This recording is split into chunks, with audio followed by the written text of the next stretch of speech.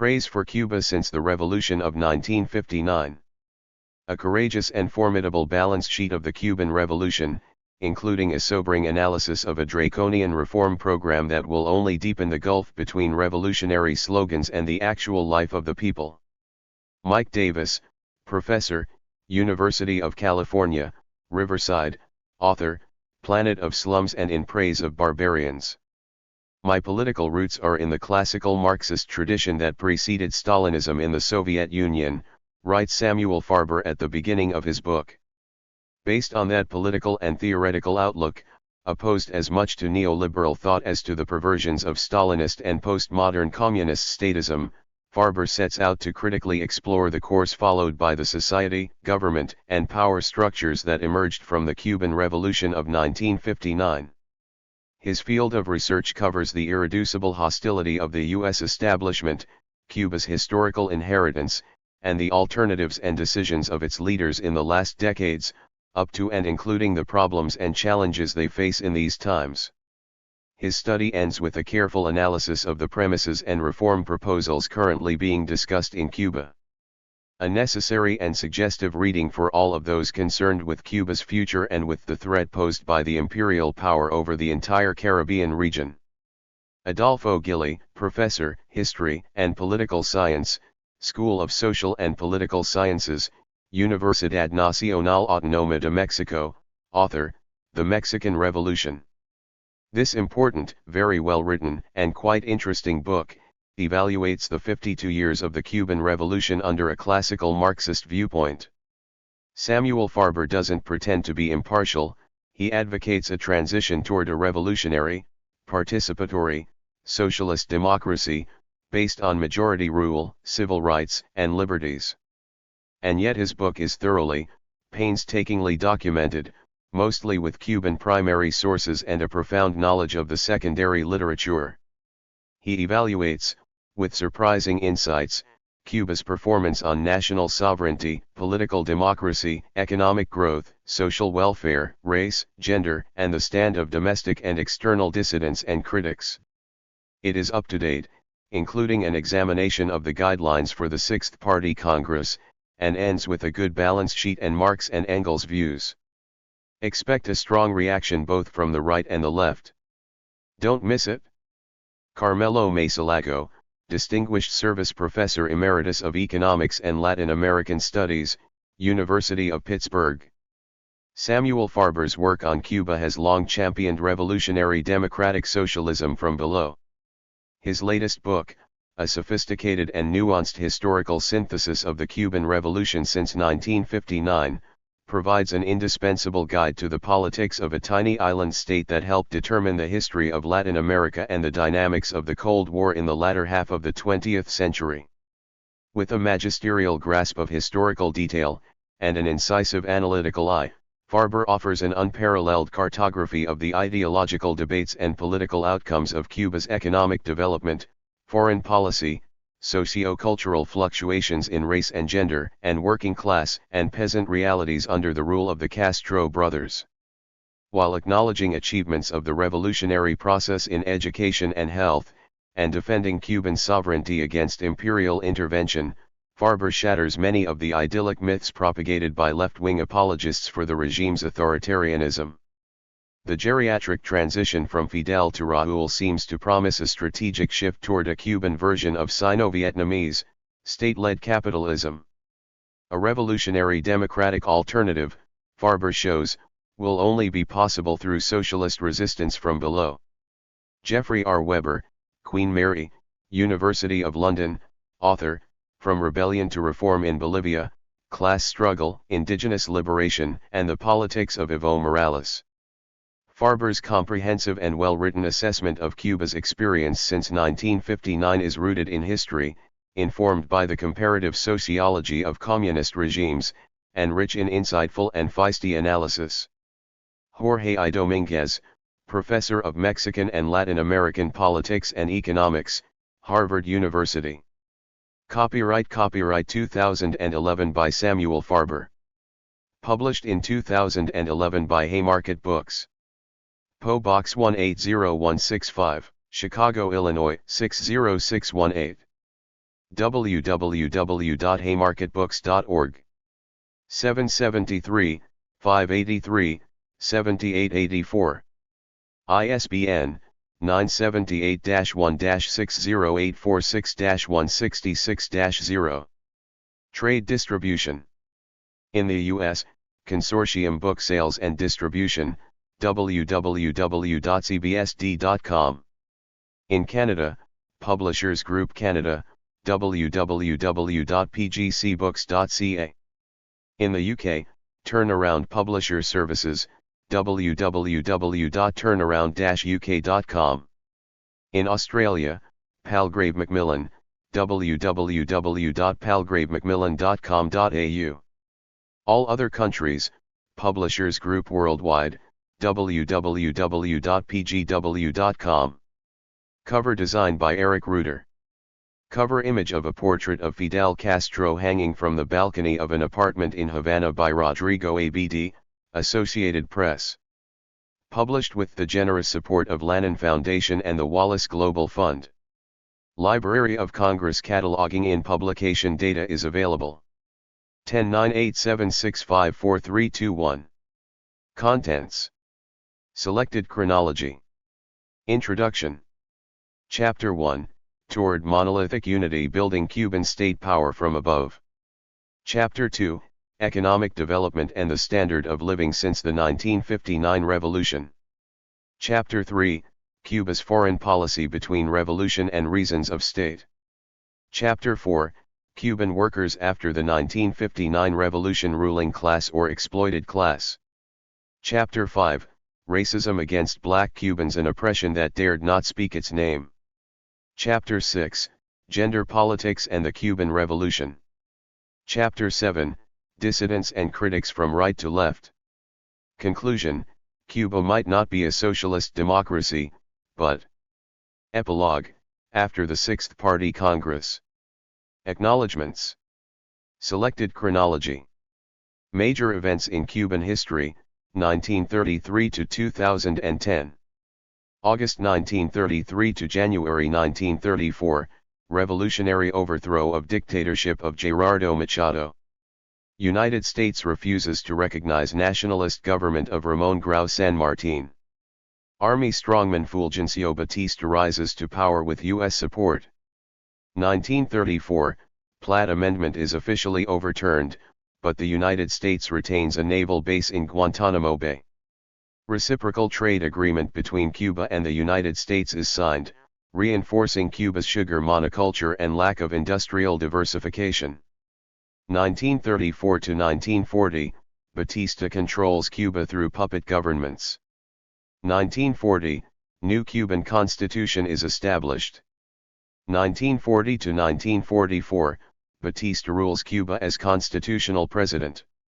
1944 to 1948, Batista's candidate loses the election to Ramon Grau San Martin, and elected president serves his full term.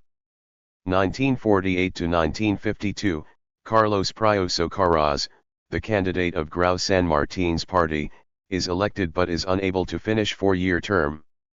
March 10, 1952, retired General Fulgencio Batista overthrows Prio's government through a military coup, and constitutional government comes to an end.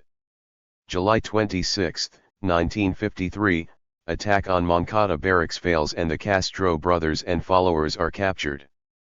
May 15, 1955, Batista decrees political amnesty, and the Castro brothers, the rest of the Moncada attackers, and other political prisoners are released from prison.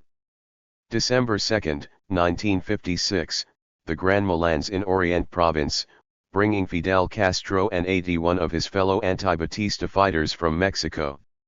March 13, 1957, assault on the presidential palace by Directorio Revolucionario fails.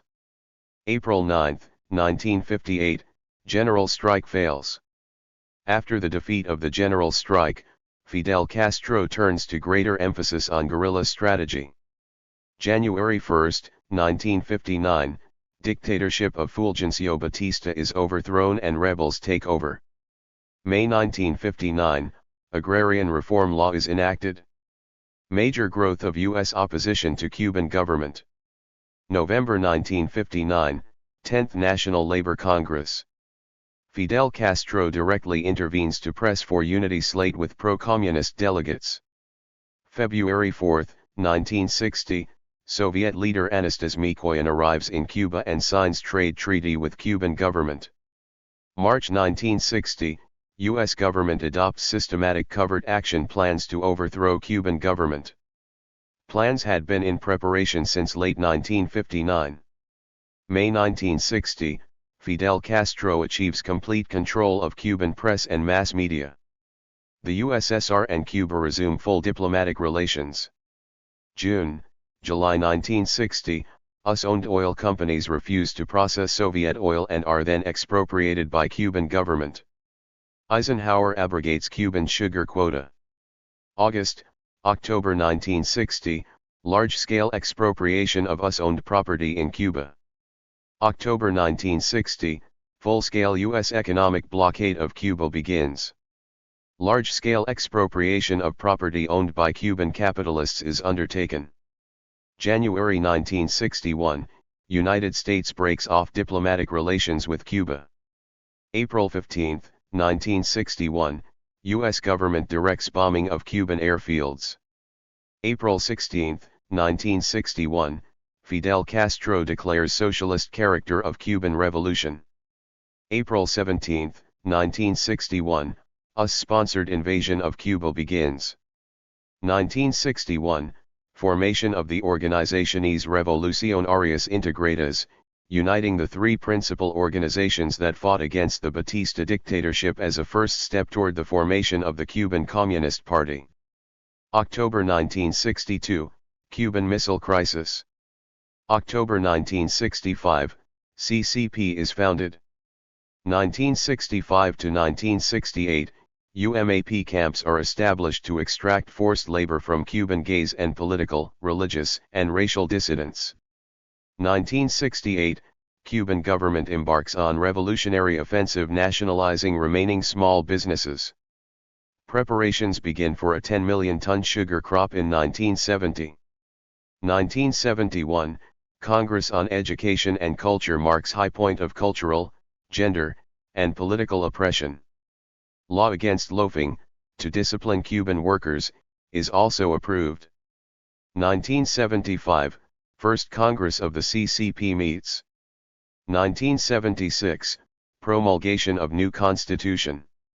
Spring 1980, exodus of 125,000 Cubans from the port of Mariel is accompanied by large-scale street harassment of those leaving the country.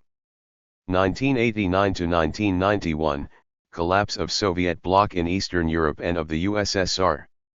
1990, the Cuban government introduces major austerity measures as it proclaims a new special period in time of peace. 1991, Fourth Congress of the CCP meets. Congress resolves that religious practitioners will no longer be barred from joining the party. 1992, U.S. Congress approves Torricelli Bill, tightening economic sanctions against Cuba. 1993, the possession and use of the U.S. dollar is legalized in Cuba. The government also allows limited self-employment. 1996, the Cuban Air Force shoots down 2 civilian aircraft operated by the exile organization Brothers to the Rescue. The Helms-Burton Bill further hardening the economic blockade against Cuba is passed by Congress and signed by Bill Clinton. 2003, 75 dissidents are sentenced to long prison terms. 2010, negotiations between Spain, the Catholic Church hierarchy, and the Cuban government lead to the release of the dissidents still in jail from the 2003 arrests, the great majority of whom are subsequently deported. Other prisoners are also released. In September, the government announces the layoff of 500,000 state workers. November 2010, Raúl Castro announces that the 6th Communist Party Congress will convene in April 2011 to discuss major economic changes on the island. A party conference will be subsequently held to address organizational questions. Introduction. The Cuban Revolution of 1959 was the third Latin American social revolution of the 20th century, after the Mexican Revolution that started in 1910 and ended in 1940 and the Bolivian Revolution of 1952. However, the Cuban Revolution had far deeper consequences than those other revolutions because of the economic and political system that the revolutionary government established on the island and the activist foreign policy it pursued.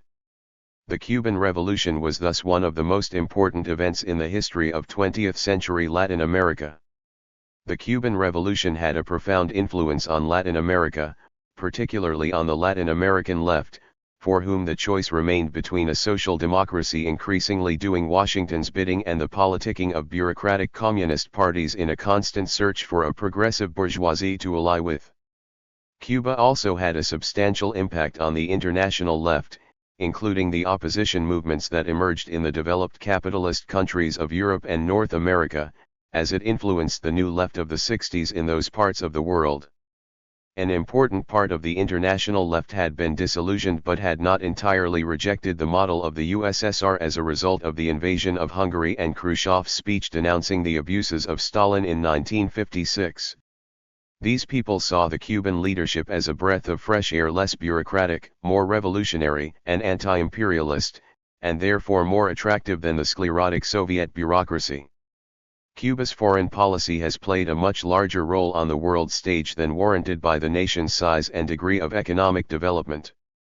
Since 1959, it has challenged the imperial power of the United States in the latter's own backyard and confronted an American-sponsored invasion, in April 1961, and hundreds of other violent attacks, including numerous acts of terror and attempted assassinations against the island's leadership, particularly Fidel Castro. Cuba has also suffered an oppressive U.S. economic blockade that has lasted over 50 years.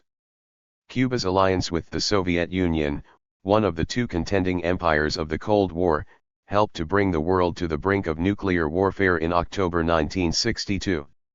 Its military intervention in Africa contributed to the defeat of South African apartheid and the consolidation of Angolan independence. However, its much less known intervention in the Horn of Africa supported a bloody but supposedly progressive dictatorship in Ethiopia and indirectly helped that country in its military efforts to suppress Eritrean independence. The Cuban presence in Africa was a major contributor to its impact on the Third World as Cuba became one of the leading countries of the non-aligned bloc. Finally, the Cuban regime has for more than 20 years managed to survive the fall of the Soviet Union, its principal patron and senior ally, and the East European Soviet bloc. In the company of North Korea, it continued to exist during that period without a major turn toward capitalism, as has been the case with China and Vietnam. Zhou Enlai's quip that it was still too early to assess the impact of the French Revolution may have been an exaggeration, but it was a useful warning against the dangers of premature analysis. However, the information amassed on the nature and evolution of the Cuban system in its more than half a century of existence and the importance of that revolution allow and call for an assessment of what it has and has not accomplished. Central to any assessment of the Cuban regime and its long existence is an understanding of the nature of the Cuban political and social system, a source of deep contention between its political admirers and its detractors. Unlike Nasser's Egypt, Ben Bella's Algeria, Nkrumah's Ghana, or Sukarno's Indonesia, the regime created in the first years after the revolution was not merely radical nationalist, as some have claimed. Radical nationalist regimes typically favored substantial state intervention in the economy. This included significant nationalization of some major capitalist firms, but these regimes never really attempted to abolish capitalism or to own and control the whole economic life of society, much less expropriate small capitalists and shopkeepers, as was the case in Cuba, particularly after 1968. While the political systems of those radical nationalist regimes were usually dictatorial, they never attempted to subject all of civil society to state control. Unlike these regimes, Cuba's society, polity, and economy were based on the Soviet model of nationalizing the whole economy and creating a one-party state controlling virtually all aspects of social, political, and economic life in the country. To be sure, the Cuban version of the system had its own national characteristics, as was also the case with China and Vietnam. This is analogous to the economic and political systems of countries such as Japan, the United States, Sweden, and France, which are hardly identical but all share the capitalist mode of economic and social organization. I have previously published 2 books focusing on the background of the Cuban Revolution, with particular emphasis on its exceptional character in the Latin American context. The present work is of a different character. It attempts to present a historical synthesis and evaluation of the Cuban Revolution since 1959. While it is based on a substantial amount of primary research, it also relies on research conducted by other scholars, Cuban and foreign. 3. While I cover a substantial range of topics, I don't claim to be fully comprehensive and have been necessarily selective. I have concentrated, in particular, on those questions that I believe have been subject to a great deal of myth-making, fallacies, and misunderstandings coming from a wide variety of quarters.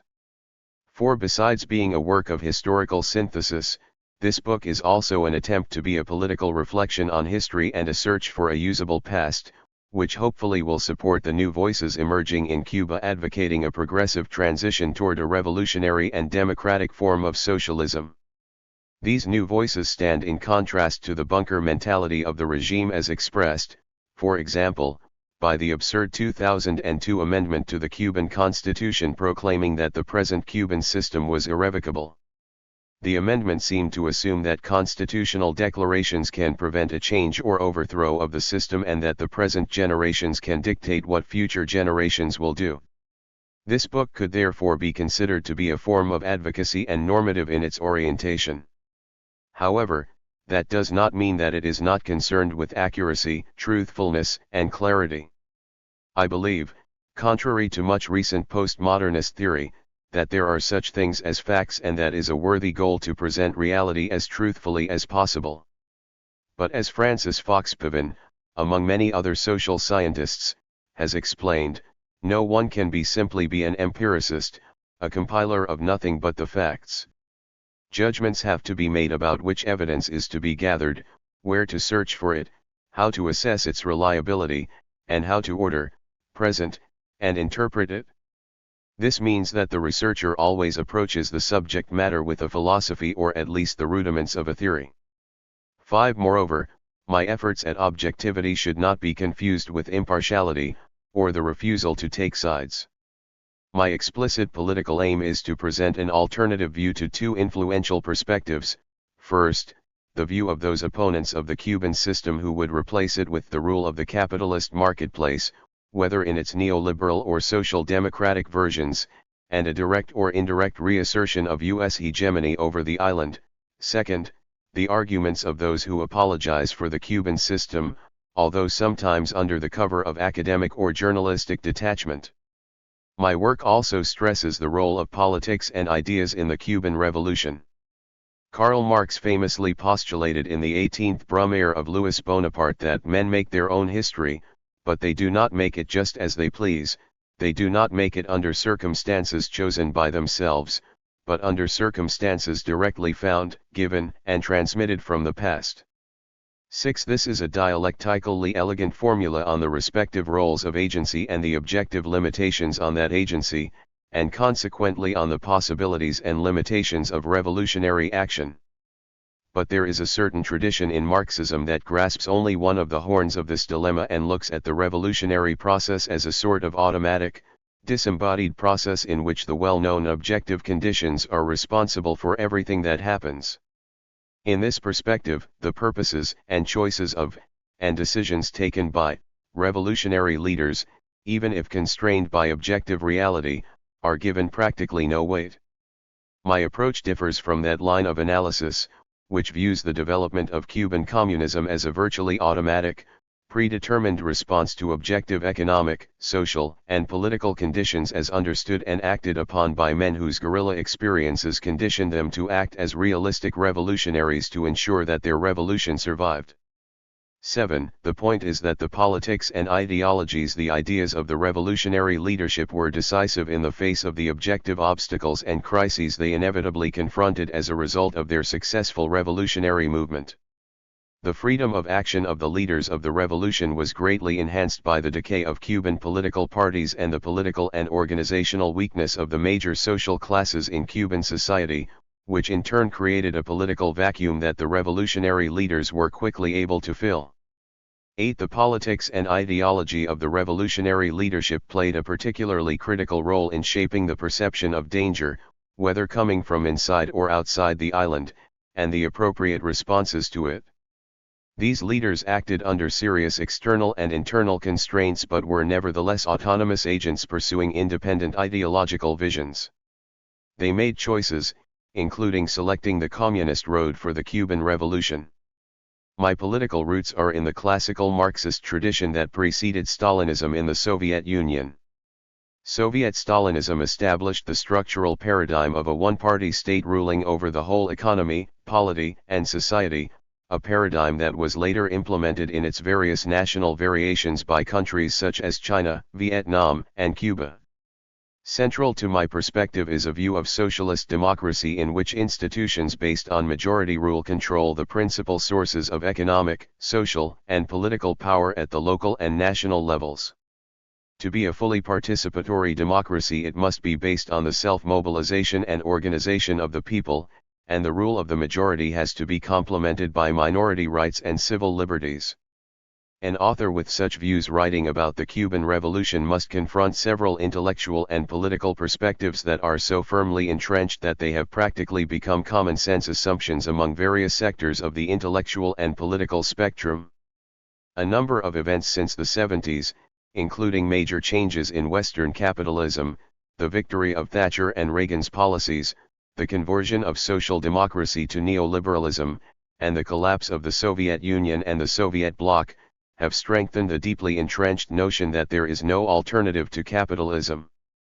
However, it is important to understand that the move toward neoliberalism and capitalism was not just a matter of what degree of persuasiveness these ideologies had acquired during the 40 years since the Great Depression, when capitalist and laissez-faire ideology were clearly on the ideological defensive.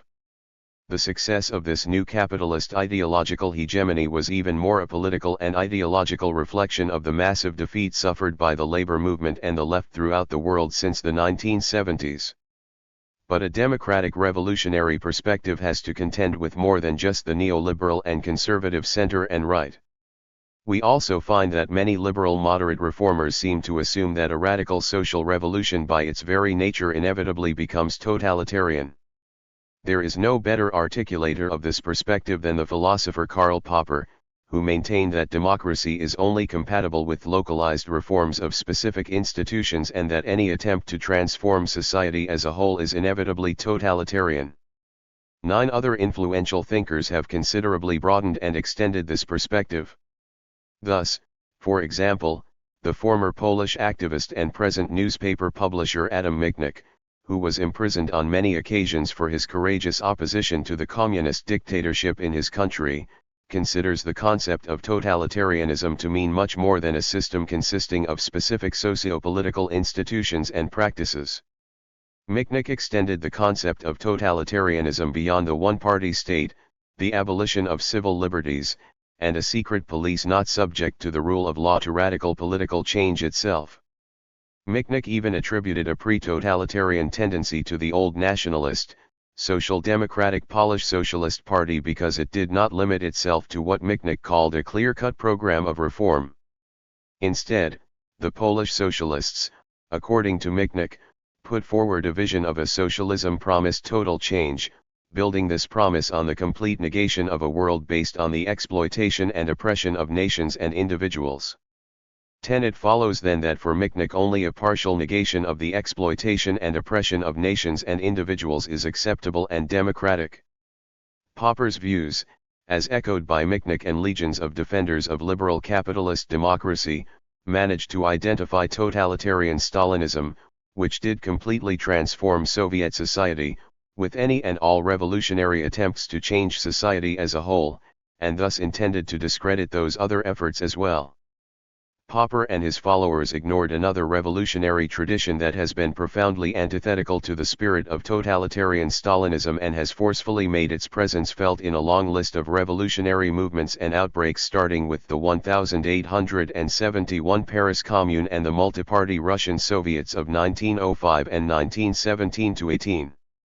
11. These movements and institutions repeatedly tried to change society as a whole through the vehicle of a higher and better form of democracy than that of liberal capitalism, not through a totalitarian one-party state.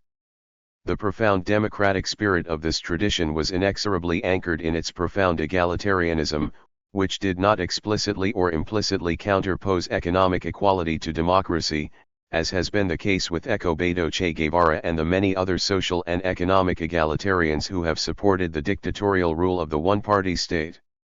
12. It is certainly true that all these revolutionary attempts failed at consolidating their power beyond a brief period of time or, in the case of the Russian Revolution, were eventually reversed by Stalinism. We cannot of course prove that the radical changes made or proposed by those movements would have been institutionally viable in the long run. Nevertheless, the fact remains that they were usually crushed by hostile forces, and their failure cannot be attributed to any conceivable structural lack of viability of their social and political projects. This view of revolutionary democracy or socialism from below assumes that people have the capacity and potentially the will to govern themselves and need no saviors or cautelos to protect them from their own errors as they learn and find their way to govern. Perhaps more difficult, but no less indispensable for popular self-rule, is the achievement of an independent, critical spirit immunizing people against the manipulation, demagoguery, and appeal to their lowest rather than highest sentiments that have been as much mainstays of dictatorial and authoritarian rule as brute force. Closely related to this need is the rejection of the unanimity of the armed camp that forbids internal criticism and dissent because it is supposedly going to help the external enemy. In fact, this unanimity disguised as unity does far more to prevent the revolutionary society from addressing the social cancers growing within its midst, let alone kill democratic prospects, than to allow it to successfully face the political threats coming from inside and outside. There are also people who are willing to accept that there are flaws, problems, or errors with the Cuban revolutionary process, but still support the regime on the basis that one cannot expect perfection, particularly in the context of economic underdevelopment. 13. But perfection is hardly the issue at stake here. This writer would be the first to insist that any authentic revolutionary democratic movement in Cuba would have, if victorious, encountered great obstacles and difficulties, which would have likely resulted in a flawed and problematic society. The problem is not that the present Cuban system is imperfect but that its very bureaucratic nature worsens people's living conditions and creates oppressive barriers to what people can do collectively and individually. Moreover, the government does not even try to rectify, let alone abandon, its dictatorial institutions and practices.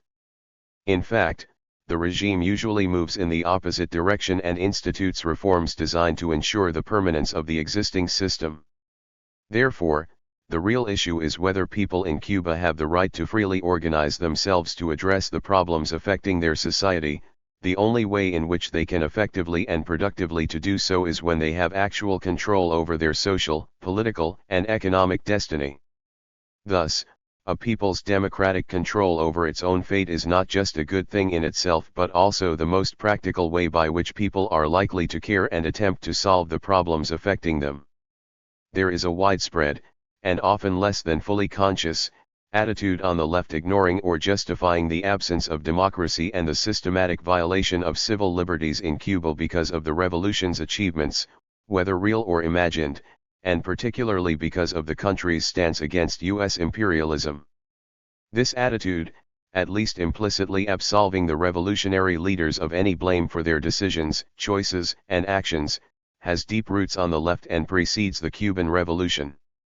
It was precisely such an apologetic approach that led the Russian socialist historian Roy Medvedev to sharply criticize Isaac Deutscher, one of Stalin's best-known biographers.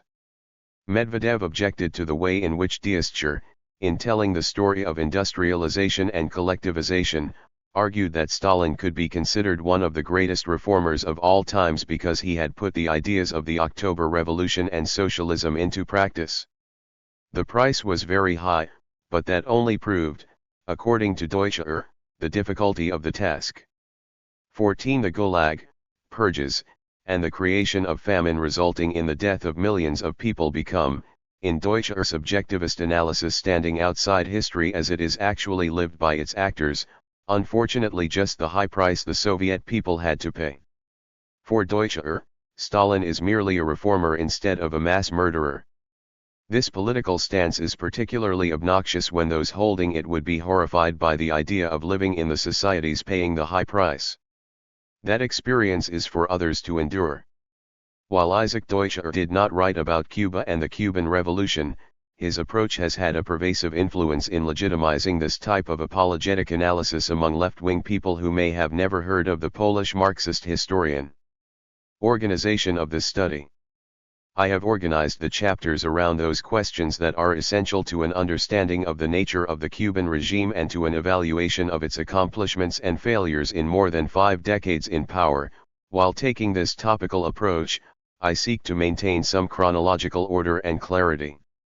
Chapter 1 focuses on the issue of democracy and the process of establishing the institutions of the one-party state, and it questions the notion that the establishment of Cuban communism was merely a reaction to U.S. hostility. It also makes the case that the political and cultural repression by the Cuban government can be explained not as a justified response to internal and external danger but as an instance of systemic surplus repression, that is, repression that is well beyond any justifiable response to violent subversion.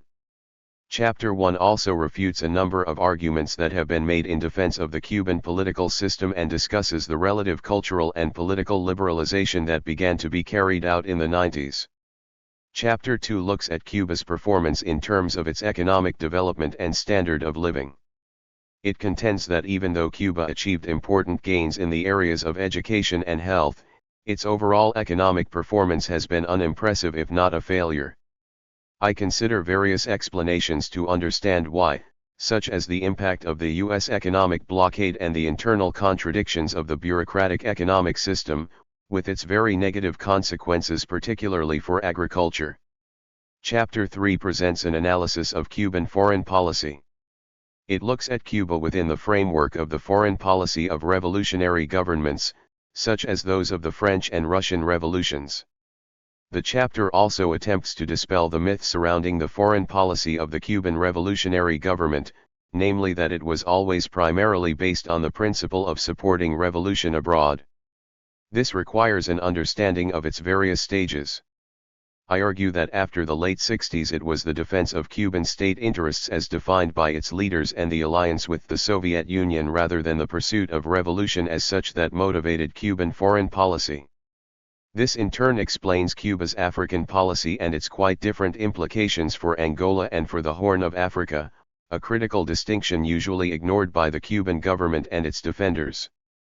Chapter 4 analyzes the role of the Cuban working class before and after the revolution and how it was systematically deprived of its independent organization and power through a process that began shortly after the revolutionary victory.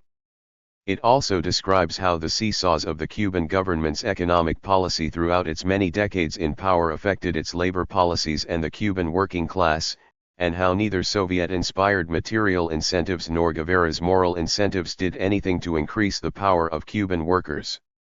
It also presents a brief analysis of the proposals for workers' control that have been put forward by some of the present left-wing critics of the Cuban government on the island. Chapter 5 discusses Cuban blacks and racist patterns in pre-revolutionary Cuba, including some critical historical events, such as the brutal suppression of a black independent political party in 1912. The chapter also explains why and how some aspects of racism were eliminated after the revolution while others remained entrenched and became even more pronounced in the special period that began in the early 90s. In light of the existence of post-revolutionary racism, the chapter questions whether present-day Cuban racism is to be understood as a pre-revolutionary leftover or whether institutional racism was reformed but never ceased to exist in the island. Chapter 6 analyzes the gender politics of the Cuban Revolution. It starts by looking at the situation of women and gays 15 before the revolution. It then assesses the post-revolutionary period based on a detailed presentation of the situation of women in such matters as employment, education, and political power. It also analyzes the problems created by women's double burden at work and at home and how poor living conditions have considerably worsened the weight of the double burden. I also find the organization of women from the top, by the official Cuban Federation of Women, to be an obstacle that has led to attempts by women to organize independently for their rights. I analyze the situation of gays after the revolution in some detail, and the question is raised why gays suffered a much worse fate than Cuban women, with some explanations given. The chapter also considers the relative improvement of the situation of gays after the 90s in the context of the overall liberalization in the country. Chapter 7 discusses the Cuban government's critics and opponents on and off the island. It describes the dissident political spectrum ranging from the hard right to Christian and social democrats. It discusses the issue of U.S. financial aid to various dissidents in Cuba and presents a detailed analysis of the ideas and politics of Oswaldo Paya, the organizer of the Varela Project and the most prominent dissident in the island. I also assess the politics and ideas of critics and opponents on the left, a recent and growing phenomenon on the island, and their significance. The conclusion briefly examines Marx's approach to the question of whether a particular political system or regime should be considered progressive, and the related but different question of whether it should be politically supported. The conclusion analyzes the record of the Cuban regime in light of these notions, particularly in terms of whether or not it has modernized Cuban society. Finally, the chapter discusses the implications of such an assessment for the political attitude that a left oriented toward self-emancipation and popular democracy should take vis-a-vis the Cuban regime. A brief epilogue discusses the 6th Congress of the CCP that took place in April 2011 and the program of significant social and economic changes that the government approved, as well as those changes that it has already carried out. The epilogue also attempts to interpret the meaning and significance of this new situation. Chapter 1. Toward Monolithic Unity: Building Cuban State Power from Above.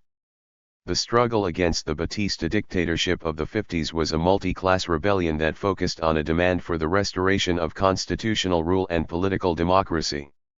It was only after the defeat of Batista on January 1, 1959, that the political revolution overthrowing the dictatorship became a social revolution radically transforming Cuba's class structure. This process included the revival of an anti-imperialism that had been moribund for 2 decades. The eventual establishment of a Soviet-type regime in Cuba, the only one in the Western Hemisphere, cannot be explained in terms of generalizations about underdevelopment, dictatorship, and imperialism, which are common to the whole of Latin America. The single most important factor that explains the uniqueness of Cuba's development was the political leadership of Fidel Castro, which made a major difference in the triumph against Batista and in determining the course taken by the Cuban Revolution after it came to power. In turn, Castro's role was made possible by the particular socio-economic and political context of Cuba in the late 50s. Cuba, one of the more developed Latin American countries, had substantial capitalist, middle, and working classes. Yet these classes became politically weaker after the frustrated 1933 revolution that overthrew the dictatorship of Gerardo Machado. This revolution produced no permanent resolution of any major social question but led first to counter-revolution and then to a variety of compromises and the unstable social and political modus vivendi of the next 2 decades of Cuban history. 1 While the Cuban capitalist class had developed significantly, particularly since World War II and its aftermath, it subordinated itself to politicians and military leaders such as Batista, with whom the Cuban bourgeoisie had no close institutional or organic relationships. Nor did the Cuban bourgeoisie have an organic relationship to the armed forces as a whole, ever since a group of mutinous sergeants led by Batista in 1933 had replaced the traditional officer class rooted in the Cuban upper classes. The principal weakness of the Cuban capitalist class may have been its view of the U.S. government as its political guarantor of last resort. This view was echoed by the geopolitical fatalism of most traditional Cuban politicians, as expressed by the notion that nothing important could be done in Cuba without U.S. approval. This fatalistic view had tremendous resonance in Cuban political culture, particularly during the 40s and 50s. The substantial working class was highly organized in trade unions. But by the 1950s the unions had become extremely bureaucratic and corrupt, making it very difficult for this class to play the significant role in the struggle against Batista that it had played in the struggle against the Machado dictatorship in the early 1930s. Also, by the mid to late 50s, the political parties, including the Reform Ortodoxos, who had wielded substantial influence prior to Batista's seizure of power in 1952, had fallen apart, reflecting the political weaknesses of all of Cuba's social classes. The Movimiento de Resistencia Cívica, an organization formed by professional and other primarily middle-class elements, which played an important role in the struggle against Batista, dissolved itself into the 26th of July movement in February 1959, a symptom of its political subordination to Fidel Castro. For its part, members of the nucleus of the revolutionary political leadership around Fidel Castro were not radical petty bourgeois, as the old Cuban communists had claimed during the years before the triumph of the revolution. Instead, they were déclassés in the sense that this group had no strong organizational or institutional ties to the petty bourgeoisie or to any of the country's major social classes. Most important of all, the total collapse of Batista's mercenary army provided this leadership with unprecedented opportunities without confronting the restraints and controls that a more politically articulated class system might have imposed. However, the political monolith enshrining a single point of view and organization was not established immediately in Cuba. During the first year of the revolution, the tremendous enthusiasm and mobilization of the population took place in the context of a fairly open political life. Newspapers, magazines, and radio and television programs with political views ranging from the hard right to the hard left repeatedly clashed with each other. There were no legal or political restrictions to the free flow of ideas except that already at this early stage Fidel Castro was becoming an untouchable figure whom even right-wingers were afraid to criticize and only did so with a great deal of tact and diplomacy. The surging revolutionary tide created a highly charged political atmosphere. The clashes between the contending sides were usually sharp since the issues at stake, as in the case of the radical agrarian reform law of May 1959, affected Cuba's class and property system in a fundamental way. A wave of effervescent optimism had swept the country soon after Batista was overthrown. The great majorities of workers, peasants, students, and Cubans of many walks of life felt that they were politically free. The rotten social, political, and economic institutions of the failed republic would be transformed, although there was no clarity as to the manner, content, and form this would take. To use an expression that came into vogue many decades later, most Cubans felt that indeed another world was possible. Yet at the same time the social conservatism of the 40s and 50s that had been fostered by the chilling effect of the Cold War and by the relative prosperity brought about by the Second World War and the Korean War politically limited the radicalization that was unfolding in early 1959. The main subject of discussion was reivindicationes, or material demands of a more or less immediate kind. The agrarian reform was seen mostly along the lines of social justice and the improvement of the living standards of agricultural wage workers and peasants, but certainly not in terms of any kind of anti-capitalist revolution. This does not mean that there was no political radicalization taking place among the Cuban people, but it was a distinct kind of radicalization that at this time had little, if anything, to do with the state collectivist ideology and practice eventually established in the country. Fidel Castro had, in February 1959, expressed his concern with this kind of redistributive radicalism. One of the past epochs is still in the minds of the people. I have found it in rallies, in working-class rallies, for example. I have seen that in these rallies banners and demands are put forward in the same tone that was used when there was a non-revolutionary council of ministers, a non-revolutionary government. The masses don't realize that this is their government, that this is the government of the people, not at the service of vested interests, that for the first time in our history there is a government which is based on popular majorities. One gets the sensation that they still have in mind the idea that government and people are two different things. Point 2.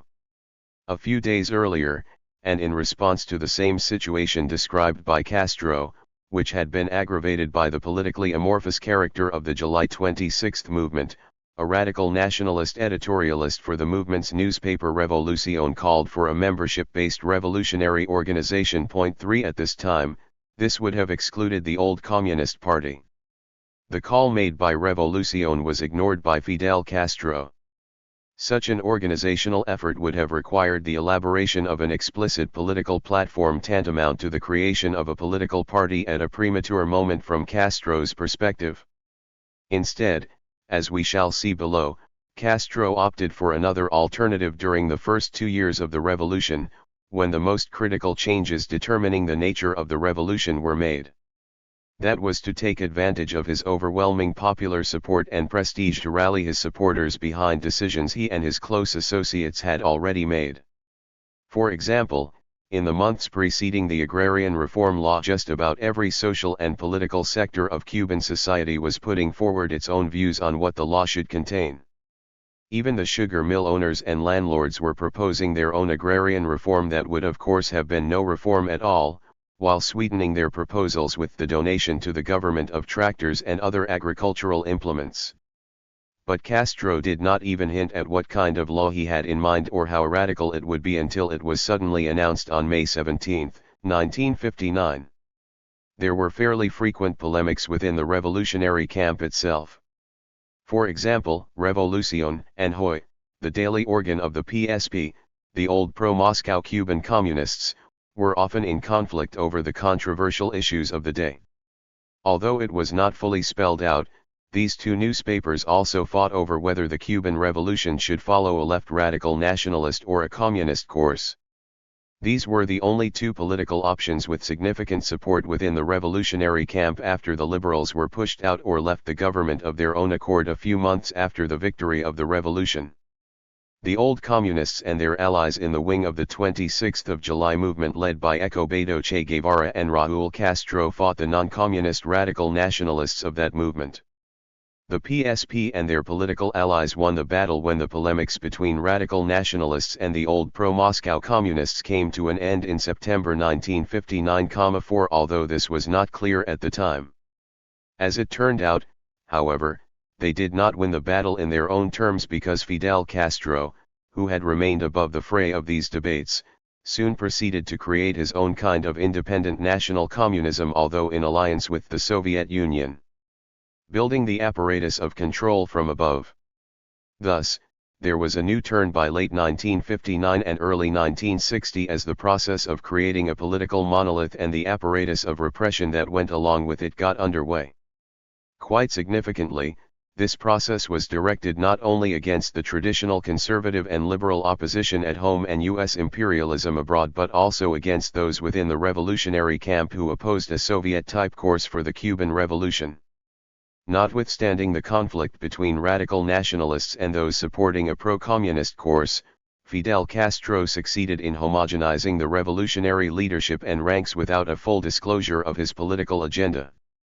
Such a disclosure might have further encouraged criticism and, worse, the development of distinct revolutionary tendencies with clear programmatic alternatives, precisely what he wanted to avoid.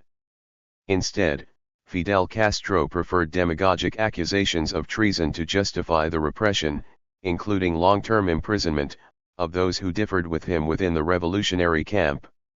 In October 1959, former schoolteacher and rebel army Major Huber Matos resigned in protest over the growing communist influence in the armed forces. Fidel Castro did not respond by owning up to socialism or communism, although he had been attacking anti-communism as divisive at least since he forced President Manuel Urrutia to resign in July 1959. At this time, besides preventing a greater ideological and political differentiation from emerging within the revolutionary camp, Castro was trying to delay a final and all-out confrontation with the bourgeoisie at home and U.S. imperialism abroad, thereby maintaining the advantage of the element of surprise. So it was that, in a furious reaction, the revolutionary leader accused Matos of treason and had him sentenced to 20 years of prison in a show trial in which no conspiracy or incitement to violence on Matos's part was ever proved. 5. The greatest exercise in grassroots democracy, described in much greater detail in Chapter 4, took place in the Union movement during the period of revolutionary pluralism from January until the First National Revolutionary Trade Union Congress of November 1959. At that Congress, Fidel Castro personally intervened and imposed a Union leadership slate with a much greater pro-communist composition than was warranted by their numerical strength at the Congress. Subsequently, after the Congress concluded, the government launched a large-scale and ruthless purge of the Union leaders who had resisted communist influence. The unions were soon turned into a political monolith and policy tool in the hands of government, a state-controlled trade unionism organized along the lines of those in the Soviet bloc countries. At the Trade Union Congress, as at Matos's trial, Fidel Castro did not openly acknowledge the eventual political goals he was pursuing through his critical interventions at those events. 6. In January 1960, the print unions that had already come under government political control introduced coletillas in Cuban newspapers. These were hostile comments placed at the end of each and every article critical of the government and its policies. This turned out to be a transitional measure that was no longer necessary after Fidel Castro seized all the critical and opposition presses in May 1960. No crisis, internal or external, or violent incidents presented a threat to the revolutionary government at this time. The seizure of the press was thus clearly a strategic choice based on long-term systemic political considerations rather than a defensive conjunctural action. In any case, the pro-government press already had more circulation than the newspapers opposing the government. This was due to the fact that the Castro regime had at its disposal all the newspapers, facilities, and equipment previously owned by Batista supporters. For example, Revolución was published using the premises and equipment of the former pro-Batista newspaper Alerta. The Cuban government was certainly correct when it argued that the major media outlets the government had seized had been previously owned and controlled by rich people and companies that had the capital to buy them. 7 Certainly, it was hypocritical, and hardly democratic of the press owners, to control a good part of the media under the slogan freedom of the press when the overwhelming majority of Cubans did not have the material means to own and participate in the control of those media. Enterprises. 8 A few capitalists had hugely disproportionate access to the media and consequently to the shaping of public opinion. However, the press and media system that the Cuban government created was far more undemocratic than what it had replaced. Fidel Castro established media unanimity through the state monopoly of the mass media, whether major or minor, national or local. 9 Besides monopolizing the media, the Cuban government followed the model of the Soviet Union and soon took over even the smallest print shops and humblest mimeograph machines. A note on the Russian Revolution and freedom of the press. The Cuban revolutionary government never showed any concern with developing a democratic media that would preserve equal access to different points of view and diverse sectors of the population. This stance was fully consistent with the model of socialism that Stalin had established in the Soviet Union and that was followed, in a less extreme form, by his Soviet successors. By way of contrast, it is worth noting that before multi-party Soviet democracy disappeared during the civil war that followed the Bolshevik Revolution, 10 v.I. Lenin, following the assumptions of classical Marxism, made concrete proposals toward the establishment of a popular and democratic media system. In September 1917, shortly before coming to power, he specifically proposed that state power in the shape of the Soviets takes all the printing presses and all the newsprint and distributes them equitably. The state should come first in the interests of the majority of the people, the majority of the poor, particularly the majority of the peasants, who for centuries have been tormented, crushed and stultified by the landowners and the capitalists. The big parties should come second, say, those that have polled 1 or 200,000 votes in both capitals. The smaller parties should come third, and then any group of citizens which has a certain number of members or has collected a certain number of signatures. 11. In early November, shortly after the triumph of the revolution, Lenin suggested 10,000 as the number of citizens forming a group entitled to press facilities. 12. It is true that some of the other proposals that Lenin made in connection with the media were problematic, such as the extreme statification implied in his support for a state monopoly of advertising. This proposal would have prevented political organizations from supporting their own publishing activities by directly obtaining advertising funds from local unions, independent professionals, or even shopkeepers. If Lenin's concern was the equalization of advertising revenue to avoid the inequities of the bourgeois press system, then a progressive taxation of the more successful publications would have achieved a similar end without the dangers of extreme statification. Lenin did not spell out whether present or former capitalists who had not violently opposed the revolutionary government should be entitled to have access to the press in strict proportion to their numbers in the population, or whether they should be disenfranchised regardless of their conduct. However, in July 1917, he announced that a revolutionary government would, at the appropriate moment, close down the bourgeois press. 13. Lenin made this pronouncement after Pravda had been shut down by the provisional government following the July days of armed clashes between the Bolsheviks and the government, and the capitalist press was portraying Lenin as a German agent. His July 1917 pronouncement did not clarify whether this would be a temporary measure adopted as part of a state of emergency or if it was meant as a permanent policy regarding the press rights of former or remaining capitalists in a workers' state. Nevertheless, Lenin's proposals reveal a very different set of assumptions regarding the press under socialism from those that became the norm under his later dictatorial rule during and after the Civil War, and even more so under the totalitarian media system established by Stalin in the late 20s. The creation and consolidation of Cuba's one-party state. In contrast to the Soviet Union and East European countries, the Cuban regime placed a great deal of emphasis on popular mobilization and participation. But that did not mean popular democratic control. The broad mass enthusiasm and participation did not translate into mechanisms and institutions of popular control from below. In the fall of 1959, the government created the People's Militias. The new militias counted 100,000 members by April 1960, 200,000 by the end of that year, and as many as 300,000 people in 1961.14. These were organized on a different basis from the politically pluralist and autonomous militias of the early stages of the Spanish Civil War, the armed defenders of the 1871 Paris Commune, or those of the Russian Soviets of 1905 and 1917. The Cuban militias were born as the paramilitary wing of a highly centralized state where political unanimity was rapidly becoming the rule. The fact that the bulk of the Cuban militiamen may have been enthusiastic participants in the paramilitary force did not make the militias any more autonomous, democratic, or politically pluralist. The second year of the revolution in 1960 also witnessed the establishment of the mass organizations that were to become the transmission belts for the implementation of governmental policy.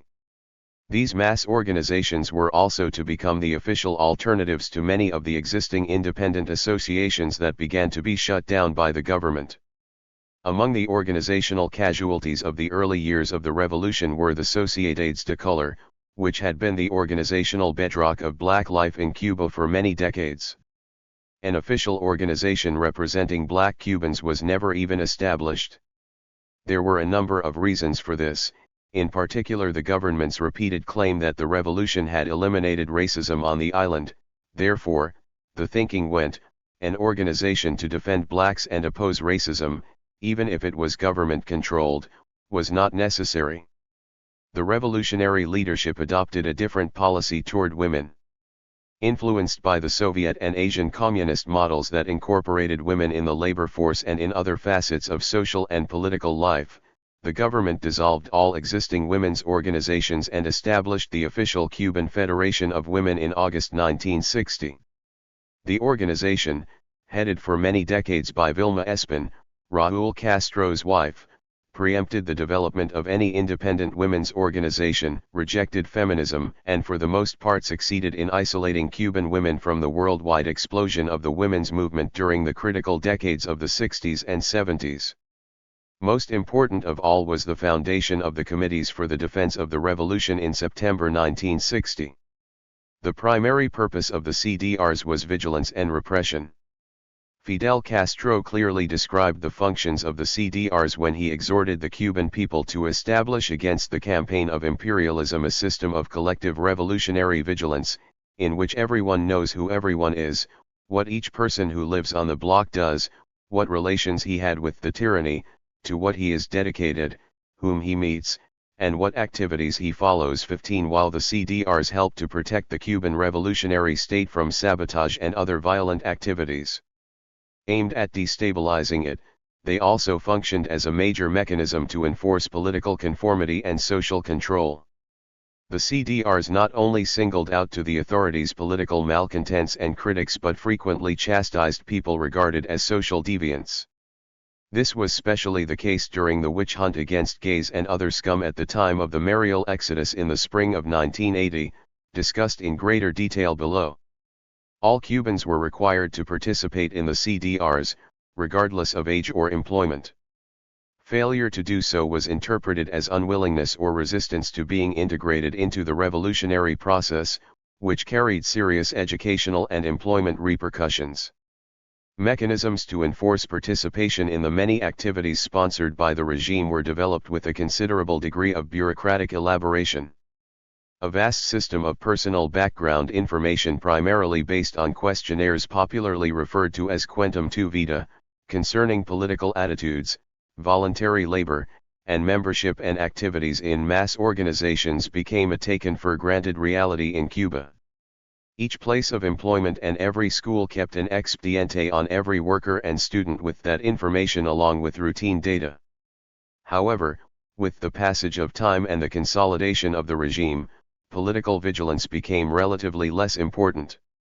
The CDRs spent a larger proportion of their efforts in other tasks such as the control of ever-increasing criminality and infectious diseases, urban agriculture, reforestation, and the collection of scrap and recyclable materials. 16 Participation has since become much more routinized, although even since the beginning there were people who joined the organization and just went through the motions of participating because they had no choice.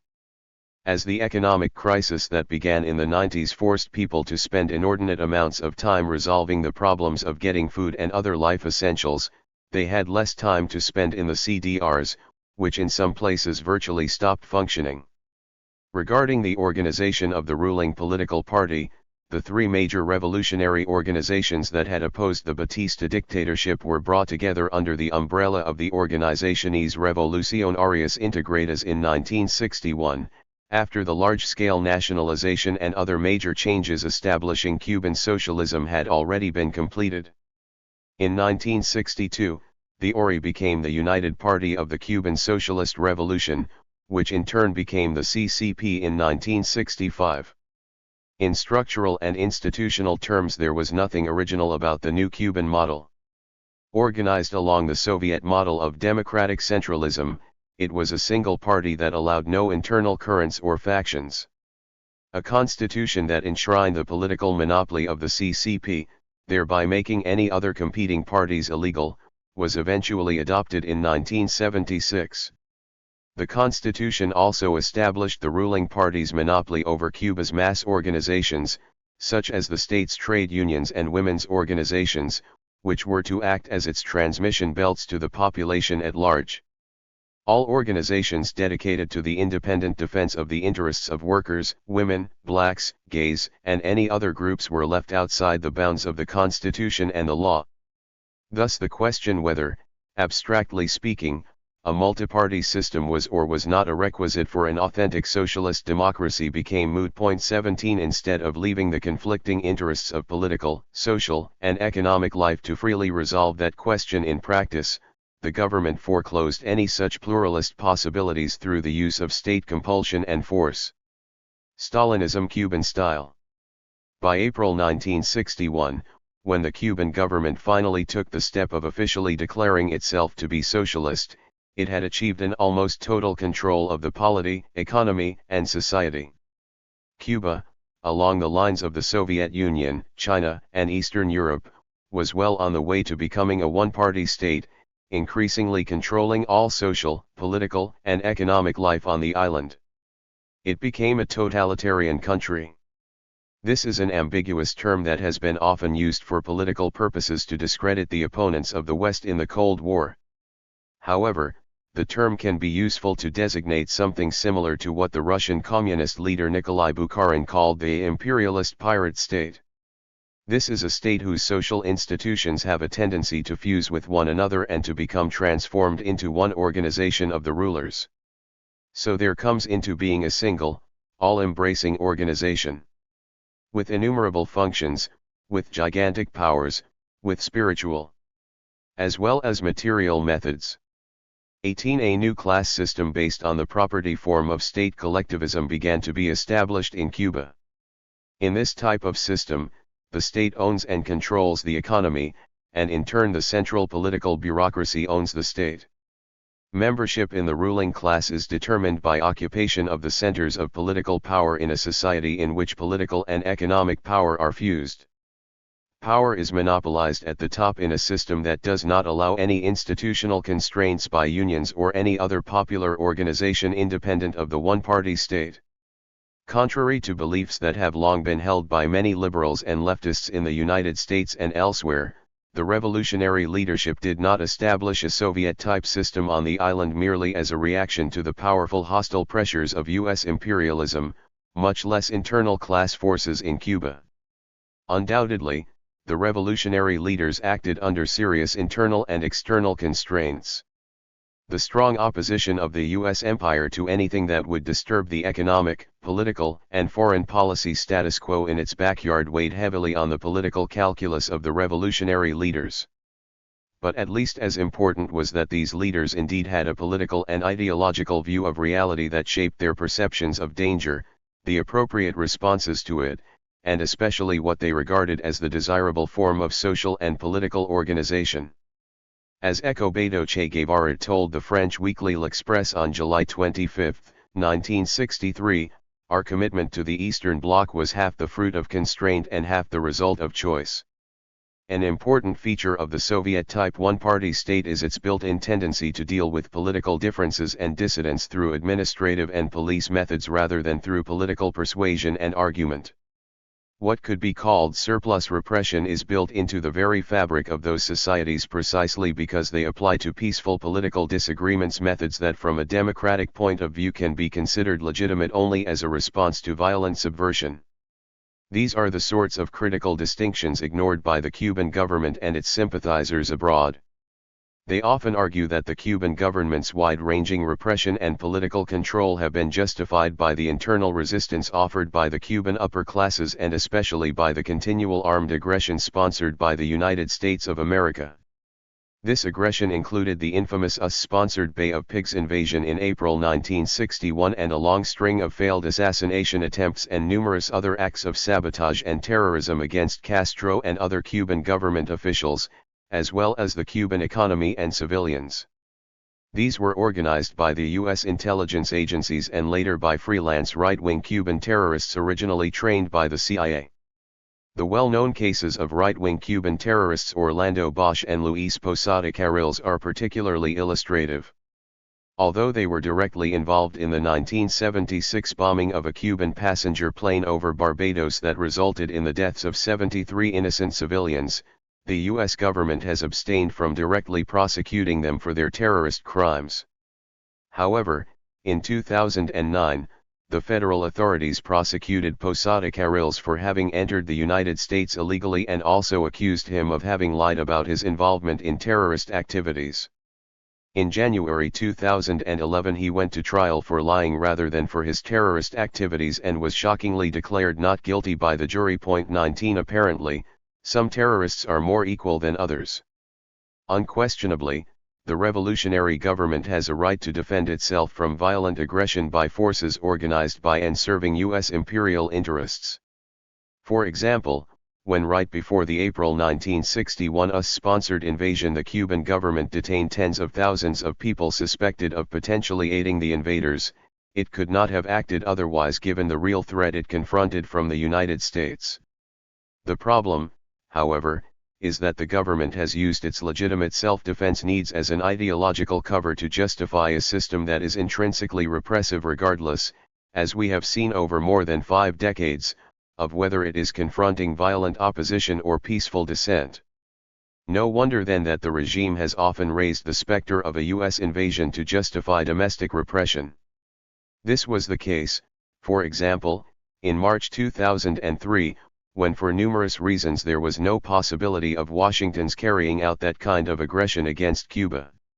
Nevertheless, it was necessary to evoke the possibility of a U.S. invasion to justify the crackdown that resulted in the arrests of and long prison sentences given to 75 peaceful dissidents. The Cuban government has certainly not engaged in the excesses of the height of Russian Stalinism during the period from the late 1920s to the early 1950s.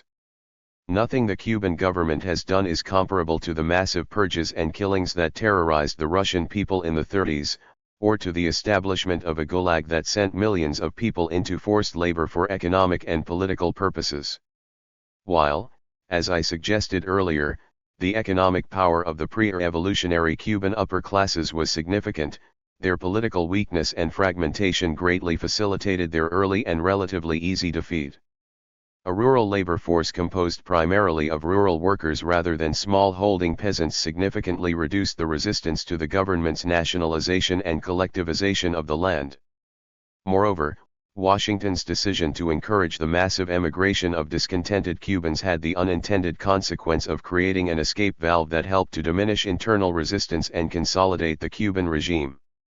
Although large numbers of Soviet and East European functionaries, technicians, and security and armed forces personnel, and even some tourists, traveled to Cuba and lived there for considerable periods of time, their impact on the popular culture of the island was relatively small. 20 While the Cuban regime has been repressive and all-absorbing in its control of Cuban society, it has not deliberately set out to change the lightness, effervescence, and good humor typical of the Cuban character. That feature of Cuban society sharply contrasts with the dour and grim ambience that was found in Soviet and East European communist societies. Through the years, many of those the prominent German writer Hans Magnus Enzensberger in the consciousness industry called tourists of the Revolution 21 have chosen to concentrate on the character and personality of the Cuban people rather than on the social, economic, cultural, and political structures of Cuban communism. These tourists of the revolution have praised the supposed uniqueness of happy Cuban socialism. The problem is that if one were to judge Cuba primarily on that basis, then Batista's Cuba would have also qualified as a brutal but happy capitalist dictatorship. Political and cultural repression from the 60s to the 80s. The decades that followed the declaration of socialism in 1961 were characterized by the government's repression of nonviolent as well as violent opposition, and of dissident currents on the left as well as on the right. In the first half of the 60s, there were numerous rebel bands operating inside Cuba, particularly in the Escambray mountain range in the central part of the island. 22 While they were armed and often supplied by the CIA, after the defeat of the Bay of Pigs invasion in April 1961, these bands did not constitute a major threat to the regime, although they were undoubtedly a serious and costly nuisance. Many people were executed during the government military campaigns against the so-called bandits, and we may never know how many of these were actual armed rebels, collaborators, or innocent civilians. Nevertheless, there is at least one credible account of a forced relocation of thousands of people from the Escambray region in central Cuba. These people were compelled to move hundreds of kilometers to Pina del Rio at the western end of the island in the 1970s, years after the pacification of the Escambray mountain range had been concluded. 23. From the mid to late 60s, the Cuban government ran unidades militares para ayuda a la producción camps to isolate sexual, religious, and political dissenters. A still unknown number of gays, Catholics, Jehovah's Witnesses, Seventh-day Adventists, and practitioners of certain Afro-Cuban traditions, such as the secret society of Abaqua, found themselves thrown together doing forced labor as a penalty for deviating from the ruling ideology and practices. 24 Between the end of 1967 and January 1968, the old Stalinist Aníbal Escalante was purged for a second time and after a political trial was sentenced to 15 years in prison for having organized what in reality was no more than a discussion group. His microfaction had been meeting to analyze the shortcomings of the Cuban economy from an orthodox Soviet perspective and was friendly with a number of Soviet and Eastern European diplomats. These meetings were taking place at a time of tension between the Cuban government and the Soviet Union, including a serious reduction in economic aid by the Soviets, who were trying to force, and finally succeeded in obtaining, a modification of Cuba's foreign policy and domestic economic policies. It was clear that the Cuban government leaders were unwilling to openly debate the criticisms of the old communists, which in fact predicted the economic debacle of the 1970 campaign for a 10 million ton sugar crop. 25 Something similar had taken place a couple of years earlier, when conflicts with the Chinese government led Castro to ban literature that the Chinese had sent to Cuban army personnel. Rather than taking advantage of the occasion to openly debate the views of the Chinese, Castro simply suppressed their literature, treating it no differently from any right-wing or U.S. imperialist propaganda. 26 Proponents of Black Power, who were seen by the government as divisive elements undermining national unity, were also persecuted, purged, and imprisoned. Prominent among these was the black Cuban author Walterio Carbonell, a former communist who had been Castro's ambassador to Tunisia and to the leadership of the Algerian FLN, who resided in that country during their years in exile. 27. Cultural repression. In 1961, Fidel Castro announced his cultural policy with the slogan "Inside the revolution everything, outside the revolution, nothing." This was disingenuous and misleading on his part. He left out the key question of who decided what was and who qualified as being inside the revolution. Or as José Manuel Martín Medem, the left-wing correspondent for Spanish television in Havana, put it many years later, threat meant that bureaucrats and functionaries were going to decide who was writing inside and who was writing against. 28 The slogan was immediately followed by repressive measures directed not against right-wing counter-revolutionaries but against non-communist leftists. Lunes de Revolución, the weekly mass circulation literary and political supplement of the government newspaper Revolución, which published the writings of Sartre, Beauvoir, and a wide variety of non-communist independent left-wing authors from all over the world, was closed. The documentary titled PM, depicting the apolitical pleasure-loving nightlife of poor people in Havana, was also suppressed. Castro's 1961 slogan might have been interpreted as government censorship of counter-revolutionary content combined with a laissez-faire attitude toward cultural work with a politically neutral content regardless of the form in which it was expressed. However, things did not turn out that way. In a speech delivered on March 13, 1963, Castro thundered against what he called the lazy young children of the bourgeoisie. According to Castro, these youngsters walked around with very narrow pants and guitars and Elvis Presley-like attitudes and shamelessly took their licentiousness to the extreme of organizing effeminate shows in public places. 29 This speech served as the basis for a social policy that put in the same bag homosexuals, delinquents, lumpen elements, lazy people, imitators of Elvis Presley, and bourgeois and counter-revolutionary elements. The government's strategy to defend the revolution against U.S. aggression reached the extreme of treating any song in the English language as a weapon of the enemy and rock and roll as a symptom of capitalist alienation. 30 Thus, for much of the 60s, censorship extended to such politically innocuous phenomena as the music of the Beatles. 31 In late 1968, a year during which much of the world had been shaken by political and cultural rebellion, the hippie style that had begun to attract some Cuban youth came under government attack. As the Cuban writer Julio César Guanche ironically pointed out, the once long-haired revolutionaries organized expeditions to the Capilia ice cream parlor equipped with scissors to cut hippie hair and tight, clinging pants and suppress other deviations from revolutionary morals. 32 That year also witnessed the revolutionary offensive under which the government nationalized even the tiniest hole-in-the-wall businesses and closed every bar and restaurant in Havana. Soon, certain holidays such as Christmas were no longer officially observed. All these measures were designed to encourage hard work and raise productivity and were a prelude to the campaign for a 10 million ton sugar crop in 1970-33, a campaign that seriously reduced production in other economic sectors and caused very grave damage to the Cuban economy. In October 1968, the poet and journalist Gilberto Padilla's book Fuera de Juego was awarded a prize by a jury convocado by the National Union of Cuban Writers and Artists. Padilla's book was attacked as anti-revolutionary by the regime's hardliners. The controversy provoked by this book ended 3 years later in 1971, when, after a month of ruthless interrogation, Padilla made a Stalinist-style confession, which provoked strong international protests by prominent left-wing figures such as Jean-Paul Sartre. 34 The prominent American cultural critic Susan Sontag was among those who protested Padilla's treatment in 1971.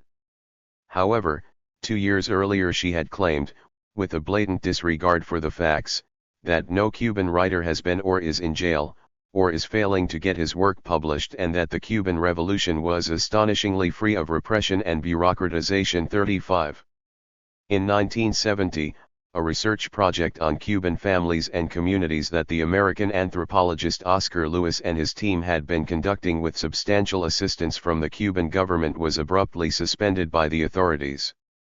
Lewis was accused of a number of offenses, including being financed by the Ford Foundation, even though the government knew how the project was being financed during the time it lent it considerable support. 2 years later, Raúl Castro even accused Lewis, a man broadly sympathetic to the Cuban government, of having established ties with counter-revolutionary elements before coming to Cuba and conducting espionage on the island under a progressive facade. 36. Cultural Stalinism reached its high point in April 1971, when the National Congress of Education and Culture viciously attacked gay artists and intellectuals and approved banning gays representing Cuba abroad, whether in artistic, political, or diplomatic missions. The Congress also attacked the Afro-Cuban Abaqua Brotherhood, calling it a focus of criminality and juvenile delinquency. 37. This began what the Cuban writer Ambrosio Fornet called the Quinquenio Gris, from 1971 to 1976. The architect Mario Coyola insisted it was more like a bitter 15-year period that had started in the second half of the 60s. 38. During this period, a series of parameters were imposed on professionals in the fields of education and culture to scrutinize their sexual preferences, religious practices, and relations with people abroad, along with other political and personal issues. At this time, Cuban literature came closest to the model of Soviet socialist realism, at least in terms of its content. One striking example of this new line in the arts was the introduction of the detective novel under the sponsorship of the Ministry of Interior. The ministry established the National Prize for Police Literature to be awarded by juries formed by civilian writers supervised by a high-ranking intelligence officer. The first 2 prizes were awarded in 1973 to 2 works authored by 2 Minite lieutenants, but in subsequent years the prizes were awarded to civilian writers. In contrast to the police novel popular in capitalist countries, where the private detective plays the central role, the Cuban police novel inaugurated in the 70s had 2 central sets of actors.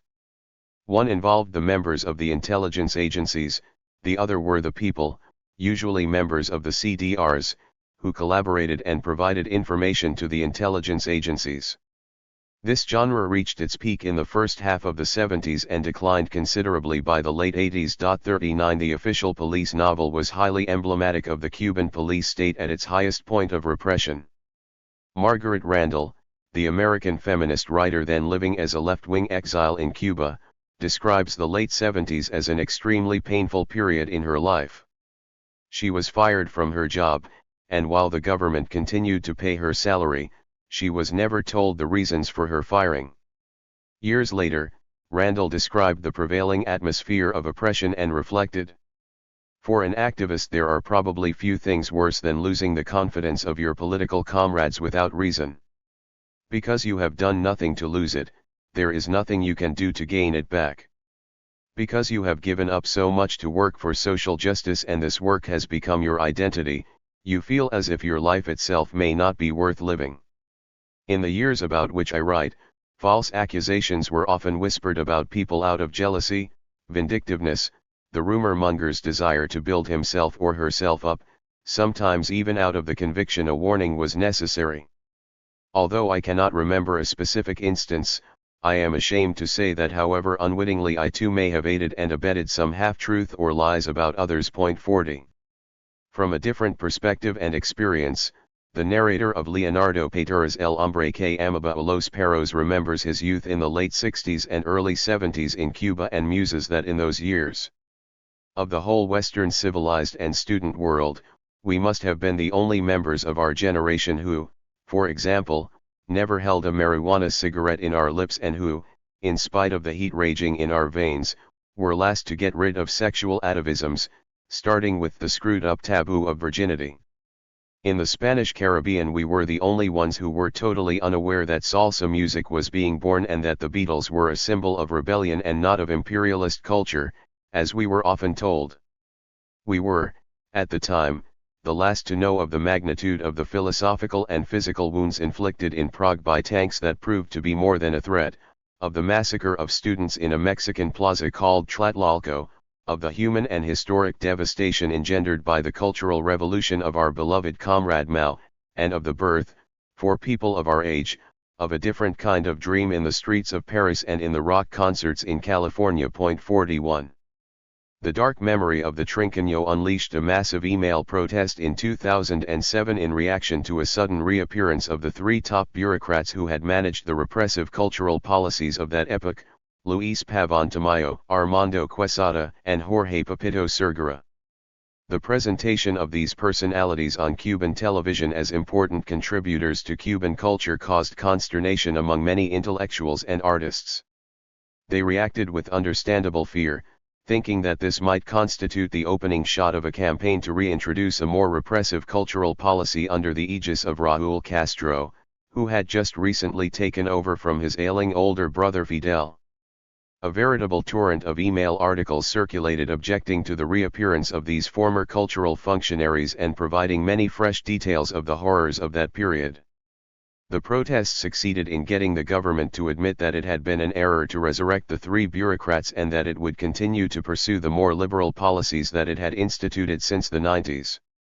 The protest was politically limited in the sense that it generally neither challenged current censorship nor posed the question of who had given the orders to the three bureaucrats to carry out the repressive policies of the earlier period. However, the protest was, at least initially, truly spontaneous, a rarity in Castro's Cuba, and in that sense it empowered artists and intellectuals and opened up new vistas of protests on the island. The intellectuals' protest of 2007 also demonstrated the potential power of the new information technology as an avenue of protest. However, relatively few Cubans have access to computers on the island.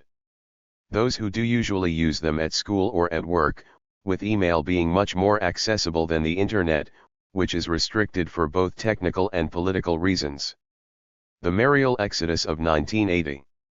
The highly repressive spirit that animated cultural policies aimed at intellectuals and artists in the 60s and 70s affected more diverse and larger numbers of people when it was expressed in a far more brutal fashion during the Mariel Exodus that took place in the spring of 1980. In January 1980, Fidel Castro conducted a massive shake-up of his government, which included the replacement of a large number of his cabinet ministers, in response to severe economic difficulties and popular discontent. Beginning in 1979 and early 1980, groups of people seeking asylum had forced their way into the Venezuelan and Peruvian embassies, the only way they could enter an embassy without the permission of the Cuban authorities. The asylum seekers were acting on the basis of an old Cuban and Latin American political tradition that had been abolished by Castro's government, even though hundreds of opponents of the Batista dictatorship had saved their lives by obtaining asylum in Latin American embassies. On April 1, 1980, 5 Cubans drove a bus through the Peruvian embassy's fence, but not before Cuban guards opened fire on the bus, which resulted in one of the guards being killed in the incident. The Peruvian government granted asylum to the 5 Cubans and refused to honor Castro's demand to hand them over for trial over the death of the guard. Making what was probably the single biggest tactical mistake of his political life, Castro removed the guards from the Peruvian embassy, expecting perhaps that a couple of hundred people would enter it and in this manner disrupt the work of the Peruvian diplomatic corps. Instead, 10,000 Cubans took refuge on the embassy grounds in a very short period. This turned into a huge political setback for Castro, which he decided to turn around by opening the port of Mariel, situated in northwestern Cuba, to all Cubans wishing to leave the country, provided they were picked up from the island. A large flotilla of small boats arrived from Florida to pick up relatives and friends. But before they were allowed to depart from Mariel, the Cuban government forced them to take on board many other people, including several thousand inmates just released from prisons and mental institutions. After some 125,000 people, including a much higher proportion of black Cubans than had previously left the island, were allowed to land in Florida, President Jimmy Carter, succumbing to anti-immigrant and racist pressures, refused to take any more Cuban refugees. This was how Castro was able to change the political agenda and convert his political defeat into a political setback for Carter. Meanwhile, inside Cuba, a veritable witch hunt was being orchestrated to humiliate and physically attack those departing the country. The Communist Party newspaper Granma set the tone by labeling the people who sought refuge in the Peruvian embassy as in their great majority criminals, lumpen and antisocial elements, loafers, and parasites. To judge by their dress, manners, and language, seldom has such a select group gathered anywhere.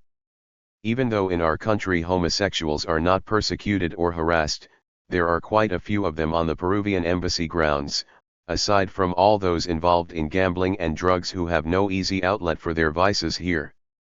42. CDRs and party groups organized mob action to yell obscenities, throw eggs and garbage, and paint demeaning slogans on the walls of the houses of those leaving the country. These actions were carried out with a special animus against those labeled as social deviants, especially gays. 43 Among those who left the port of Mariel was the gay writer Reynaldo Arenas, who had been earlier harassed and jailed. 44 This was probably the lowest point of Fidel Castro's regime, not in terms of actual repression. Prison conditions endured by thousands of people were certainly worse, but in terms of the public humiliation and government-sanctioned disregard for human dignity. These repressive methods continued to be used, although on a much smaller scale and frequency, against dissidents, who were confronted by rapid response brigades attempting to break up their usually small demonstrations, and by organized mob stoning and defacing their homes. It would be a mistake to interpret the repression that reached its peak from the 60s to the 80s as an expression of irrationality and paranoia on the part of Fidel Castro and his close associates. There was an underlying political logic to the government's behavior. In the first place, the early adoption of the Soviet one-party state model established a substantial degree of path dependency, which goes a long way in explaining the government's subsequent behavior. This feature of the Cuban system and the popular support and legitimacy enjoyed by the government encouraged a high degree of political voluntarism among the leadership. A popular and voluntaristic leadership with access to unlimited power resources tolerated no limits or restraints on the repression of what the government considered a cultural and political softness that the leaders perceived as an obstacle to the accomplishment of their political and economic goals. The rejection of formal democracy. 45. During the 60s and early 70s, the Cuban government rejected formal democracy and claimed that substantive and direct democracy had been established on the island.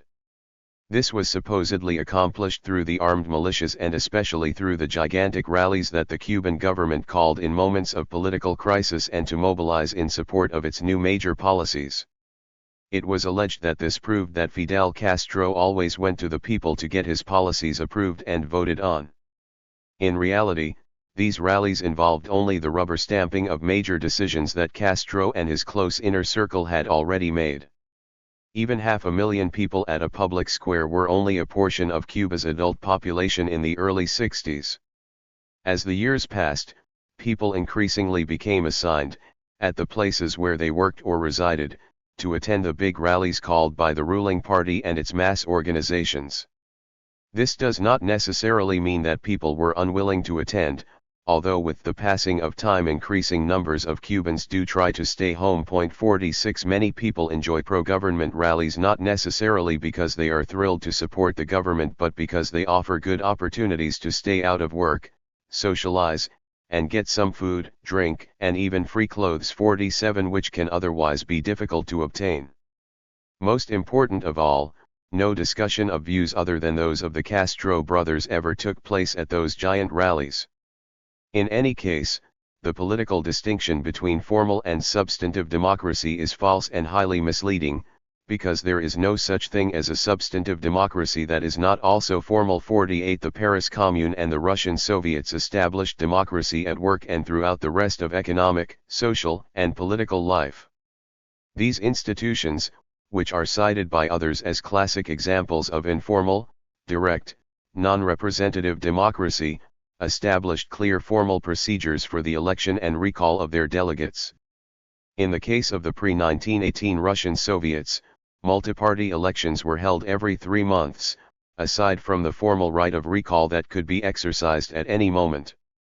Formal means also ensured the representational character of the higher decision-making bodies, a feature that counters the notion that these institutions were examples of direct non-representative democracy. The delegates chosen by the local Soviets went on to represent their electors in higher bodies.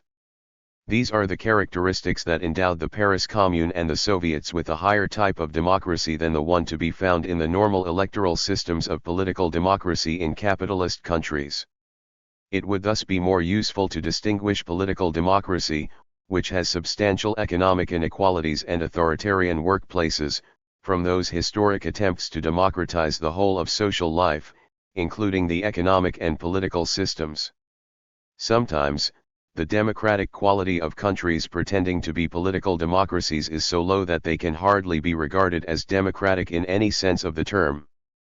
This seems to be the case, for example, of Putin and Medvedev's Russian Federation, where administrative, police, and gangster measures such as assassination have been used to virtually stamp out opposition even though free elections, after which the votes have been duly counted, continue to be held. The problem with this Russian democracy, however, is not that it is formal. The same approach can be applied to the problems of political democracy in the U.S. context. The quality of political democracy in the United States has been considerably diminished by the electoral arrangements of its system of checks and balances inspired by the Federalist Papers, intended explicitly to check the popular will of majorities. The mechanisms to accomplish this goal included the Electoral College and the greater powers of the Senate compared to those of the House of Representatives, though the Senate is actually elected on a far less democratic basis.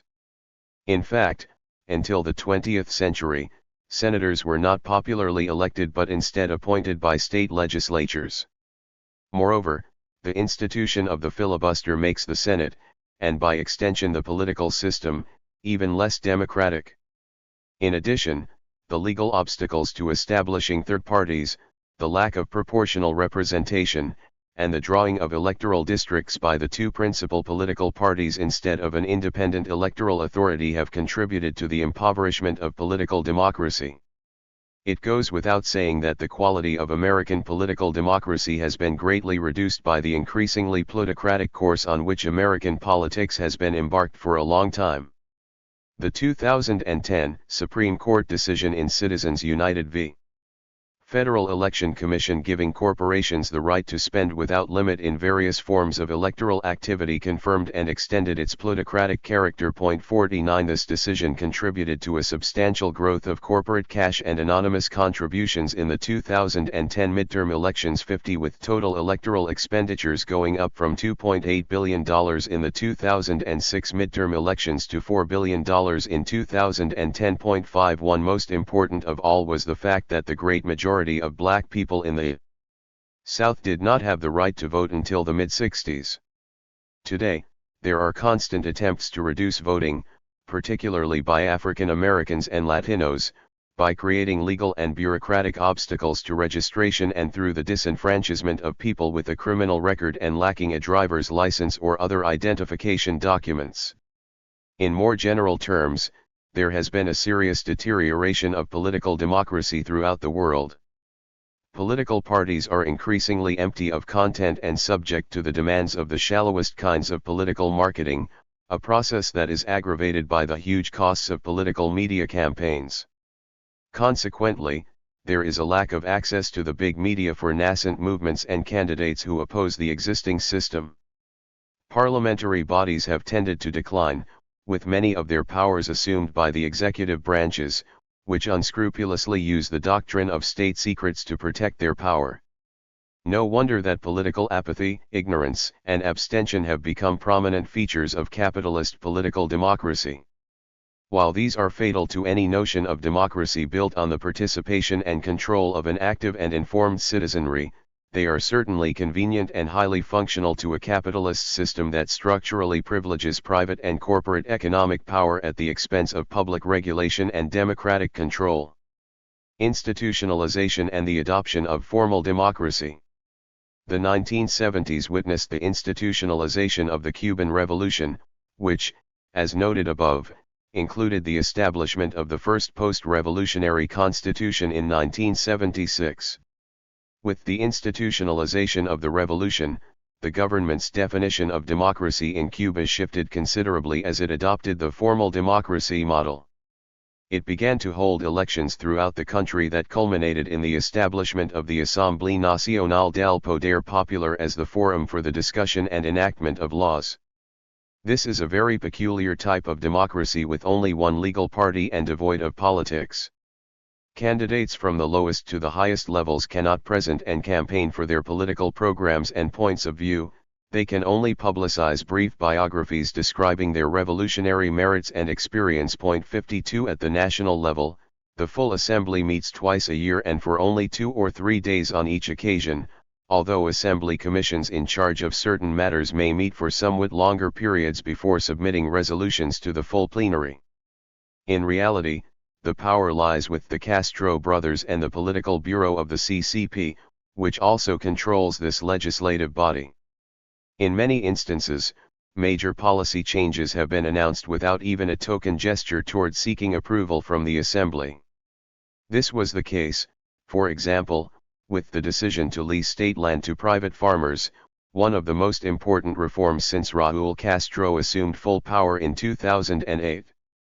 The new law was announced in the form of a decree shortly before the National Assembly of Popular Power was scheduled to meet. 53 Similarly, the very important decision to eliminate limits on state salaries was originally drafted by the Ministry of Labor in February 2008 and formally announced by Raúl Castro's government on April 12 of the same year. 54 Without the involvement of any popular power body. This was also the case for the layoff of 500,000 state workers decreed in September 2010.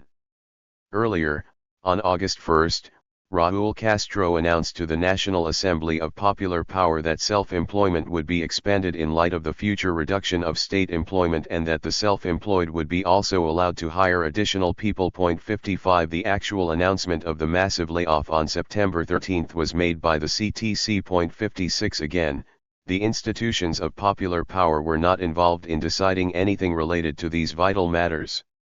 It is true that at the lowest municipal level, delegates are elected by secret ballot, among more than 2, and up to 8, candidates nominated at open neighborhood meetings. Until 1992, popular election went no further than the municipal level, since members of the provincial and national assemblies were elected by the delegates to the municipal assemblies based on the candidates chosen by the party and the mass organizations, also controlled by the party. 57 Since the Constitution was amended in 1992, the principle of popular election has been extended from the municipal to the provincial and national levels. But there is a catch: candidates at the municipal level are nominated at the inclusive CDR meetings, but candidates at the provincial and national levels can be nominated only by the commissions of candidacies constituted by the mass organizations under the leadership of the CTC, all of which are controlled by the Cuban Communist Party. 58 Thus, the even stricter CP control at levels beyond the local results in ballots that have only one uncontested list of candidates. Voters can then vote for none, some, or all of those pre-selected candidates, who need to get more than 50% of the votes to be elected. 59 Popular power institutions also operate at the local municipal level with significant administrative powers. However, they often do not have the material means to carry out such critical tasks as improving the housing situation, since the scarce resources are controlled by the central state, over which they have no say. 60 This is probably one of the reasons why there has been a noticeable decline of interest and participation in local popular power assemblies. Presiding officers feel pressure from those attending to go through the agenda quickly and finish the meeting as soon as possible. 61 In one particular local meeting called to nominate candidates, there was a general reluctance to nominate anybody. One person declined, and another person was nominated who had just moved into the neighborhood and was unknown to 98% of the people attending the meeting.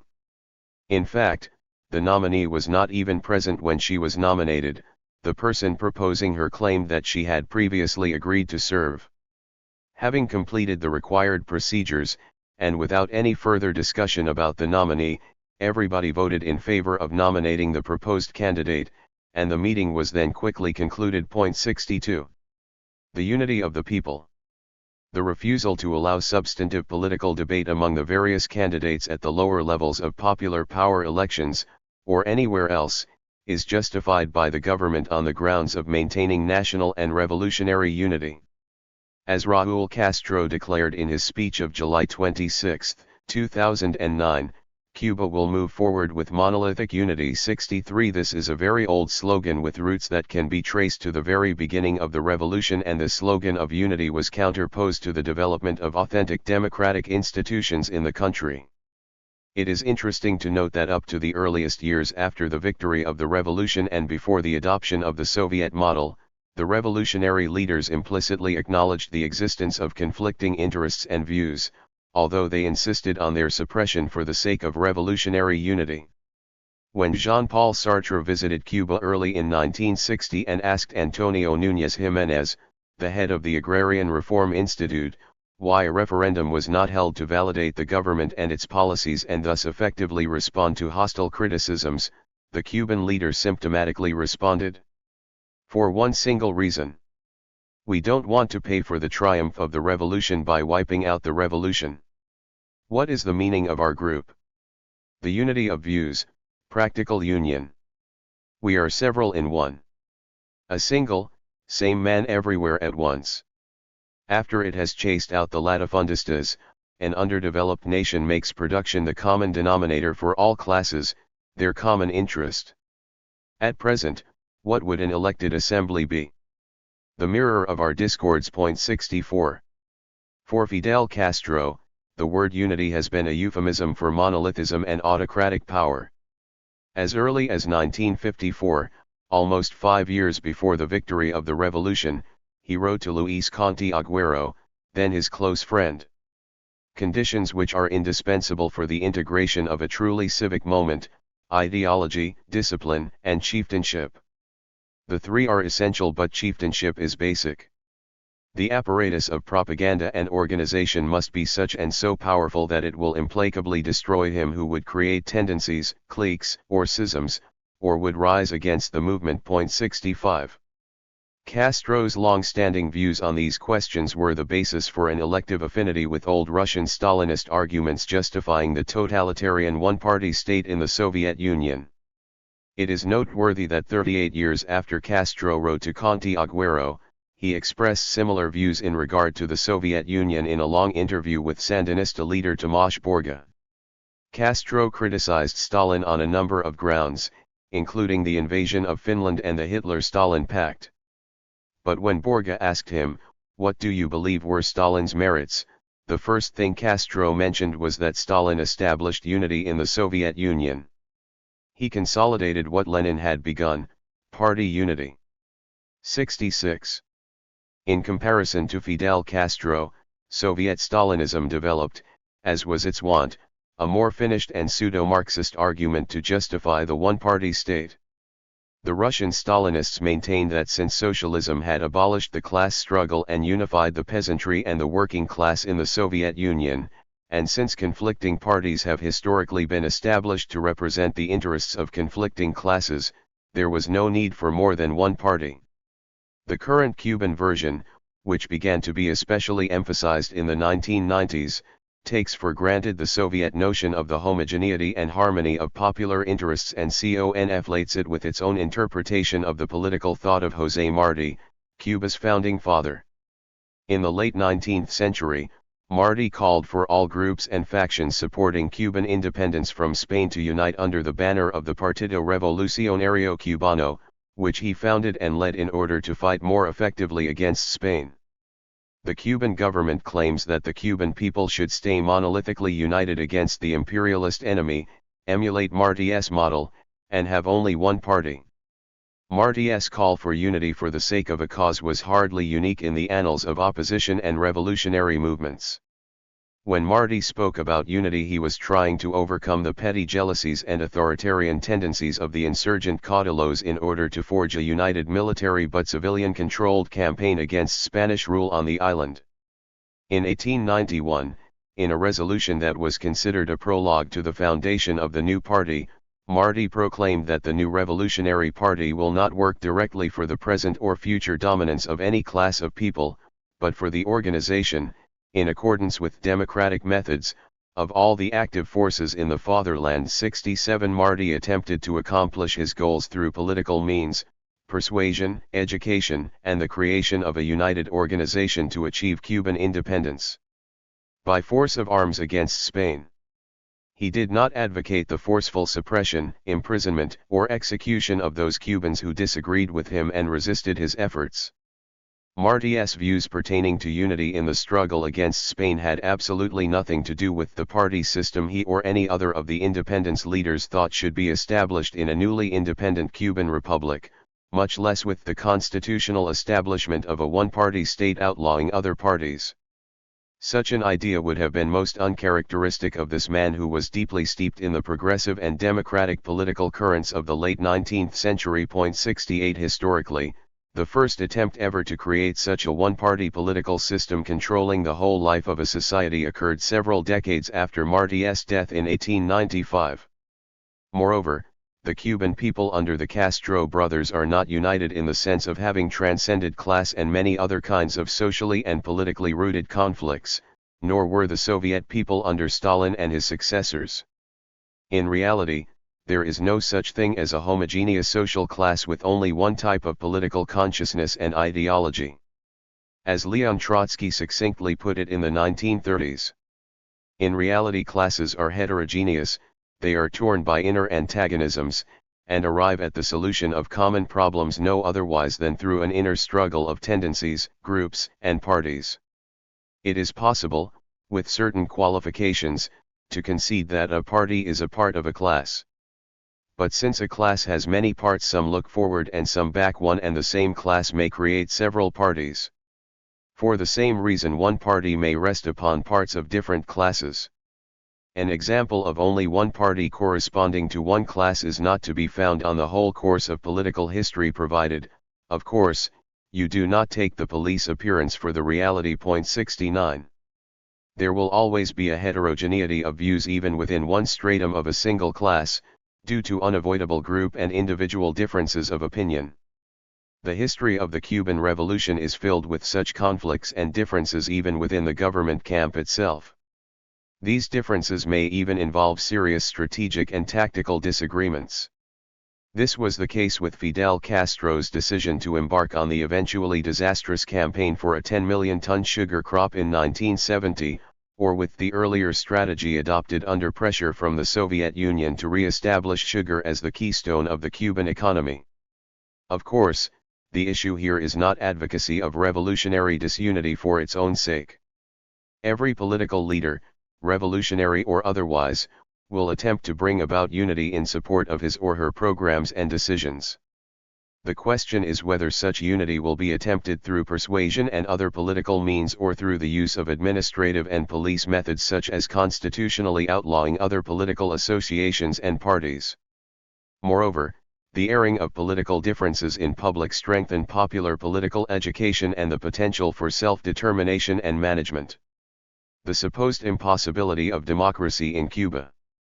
The Cuban government has always claimed, both when it rejected and when it later adopted institutionalized formal democracy, that the Cuban Revolution embodies a superior type of democratic system. However, there is another current of thought, particularly influential among cultivated academic and intellectuals sympathetic to the Castro government, maintaining that the Cuban Revolution could not have been democratic. According to this argument, it was impossible for a socialist revolution that was also democratic to prevail in an economically underdeveloped country devoid of democratic traditions. Under the circumstances, the best that could have been expected was an enlightened dictatorship such as Castro's. But people making this argument stand outside the lived historical process. They make predictions with an assuredness and degree of certainty that is not warranted by a fluid situation that includes unforeseeable factors such as possible international repercussions of revolutionary outbreaks. Besides, democratic revolutionary socialism and a one-party Soviet-type dictatorship are not the only possible logical or historical outcomes of revolutionary processes, whether in Cuba or elsewhere. At another level, such a fundamentally apologetic approach erases the boundaries between description and prescription. Even if we assume that for a number of objective reasons, a socialist democracy was indeed not possible in Cuba and that the system established by Fidel Castro was inevitable, that would not mean that such a system is worthy of support or apology. The inevitability of such a development is likely to be accompanied by eventual inevitable resistance to it. So the issue that arises in that context is, as always, which side are you on, the side of those who oppress or the side of those who suffer and resist that oppression? 70 Should intellectuals and academics identify with the problems that the elites confront and sympathize with their dilemmas, or should they instead side with the oppressed and the resistance they engage in response to those in power? There are progressive people abroad who support the Cuban government but admit that they could not tolerate living under its rule. The clear implication is that this regime is for Cubans to endure, but not for its academic, intellectual, and political sympathizers abroad. Gabriel Garcia Marquez, a personal friend of Fidel Castro and defender of the Cuban system, once told the New York Times that he could not live in Cuba because he had not been through the process. Garcia Marquez added, "I would miss too many things. I couldn't live with the lack of information. I am a voracious reader of newspapers and magazines from around the world." 71 Sometimes foreign sympathizers dislike certain aspects of Cuban government policy but take cover under a false cultural relativism to avoid criticizing the regime. Thus, in January 1972, a policy statement of the Vence Ramos Brigade, a North American organization sponsoring groups of volunteers regularly going to Cuba to assist in a variety of tasks, had to confront the Cuban government's hostile policies toward gays. Specifically addressing the anti-gay resolutions approved by the 1971 Congress on Education and Culture, the brigade insisted this position was formulated by the Cuban people for the Cuban people. It was not formulated for the U.S., or for any other country. Cuba is for Cubans, and while progressive and revolutionary people are always welcome in Cuba, the Cuban culture is not created for them in particular. 72. This attitude can also be found commonly among academics specializing in Cuba, where it often takes the form of political relativism. For example, the British academic Antoni Capcha sees the Cuban one-party system as a vexed question since the system offends conventional Western notions of a functioning democracy, defining Cuba as a dictatorship in most Western countries. 73 In the first place, we may note Capcha's rhetorical maneuver to avoid a straightforward statement of whether he thinks the Cuban government is or is not a dictatorship. But it is evident that this is a disingenuous tactic, since he is clearly trying to undermine the notion that Cuba is a dictatorship by relativizing that judgment as Western without actually saying or arguing that Cuba could be considered non-dictatorial according to some non-Western criterion that is left unexplained. In these instances, as well as many others, cultural relativism evolves from a sound attempt to understand the meaning of social practices within their own cultural and political contexts into a thinly disguised form of tacit assent to oppression through equivocation or silence. If the assumptions of the Vence Ramos Brigade were correct, What consistent political basis is left to object to oppressive practices and solidarity with the victims wherever they may occur in the world? How can CAPTCHA's equivocations and evasions lead us to a clear understanding of what is or is not a dictatorship? Repression and the legal system. Since the early years of the revolution, the regime has shown little regard for legality, even for its own system of revolutionary laws and courts. In March 1959, amid the revolutionary trials of Batista henchmen that led to hundreds of executions and jail sentences, a revolutionary court in Santiago headed by rebel army Major Felix Pina found 44 Batista airmen innocent of war crimes. After a storm of protest ensued in Santiago, Castro ordered the pilots to be retried by a new tribunal formed by other high-ranking officers. Although no new evidence was produced at the second trial, all the airmen were convicted and sentenced to terms ranging from 2 to 30 years. Several witnesses who testified for the defense were imprisoned, the defense lawyers lost their jobs, and Major Pina apparently committed suicide. 74. Throughout its history, the Cuban government has used the legal system in an arbitrary manner to stifle political dissent and opposition. Among the laws it has invoked to achieve this are those punishing enemy propaganda, contempt for authority, rebellion, acts against state security, clandestine printing, diffusion of false news, pre-criminal social dangerousness, illicit associations, meetings and demonstrations, resistance, defamation, and libel. 75. In a moment of highly unusual candor, former Cuban Justice Minister Roberto Díaz Soto Longo defended Cuba's law on contempt for authority by explaining that just as Spain had approved laws to protect the monarch from criticism, so was Cuba justified in protecting Fidel Castro, Cuba's king, from criticism. 76. The regime has also used repressive laws dating back to the pre-revolutionary period, although with an entirely new purpose. The far greater enforcement capacity of Castro's government and the expansive spirit with which this older legislation has been redefined and applied have converted these old laws into something tantamount to new legislation. This is the case with the legal notion of social dangerousness originally established in the 1936 Social Defense Code.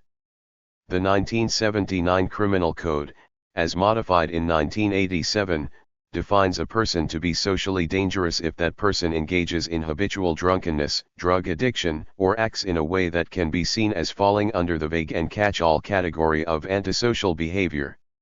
In such cases, the criminal code allows the state to impose pre-criminal measures, that is, punishment without trial plus surveillance by the National Revolutionary Police and re-education for periods of 1 to 4 years. Article 75 of the Criminal Code also allows for an individual to receive an official warning for having ties to people who are considered dangerous, a sort of dangerousness by proximity or association. As Amnesty International has pointed out, municipal tribunals have the authority to declare someone to be in a pre-dangerous criminal state. They can do so within such a short time, less than 11 days from charge to sentence, that they make it virtually impossible for the accused to mount an adequate legal defense. Since 2005, there appears to have been an increasing trend for the people's municipal courts to rely on these provisions to punish peaceful political activities and hinder freedom of expression. The law allows for therapeutic measures, including detention in a psychiatric hospital until the subject is no longer dangerous. The open-ended nature of this measure gives the state tremendous power to abuse the rights of the mentally ill and of political opponents. 77. In the late 80s and early 90s, independent human rights organizations expressed concern about the use of psychiatric facilities for political purposes. In particular, the Cuban authorities were accused of having the dissidents Nicolas Guillen-Land-Ryan and Jesus Leyva, a human rights activist, subjected to electric shock treatments. 78. In the late 60s, the left-wing lesbian writer Ana Maria Simo was jailed and afterward interned in a psychiatric institution, without any legal process. 79. Faced with a large migration to the capital caused by the economic crisis of the 90s, the Cuban government had the legal, political, and military power to establish population control measures that most other less developed countries facing similar crises have not. Because of the severe effects that the special period had in pushing people out of the Cuban hinterland, Decree 217 of April 22, 1997, created strict internal migratory regulations for Havana 80, although with dubious practical effect. Yet the defenders of the Cuban system avoid the issue of the weight and oppressiveness of the Cuban state. Deborah Evanson, a former law professor at DePaul University in Chicago and former president of the National Lawyers Guild, employed by the legal firm representing the Cuban government in New York, has articulated the notion that in Cuba the collective good generally takes precedence over the individual. 81 Clearly, even the most egalitarian and democratic society will confront tensions and conflicts between the collective good and the individual. However, it is disingenuous to hide under the benign term collective good to avoid describing and analyzing the overwhelmingly powerful Cuban state and how it relates to its individual citizens by denying them their political rights and civil liberties. More critical observers of the Cuban political scene seem to accept the Cuban government's definition of human rights in collective social terms while excluding the conception of human rights defined in terms of individual liberty, as if those two aspects of rights were necessarily exclusive of each other. 82 At the same time, democratic capitalist governments like to talk about human rights in terms of individual political liberties but play down if not ignore social and economic rights. Fidel Castro's Cuba has had a long history of imposing imprisonment for political and economic crimes and for attempts to leave the country illegally. It has also resorted in the past to the extrajudicial practice of physically relocating to remote places dissident members of the CCP and government functionaries as a means to discipline them. Fidel Castro recently admitted that at one time there had been as many as 15,000 political prisoners in Cuba. 83 Although on an earlier occasion he cited the figure of 20,000. 84 Starting in the late 1970s, when thousands of political prisoners were released, the number of political prisoners has been greatly reduced over the years, with an early July 2010 estimate of 167 of them in prison, 34 fewer than at the end of 2009. The great majority of these had been convicted for entirely peaceful political crimes, such as publishing illegal material or organizing opposition meetings and peaceful demonstrations to demand the release of political prisoners. The above figures do not include short-term arrests of political dissidents who have criticized recent Cuban government policy. The government has increasingly relied on this tactic of short-term arrests to break up demonstrations, even though these are typically quite small, and to intimidate oppositionists. It is estimated that more than 2,000 of those arrests occurred in 2010, compared with some 870 in 2009.85. While the numbers of longer-term political prisoners were being reduced, prisoner Orlando Zapata Tamayo died in February 2010 as the result of a hunger strike in support of the demands of political prisoners for better conditions and release. Then activist Guillermo Farinas began his own hunger strike along similar lines. This developing situation may have prompted the Cuban Catholic hierarchy and the Spanish and Cuban governments to engage in conversations concerning the fate of political prisoners during the spring and summer of 2010.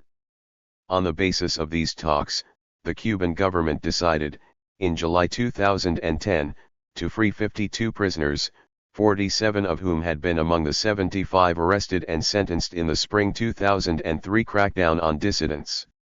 As it turned out, in the 9 months preceding April 2011, 115 political prisoners were released, including the 52 who had remained in prison since the 2003 crackdown.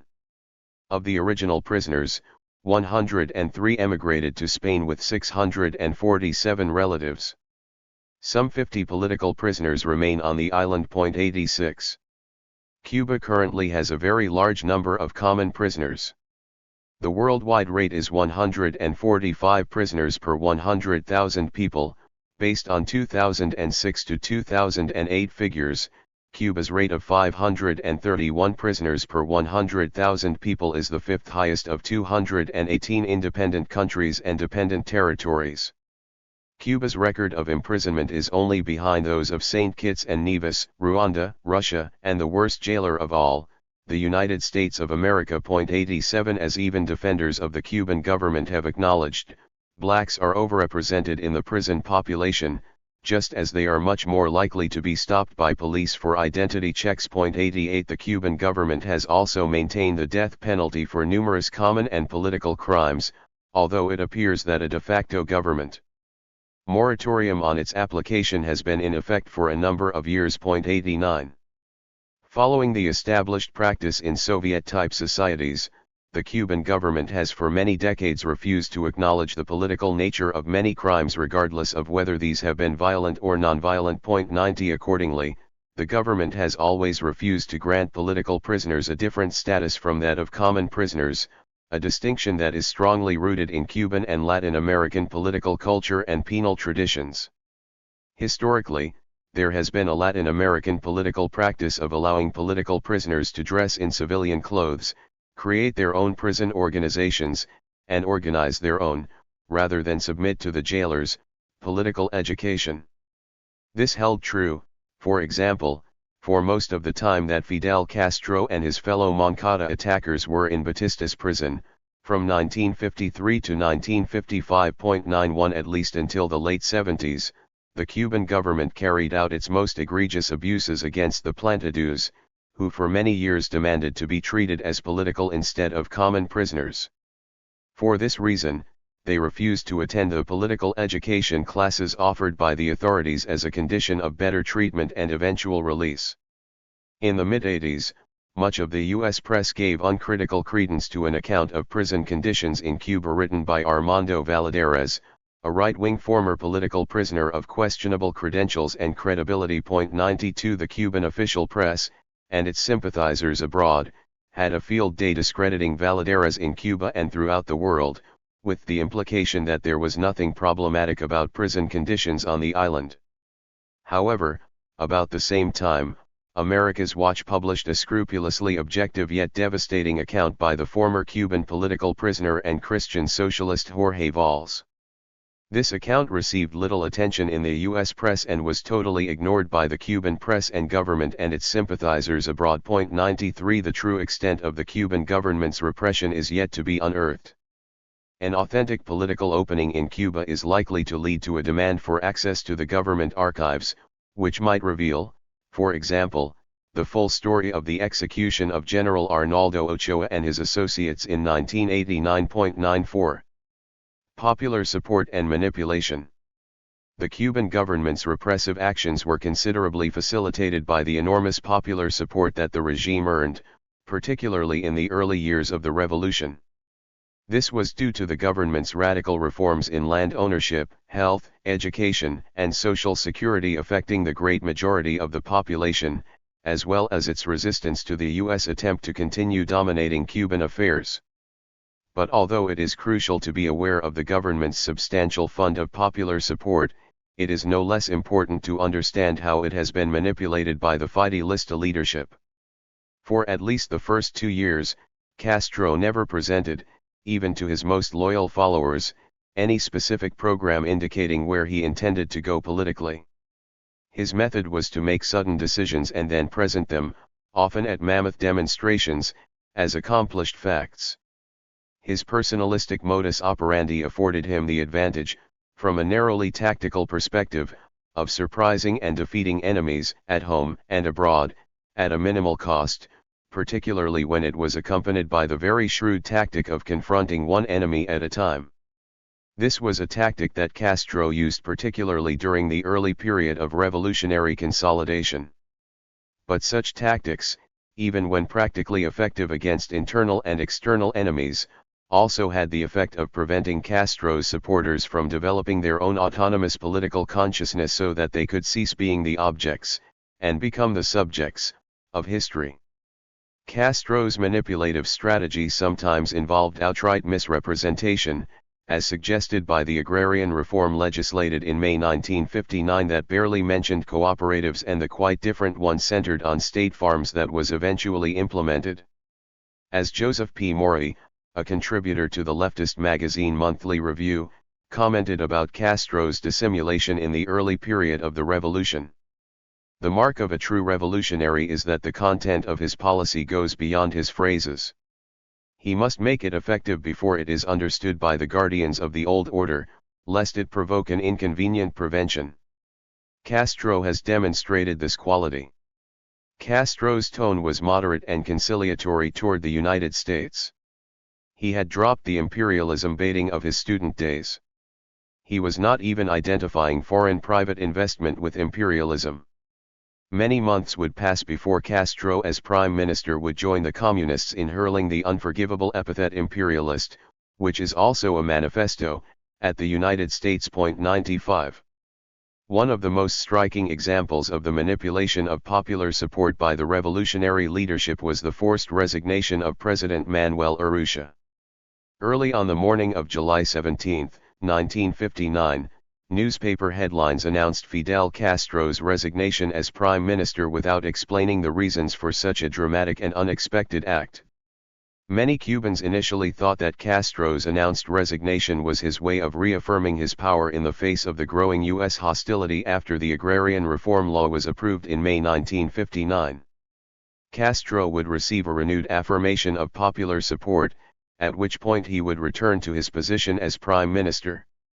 Only the old communists of the PSP immediately connected his resignation to their dislike for President Urrutia, who had recently made pronouncements criticizing communism.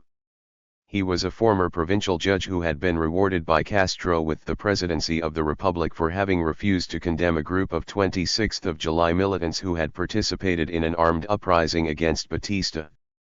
In the morning, students rallied at the University of Havana and then marched to the presidential palace in support of the agrarian reform law and demanding that Castro withdraw his resignation. Upon arrival, they were addressed by Armando Hart, the young Minister of Education. Throughout the rest of the day, the radio reported on the thousands of messages sent to Fidel Castro by unions and many other popular organizations demanding that he withdraw his resignation. The overwhelming majority of these messages were very similar to those that had been conveyed by the university students' demonstration earlier that day and by Hart's speech, and made no mention of President Urrutia. That evening, Fidel Castro went on national television. To the surprise of the great majority of Cubans, he unleashed a savage political and personal attack on President Urrutia that was nothing less than a character assassination. He thundered against Urrutia for earning a big salary and building a fancy house for himself, and accused him of functioning in an obstructionist manner as president. But by far the main accusation was that Urrutia had gone out of his way to attack communism on several occasions, and particularly in a television interview that had aired some time before Castro's speech. Thus, the real motive for Castro's resignation was revealed after the Cuban people had been warmed up all day in support of the maximum leader. Fidel Castro's resignation had been a very shrewd tactical move. Urrutia was a very weak opponent who could be easily eliminated, which would mark an important policy shift on the part of the government toward conferring a special status on communist politics. In fact, in the next several months it became clear that communists could attack anybody on the right and on the left. People within the revolutionary camp could not attack communists without being called divisive and counter-revolutionary by Fidel Castro and his associates. Fidel Castro's manipulation of popular support took on a much more ominous role in the Urrutia incident than in the special status conferred on communist politics. Most Cubans saw Urrutia as superfluous and irrelevant and referred to him with the disrespectful moniker Cachara, meaning he was neither a fork nor a knife. But he was not allowed to publicly defend himself against Castro's accusations. And as soon as Castro made his speech, the great majority of Cubans turned against Urrutia without the slightest question or doubt. With hindsight, it is clear that this was not the way for a revolutionary camp to settle the internal disputes that were inevitably bound to develop among its leaders.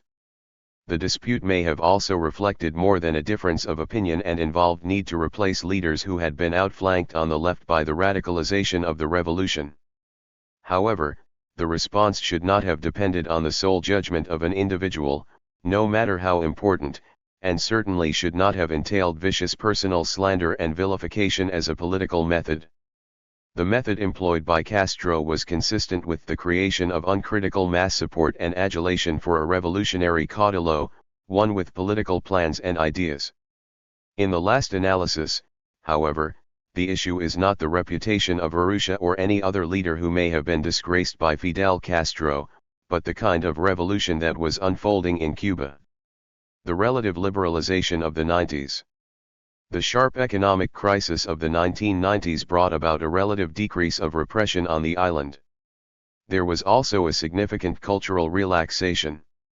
The sudden inability of the regime to maintain even the austere standard of living, meeting basic needs, to which the majority of the population had become accustomed, created a climate of widespread discontent and unrest that could potentially have taken a political form.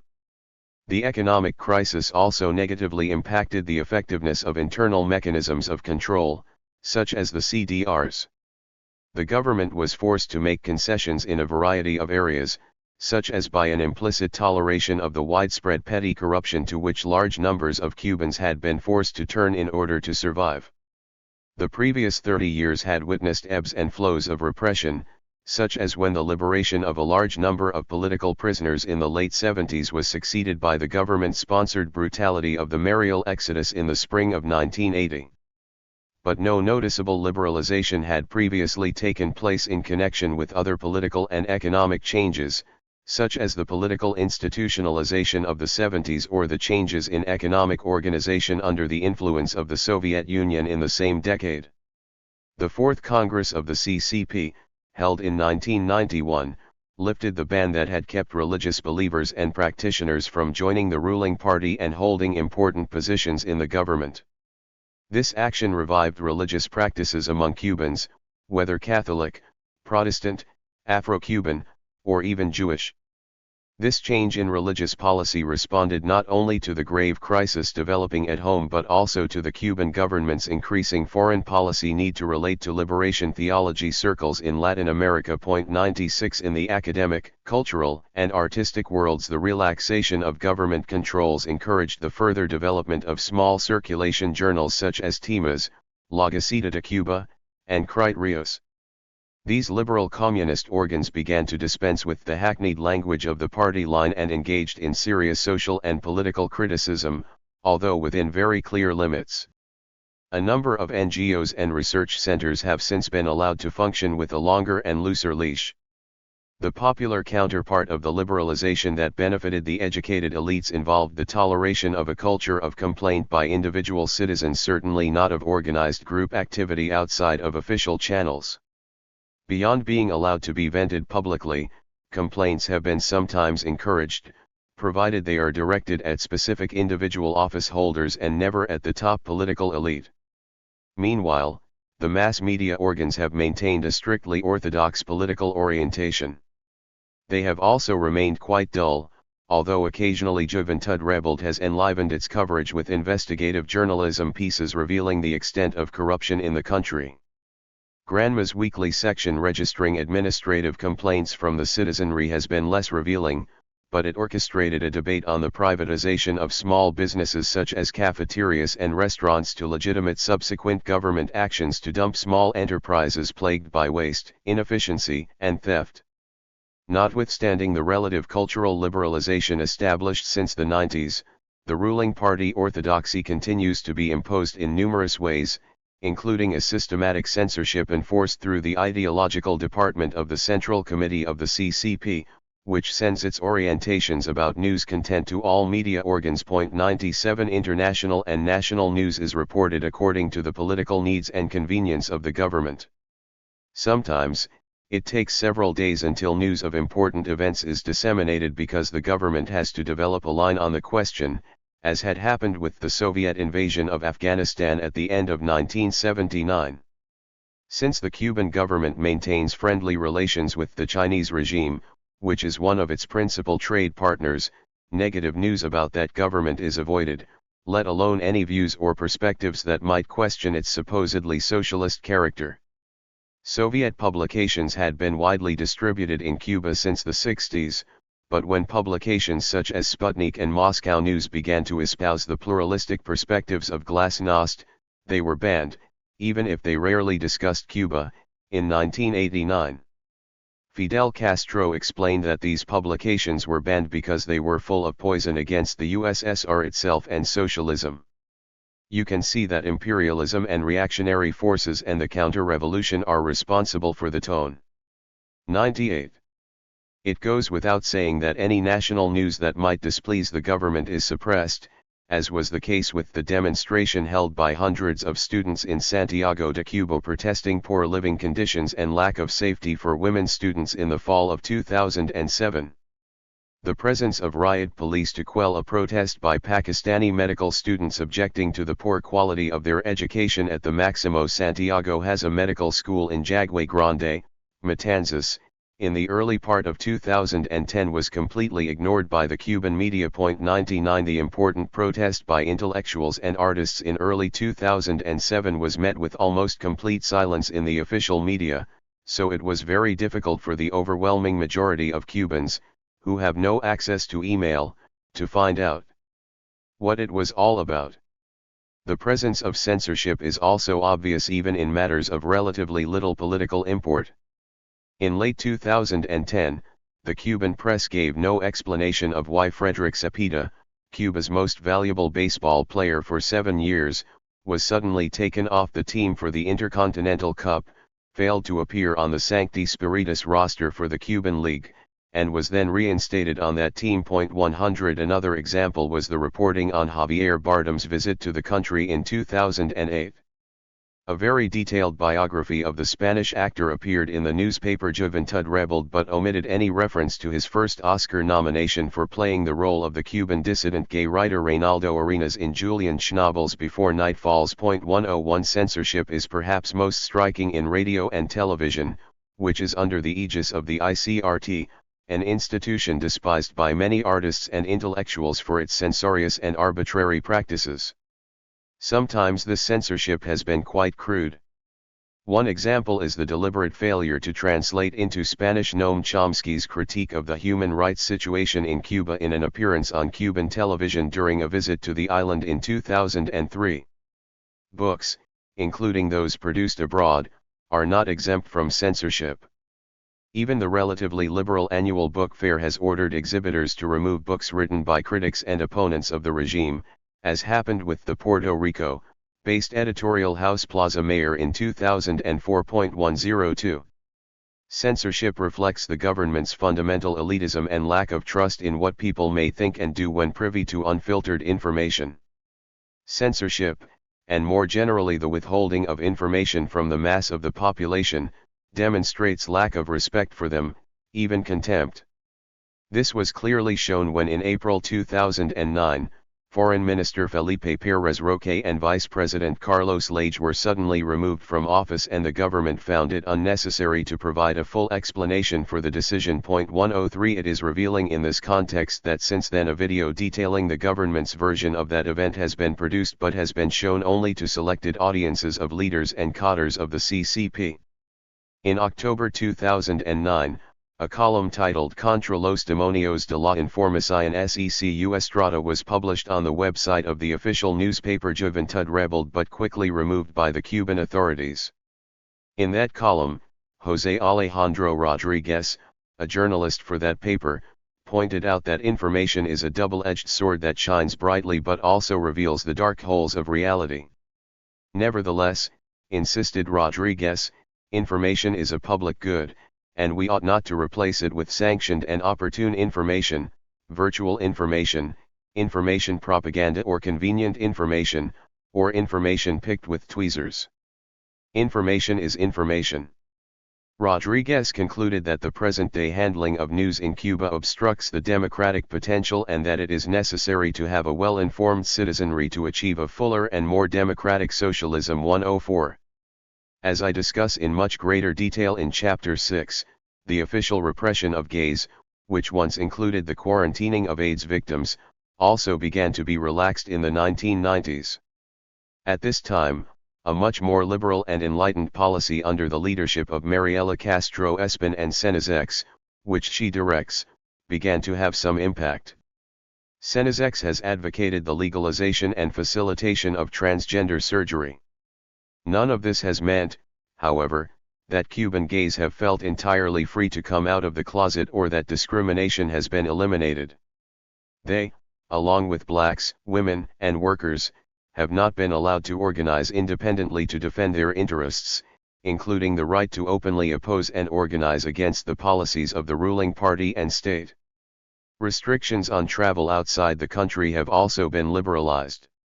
However, there is still no legal right to travel abroad, and unauthorized entry or departure from the country has been illegal since the 60s.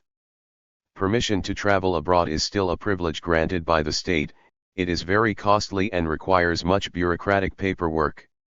Many political dissidents such as Yoani Sanchez, the editor of the Generation Y blog, have continued to be denied permission to travel abroad on numerous occasions, particularly because she was going to receive prizes for her dissident work from foreign institutions. 105 For the same reasons, Cuban dissident Guillermo Farinas was also denied permission to travel abroad in late 2010. 106 Hilda Molina, a prominent neurosurgeon and former deputy of Cuba's National Assembly, was finally allowed to visit her son and family in Argentina in 2009 after 15 years of waiting. Juan Almeida Garcia, a son of revolutionary hero Juan Almeida, and Bien Oscar Rodriguez Gala, a member of the critical rap group Los Aldeanos, have also been denied permission to leave the country. 107 Almeida was finally allowed to leave the island, after a long wait, in the summer of 2010, and Los Aldeanos were able to travel to southern Florida later that year. The absence of the right to travel has created, especially among young people, a powerful sense of isolation and frustration verging on claustrophobia. Indeed, the absence of the legal right to travel and the great difficulty and expense required to obtain government permission to do so are undoubtedly among the most deeply felt sources of resentment of the government. The government's liberalizing tendencies that began in the 90s has been anything but consistent. In April 2003, 3 young black Cubans who attempted to leave the island illegally by hijacking a small ferry were, within a period of 9 days, summarily tried and executed, even though they did not physically harm anyone during their failed attempt. 108 The previous month, 75 dissidents had been jailed and given long prison sentences. 109 As described by the left-wing reporter José Manuel Martín Medem, the whole affair showed clear evidence of entrapment, as several of the supposedly dissident initiatives to collaborate with the U.S. government were actually proposed and carried out by state security agents pretending to be oppositionists. 110 The trial itself, as is usually the case with political cases in Cuba, was clearly arbitrary, and the sentences, the great majority of them ranging from 15 to 27 years in prison, were determined by the government in advance of the trial. 111 In the case of the 75 dissidents, the government invoked the Law for the Protection of Cuban National Independence and the Economy approved in 1999. 112 Among other things, this law made it a punishable crime to receive funds from hostile foreign forces, even if those funds are used to carry out entirely peaceful political activities or to write newspaper articles for hostile organs such as El Nuevo Herald in Miami. Some in the group did receive material aid from the U.S. government in the form of publishing resources and stipends. But even if every one of the 75 had done so, the fact that their activities were of a peaceful nature should have made this issue not a police matter but rather a political question appropriate for public debate before the whole of Cuba. People could then have drawn their own conclusions as to the political trustworthiness and credibility of the government and its opponents. Moreover, this situation should not be judged in isolation from the overall context of the Cuban states monopolizing the means of publication and broadcasting. In addition to lacking any legitimate avenue to express their ideas, dissidents are routinely denied educational opportunities and fired from their state jobs, which have historically constituted the overwhelming majority of the available jobs in Cuba. This situation has led some dissidents to the unfortunate, and in this case politically platista, conclusion that the enemy of their enemy is their friend, if not to becoming outright supporters of the United States, and thus they have become willing to receive aid from the U.S. government. Unfortunately, this is a pattern with a long and sad history in opposition movements in communist countries. If all Cubans, including peaceful oppositionists, were entitled to freedom of the press, speech and assembly, and resources to exercise those rights were granted on some proportionate and equitable basis, then, and only then, could a case be made for criminalizing the receipt of material aid from the U.S. government. The political approach I am suggesting here could become particularly relevant in a post-Castro Cuban transition, where massive American government resources might threaten to take over any electoral or political processes in the island. That would create a far more serious threat to Cuban national self-determination than whatever resources the U.S. government currently distributes to a relatively small number of dissidents. The 2003 crackdown, as harsh as it was, did not signal a general return, as some feared, to the earlier darkest practices of the regime's history. The relatively liberal policies of the government, particularly in the cultural and religious fields, have remained unchanged. This is mostly because the economic crisis and the decline of support for the regime that initially brought about the relative liberalization of the early 90s have not, on the whole, been reversed. As indicated earlier, estimates of the number of political prisoners have been substantially reduced from the 300 to 400 of a few years ago. The policy that the Cuban regime maintained for many years of isolating the country from foreign cultural influences, of which the banning of long hair, certain types of clothing, and the music of the Beatles constituted the most absurd examples, has been reversed, particularly since the 90s. A statue of John Lennon was even erected in Havana, although it is worth noting that the Cuban government never publicly apologized or explicitly acknowledged the error of its former hostility to the British artist. However, it is quite possible that the government may revert to the more repressive policies of earlier periods, particularly in a transitional situation after one or both Castro brothers have left the scene. In such a situation, a crisis of legitimacy may add fuel to the fire of popular discontent with the austerity and repressive measures that a regime dominated by the military may take, attempting to implement a Sino-Vietnamese model on the island. Implications and conclusions. Many of the matters explored in this chapter touch on problems that are not unique to the Cuban Revolution but relate to the crises of democracy, socialism, and their mutual relationship spanning the last century. Many decades ago, the authoritarian Indonesian leader Sukarno claimed to have established a new form of guided democracy, as did many dictatorships throughout the world that claimed their own supposedly democratic innovations. For its part, the communist tradition originating in the Soviet Union has dismissed bourgeois capitalist democracy as being merely a matter of periodic elections where the people get to choose between competing set of agents acting on behalf of the capitalist class. This is a highly reductionist if not cartoon-like view of democracy under capitalism. To be sure, even in the best of cases, capitalist democracy, limited to the political sphere, is structurally designed to leave the realms of the economy and society to the blind dictates of private corporate property and the capitalist marketplace. The much-attacked welfare state and the usually diminished regulatory framework of capitalist economies do not fundamentally alter that reality. But a lot of what communists and even some liberals consider to be capitalist democracy is not capitalist at all. If it had been left to the capitalists, the British Parliament would have remained the highly undemocratic institution it was well into at least the 1860s, with a highly restricted property-based franchise and other serious limitations on democracy. Without working class and popular struggle there would have been no male universal franchise starting in 1867, nor would there have been women's suffrage in the 1920s without the struggles led by the feminist movement in the United Kingdom as well as in the United States. The same applies to Cuba. Important democratic gains made by the Cuban people long before the 1959 Cuban Revolution were not gifts of the Cuban governments and upper classes. Women's suffrage, the 8-hour day, and welfare state reforms were the result of working class and women's and other popular struggles in the wake of the 1933 revolution. These and other social advances such as the establishment of extensive union rights for workers and social and economic rights for women were incorporated into the progressive and democratic 1940 Constitution, in the name of which the revolution against Batista's dictatorship was conducted. I would therefore suggest that from a working class and popular point of view, periodic elections are not the most important element of capitalist political democracy. The main value of that type of democracy, to the extent to which it has real substance, lies elsewhere. It is in the ability of the working class and other popular forces to organize freely and independently in pursuit of their interests and to create an alternative set of institutions, including their own media, to fight for their self-emancipation and against capitalist priorities and institutions.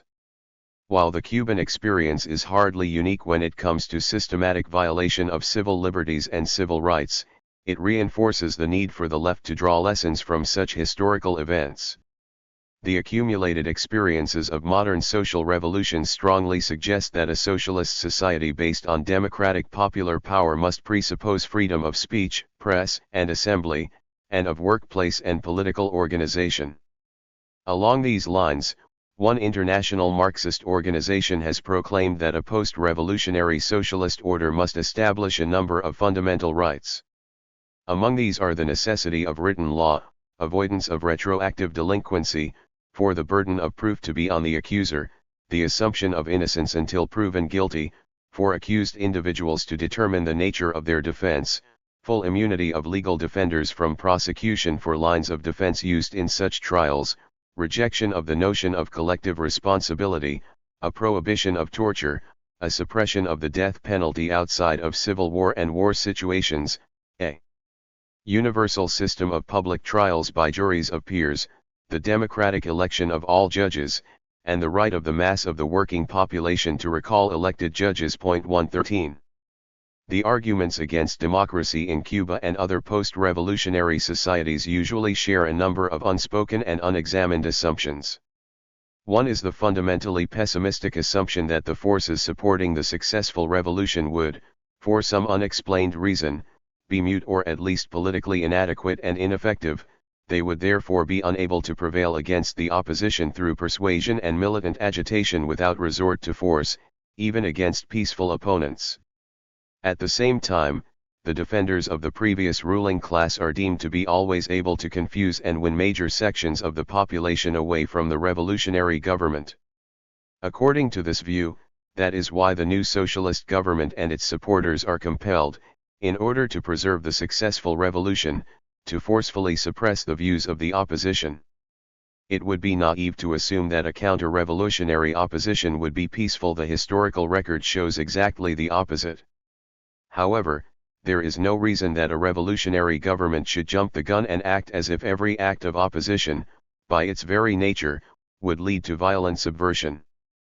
This is something to be shown in practice rather than assumed beforehand.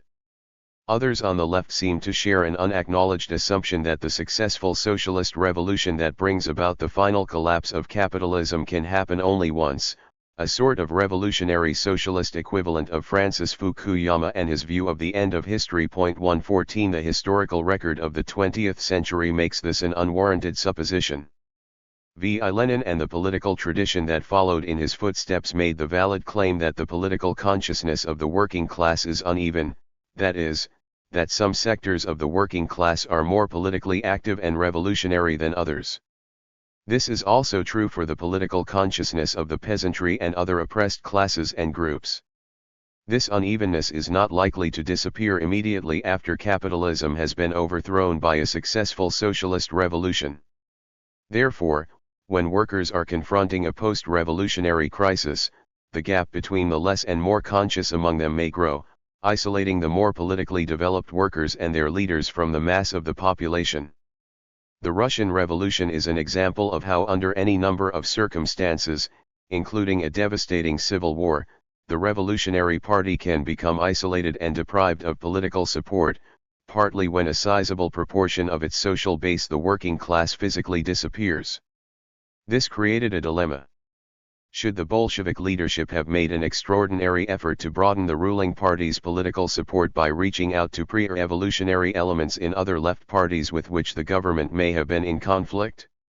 Or should it have gone it alone and imposed, as it eventually did, a viciously repressive system such as Stalin's, to preserve the ruling party's monopoly of power?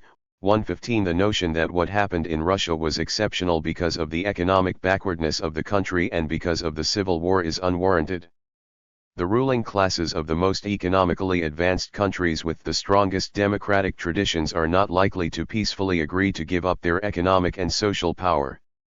they will sabotage and even destroy their productive property before handing it over.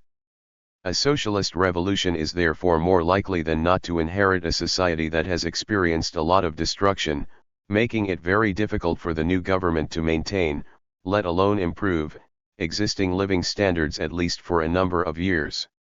If so, the possibility of a popularly supported capitalist restoration, even if temporary, may be rooted not only in counter-revolutionary conspiracies and actions but also in the material reality of post-revolutionary objective circumstances.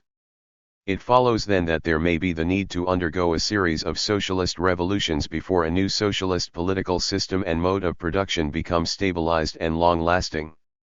In any case, there can be no advanced historical guarantees of socialist perpetuity except the perennial struggle of actual people to continue making socialism a historical reality. 116.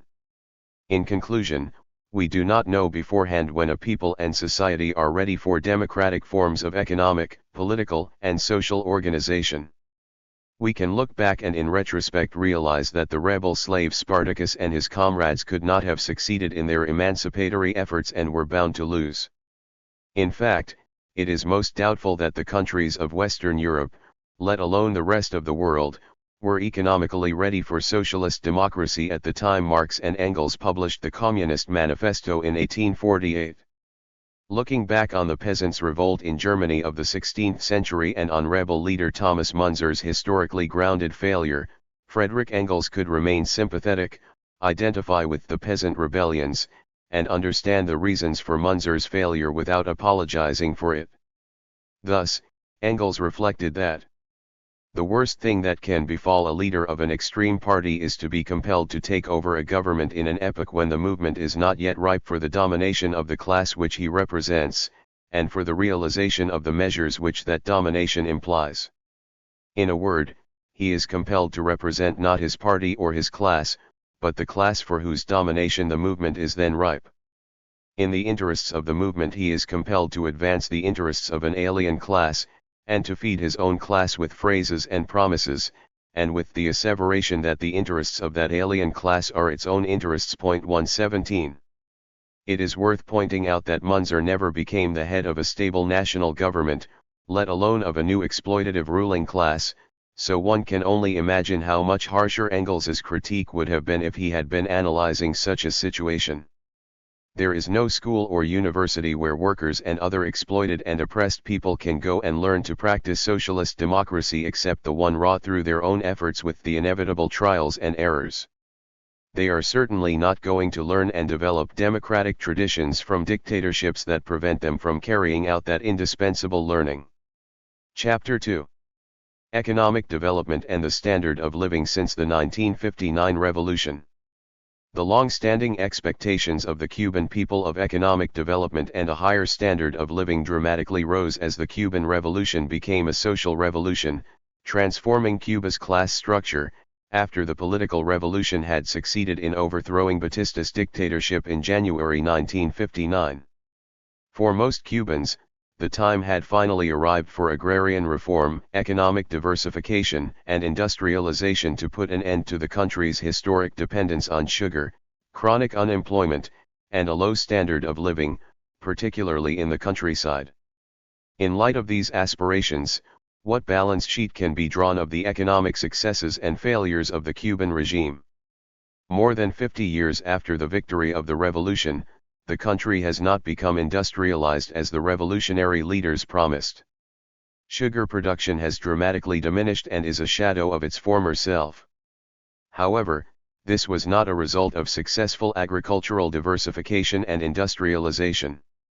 Instead, the decline of sugar was mainly due to the failure to adequately maintain and modernize the sugar mills, and to diversify into various sugar byproducts. This governmental neglect long preceded the severe economic crisis of the 1990s. Agriculture never became diversified enough to satisfy domestic consumption and remains in dire straits. This has compelled the Cuban government to increasingly rely on food imports, especially from the United States. As far as industrialization is concerned, the biotechnology industry has advanced, but its promise has yet to be realized. While much exploration for oil in the Cuban waters of the Gulf of Mexico has taken place and is potentially very profitable, the actual extraction and sale of that oil are yet to begin. The most important recent economic activities on the island have been the extraction and export of nickel, in a joint venture with Canadian capital, and the export of medical and other services to other developing countries, particularly Venezuela, in exchange for oil. Tourism, in joint ventures with Spanish and other foreign capitalists, is also among the top earners and has come back with a vengeance. The pre-revolutionary tourist industry, which preceded the era of jet travel and international mass tourism, with 200,000 to 250,000 annual visitors in the 50s, has been dwarfed by the massive tourist industry that has been growing since the 90s.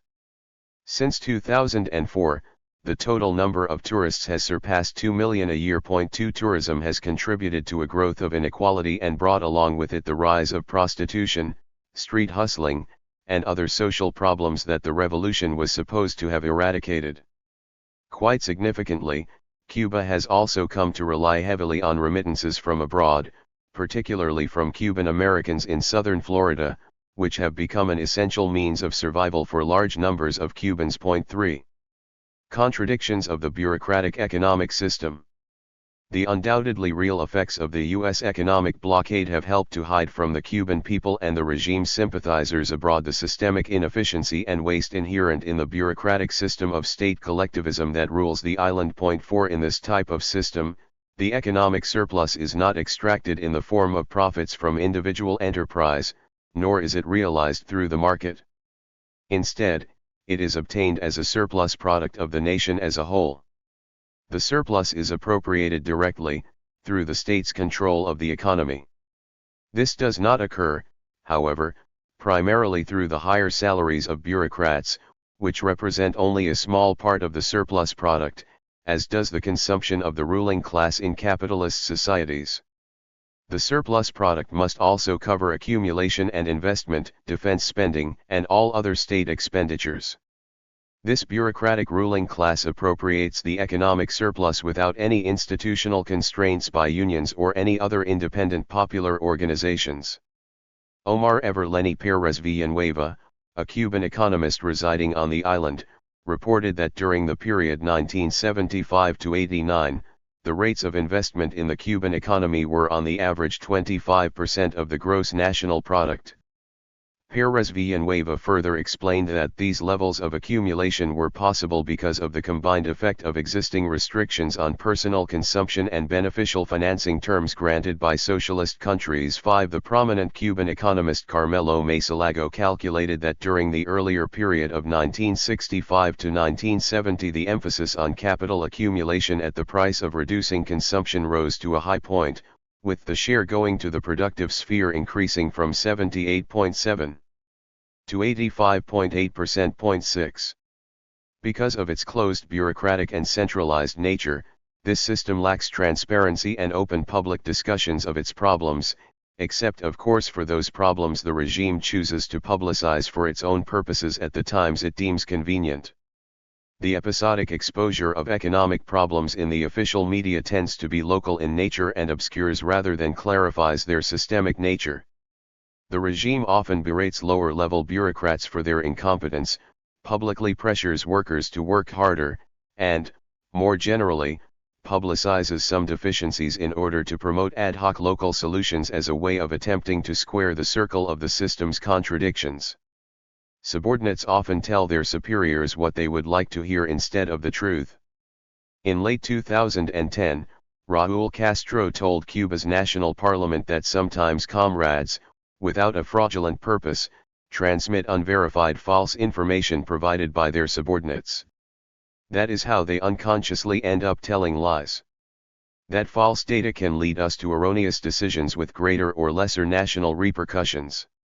7. In such ways information about the economy is systematically distorted, blocking transmission of the clear signals that are necessary for the proper functioning of an economic system. Authentic feedback, accurate information, and really independent initiatives from below, which imply a loss of control by the authorities, are discouraged by systemic features of the bureaucratic economic organization. Bureaucratic centralization also often entails a tremendous amount of waste. For example, a soft drink factory in western Cuba used to send its entire production to central warehouses in Havana, located over 200 kilometers away. From there, the soft drinks to be consumed in western Cuba were sent back 200 kilometers to that part of the country. This arrangement, lasting a decade, was replaced in 2009 with one only somewhat less wasteful. Now the soft drinks are sent to the warehouse in the provincial capital some 70 kilometers away and then are sent back several dozen kilometers to the 5 municipalities located near the factory. 8 Similar problems have been reported in other parts of the country. A factory producing cookies and other sweets in the northern city of Cabarín in central Cuba used to send its production to Cienfuegos at the southern end of the province, and from there to the provincial capital located in the central part of the same region. It appears that in this case the bureaucrats eventually got it right and established direct delivery from the factory to the various provincial locations. 9. Because of the existing authoritarian centralization, many government managers are unwilling to assume responsibility for their failure to meet economic targets. As a regional government economic executive recently told the official newspaper Juventud Rebelde, they are prone to keep on the lookout waiting for the solution to come from the upper echelons when it is they who should have taken the initiative. 10 Other bureaucrats simply take actions that fall under their jurisdiction without regard to how they should be coordinated with actions taken elsewhere. The unilateral decision-making and bad information, or the lack of information, have highly detrimental consequences since what has to be produced depends on other things that also need to be produced or imported. Carmelo Masalago reported that in the Cuba of the 1970s imported equipment often lay unused for years because buildings to house it had not been constructed. Masalago also reported that during the 70s a large thermoelectric plant and several factories could not be put into operation because a vital part was missing, and light cranes were breaking down as a result of being used for excessively heavy loads. In agriculture, the construction of small dams was not being matched by the development of irrigation systems, therefore, much of the accumulated water was not used or was wasted. 11. This kind of inefficiency continued to be a problem in 2009. Marino Murillo Jorge, the Minister of Economy and Planning, complained that new electrical equipment acquired to save precious energy had been kept in storage instead of being installed promptly. 12 In the construction of tourist hotels, workers are often idle because somebody forgot to take the materials out of the warehouse or because the technicians who were supposed to supervise the work were not available at the work site. 13 The official press also reported that quality of work suffers as a result of lack of coordination among the different state enterprises responsible for the repair of water leaks. While one state enterprise is in charge of breaking up the street, a different one puts in the pipes, and if the job is badly done, the responsibility is spread among the different state enterprises, which means that in the end nobody takes responsibility. 14. In the absence of an open and democratic public life, consumers lack the power to bring government economic planners to account. The lack of an open press and mass communications has facilitated cover UPS, corruption, and inefficiency. This allows bureaucratic production indexes to take on a life of their own, with little regard for quality and the variety of shapes, grades, and sizes that consumers need and want.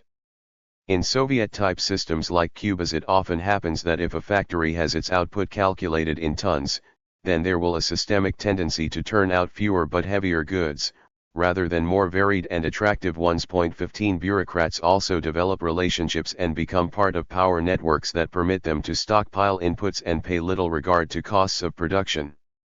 Foreign reporters in Cuba have found that inefficient factories inflate their expenses to obtain more money from the government, and a generalized lack of attention to costs results in cases such as the plastics factory where $1.15 was invested for every dollar's worth of merchandise produced. 16 Sometimes a state firm does not pay the debts it owes to other state companies, and even if the guilty state manager is removed from the administrative post, this does not restore trust to the delinquent firm. 17 Such occurrences are part of the phenomenon of soft budgets in public enterprises, a central element of what the Hungarian economist János Kornai called shortage economies with their accompanying waste and inefficiency. The official Cuban press has acknowledged that the great difficulties of the Cuban economy include the waste of resources, the overuse of energy carriers, and the existence of idle plant in economic enterprises. However, the blame for these problems has been assigned to a lack of economic culture 18 rather than to the structure and organization of the economic system itself. These bureaucratic systems also create an unsolvable problem with incentives. The old maxim attributed to Soviet and East European workers that they pretend to pay us and we pretend to work fully applies to Cuba.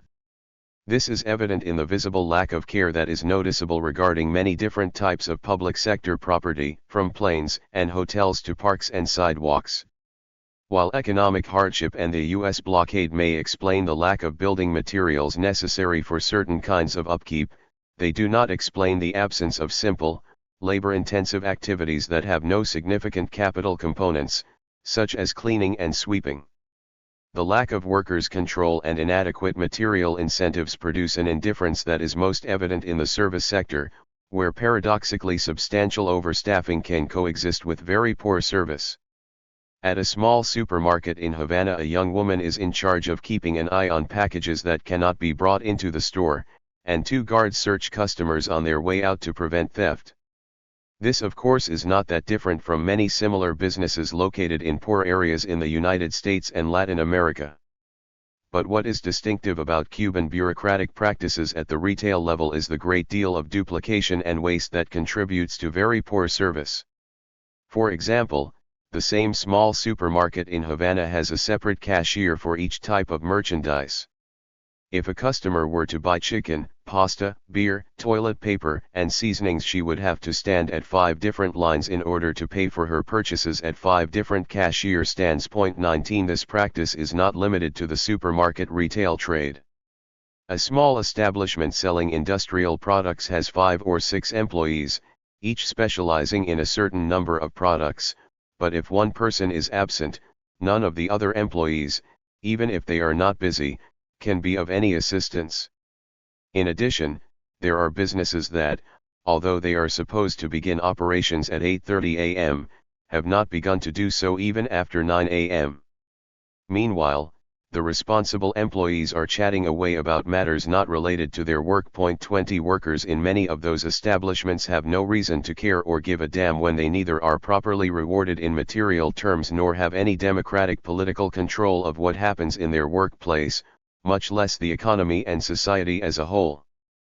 Besides these systemic flaws and contradictions common to all Soviet-type systems, Cuba has been affected by its own specific limitations generated by features of the imperialist division of labor and of economic underdevelopment, such as the overwhelming concentration on the sugar industry.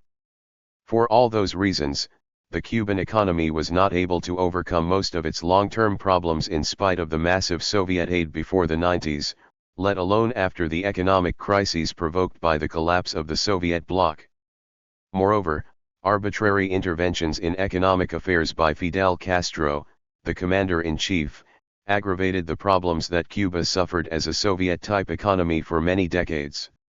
Although undoubtedly a very intelligent and talented man, Castro was not the expert he thought he was on everything under the sun, whether military strategy, baseball, agriculture, or cattle science, to name just a few of his areas of expertise.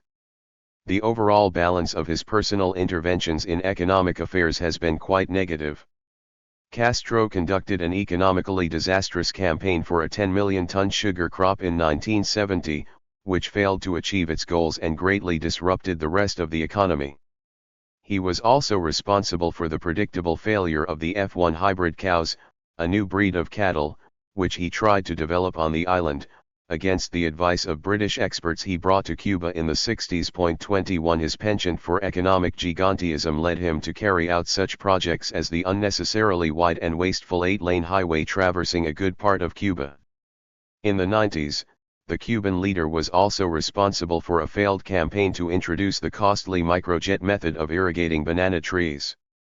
More recently, he was in charge of economic disruptions and improvisations that were part of his battle of ideas. Fidel Castro's strong tendency to micromanage also silenced and paralyzed the initiatives of responsible and capable people who were simply afraid to contradict him. As René Dumont, the well-known left-wing agronomist, noted in the 70s, the person who opposes Fidel Castro is quickly rejected, and as a result when Castro sets forth a mistaken proposition nobody dares oppose him if they want to hold on to their job. 22 At the same time, when things went wrong, as they often did, rarely did Castro take responsibility and blame himself for the failures. For example, when it was revealed in the fall of 2004 that the use of high-sulfur Cuban oil had inflicted serious damage on thermoelectric plants, Castro blamed Marcos Portal, the Minister of Basic Industry.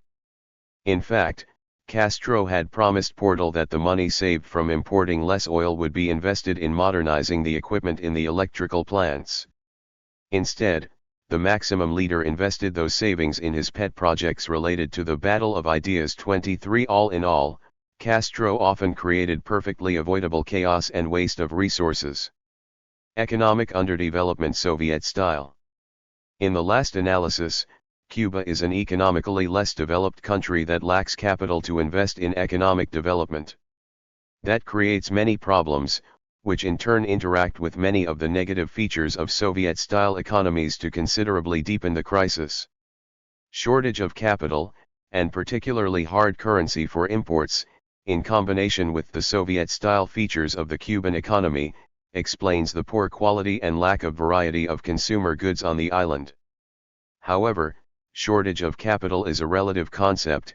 It has not stopped the government from maintaining a huge and economically unproductive internal security apparatus. This personnel and equipment are used, for example, to prevent the Cuban people from traveling outside the country as they see fit.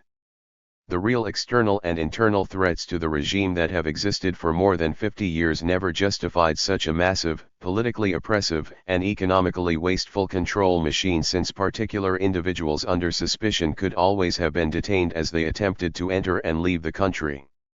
Something similar may be said about the expensive political and propaganda apparatus that the regime maintains on and off the island.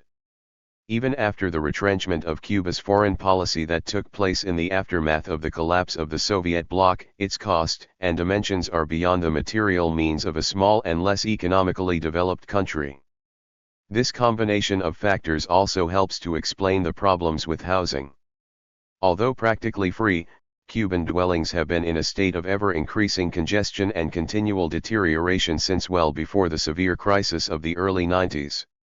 This goes back to the early years of the revolution, when the number of adequate housing units built from 1959 to 1963 dropped by one-third from 1964 to 1971. While the number of housing units built by the state rose in the 70s, it did not compensate for the loss of the existing housing stock during that period. Housing construction reached a historic high point in the 80s, but the goals for the construction of housing in the 3 5-year plans of 1981 to 90 fell short by 45%. 24 After this, the number of housing units built for every 1,000 people fell from 6 to 1.4 between 1989 and 2003 to 4, and increased to 4.6 in 2007. In 2008, 40,000 dwelling units were finished, but these were not able to compensate for those destroyed by the hurricanes that hit the island that year, so the housing deficit became 25% higher in that year than in 1989.25. Undoubtedly, the lack of capital has been a critical factor contributing to the housing crisis. However, the great difficulties that individual dwellers face in maintaining buildings and making improvements tailored to their needs have considerably worsened the housing situation. This is the case, for example, with many of the low-income housing projects in East Havana, where bureaucratic administration and the poverty of the residents combine to produce very poor housing conditions. The serious problems confronting transportation are yet another example of the effects of the lack of capital combined with the irrationalities of the Cuban economy. To be sure, there is lack of capital to acquire sufficient equipment and fuel. But the irregularities inherent to that sector, road conditions, traffic, and the need for careful maintenance and upkeep of vehicles, some of which are likely to have problems of different kinds and at different times from other vehicles, are not easily manageable by bureaucratic planning and administration. The government has begun to install GPS equipment in buses as a way to control some of those irregularities. Nevertheless, the official press has acknowledged that the installation of GPS equipment cannot address phenomena such as inadequate fare collection, lack of cleanliness, and drivers smoking inside the vehicles. 26 The lack of a sense of ownership, interest, and incentives, which is of course not limited to transport workers, has also led to high turnover among mechanics and other skilled workers and has contributed to poor vehicle maintenance. 27 Although serious problems with transport abounded long before the crisis of the 90s, they became considerably worse during the special period that began at that time. Transportation was then seriously curtailed with grave economic and social consequences, as people had great difficulty going to work and became isolated in their neighborhoods, unable to visit their relatives or participate in entertainment and cultural activities. Beginning in 2008, there was an improvement in urban transport, at least in Havana, with the importation of 500 Chinese buses, which brought the total number of buses to 43% of what it had been in 1989. Soviet-type regimes tried to escape the rigidity of centralized bureaucratic planning by establishing special regimes in prioritized sectors of the economy. This is how, for example, the military-industrial sector was helped by the priority system in the Soviet Union, although at the steep price of exacerbating imbalances among the various branches of the economy. 29 There are numerous examples of the use of the economic priority system in Cuba. These include Fidel Castro's disastrous attempt to achieve a 10 million ton sugar crop in 1970 and the disruptions created by the ad hoc economic interventions of his battle of ideas at the beginning of the 21st century. 30 More successful was the special dispensation that Castro gave to Eusebio Leal, the official historian of Havana, to carry out extensive renovations in a section of Old Havana. Leal became the virtual owner of the tourist-oriented corporation Habaguanex with almost complete freedom of action while ignoring the various bureaucracies and reporting directly to the maximum leader. Worth noting, however, is the substantial degree to which the projects carried out by Habaguanex were financed out of its own profits. 31. The problem of having strong thumbs, no fingers. Yet Cuba, like the other Soviet-type systems, has been able to do some things better than others. It is worth noting how Cuba's achievements and failures resemble those of the Soviet Union, China, and Vietnam before these countries took the capitalist road, suggesting that systemic similarities are more significant than national idiosyncrasies and variations on the general Soviet-type model. Central to Cuba's achievements and failures is a feature of Soviet-type economies that the political scientist Charles E. Lindblom referred to as strong thumbs, no fingers. 32 Having strong thumbs allows the government to mobilize large numbers of people to carry out homogeneous, routinized, and repetitive tasks that require little if any variation, initiative, or improvisation to adapt to specific conditions and unexpected circumstances at the local level. Thus, for example, it is possible to organize a massive vaccination campaign and take other preventive medical actions that are fairly standardized. Following the same principles, you can organize an effective civil defense system that goes house to house evacuating people to centrally located shelters in advance of a hurricane. Or you can implement a national education curriculum that is comprehensively carried out in a uniform fashion throughout the country. Cuba also implemented an effective universal pension and retirement system with uniform rules and regulations and got rid of the patchwork of inadequate pension and retirement systems with much less than universal coverage that existed previous to the revolution. Thus, revolutionary Cuba did well in making major improvements in its health, social security 33 and education systems. These are precisely the areas where other Soviet-type revolutions also did relatively well, although it should again be noted that in these matters Cuba generally started from a higher pre-revolutionary base than such countries as Russia, China, and Vietnam. The case of Cuban agriculture. The Cuban economy's bureaucratic centralized administration, lack of capital, and lack of nimble fingers prevent it from addressing issues of variety, size, design, and taste in consumer goods, and from acquiring the precision required for timely coordination of complicated production and distribution processes in all modern economic sectors. These major systemic flaws are most strikingly evident in agriculture, which, given the vagaries of climate and local conditions, is far more irregular and requires more local initiative, intensive care, and individual motivation than the relatively homogeneous conditions prevailing in industrial production. That is why agriculture has been the most notable Achilles heel of Soviet-type economies. This is also true in the case of Cuba, where the worst economic performance in recent years has been in agriculture. From 1989 to 2007, agricultural production fell from 10 to 4% of the GDP, which means that the country has had to import 84% of its basic foods, and even then it is incapable of satisfying existing needs. 34 This is the main reason why the food items provided by the ration card have in recent years covered less than 2 weeks of people's monthly needs and have been curtailed even further.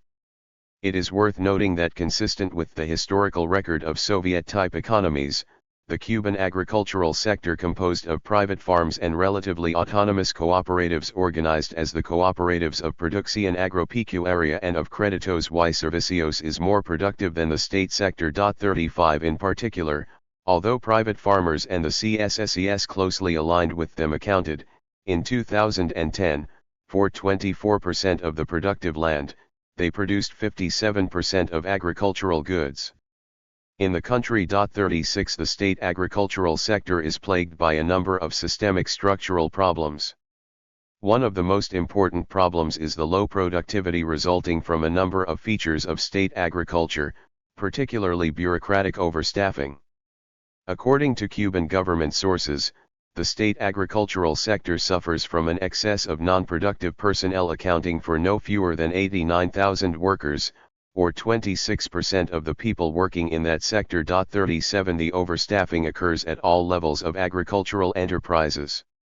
For example, the drastic restructuring that took place under the government's Perfeccionamiento Empresarial 38 policy in one agricultural enterprise near Guantanamo in eastern Cuba actually reduced the administrative personnel from 66 to 11 people, while the number of security guards was reduced from 200 to only 16.39. These reforms carried out from the top may temporarily increase productivity through the drastic reduction of personnel and the considerable squeezing and sweating of the few who are left at work.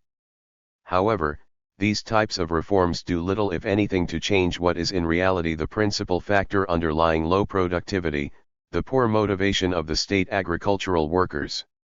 An article in the official press analyzing the problems of the enterprises working under the system of Perfeccionamiento Empresarial pointed out that even in those supposedly reformed work centers, the workers see as normal going to work and failing to obtain the necessary productive results. 40 These workers neither control the productive process nor are offered adequate material rewards for their work, and even if they receive a wage increase according to the new policy of payment according to performance, there is not much to buy in the peso-denominated stores. In the municipality of Giza in eastern Cuba, the production of coffee went down considerably in 2009 because the coffee plants were allowed to become too old. As the official daily Granma acknowledged, this happened in part because of lack of technical knowledge and in part because of a lack of care among cultivators. 41 Government administrators often lack the highly specific local knowledge required to achieve desired goals and in the process conserve resources. One such administrator told peasants to cut costs by using shorter wooden sticks to build the fences surrounding a farm. The peasants looked at each other and smiled without saying a word. They knew that the sticks had to be longer because otherwise cows would lean over the low fence and eat the buds, plus short sticks are more likely to rot. 42. By the time agricultural goods reach their final destination, they are often unfit for human consumption because they have been damaged or spoiled in the long bureaucratic and tortuous road that they usually travel from farm to consumer. According to one reporter, that road includes 11 transfer points. 43 The transport of agricultural goods is further complicated by necessary unevenness of deliveries. From Sunday to Wednesday, there is relatively little supply of those products to the markets, but from Thursday to Saturday deliveries increased sharply and strained transport as well as the storage capacity of the warehouses. 44 The poor organization of transport in turn creates problems with packaging.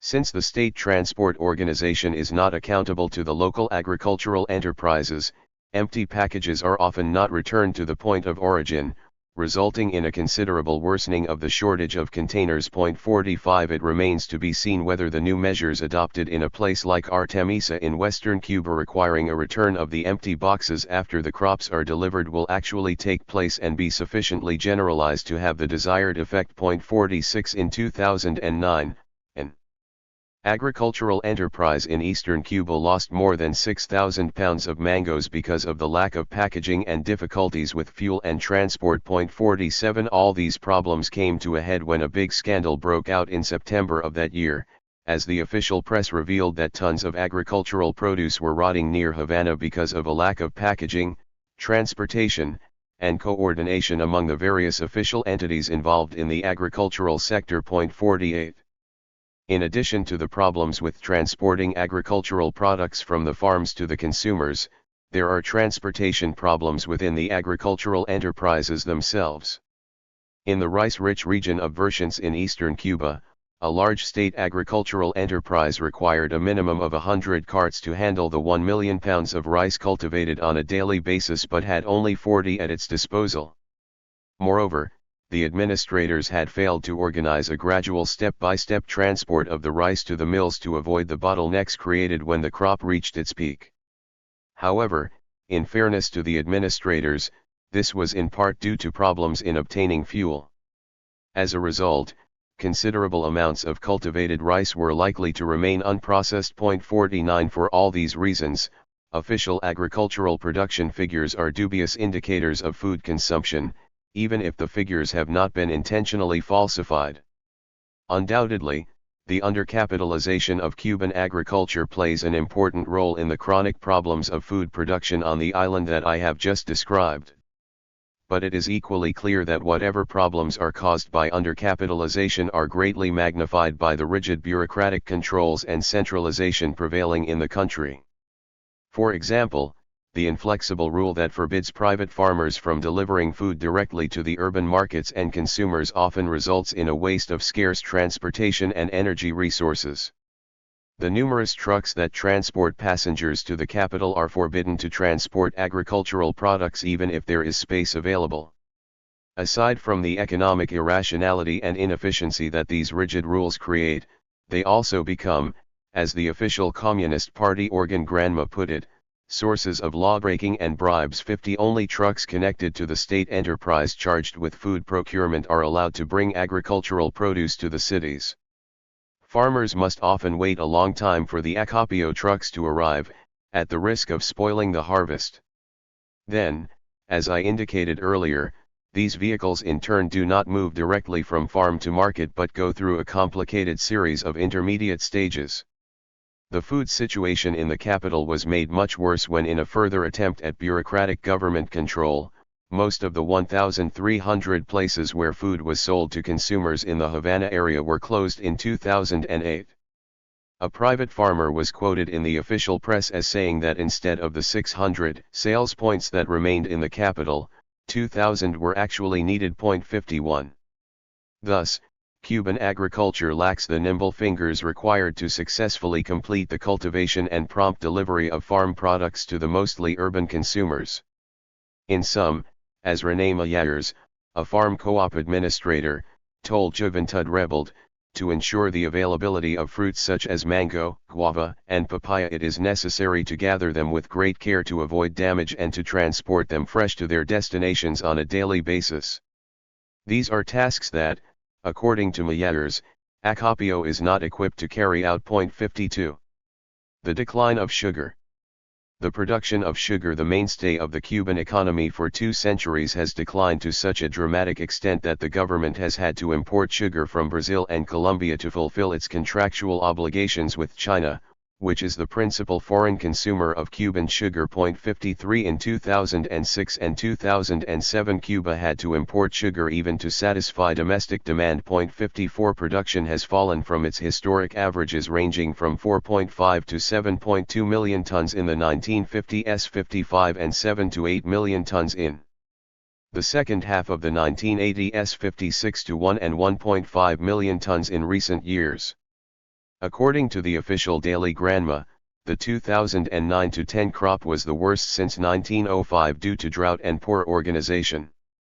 The Sugar Ministry found that 18 of 44 sugar mills suffered from lack of discipline in matters of technology and direction as well as deficiencies in work organization. By the end of the sugar season in late May, factors such as these were blamed for the loss of no less than 41.3% of the total number of days programmed for the grinding of sugar. 57. In reality, the problems experienced in these last several sugar seasons are only the tip of the iceberg of a process of decay. For many years, the government paid inadequate attention to the need for the technical upkeep and improvements that would have made sugar production more efficient.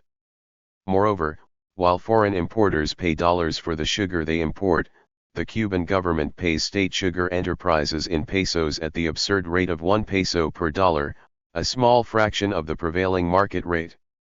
However, these enterprises have to buy some imported supplies in dollars, thus contributing to the decapitalization of the industry, a situation which was further worsened when between 1997 and 2002 it reduced peso investments in sugar by 54% while its peso investments in all sectors grew by 8%. 58. The land reserved for the sugar plantations, like the rest of the island's agricultural areas, was poorly treated during several decades, including those preceding the crisis that began in the 90s, and was affected by erosion, overexploitation, salinity, high acidity, poor drainage, and compaction of the earth.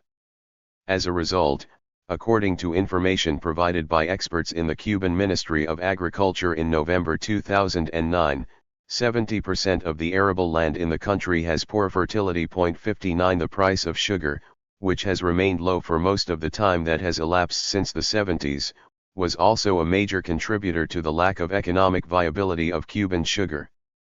Faced with such a grim situation, the government, long before the crisis of the 90s, and perhaps because it was complacently relying on Soviet economic subsidies, made insufficient attempts at diversification. 60 This could have included the production of renewable energy based on bagasse and straw, alcohol, paper, cardboard, and animal feed, not to mention ethanol, which was the road followed by other sugar giants such as Brazil. 61 Instead, in 2002, the government was forced to dramatically downsize the industry, shutting down and dismantling 71 of 156 sugar mills, all of them built long before the revolution.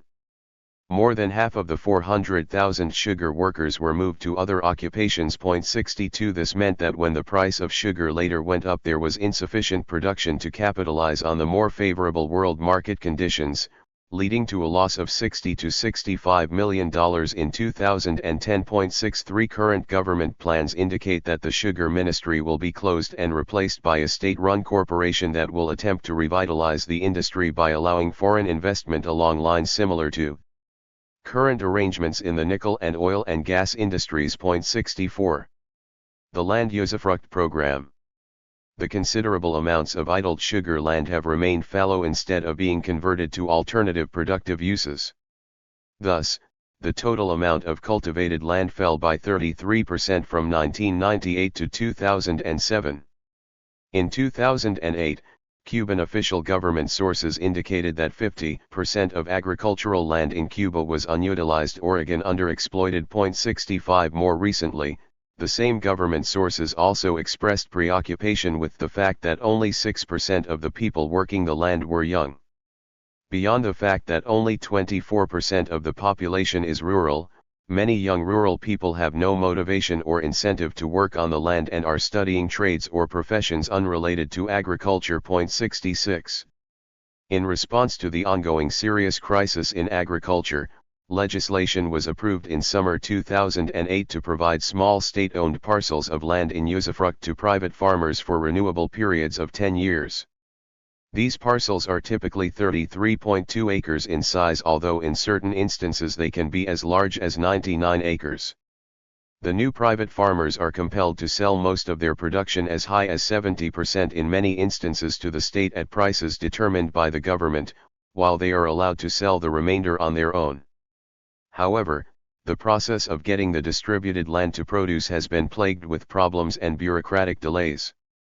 It may take as long as 128 days to process a land request, even though the land distribution program was established as a way to provide an immediate response to the critical and pressing food scarcities affecting the country. 67 By April 2011, the government had distributed 63% of idle land in the country.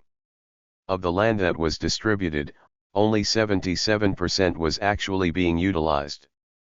More than 70% of the recipients had no previous agricultural experience. 68 A long report published in 2009 in the official daily THIRD-WORLDISM revealed that up to that point 60% of the distributed land was full of weeds, and there were serious problems with the clearing process, usually carried out via the environmentally harmful practice of burning. There were also problems with fencing the land, and especially with the lack of tools, machinery, protective equipment such as gloves, and an overall lack of technical advice and help. The report indicated that only 16.7% of those who received the land had actually been farmers who were extending their holdings. More than 80% of the beneficiaries had never had any land, and most of them probably lacked any previous agricultural experience. 69 Other reports have confirmed the general findings of the article in THIRD-WORLDISM and indicated that the new farmers have also had problems obtaining seeds and fertilizer, as well with adverse climate conditions and lack of water. 70 The government has acknowledged that it had not paid private farmers on time and that some local officials lied to cover up the problem. 71 Delaying payments to private farmers adds insult to injury, considering that the state often pays less for the same product to the private and cooperative sector than to the state farms.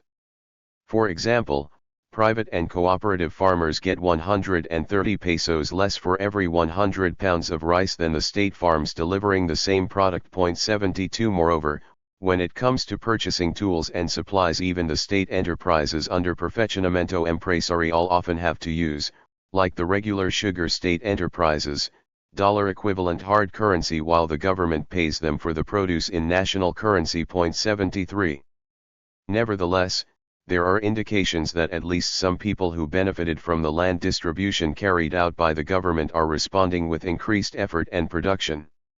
A cooperative in Punta Brava near Havana reported a doubling of its crops within just a year.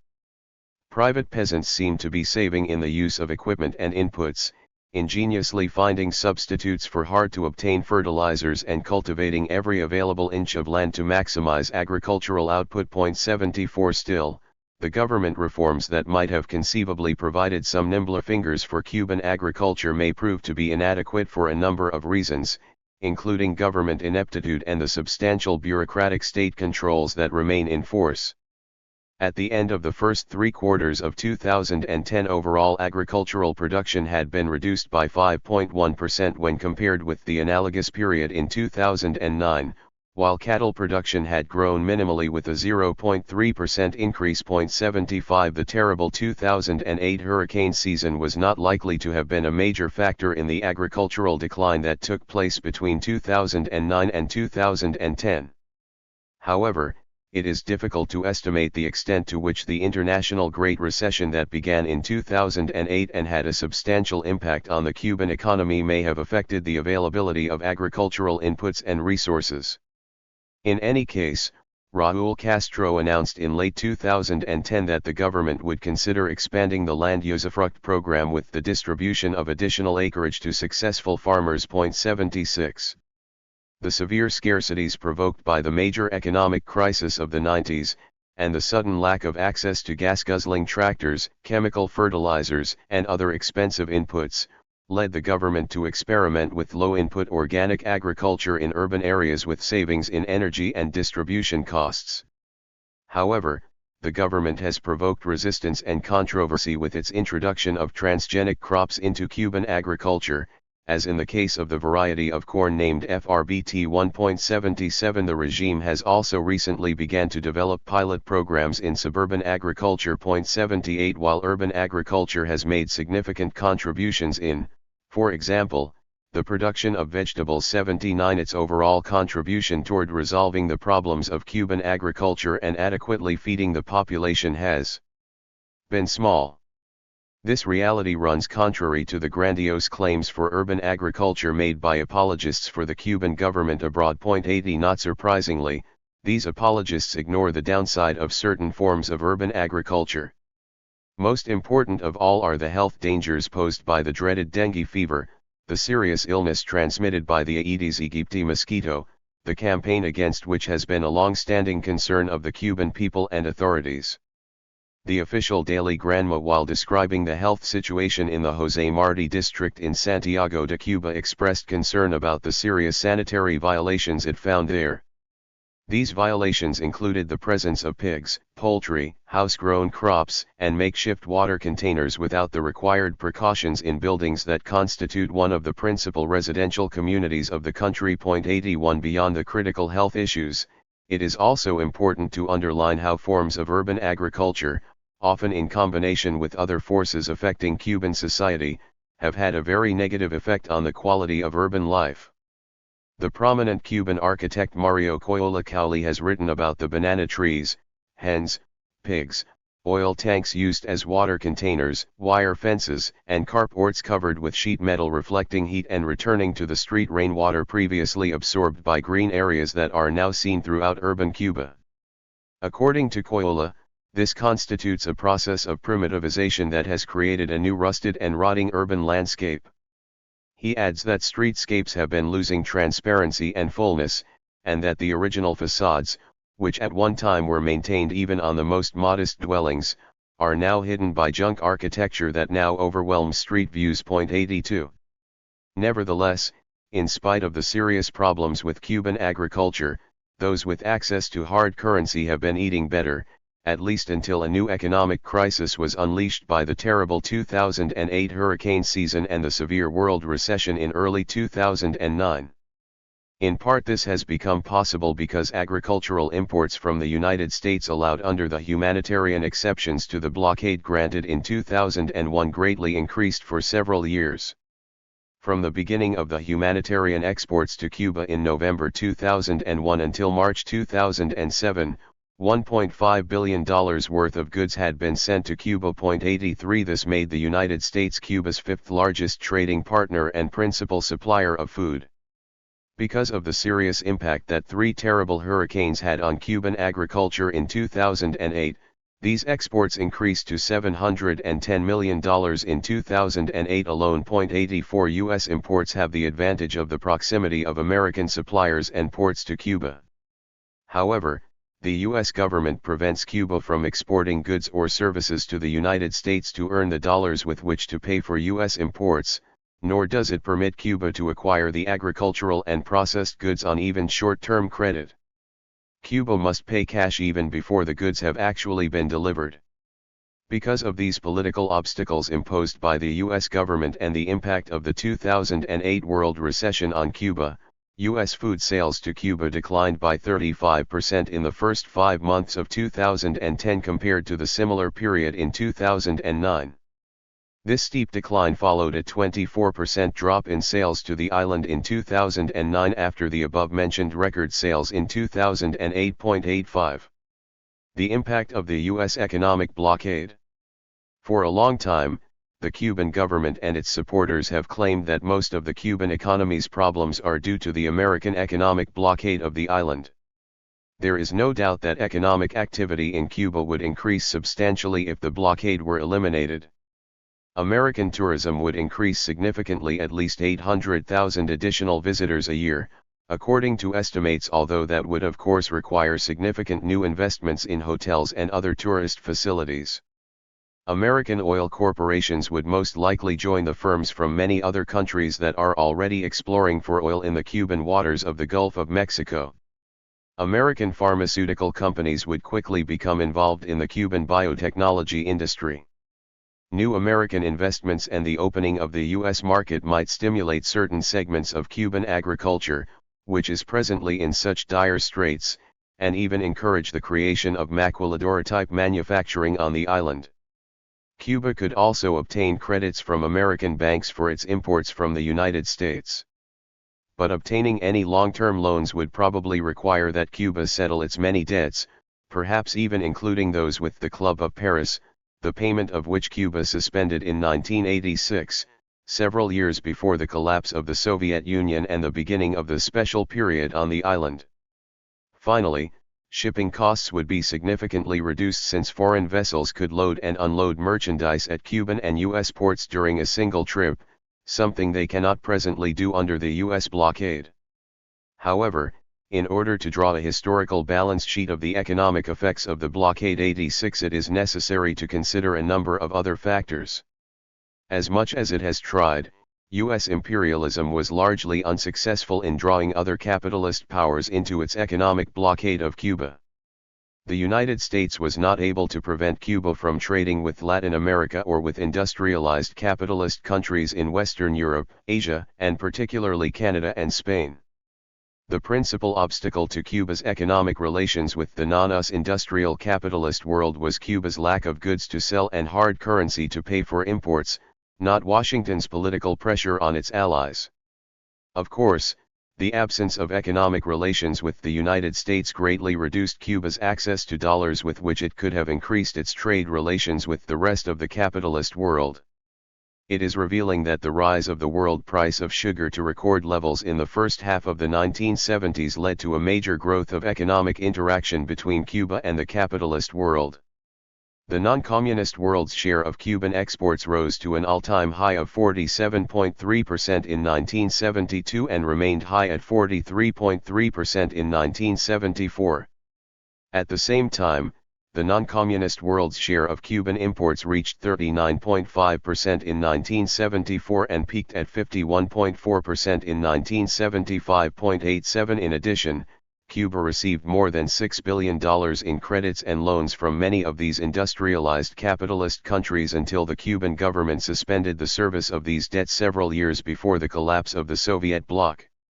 However, in spite of this growth in its economic interaction with the non-US developed capitalist world, Cuba was not able to significantly diversify its economy beyond sugar, one of the traditional goals of the Cuban left well before the Cuban Revolution. Most important of all, because of the American blockade, Cuba received massive Soviet aid from the early 60s to the end of the 80s. Even though there is much debate on the exact value of the Soviet aid, even the most conservative estimates would place it well above Cuba's calculated losses from U.S. economic aggression during that period. 88 Between 1960 and 1990, Cuba received about $65 billion from the Soviet Union under very favorable terms. Two-thirds of that Soviet aid was in non-repayable donations in the form of price subsidies, and one-third involved credit and loans of which Cuba repaid almost nothing. 89 Of course, this aid did not fully compensate the island for the major disruptions caused to its economy by the need to radically reorient its economic relations with the outside world. This included the retooling of its US-equipped physical plants to the machinery and spare parts imported from the Soviet Union and Eastern Europe. Nevertheless, in spite of this massive aid, Cuba managed only a modest annual rate of growth of slightly over 2% in its best years during the 70s and 80s. The Cuban government, however, has obtained great political benefits from the undoubtedly criminal U.S. blockade, which violates Cuba's right to national self-determination. As numerous observers have noted, the American blockade has been an invaluable source of internal cohesion and support for the regime. This became particularly important after the international events of the late 80s and early 90s placed into question, if not discredited, the viability of the Soviet model in the eyes of the Cuban people. The Cuban leadership had to shift its ideological proclamations in an increasingly nationalist direction and played down somewhat its proclaimed adherence to socialism and Marxism. Economic development and human welfare. Contrary to the claims of the Cuban government and its supporters abroad, Cuba's material achievements, taken as a whole, have been poor, particularly since the collapse of the Eastern Bloc in the early 90s. However, it is difficult to find economic indexes that offer fully reliable measurements of Cuba's advances and setbacks as a Soviet-type, less economically developed society. The gross domestic product is a problematic index 90 that continues to be a subject of controversy even in the non-technical mass media. 91 Nevertheless, the GDP can be a useful although admittedly crude indicator of economic dynamism and progress. In any case, the Cuban government itself regularly publishes GDP figures as a yardstick to measure its own economic performance, although it has made some controversial adjustments to the index. 92 According to GDP figures, Cuba has fared very poorly in comparison with its neighbors. In 1950, Cuba ranked 10th in per capita GDP among 47 countries in Latin America and the Caribbean. Close to 60 years later, in 2006, Cuba ranked 7th from last and was ahead of only Haiti, Honduras, Nicaragua, Bolivia, El Salvador, and Paraguay. Of course, Cuba's growth rate has been very uneven, reflecting major crises and changes throughout the revolutionary period. While its overall annual growth rate for the period 1959 to 2006 was only 0.92%, it varied widely. For the years 1959 to 70 it had a 0.62% annual decline, whereas for the years 1971 to 89 it had an annual increase of 2.04%. This latter period included the most productive years during the sugar boom of the 70s and the implementation of the more orthodox Soviet model of enterprise financing, which came to an end in the 80s. In the early 90s, Cuba's economy experienced a dramatic fall after the collapse of the Soviet Union, and it fell by more than one-third by 1993. Since then, until 2008, the island went through a slow but steady recovery, although with setbacks, which probably brought it back to the GDP levels it had reached in 1989. Undoubtedly, joint venture partnerships between the Cuban government and foreign capital have played an important role in this relative recovery.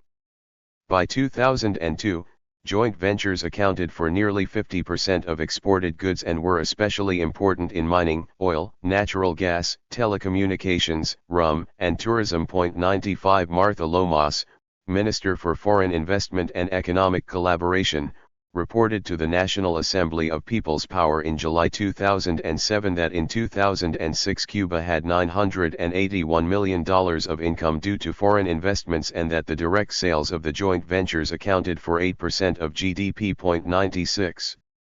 If we judge Cuba by the GDP index, the economic performance of the Castro regime has been at best mediocre.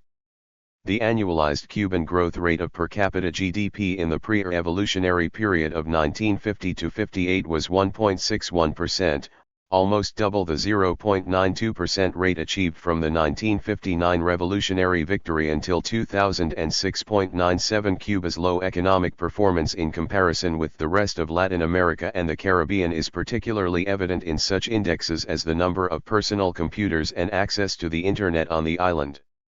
This is partly the result of poverty and the U.S. economic blockade, which has not allowed Cuba access to the fiber optic underwater network connecting other Caribbean islands, and partly the result of the government's desire to maintain as much control as possible over all politically troublesome technologies. The latest Seguridad de Información forbids open access to the Internet in private homes, although some people in good standing with the government do enjoy the privilege. The Cuban government recently allowed the post office to establish cybercafes on its premises, but so far only for email and intranet connections, which mostly provide access to Cuban websites.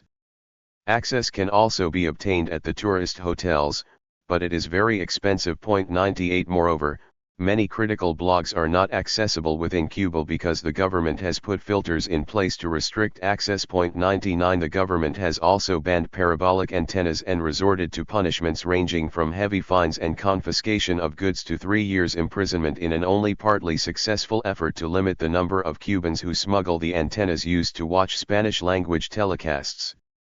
From South Florida. 100 According to the International Telecommunications Union, 34.8% of the population of Latin America had access to the Internet in 2010, while only 14% of Cubans did. 101 However, a Cuban government survey also conducted in 2010 showed that only 2.9% of the people interviewed had direct access to the Internet during the previous year. 102 According to the report, 5.9% of these people used private connections, 59.9% went online at school, 7.4% at work, and 15.9% used the Internet account of another person. The same survey found that 5.8% of those surveyed had used email services. The Cuban government has made it clear that the submarine fiber optic cable between Cuba and Venezuela that is supposed to be completed in 2011 will improve the quality of the existing transmissions but will not bring about a greater access to information technology. 103 While the number of telephone main lines in Cuba has also been low, there has been a significant expansion of telephone installations carried out by Atexa, which until recently was a joint venture enterprise of the Cuban government with Italian capital. As a result, the number of telephone fixed lines more than doubled between 2000 and 2009. However, this was still much less than the 17.8 average for Latin America and the Caribbean region in 2008. Nevertheless, the tripling of mobile phones between 2008 and 2010 has compensated for the relatively poor coverage of the fixed telephone network. Raúl Castro's government legalized the acquisition of mobile phones, although the need for hard currency to purchase them and pay for calls has limited their use. By 2009, the total rate of telephone ownership had risen to 15.5%, the lowest in the Latin American and Caribbean region, of which 5% were mobile. 104 However, the continued increase of mobile phones in use, which in 2010 surpassed the number of fixed lines 105, suggests that the gap between Cuba and the rest of Latin America and the Caribbean will probably narrow to some degree in the coming years. Human development. How have the majority of the Cuban people fared in terms of their material well-being since the victory of the revolution in 1959? Are their lives better than before the revolution, as well as in comparison to those of people living in other countries in Latin America and the Caribbean? It is widely recognized that per capita income is not a satisfactory indicator of material well-being. The Human Development Report of the United Nations Development Programme has, since 1990, attempted to provide a balanced view of economic performance by combining income, health, and education statistics in its annual Human Development Index. The HDI presents problems similar to those of the GDP 106 but mostly of a different sort. Although this index does capture important elements of the quality of life in a country, it entirely ignores others. Most important of all, the index is not designed to capture and measure the hardships in countries where the economic problems of underdevelopment intersect and combine with those of Soviet-type societies. Thus, the HDI does not measure any of the elements that make for very difficult living conditions in Cuba.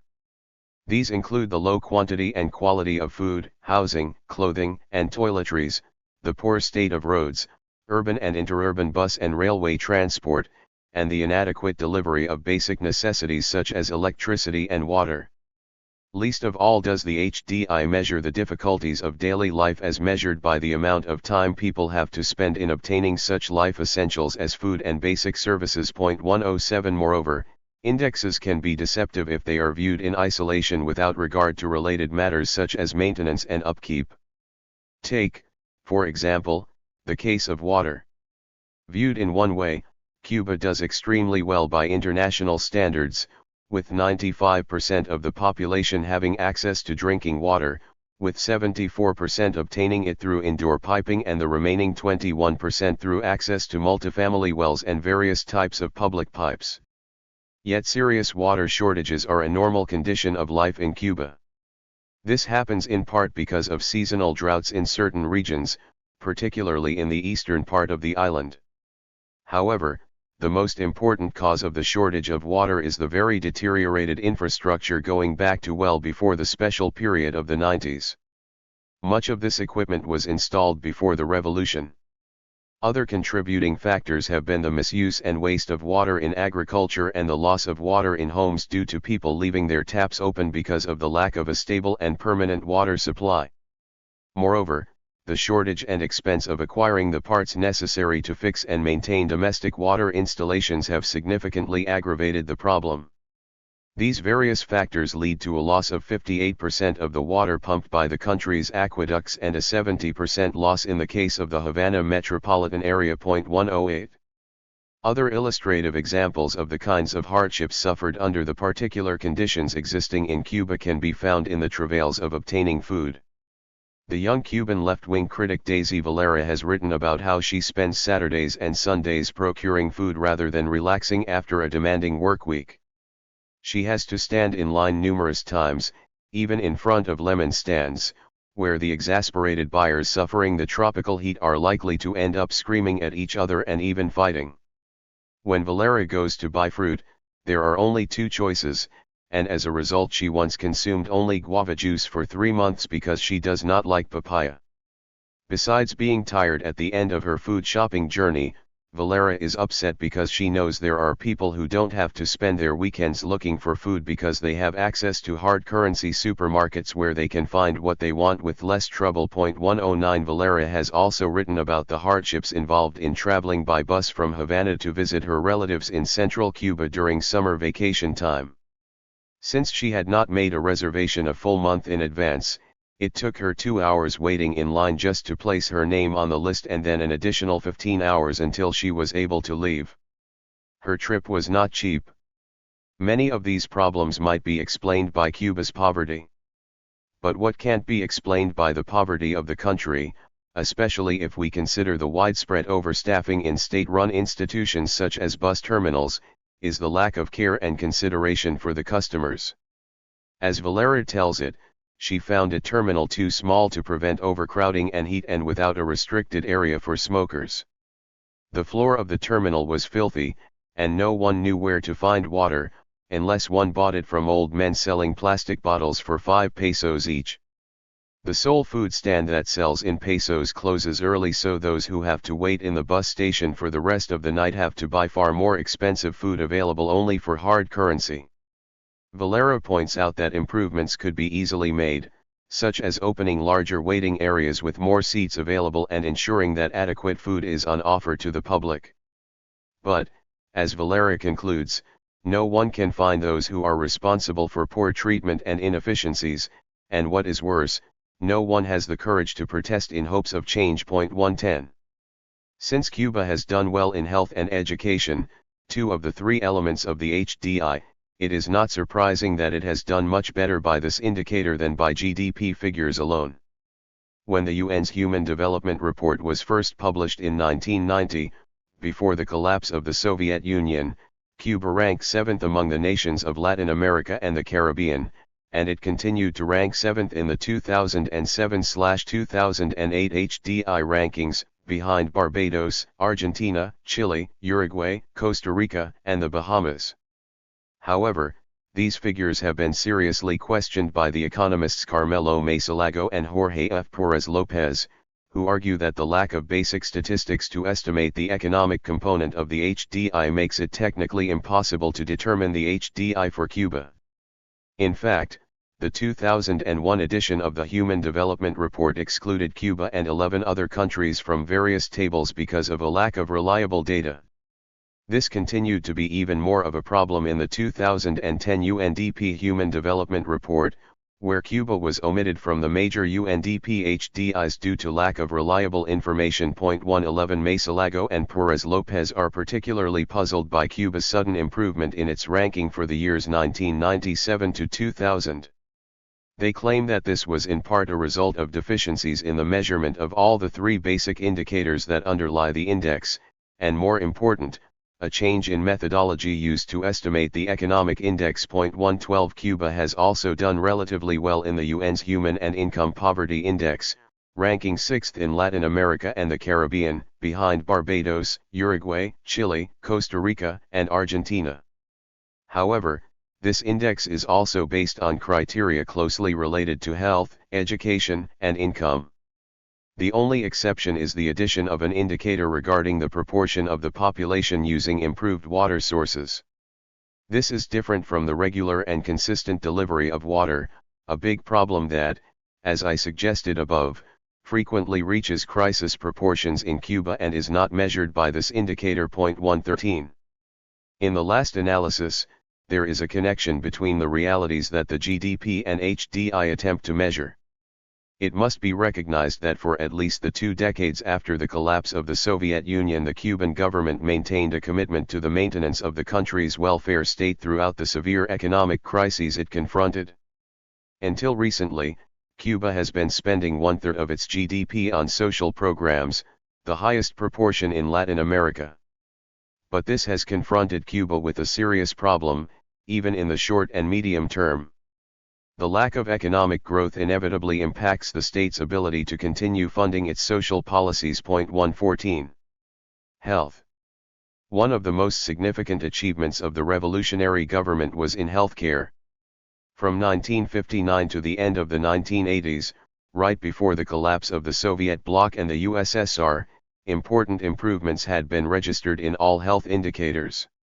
Thus, for example, during that period the number of physicians rose from 9.2 to 33.1 per 10,000 inhabitants, hospital beds increased from 4.2 to 5.4 per 1,000 inhabitants, and the infant mortality rate fell from 33.4 to 11.1 per 1,000 live births. 115. In 1995, life expectancy had reached 74.83 years, an increase of 16 years since the last pre-revolutionary census was taken in 1953. 116. These achievements are well known, and the Cuban government has received justified praise on that account. Far less known is the fact that when the revolutionary leaders took power, they did not confront as dismal a health situation as those encountered by other successful Third World revolutions such as the Chinese and Vietnamese, and were thus able to build on a relatively higher base.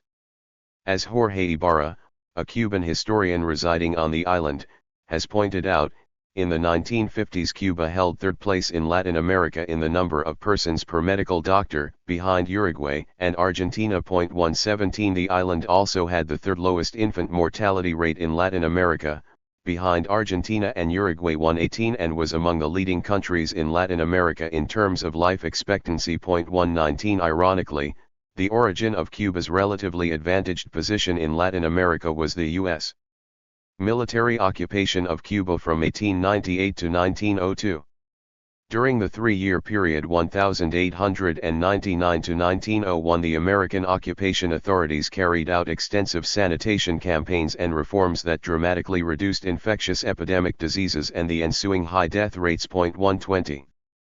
The biggest health problem of pre-revolutionary Cuba was that the relatively high health averages for Cuba as a whole hid dramatic differences between the urban and rural areas. The contrast was even greater between the capital city, Havana, and the rest of the country. 60% of physicians, 62% of dentists, and 80% of hospital beds were concentrated in Havana. In 1956 to 57, 4 out of 5 rural workers could receive medical attention only if they paid for it, and since most of them could not afford it, this meant that the majority of this important group of poor Cubans had no access to medical care. 121. Healthcare since the special period of the 90s. The special period brought about by the collapse of the Soviet bloc in the late 80s and the Soviet Union in the early 90s had a noticeable impact on Cuban health standards and significantly reduced the gains achieved in the previous 30 years. There was actual hunger on the island during the worst years of the crisis in the first half of the 90s. The serious nutritional deficiencies of this period provoked an epidemic outbreak of optical neuropathy, which affected more than 50,000 people from 1991 until it was partially controlled in 1993. 122. The regime tried hard to maintain a health service network, which although considerably thinned was still comprehensive and national in scope.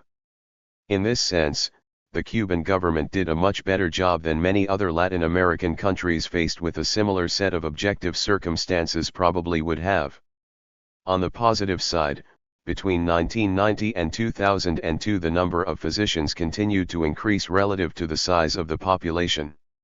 Infant mortality continued to decline with a rate of 4.7 in 2008 and 4.8 in 2009, which is, according to UNICEF, a rate superior to that of the United States. 123 But other health indicators fell sharply in 1993 to 95, and although they later recovered, they did not reach the levels attained in 1989. This held true for the number of hospital beds and the maternal mortality rate, which went up from 29 per 100,000 in 1989 to 49 per 100,000 in 2006. 124 Also, the percentage of the population immunized against contagious diseases in 2002 was between 25 and 90% lower than in 1989 for the 5 main vaccines, and Cuba came to rank 8th in the region in mortality from contagious diseases. 125 In 1999, healthcare expenditures per capita were still below their 1989 level. 126 This decline in health standards is especially worrisome in light of the decline in nutrition. In 2002, the caloric intake and consumption of protein among Cubans ages 14 to 64 were respectively 57% and 68% below recommended standards. 127. Among the causes of the decline in healthcare during the period after the fall of the Soviet Union were severe scarcities of spare parts for medical equipment, materials for laboratory tests, and anesthetic drugs, along with problems in the delivery of potable water and sewage services and shortages of medicine. Although 2/3 of medicines are manufactured in Cuba, these often involve imported raw materials, which are subject to the instability of markets, credits, and finances. These objective economic obstacles in combination with serious organizational impediments and inefficiencies create what the official daily granma referred to as control adus and descontrol. 128 First aid and over-the-counter remedies from aspirin to Imodium have also been difficult to get, and the official Cuban press has echoed complaints about the irregular distribution of sanitary pads for women. 129 The buildings in which clinics and hospitals are located are often in such poor condition that they themselves constitute a health hazard. A letter published in Granma's Friday section, dedicated to readers' complaints, strongly objected to the great quantity of cockroaches running around inside a provincial hospital in Santiago de Cuba. 130 Besides operations having to be delayed because of the lack of anesthetics, patients often have to bring food, bedding, and other essential supplies to the hospitals. The prominent Cuban writer Leonardo Padura has also called attention to the practice of doctors receiving gifts from their patients. 131 An important part of the informal practices in the health system that have developed as ways for people to deal with shortages and organizational inefficiencies. 132 Since 2003, medical care has been seriously hurt by the government's export of about 1/3 of Cuba's doctors to other countries. 133 By far the largest number of doctors are sent to Venezuela, which in exchange sends oil to Cuba. This oil for doctors exchange had a particularly negative impact on the otherwise highly regarded family doctor program established in 1984, because it has considerably increased Cuba's patient-doctor ratio. Many specialists have also been sent to Venezuela, thereby increasing waiting periods for many types of operations, and sometimes the performance of delicate medical tests such as colonoscopies is delegated to far less trained technicians, with consequent danger to patients. The armed forces and state security services have their own medical facilities, which are not as exposed to the severe problems of the medical care administered to the great majority of the population. The growing medical tourism industry to service foreigners and the medical system for the political elite are of a much higher quality than that available to the vast majority of the population.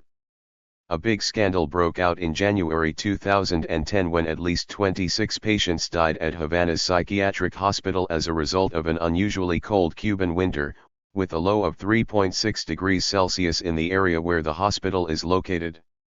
Although the Ministry of Public Health claimed to have ordered an investigation, it provided an immediate explanation for the deaths.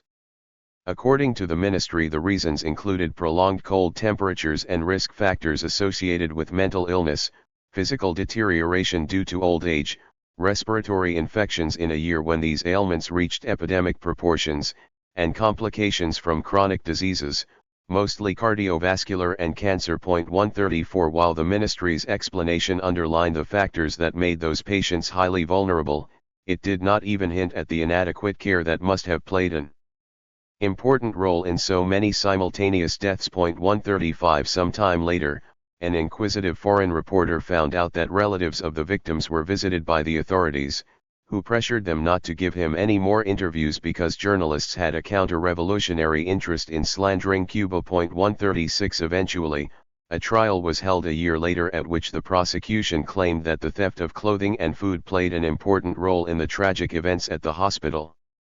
13 hospital administrators, including high-ranking ones, were given prison sentences ranging from 6 to 15 years. In addition, one hospital cook was sentenced to 6 years and one administrator was fined. No functionaries from the Ministry of Public Health responsible for the oversight of the hospital were charged or accused of negligence, let alone malfeasance. 137.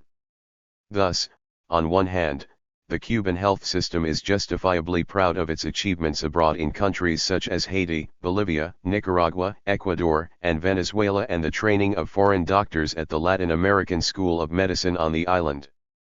But on the other hand, it is increasingly failing to attend to what should be its first priority, the proper care of its Cuban patients. This actually undermines the sentiments of solidarity that Cubans may have toward people abroad.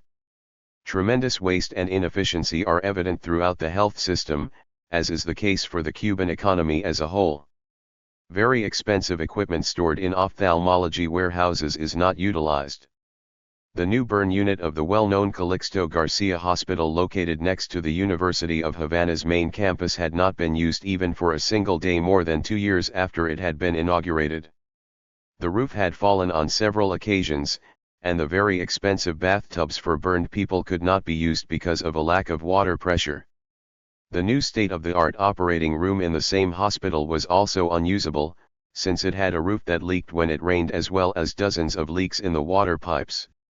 Tiles continually came off the walls, perhaps because some of the cement was stolen at the time of its construction. Something similar happened during the construction of the Almagiras Hospital, which ended up providing materials for the repair and expansion of many residential dwellings in central Havana. 138 Thus, the rampant law-breaking in the country has also had a serious effect on the health system. Education. The Cuban revolutionary government was also successful in raising educational standards, although, as in the case of health, it took off from a relatively high base in comparison with the rest of Latin America.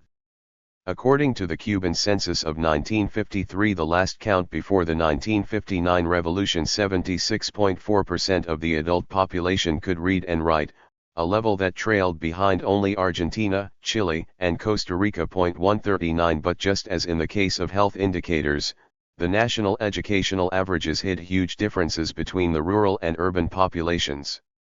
Whereas in 1953 the rate of illiteracy for the Cuban nation as a whole was 23.6% and the rate for Havana was only 7.5%, 43% of the rural population could not read or write. This was hardly surprising in light of a finding of a survey of rural workers, which showed that 44% of them had never gone to school, compared to only 26% of the urban population. 140 The large differences in health and educational levels and other standard of living issues between the urban and rural citizens of pre-revolutionary Cuba were an expression of the imperial and uneven economic development 141 that afflicted the country. While the living conditions were dismally poor in the countryside, there was nevertheless a fairly advanced system of transportation and communications throughout the island. In fact, Ecobedo Che Guevara recognized that Cuba's relative advancement in communications and other technical matters had allowed for the centralized control of some enterprises, thereby facilitating state economic planning. 142. According to the 1970 Cuban census, the urban-rural illiteracy gap had been cut almost in half. This was a result of the 1961 literacy campaign as well as other major efforts by the revolutionary government to raise educational standards. 143 Even more impressive was that elementary school education reached almost 100% of the school population by 1970 to 76, well above the 1953 levels. Again, the greatest difference in educational coverage had been in the rural areas.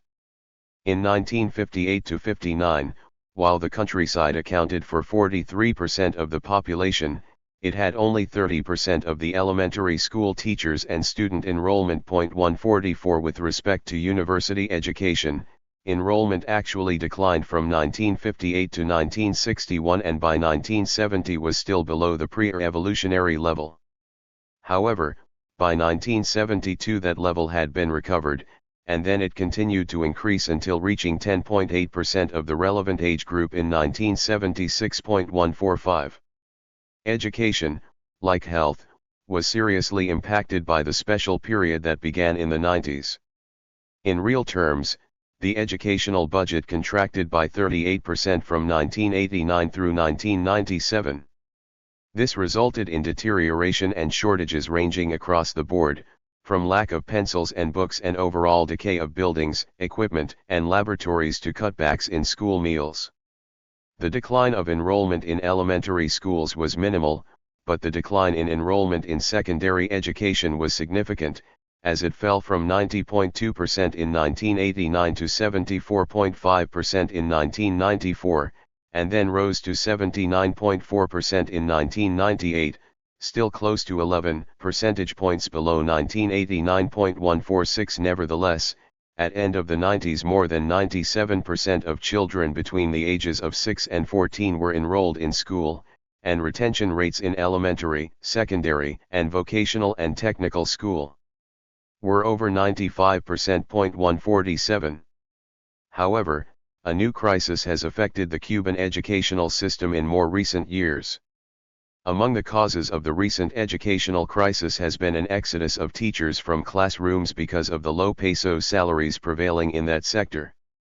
The teachers were replaced with televised classes and with inadequately trained high school graduates who sometimes knew less than their pupils. Not surprisingly, privately paid tutoring has flourished, and it is sometimes dispensed by the very same public school teachers that teach during the regular sessions. These practices have become so widespread that they were reported with concern by the official newspaper Juventud Rebelde on March 30, 2008. 148 Then, Raúl Castro's government decided to invite retired teachers to return to the classrooms, allowing them to continue to earn their full pension incomes in addition to collecting the full regular salaries. Subsequently, teacher salaries were also increased by the approximate equivalent of $7 a month. By the beginning of the school year in September 2009, more than 4,000 retired teachers had accepted the government's offer, but according to Ena Velázquez, the Minister of Education, this still left a shortage of 8,000 teachers in the country as a whole. In the case of Havana, the teacher deficit accounted for fully one-third of the teaching positions in the capital. 149 A report in the official press claimed that the situation had further improved by summer 2010, with the number of retired teachers returning to the classroom having increased to 10,000. In addition, 2,000 teachers who had been working in political and mass organizations and 1,741 other teachers who had left the profession had all decided to return to the classroom. Conversely, the same report noted that 7,487 people preparing to become teachers had abandoned their studies. 150 Notwithstanding the loss of so many future teachers, the government has continued to move away from Fidel Castro's favorite methods of addressing the crisis in education, such as televised classes and improvised training of high school graduates. Thus, it has brought back to life older and more traditional training schools for teachers in elementary school and daycare centers. 151 And given new emphasis to the 16 university-level schools of education. 152. Fidel Castro's battle of ideas and the new expansion of higher education. Hardest hit by the economic crisis of the 90s was enrollment in higher education. While it had reached a high point of 23% of the university-age population in 1987, it declined to 12% in 1998 to 99,153, and by 2002-03 it was still 20% below the 1989-90 level. Nevertheless, in the early years of the 21st century, university enrollment began to grow in certain disciplines such as the humanities and the social sciences, almost tripling the number of students registered in those fields. Many of these were the future social workers that Fidel Castro began to use as his shock troops to attempt to solve numerous problems in the country, including corruption at gas stations. At the end of 2003, it was announced that an additional 107,000 students would be enrolled in higher education, signifying an increase of 56% in a single year. To accomplish this, the then existing 17 universities were to be expanded with the creation of 732 higher education centers in municipalities and a corresponding 83% increase of professors, most of them adjunct. This was the universalization of higher education that had become part of Castro's Battle of Ideas 154. This sudden explosion in higher education raised obvious questions regarding the quality and training of the new professors and programs, and particularly about the employment opportunities the tens of thousands of new students would find upon graduation. 155 Perhaps Castro was trying to make the best of a bad situation that combined substantial youth unemployment with rising corruption and law-breaking in the country. 156 By prolonging schooling, even if such a change would create some new problems later. Closely related to Castro's expansion of higher education was his rediscovery of the culture of poverty. 157 In what turned out to be the last major series of interviews that Castro granted to a foreign journalist before he became seriously ill in 2006, he stated that at the beginning we eliminated some marginal neighborhoods. But already a culture of marginality had been created that even if you make new houses for them, the phenomena that took place in those areas persevere. That is a culture that replicates itself among a generation and then with their children. 158 Castro's adoption of this theory was full of ironies. At the time of its heyday in the 60s and 70s, Oscar Lewis's theory had been subject to withering criticism from leftist and Marxist social scientists for its focus on values at the expense of material factors such as inequality, lack of material resources, and issues of social and economic injustice. 159 Moreover, there was an even greater irony in that Lewis's major research project in Cuba that began in 1969 was designed to demonstrate that the culture of poverty did not exist in a socialist system such as Cuba's and was unique to capitalism. 160 In spite of this, as I showed in Chapter 1, Lewis and his project had been expelled from the island. In addition, Castro added a twist to his culture of poverty theory that had a special resonance in Soviet-type societies such as Cuba with their highly selective educational institutions, such as the famous Lenin School outside Havana. Castro indicated that his government had found there was an inverse relationship between knowledge, culture, and crime. As an example, he stated that only 2% of prison inmates in Cuba were children of professionals and intellectuals. The country's selective and meritocratic education system had created a situation where the children of workers and of Afro-Cubans tended to remain in the lower levels of society. He explained that this had happened because the parental level of schooling, even when there has been a revolution, continues to have a tremendous influence on the eventual fate of the children. And you see that the children whose parents come from the humblest sectors, or with less knowledge, don't get the necessary grades to enter the best schools. And that tends to perpetuate itself through the decades. And if you leave things as they are, you can predict the children of those people will never be directors of enterprises, managers, or occupy important positions because you cannot direct anything without a university education. What they can expect, in the first place, is to go to prison. 161. According to Fidel Castro, the Cuban government began to tackle the problem of educational disadvantages in 2001 by substantially expanding access to higher education through a system of university extensions in a variety of locations such as municipalities, sugar mills, and even prisons. As Castro explained it, this expansion transformed people between 17 and 30 who had not finished their secondary education into state-supported university students. Some, for a variety of reasons, were neither studying nor working when they were drafted into the program. It also turned into adjunct professors personnel who had been laid off from the administrative staff of enterprises such as the sugar industry. 162. Raúl Castro's change of course in higher education. Fidel Castro's experiment with the universalization of higher education did not last long, and soon after his younger brother Raúl took over, the government made a substantial change of course in its approach to university admissions and the nature of higher education. The change of course was underlined by official exposés of the very poor preparation of students at all levels. Much has been made in the official Cuban press about atrocious spelling mistakes found among students, including those attending university. In response, elementary schools, following the orientation of the Ministry of Education, have established Spelling Fridays as the time to concentrate on remedying such educational deficiencies. 163 A diagnostic test in grammar administered to 150,655 university students flunked 20,000, of whom 7,900 were in their last year of studies. 164.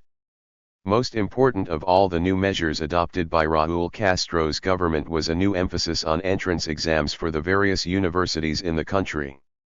The exams were introduced in the fall of 2009 in the municipal university campuses and for regular daytime students in the 2010-11 academic year.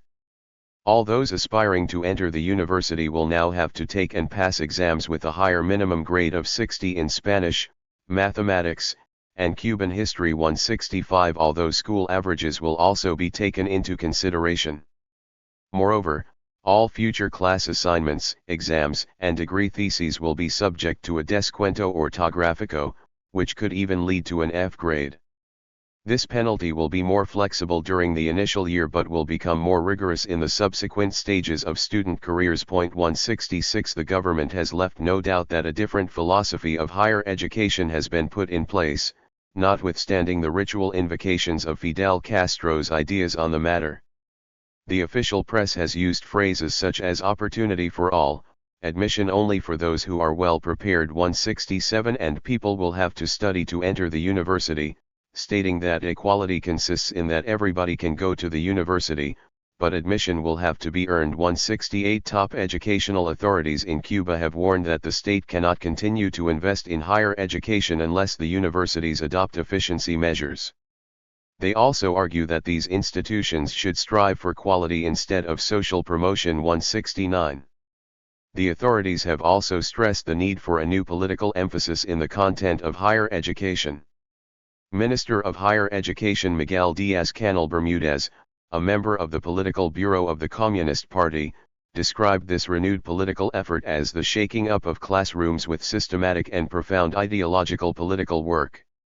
The minister reiterated the old notion that the university was only for revolutionaries, although he clarified that this did not mean the government was contemplating a campaign or process of purging. 170 The new philosophy for higher education also places great emphasis on remedying the lack of fit between university degrees and the country's economic needs. In particular, the university will have to readjust its priorities and pay much more attention to agricultural issues and problems. 171 It is estimated that Cuba has a deficit of 3,000 agricultural engineers. 172 The new emphasis on practical education is also to be extended beyond the university to all educational levels. A subject called work education will be taught in all grades of basic secondary education. In addition, visits will be arranged to production and service centers in the community, conversations with outstanding workers and heroes of labor will be promoted, and students will be linked with productive tasks, mainly in the schools themselves. 173 It is clear that the long-standing practice of sending young city dwellers to help in agricultural tasks in the countryside is being eliminated. Raúl Castro announced at the end of 2009 that the provision of room and board to 126,000 pre-university students was coming to an end and that 80,000 additional students would be transferred from the country to the cities, thereby saving 139 million pesos. 174 The official press has repeatedly lamented the lack of vocational education and called for giving new value to the skilled trades, which are very important to society, and getting away from parents' obsolete ideas about their children. Becoming university graduates.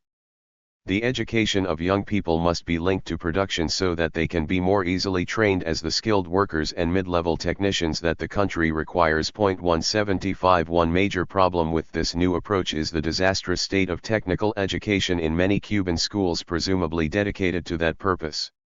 For example, a polytechnic school established in the 60s in what used to be a prestigious private Catholic school has deteriorated considerably. A technical student supposedly training to be a transport technician at that school complained that here one learns very little, there are no tools, and I have not yet taken apart an engine. In another technical school designed to train carpenters, masons, mechanics, and machinists, the equipment was missing, deteriorated, or obsolete. Moreover, the workshops lacked tools and did not have enough specialized teachers. 176. Employment.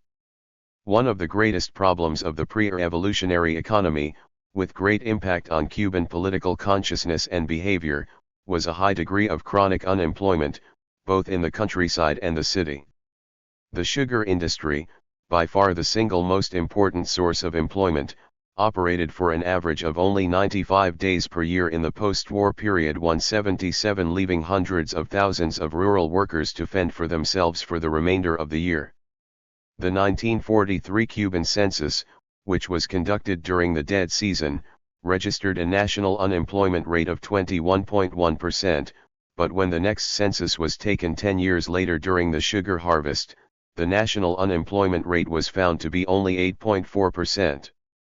Weekly sample rates taken between 1956 and 1957 to check for seasonal fluctuations showed an unemployment rate of 20.7% in the dead season and 9% during the harvest, for an average unemployment rate of 16.4%, with an additional underemployment rate of 13.8%. Additional samples taken in 1957 and 1958 showed average unemployment rates of 12.4% and 11.8%, respectively, with a corresponding underemployment rate of 7.6% and 7.2% for the 2 years. 178 It has been estimated that for the entire period of the pre-revolutionary republic the number of jobs grew only 39% as much as the size of the employable population. 179 Approximately 50,000 young people entered the labor force every year in the years immediately preceding the revolution. Thus, while approximately 150,000 job seekers entered the Cuban economy between 1955 and 1958, only 8,000 new jobs were created in industry. 180.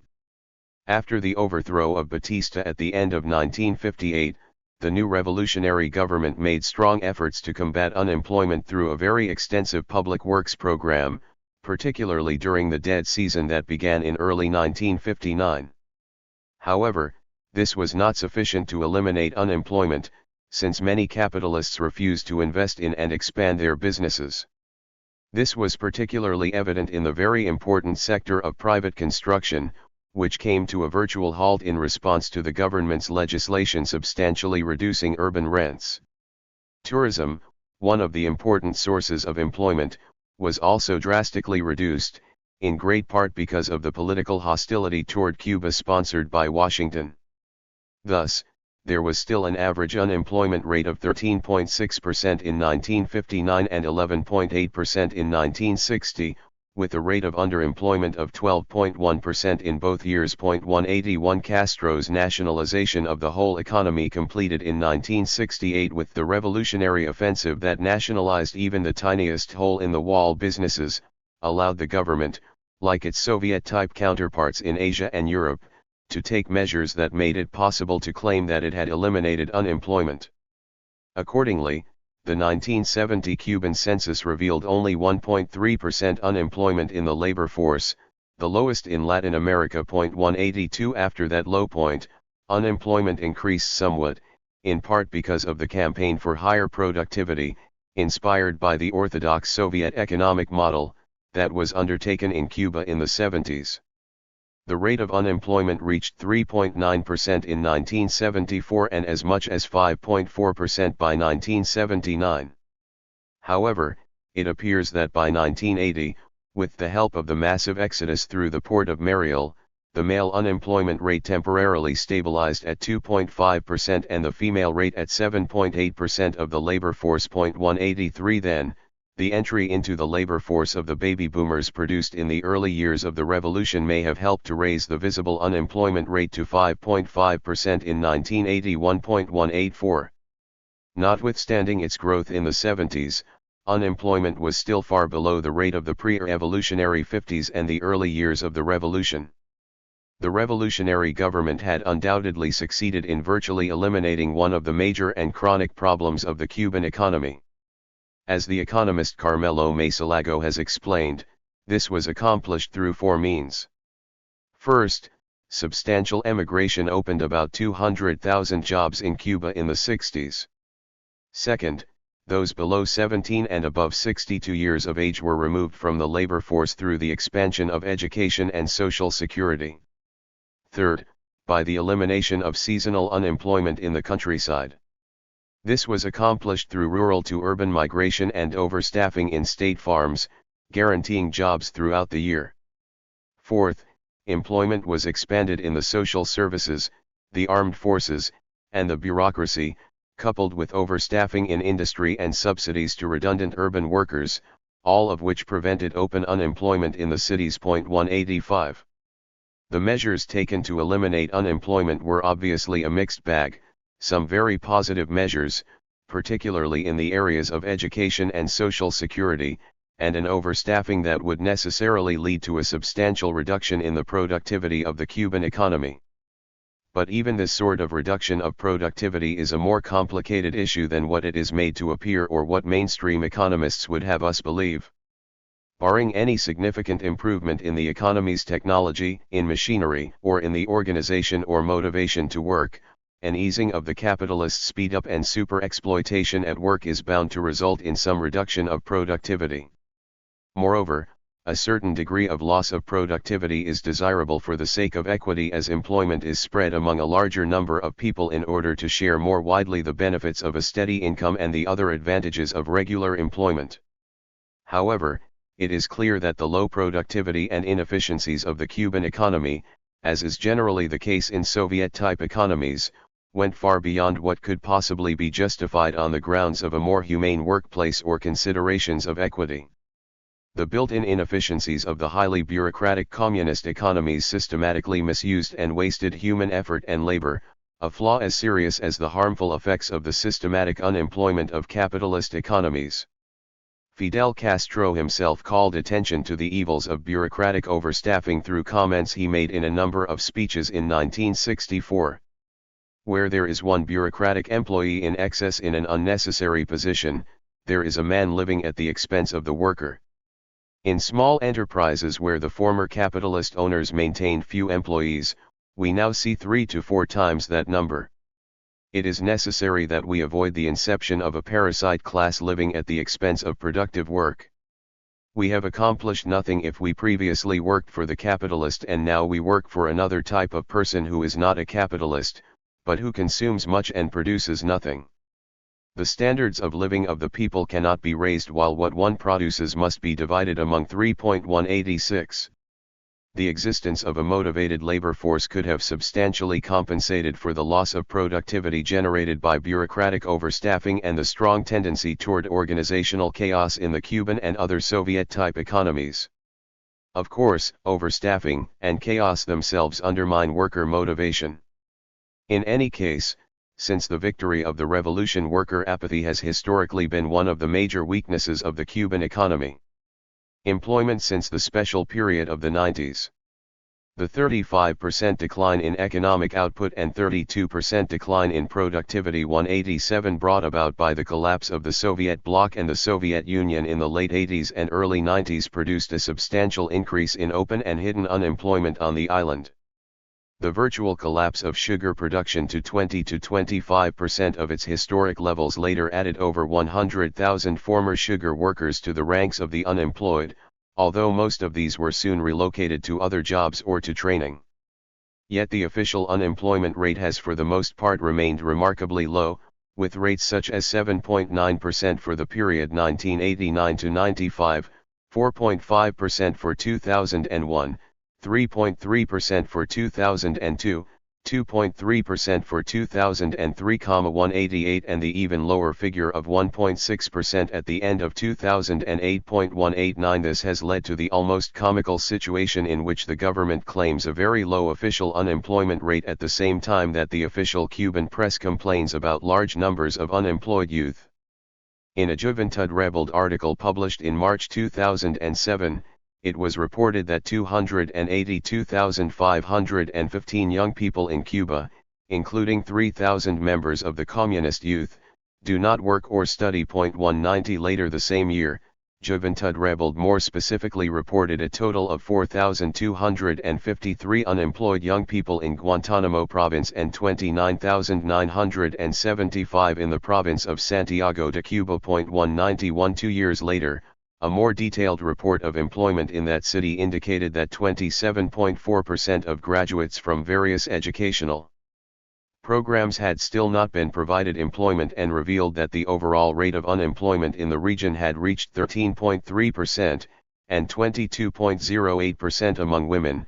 In 1997.192 in March 2008, Granma found that 20% of the economically active population of Havana did not work even when there were thousands of unfilled job vacancies. 193 The large numbers of unemployed youth is due, at least in part, to a resistance to registering for employment with the municipal authorities for fear that the registrant may be sent to work in undesirable jobs in agriculture, construction, and community services.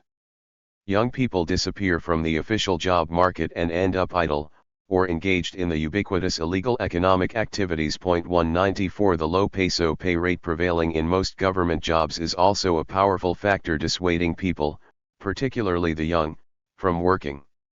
However, another fundamental problem facing the Cuban economy has been a substantial underutilization of the workforce, or underemployment.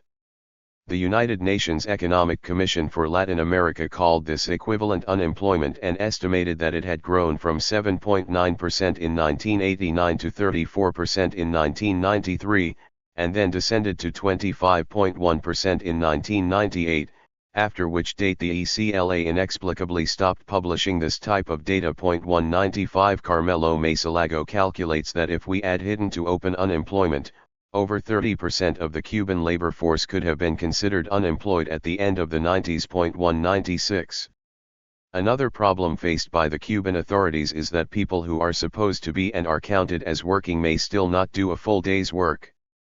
In May and June of 2008, specialists of the Ministry of Labor and Social Security found in a study of 2,042 enterprises and work centers that 60% of the workers were in various ways falling short of fulfilling their normal daily work obligations.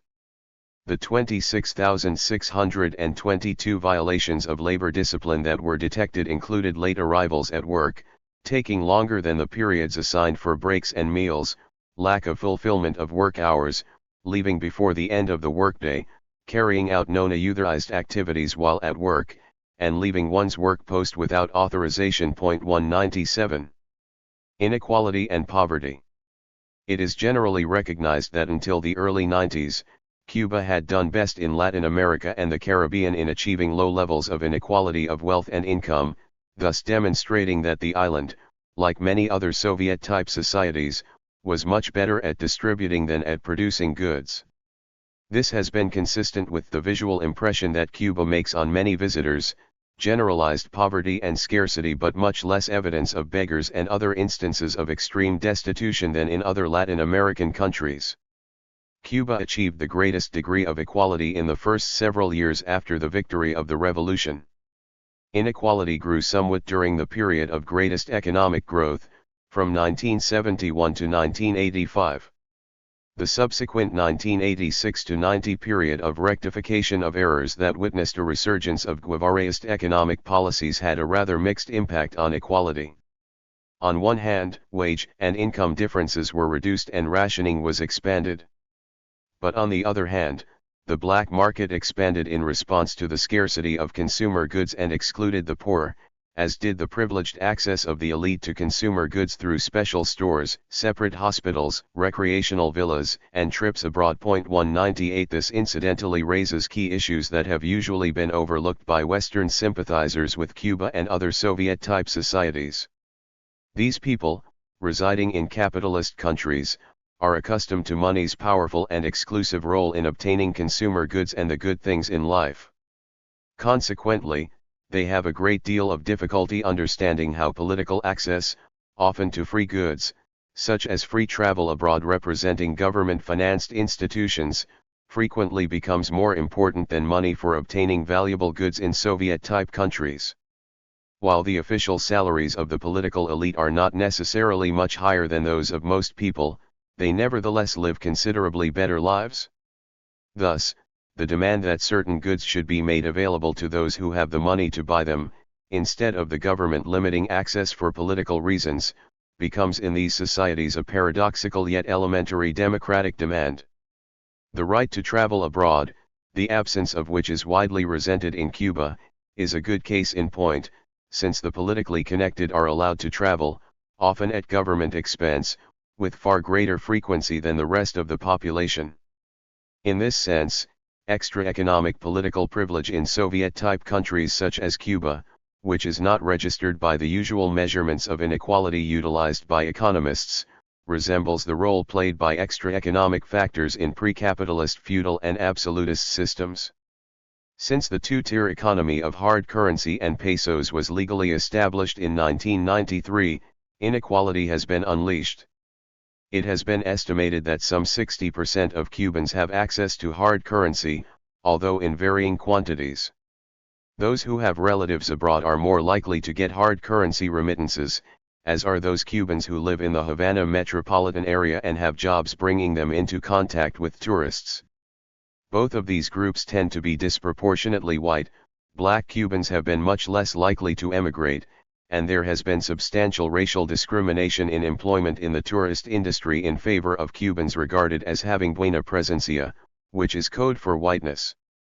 Estimates made by several Cuban and foreign economists have shown a significant deterioration in the Gini coefficient that measures the degree of equality. 199 The economists Claes Brundenius and John Weeks have pointed out that prior to the victory of the revolution in 1959, the Gini coefficient for income was 0.55, which was far from the highest in Latin America but well above the level for developed countries. From that relatively high point, inequality descended significantly over the next 25 years and reached a Gini coefficient of 0.22 in the mid-80s. 200 Then it changed for the worse in the 90s, with one estimate placing it at 0.40 in 1996 and 0.41 in 1999. Using data provided by a Cuban economist from a government research center, the Danish economist Rik Fabiank estimated that the Gini coefficient had risen as high as 0.55 in December 1995. If correct, this estimate would have brought Cuba to pre-revolutionary levels of inequality and would have surpassed the levels of inequality in 14 other countries of Latin America. 201 Since then, a Cuban economist claimed to have estimated the Gini coefficient at 0.38 in 2000 and 2.202 in any case. Raúl Castro made it clear in 2008 that socialism means social justice and equality, but equality of rights, of opportunities, not of income. Equality is not egalitarianism. He added that egalitarianism is in the last instance a form of exploitation, that of the good worker by the worker who is not, or even worse by the lazy worker. 203. Besides creating significant inequality, the two-tier economy of hard currency and pesos has also generated serious distortions in the labor market. People working in the public sector, whether as street sweepers or medical doctors, are paid in pesos, while those working in the private sector are more frequently paid in hard currency, whether as tutors, maids, or private plumbers or carpenters. As we saw above, there has been a massive exodus of public school teachers to the tourism sector, where even though workers are paid in pesos by the state, they receive hard currency tips. The government has attempted to compensate for this disparity by giving hard currency bonuses and in-kind rewards. Many Cubans working for the government, particularly those in high-priority sectors such as oil and the tourism and nickel industries, may get part of their salary paid in hard currency plus a monthly jaba or shopping bag full of basic necessities such as food or clothing. 204 However, even with these bonuses and rewards, the state often cannot compete with the private sector in terms of compensation. Taking all the relevant factors into account, the Cuban economists Omar Everleni Perez Villanueva and Pavel Vidal Alejandro have estimated that while a gradual recovery in real wages had begun in the mid-1990s, they were still, at the close of 2008, only 24% of what they had been in 1989. Moreover, from 1989 to 2007 the real value of the average pension had declined by 61% even though pensions accounted for 6.6% of the gross domestic product. 206. It is evident that poverty grew significantly during the special period that started in the early 90s. In the late 90s, 36 municipalities, all located in the eastern part of the country, were found to be in a highly critical or severely depressed state of development. 207 Urban poverty was estimated at 20% in 2002. 208 Interestingly, the Cuban economist Angela Faridol conducted a household survey in Havana in 2002 asking people whether they considered themselves poor, nearly poor, or not poor with respect to several indicators. The percentage of the population that defined themselves as poor or nearly poor was 41 to 54%. With regard to income, 31% considered themselves poor and 23% nearly poor. With regard to food, 21% poor and 24% nearly poor. With regard to housing, 22% poor and 19% nearly poor. And with regard to overall living conditions, 23% poor and 20% nearly poor. 209 Most disturbing is the growth of several shanty towns such as El Fanguito in the Havana metropolitan area and the practice of rummaging through garbage referred to by such terms as bucio or tanquillo, looking for things to retrieve and sell. 210 Poverty has a very different meaning when people have the hope and reasonable expectation that life will get better, if not for themselves, at least for their children's generation. From this perspective, improvements in the standard of living and social mobility play a critical role in keeping hope alive. Contrary to widely shared misconceptions, aspirations for social mobility need not include Horatio Alger, rags to riches expectations, which are infrequent if not rare even in rich societies, but rather the desire to move into the immediately adjacent upper stratum, sometimes even within the same social class. For example, many workers can hope that education and the acquisition of skills may improve their life and those of their children while they remain in the working class. If the state of the economy makes this an unreachable goal, they may lose hope for what their country has to offer and aspire to emigrate or drop out of the working class and make a living through various hustles or even law-breaking activities. A little noticed factor underlying the high degree of popular support for the Cuban government in the early decades of the revolution was the considerable social mobility that developed from 1959 to 1975. The Cuban social scientist Mayra Espina Prieto explains that this involved a movement from the working class, the peasantry, and other social sectors toward various forms of intellectual work, a clear case of traditional upward mobility. But, according to Espina Prieto, there were also massive movements from groups of private sector employees, small owners, semi-proletarians, and the unemployed toward the working class connected to the state sector of the economy. While there has been some social mobility in recent years, it has not been of the same magnitude as in the first two revolutionary decades. Espina Prieto notes that the least mobile have been agricultural cooperative members, followed by state sector technicians and workers. 211 The problem of corruption. Among the worst consequences of the grave economic crisis that began in the 90s has been a qualitative growth of corruption, which in turn has very serious economic as well as moral and political consequences. Massive law breaking is bound to occur when the ration book covers the food needs for only 12 days of every month while non-rationed goods are mostly available in hard currency and at least 40% of the population has access only to Cuban pesos. In other words, law breaking has become a way of life in Cuba for the sake of survival. The top leadership has had little choice but to tolerate much of this behavior because the alternative would be to launch a massive campaign of police repression and terror without a guarantee of success. Nevertheless, in an important speech delivered at the University of Havana in November 2005, Fidel Castro warned that corruption could bring about the destruction of the revolution from within, a goal that the internal counter-revolution and the United States had failed to achieve from without. The wave of corruption has been long-lasting and has affected all levels of Cuban society. Examples of low-level corruption affecting average citizens are numerous, with some of these publicized by the official press. In October 2006, Juventud Rebelde ran an investigative report detailing how customers were systematically cheated in retail establishments such as cafeterias and shoe and watch repair services. 212 For at least 3 years, Granma has been reporting on the important social and economic damages caused by frequent theft of angular sections of high-tension electric towers, notwithstanding the risk to life and increased criminal penalties. According to the authorities, pieces of steel taken from the towers have been used for such diverse purposes as building carports and barnyards. 213 There are other examples of low-level but economically damaging corruption publicized by the government press. These include theft and vandalism of public telephones. 214 Theft of water for agricultural purposes. 215 Theft of screws from the metal rods bus passengers hold onto while the vehicle is in motion. 216 And theft of pipes, air tanks, valves, and other parts from railroad wagons used to spread stones on the railway lines. More than half of these wagons had to be taken out of service because of the thefts of parts. 217 The official press has paid far less attention to growing corruption at the high levels of government, which is of course much more important than the disrupting but ultimately petty crimes that it likes to dwell on. In 2010, managers at Habanos, a cigar maker, were questioned concerning claims that $60 million were missing.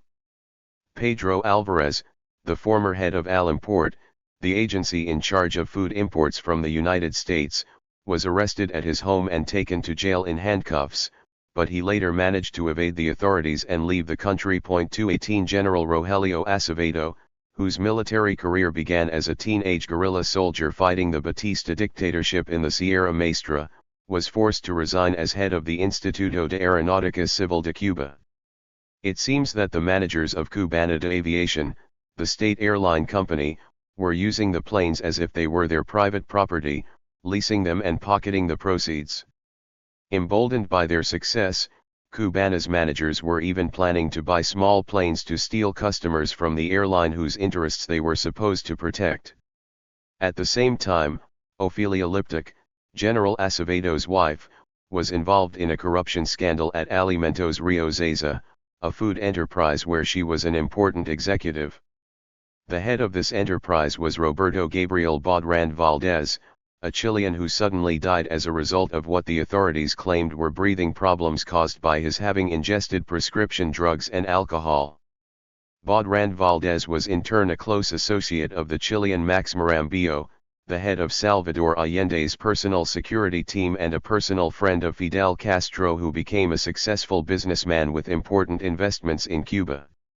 After the scandal broke out, the Cuban authorities tried Marambio in absentia and sentenced him to 20 years in prison. 219 These incidents indicate that corruption has reached a new level, as was also suggested by the fact that at about the same time, the Contraloría General, a new agency created by Raúl Castro, announced that it would immediately audit 750 state enterprises. 220 According to Esteban Morales Dominguez, a black professor who has written about racial problems on the island and has often appeared on Cuban television as an expert on the United States, the increasing corruption was much more dangerous for the revolution than the so-called internal dissidents. Morales Dominguez indicates that the land distribution program has been plagued with fraud, favoritism, bureaucratic slowness, and illegality, and that a lot of merchandise illegally finds its way from wholesale state enterprises to the street markets.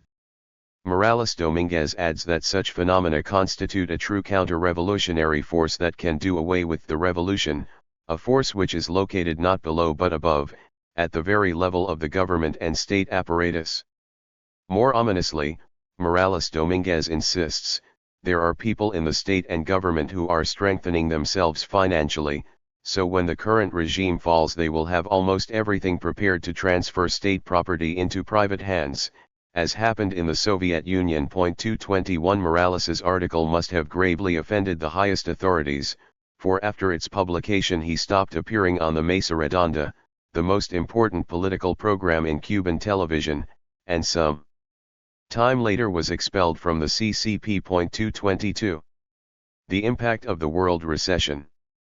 Right after 3 hurricanes caused serious damage to Cuban agriculture and housing in 2008, the most serious world recession in many decades brought to an end the relative degree of economic recovery that had taken place in Cuba, particularly from 2004 through 2007.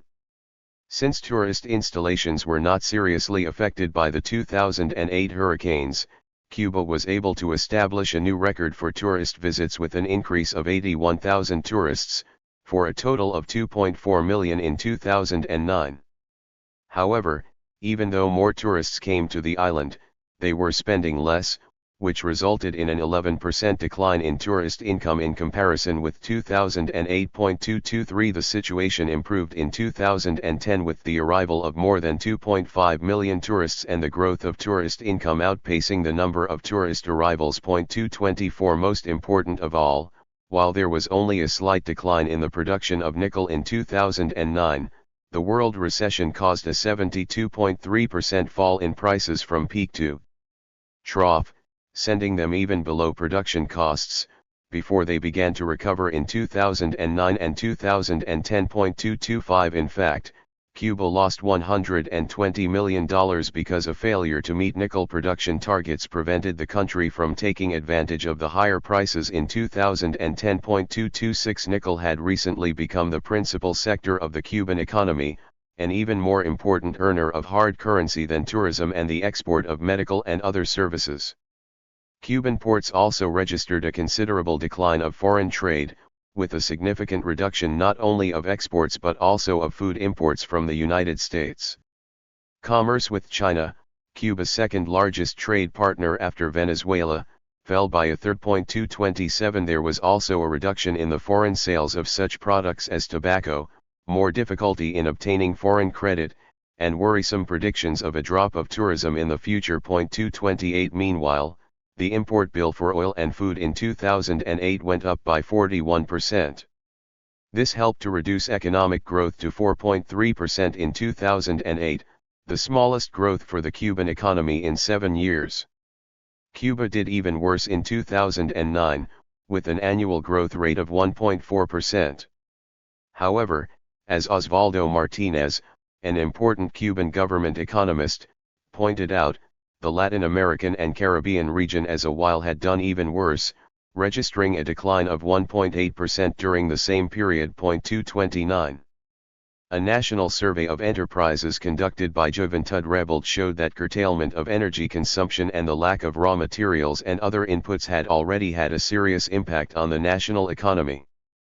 Production had been reduced or entirely shut down in a whole range of enterprises, including dairies, suppliers of mineral water and soft drinks to the tourist industry, and factories producing wires, tiles, tires, and sanitary equipment. 230 Meanwhile, the number of joint ventures with foreign investors in Cuba slightly increased, after declining 22% from 2002 to 2008, even though those investors have complained about the difficulties they have faced in sending hard currency abroad from the accounts they maintain with government banks in Cuba. 231 The de facto freezing of their bank accounts, even if temporary, bodes ill for the possibility of new investments on the island in the future, which in any case have become more difficult to obtain due to the world economic crisis. A new twist to the Cuban government's involvement with foreign capitalists is the creation of more than 100 joint venture enterprises abroad taking advantage of Cuba's scientific and technical know-how. These include such diverse ventures as medical industries in Asia, hydraulic projects in the Sahara, an ice cream factory in Angola, and a 5-star hotel in China. 232.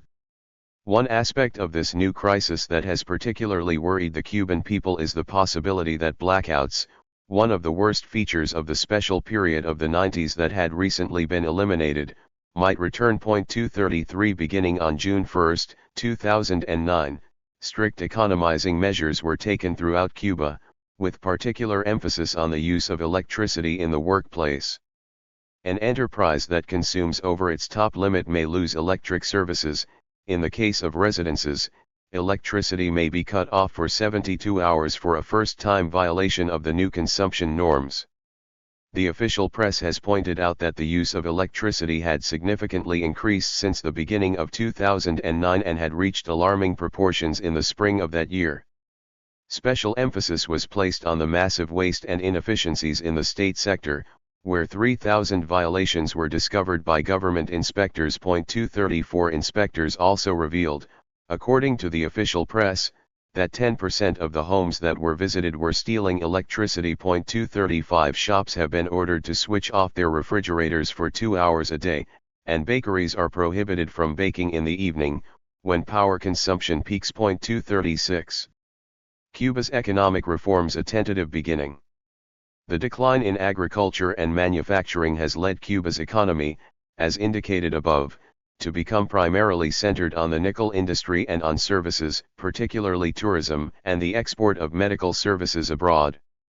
However, the slow and gradual recovery of the middle of the first decade of the 21st century has been replaced, as we saw above, by a serious crisis.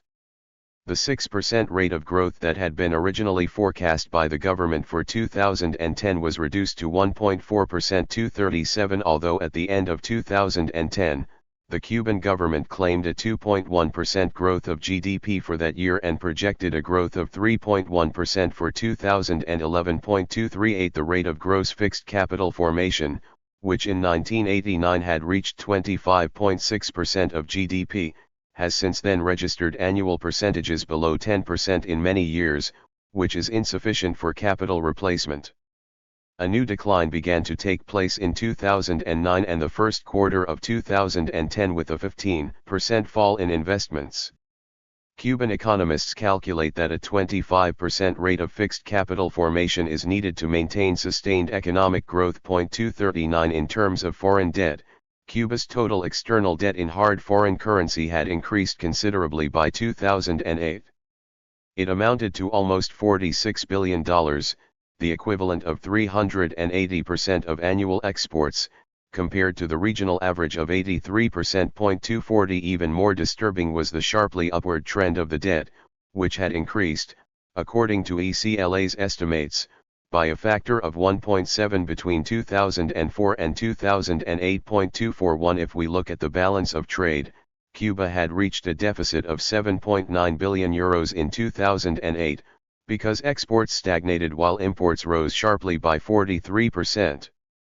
According to the Cuban Ministry of Foreign Trade, the deficit worsened in the first quarter of 2009, since 78% of foreign trade consisted of imports while only 22% was exports. 242 The situation improved in 2010 with a 21% rise of exports while imports rose by only 1% in the first three quarters. 243 But perhaps the most problematic feature of the Cuban economy is its historically low productivity.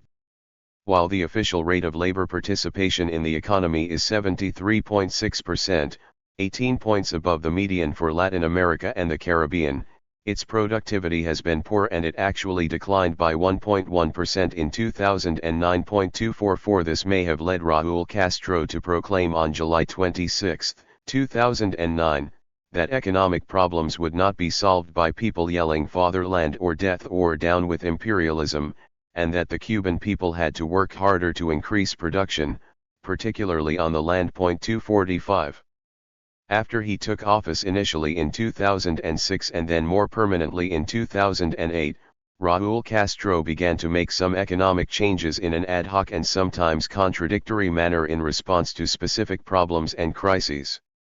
For example, in order to solve the problem of teachers' mass desertion of the classroom, the government allowed Cubans to have multiple jobs, which of course contradicted its effort to get as many people gainfully employed as possible. The government also tried hard to resolve contradictions within the existing socio-economic and political system. Thus, While the official press continued to complain about tens of thousands of idle young people, the government postponed the age of retirement, thereby effectively increasing the people in the labor force. The aging of the population also pointed to a looming crisis in the financing of Social Security. Nevertheless, it was possible to detect the first tentative steps in the direction of a Cuban version of the Sino-Vietnamese model, even if the pace of change was slow and uncertain. As I noted above, substantial changes have been made in the educational system as the regime moves away from some of Fidel Castro's plans and ideas toward a more conventional model of education. The land distribution program, with all its inadequacies, such as the oppressive and incompetent role played by the state requisition agency, is part of this trend. The Cuban government has also begun to allow foreign investors to lease government land for up to 99 years to make possible the construction of golf courses surrounded by luxury housing, beachfront timeshares, and vacation homes for affluent tourists. 246 There has been more official recognition of the importance of individual initiative, motivation, and material incentives as spur to increased production and efficiency in agriculture. Increasingly, articles in the official press point a critical finger at the lack of stimulus to producers and the absence of care that typically goes along with it. 247 These media organs have also suggested that cash wages are more effective as work stimulus than store vouchers, since the store may not have what the worker needs to buy but what somebody decided to make available for purchase. 248 Thus, it is not surprising that the government eliminated the previously existing limits to state salaries at about the same time that a system of payment according to performance was put into place. 249. The government media have also criticized the misuse of agricultural state assets, such as people using tractors as a means of transportation instead of agriculture. They have praised the initiative and inventiveness of individual farmers who look everywhere they can for abandoned bicycle parts, tubing, and springs that can be put together and converted into plowshares. 250 Moreover, the willingness of the official press to publicize some of the complaints voiced at a Congress of Small Farmers that took place in May of 2010 is significant and is further evidence of the changes in official ideology that are slowly but surely taking place. These published complaints included concerns about matters such as the superfluous nature of the Ministry of Internal Commerce, the inadequacy of state procurement and transportation policies, the lack of water, and difficulty in obtaining agricultural inputs. 251 Granma conducted a long-lasting debate on the desirability of privatizing restaurants and cafeterias as a way of preparing the population for the privatization of a good part of retail trade while allowing hardliners to let off steam in the Friday editions of this Communist Party organ. In 2010 the government took a major step suggesting a more definite and qualitative turn toward a state-directed capitalism. For some time, Raúl Castro had been talking about how an estimated 1 million people holding 1/5 of all jobs on the island would need to be relocated from their current employment. Taking what could perhaps be considered a compromise position, the government finally announced in September 2010 that 500,000 workers, or almost 10% of the 5.1 million labor force, would be laid off during the following year. From then on, the state was only going to hire people to work in those areas of the economy where historically there had been labor shortages, such as agriculture, construction, teaching, the police forces, and industry. To help absorb the displaced workers, the government was to grant 250,000 licenses for self-employment, and 200,000 additional state jobs were to be created by converting state businesses into employer-run cooperatives. 252 If we leave aside the urban and rural co-ops, some 450,000 private farmers plus 450,000 self-employed people in the cities would be officially allowed to hire additional people. This would involve at least 900,000 people or 17.6% of the labor force. It is possible that some of the newly self-employed people will get help from outside Cuban capital, particularly from southern Florida, a practice that has already been taking place to some extent. Until recently, the U.S. government rules governing the provision of humanitarian assistance to relatives on the island that were liberalized shortly after Obama came into office did not specify whether the people sending remittances could take stakes in private businesses on the island. In any case, the United States had no way of tracking whether the money is being used to buy soap or the raw materials to make soap to sell. 253 New measures adopted by the Obama administration in January 2011 permit Americans to send money to Cuban citizens who are not family members except for senior members of the Castro government and the CCP to support private economic activity. 254 There has always been a section of the American political establishment that thinks it is important to provide money to private enterprises in Cuba to the extent that is possible. With the new opportunities for legal investments, there might be renewed pressure to modify the U.S. economic blockade to permit larger remittances. While the Cuban government would probably favor such a development, the regime is likely to demand that the infusion of foreign money be channeled through state banks. This is already the case for the small amount of credits granted by the Spanish Agency for International Cooperation for Development to finance some Cuban agricultural investments beginning in 2011. 255 The consequences of the measures adopted by the Cuban government in 2010 are uncertain because there has not been a situation like this since the 60s. This is uncharted territory, especially if self-employed Cubans succeed in getting substantial investment money from Cuban friends and relatives in South Florida. While the success of the new entrepreneurs is doubtful in the short and medium run in light of the existing economic and political circumstances, a minority may succeed and come to constitute a legal petty bourgeoisie on the island. They will thus become very junior partners to the central political bureaucracy, which will share economic power with this new group. But there is also the question of political power, and the central bureaucracy is not going to share power with newly minted capitalists unless they totally assimilate into the ruling group. The massive layoffs announced in 2010 were to be accompanied by a withdrawal of subsidies to the population, including far less generous unemployment compensation for those who have lost their state jobs. Moreover, the items covered by the ration card continue to be reduced. From 2009 to 2010, potatoes and peas had been taken off the rations list, and their prices soared. The ration for beans was cut by 1/3, and for salt by nearly half.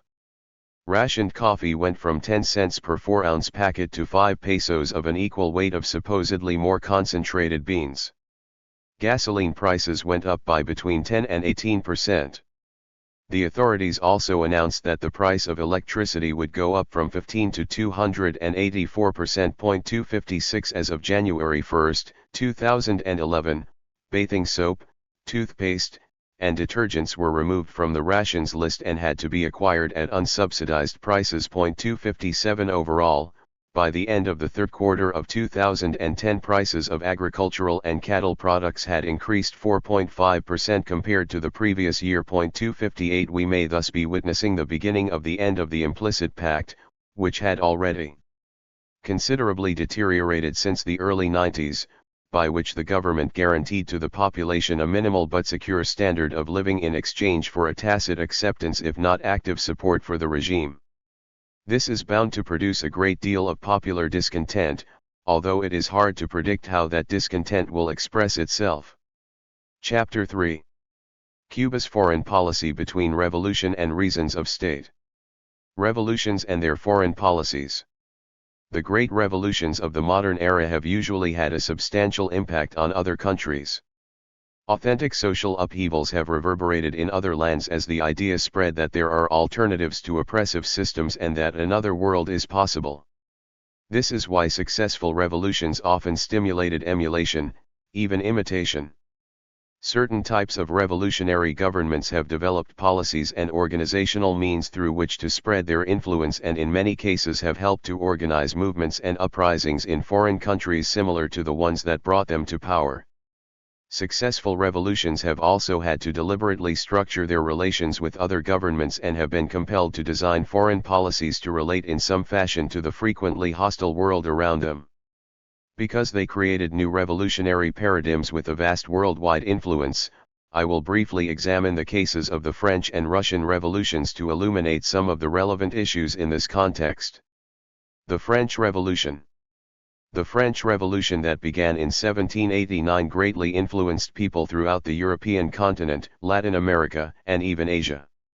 It had a major influence in the growth of secularism and nationalism, and it became a radical model for the separation of church and state, the abolition of feudal privileges, radical land reform, and the establishment of modern, secular republics throughout the world. The ideology of the French Revolution also contained important elements of universalism and internationalism that became expressed in matters such as the granting of equal citizenship to Jews and the abolition of slavery, which had a direct impact on the French colony of Saint-Domingue. But the French Revolution had, above all, an internal perspective, the building of a French nation that was secular and republican. Because the revolution was short-lived, its potential role as an organized revolutionary center did not materialize.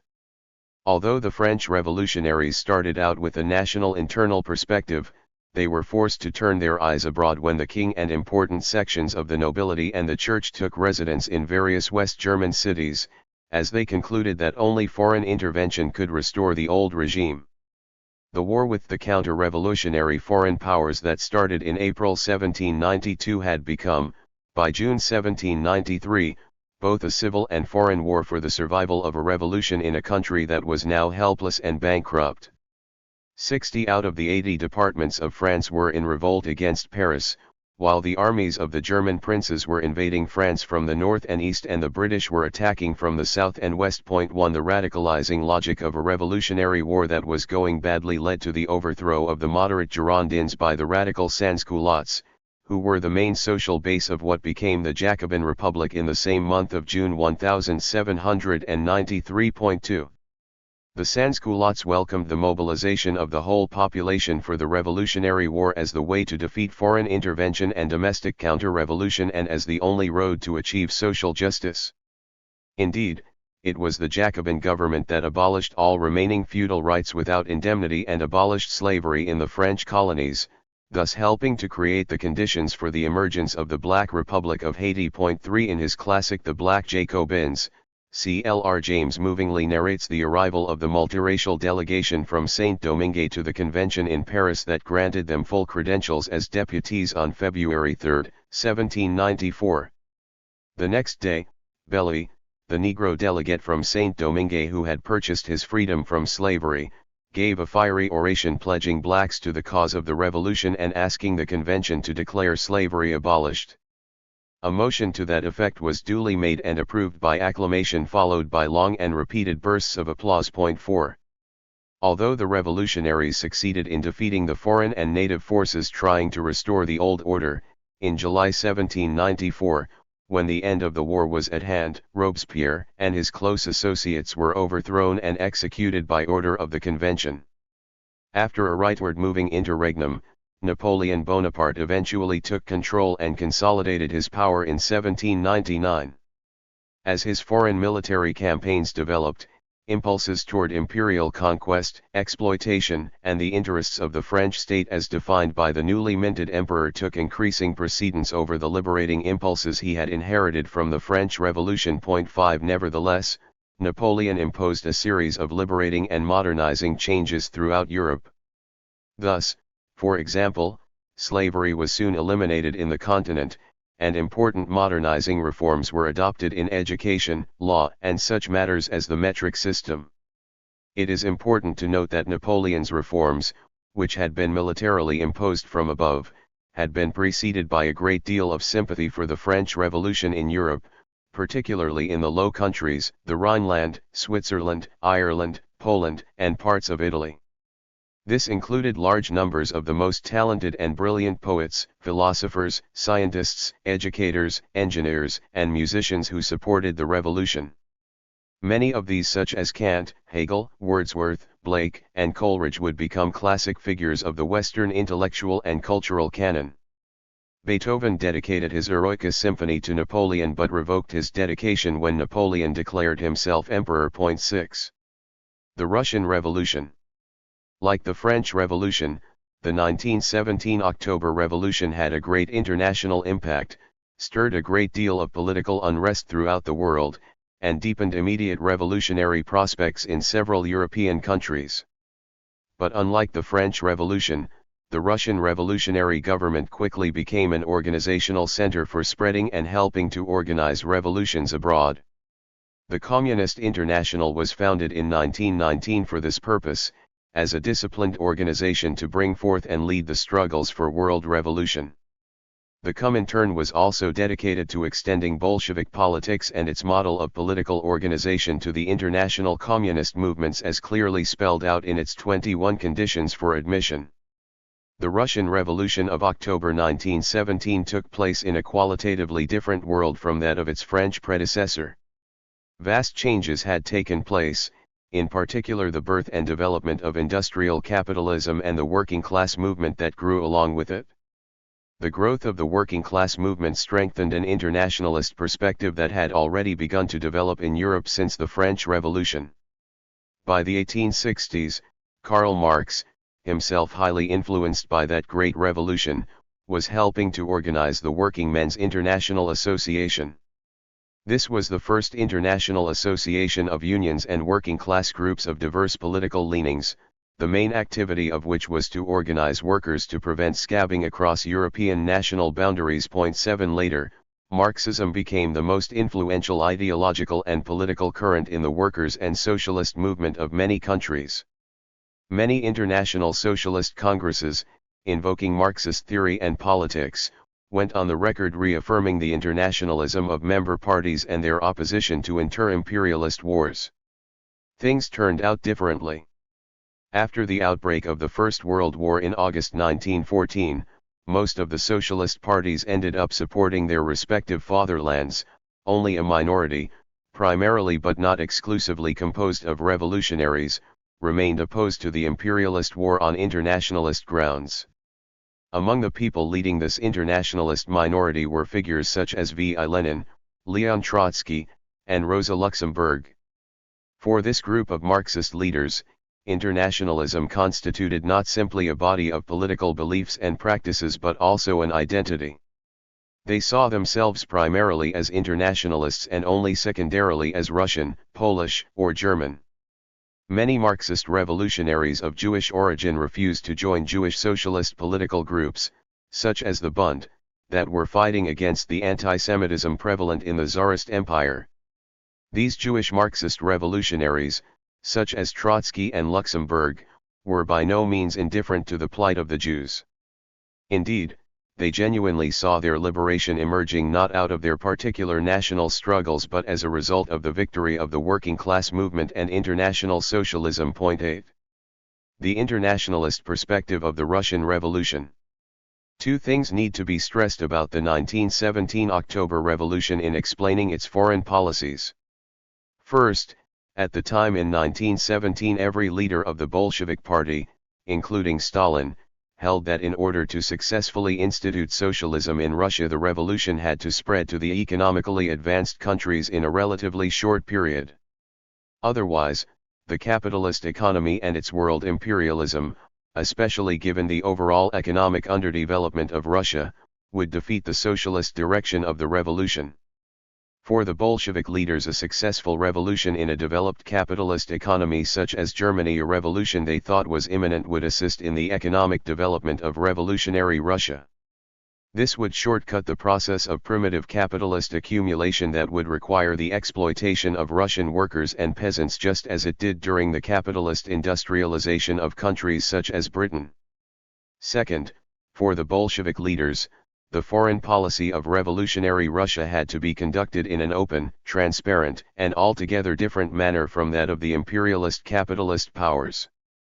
Accordingly, the Bolshevik government opened the archives of Tsarist diplomacy, published all secret treaties, and renounced the advantages that Russia was to gain from them. Thus, for example, a Bolshevik declaration addressed to the Muslim toilers of Russia and the East proclaimed that Constantinople was going to remain in the hands of the Muslims themselves instead of those of foreign powers. The same declaration added that the agreements on the partition of Persia concluded between Great Britain and Russia in 1907 and on the partition of Turkey and the seizure of Armenia had been torn up and annulled. 9 When the revolutionary government's delegation went to Brest-Litovsk in 1918 to negotiate with the German officers the conclusion of the First World War, the members of the Russian delegation headed by Trotsky proceeded to fraternize with and agitate against the war among the German troops stationed there. The revolutionary negotiators were also under strict instructions not to fraternize with their counterparts, who were to be regarded as their enemies and not as fellow diplomats on the other side of the bargaining table. An unanticipated dilemma at Brest-Litovsk. Only a few months after having taken power, the revolutionary government was confronted with a crisis that created serious tension between its revolutionary commitments and the defense and consolidation of the new revolutionary state.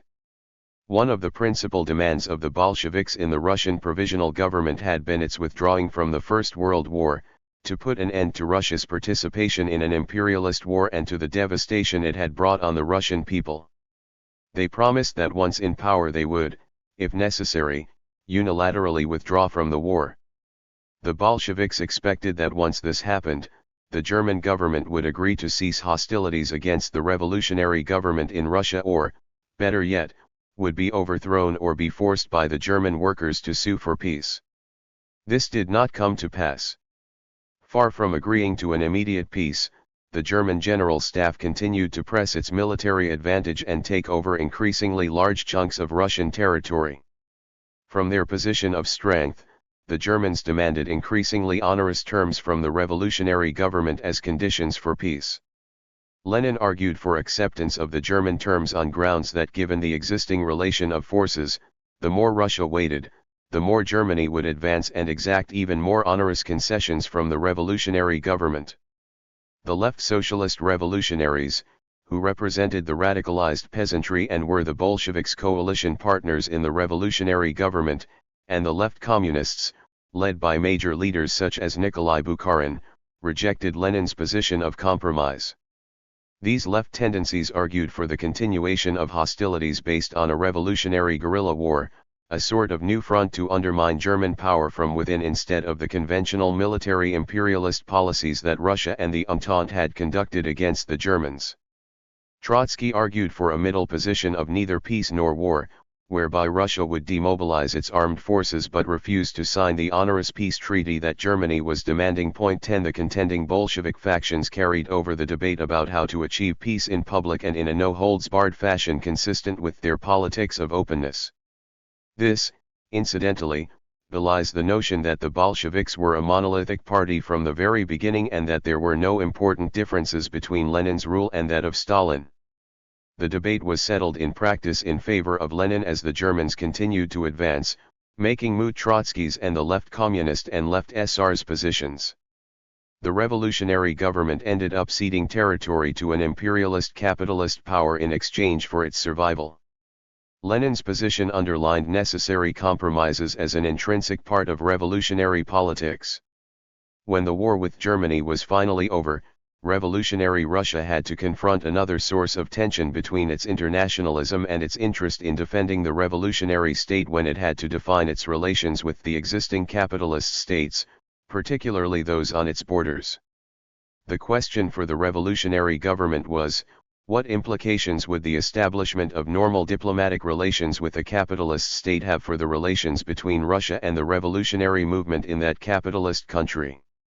One possible solution was to declare that the official relations pursued by the Russian revolutionary government with a capitalist government would not be binding on the Russian Communist Party.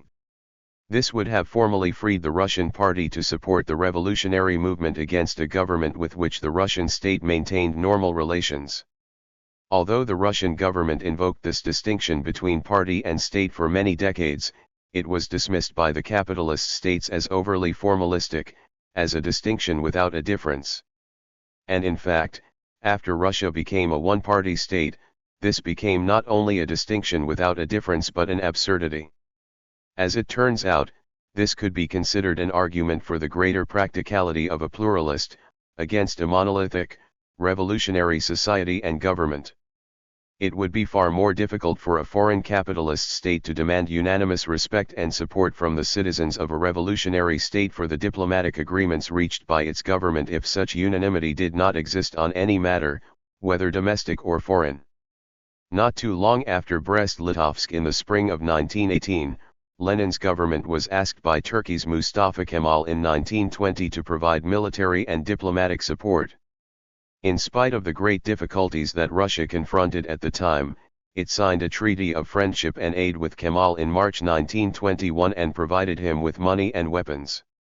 From a revolutionary standpoint, such aid could be politically justified since the Turks were confronting an armed imperialist intervention conducted by the Entente through the agency of the Greek army. However, the Soviet leaders were also interested in developing an alliance with Turkey to guarantee their southern frontiers, the oil of the Caucasus, and navigation on the Black Sea. This meant that there were state interests mixed in with revolutionary considerations, strictly speaking, for their decision to enter into the agreement. But there was a big problem. While the Kemalists were asking for Soviet aid, they were viciously repressing the peasant movement fighting for agrarian reform and the Turkish Communist Party, which had just been formed. A month and a half before the signing of the Soviet-Turkish alliance in Moscow, the Kemalists had arrested, strangled, and thrown into the sea 42 well-known communist militants. Other Turkish communists were put on trial for high treason. The Russian communist leadership kept quiet, fearing a breach with Kemal, and the issue of Turkey was kept entirely off the agenda of the 1921 Third Congress of the Comintern. It was only many months after the Treaty of Friendship and Fraternity between the Soviet government and Turkey was signed on March 16, 1921, and after a deterioration in relations between the two countries had taken place, that the Soviet press condemned the atrocities in Turkey. 11. In April 1922, Soviet Russia reached an agreement with Germany known as the Treaty of Rapallo. Under this treaty, both sides renounced all territorial and financial claims against the other and agreed to normalize their diplomatic and trade relations. After the signing of the treaty, Germany became the capitalist state with which Russia maintained the most active economic relations. German industry and technicians contributed to the industrialization, and even to the armament, of Soviet Russia. Moreover, in the 1920s, the Soviet government secretly allowed German military engineers to develop in Soviet territory types of weapons that had been forbidden to Germany by the Treaty of Versailles. In fact, the German and Soviet armies established a collaborative relationship. 12. However, the Comintern appears to have followed a different policy with regard to Germany than it did with Turkey. The same 1921 Third Congress of the Comintern that kept silent about the killing of the Turkish communists adopted a resolution protesting the repression of German communists after the insurrectionary March action in 1921.13. Much more important was Soviet Russia's readiness to support revolutionary action in Germany, notwithstanding its amicable diplomatic, economic, and even military relations with that country. Thus, for example, at its June 1923 enlarged plenum, which took place after the Treaty of Rapallo was signed, the Executive Committee of the Communist International approved the policy of the German Communist Party of preparing the conditions for a possible revolutionary outbreak. When a general strike broke out in Berlin in August 1923, Zinoviev, the president of the Comintern, decided that power was now within reach in Germany.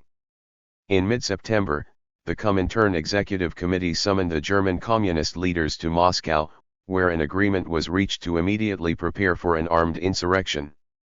The uprising was eventually arranged for the first week of October and then suspended, but the Hamburg Communists did not learn in time of the suspension. Several hundred Hamburg Communists fought for 3 days against the army and the police without receiving any support from the working class in the city. This episode turned into a big setback for the German Communists. 14.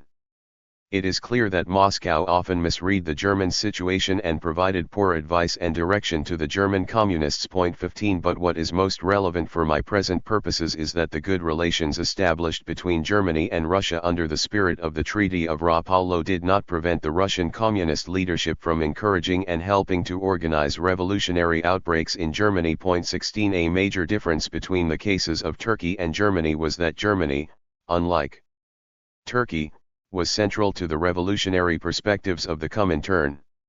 In addition, Germany did not present the difficult and complicated question of how to relate to a bourgeois nationalist leader such as Mustafa Kemal, who was resisting imperialism. Stalin and the end of Marxist internationalism.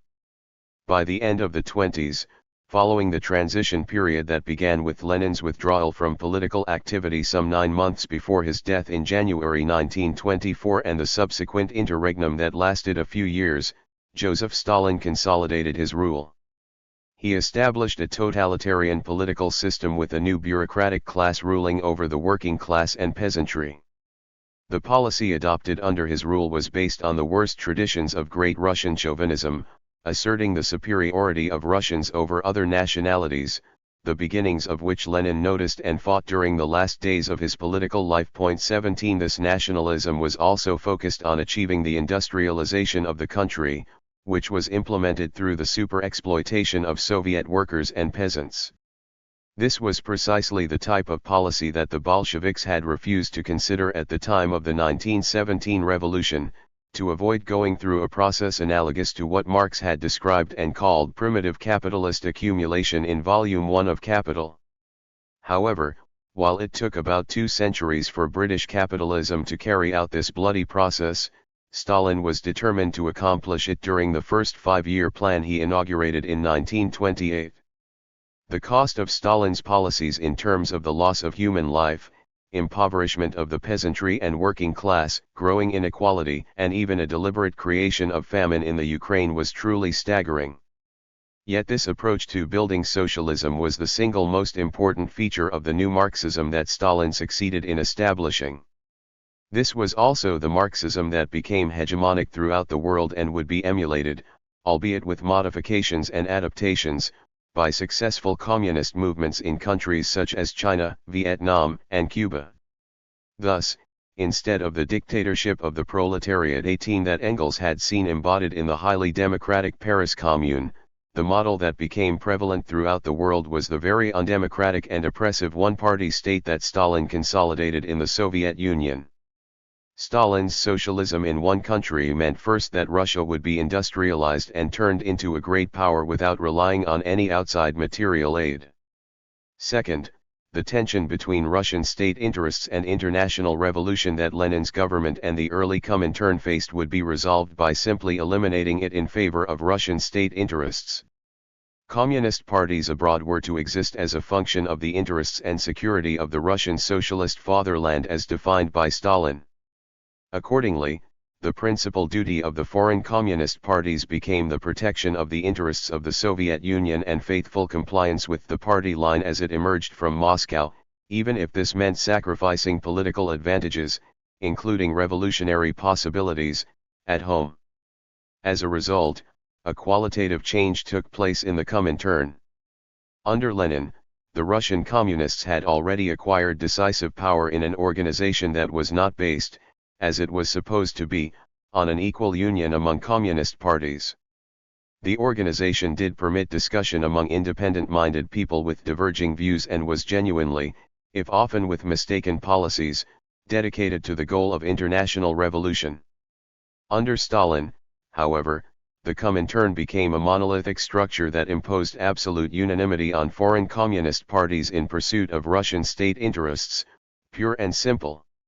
Stalin followed the foreign policy of an empire, but a unique empire that could count on the unconditional support of an international movement, which in some countries such as France, Indonesia, and Italy eventually became truly massive in character.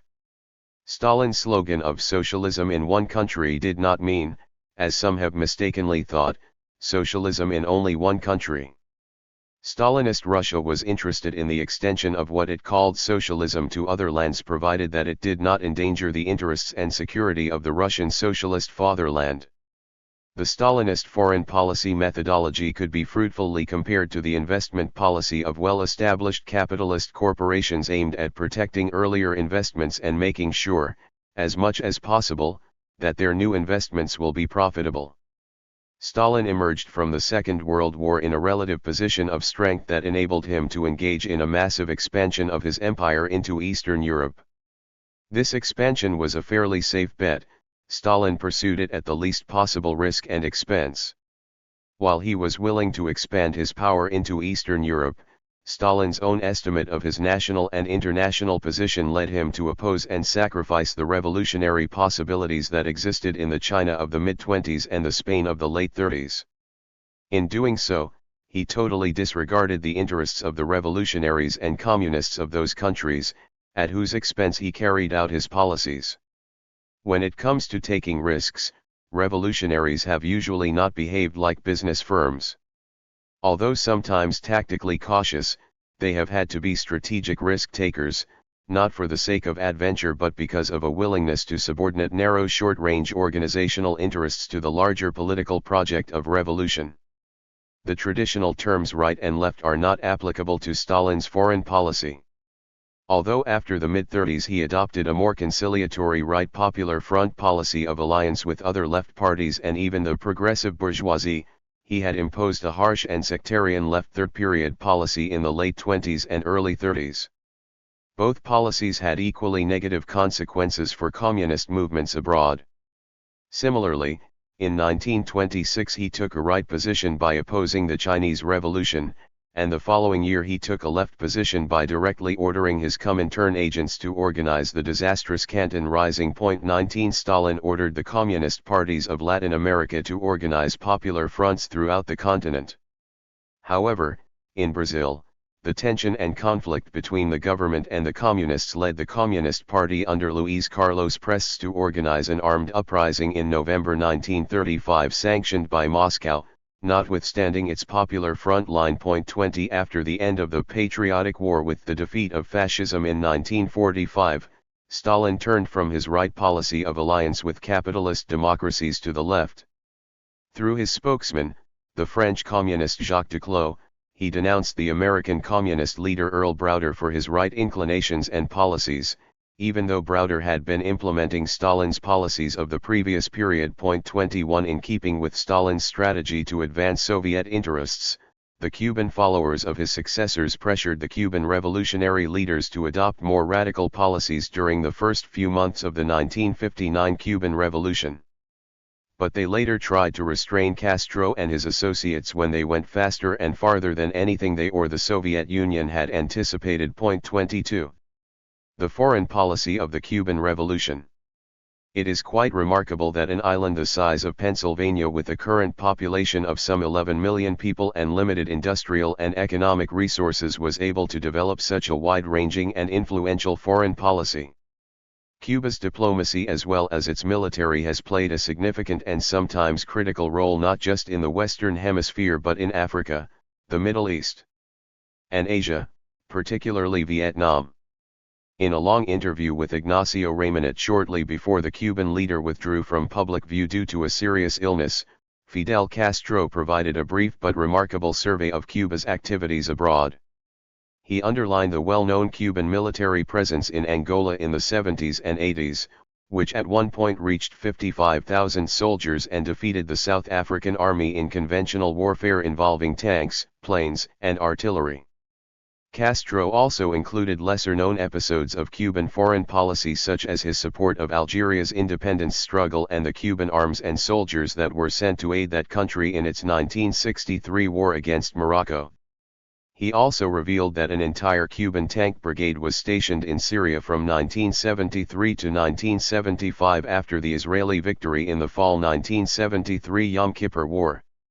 He added that Cuban blood was shed in the Congo, in the independence struggle of Guinea and Cape Verde led by Amilcar Cabral, and in Nicaragua and Grenada. 23 However, Castro did not mention to Ramonet anything regarding his major military intervention in the Horn of Africa, which was surpassed in size only by his intervention in Angola.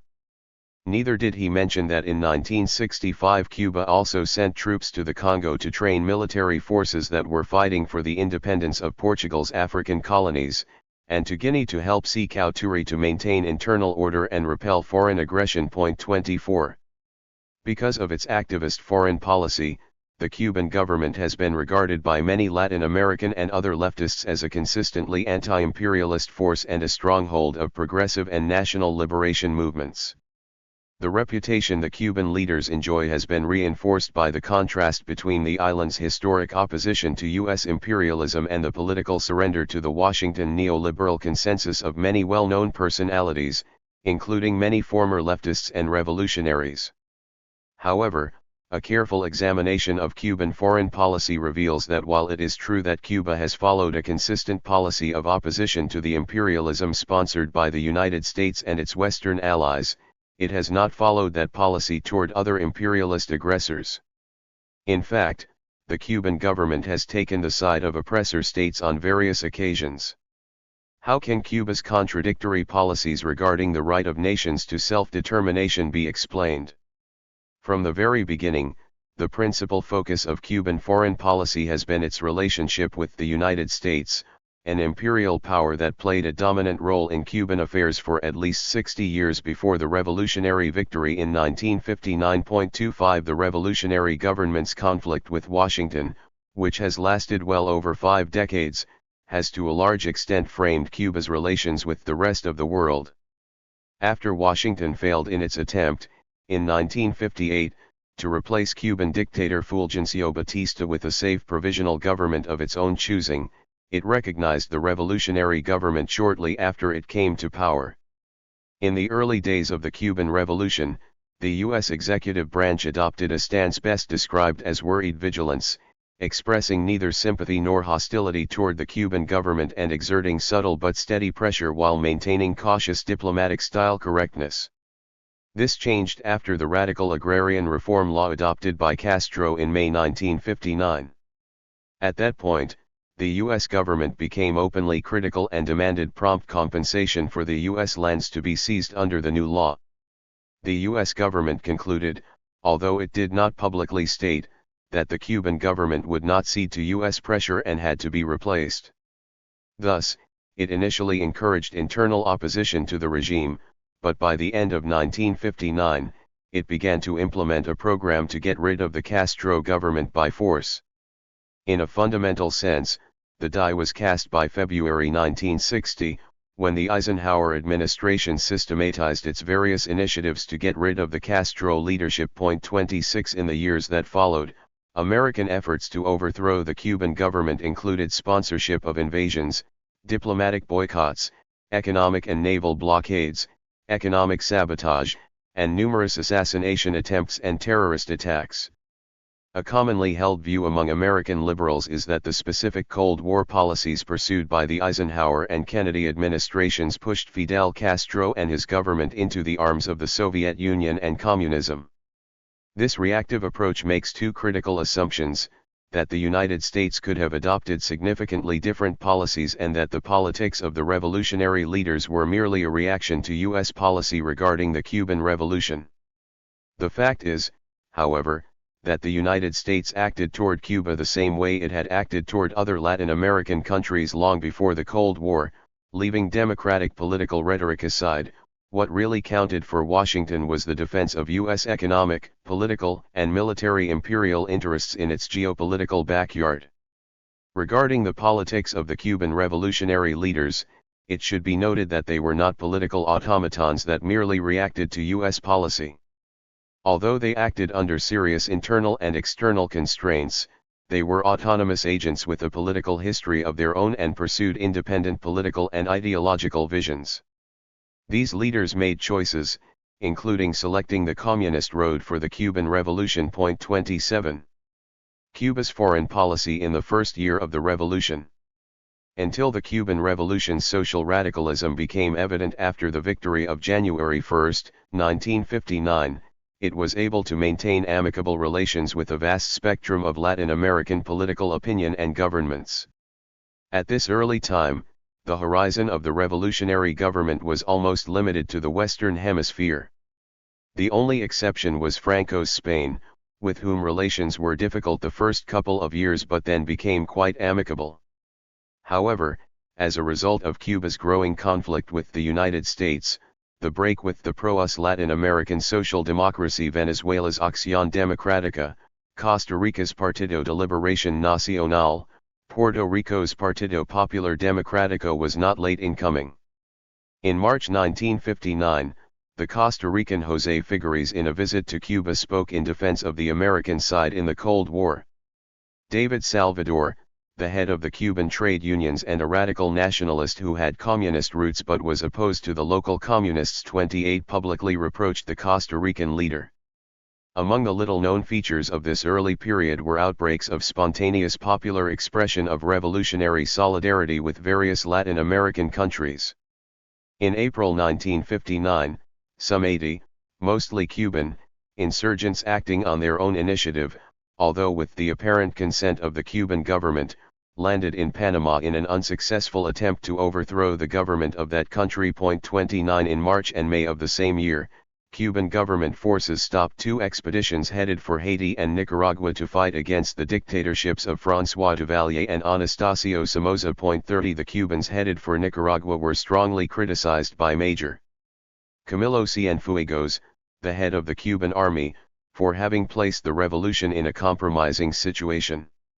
Besides, Cienfuegos insisted, the oppressed peoples of America must make their own revolutions, because those revolutions would otherwise be discredited as having been made by foreigners, and would become an embarrassment for those peoples who would have demonstrated a lack of courage in freeing themselves from their own chains. 31 It was not uncommon during the early period of the revolution for Cuban activists to publicly raise funds in support of causes such as the liberation of the Dominican Republic from Trujillo's dictatorship. Fidel Castro was wary of these spontaneous initiatives, a street internationalism, which he saw as a potential source of unanticipated international conflicts.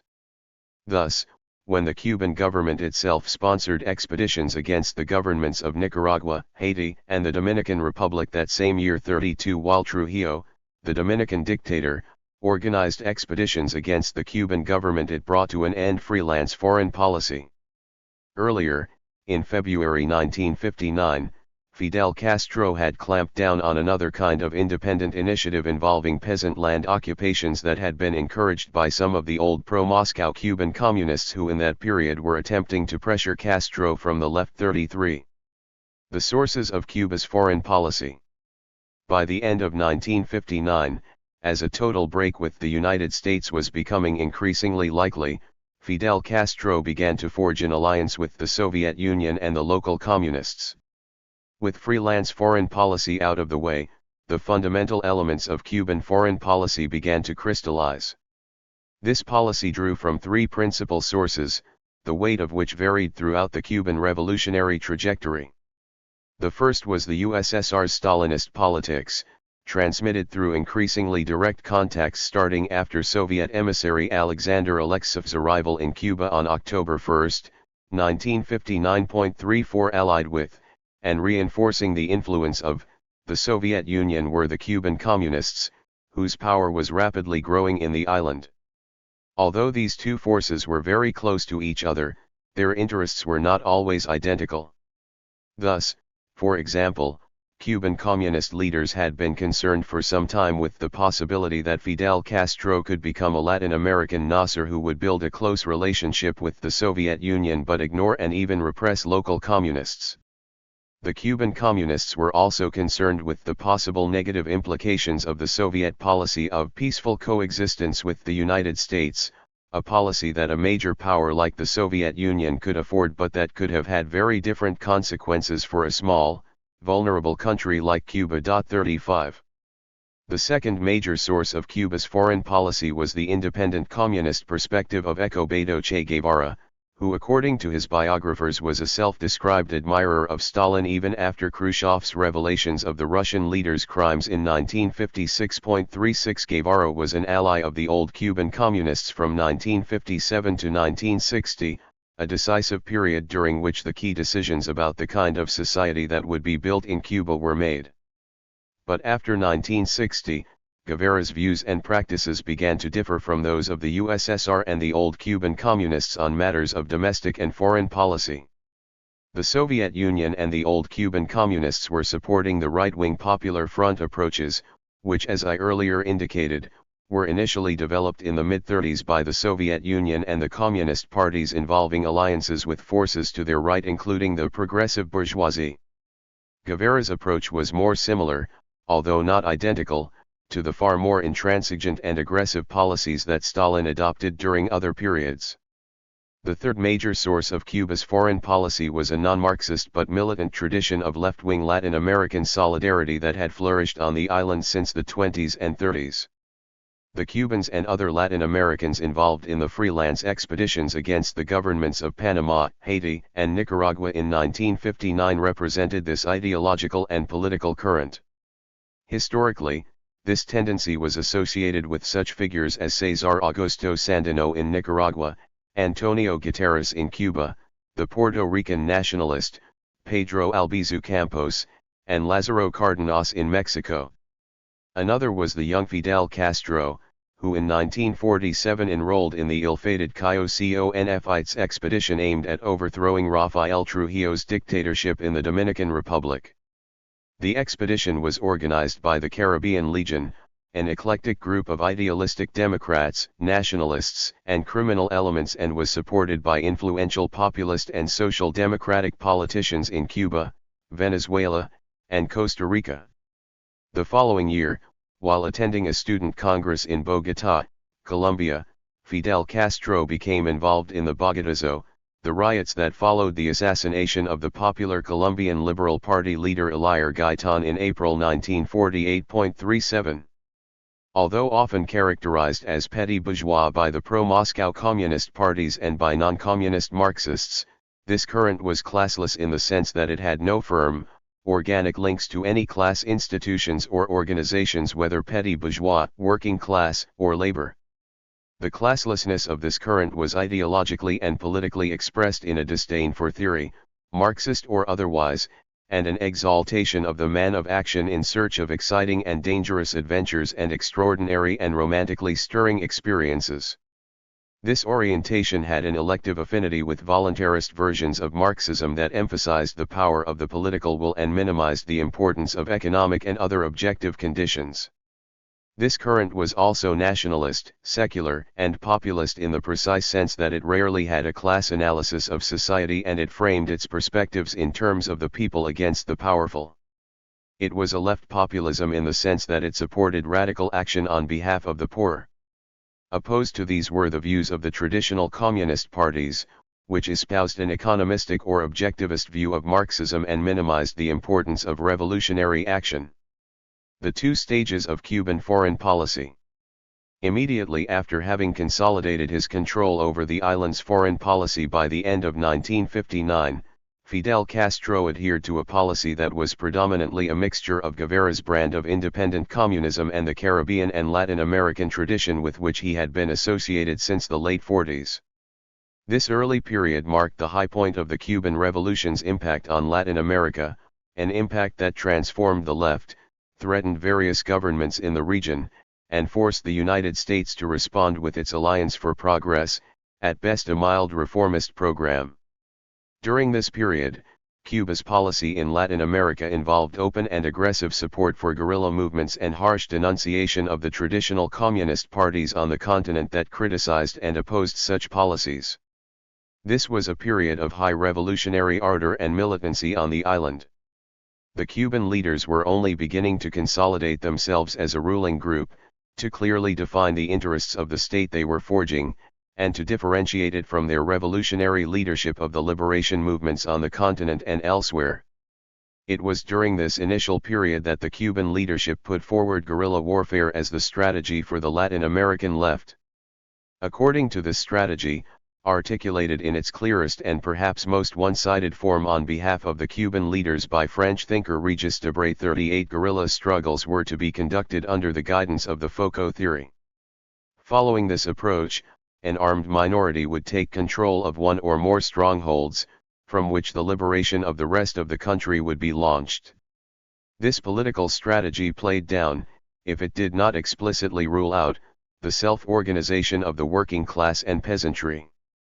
The agency and method of overthrowing the old ruling classes has a decisive impact on the nature of the new society that emerges from a successful revolution.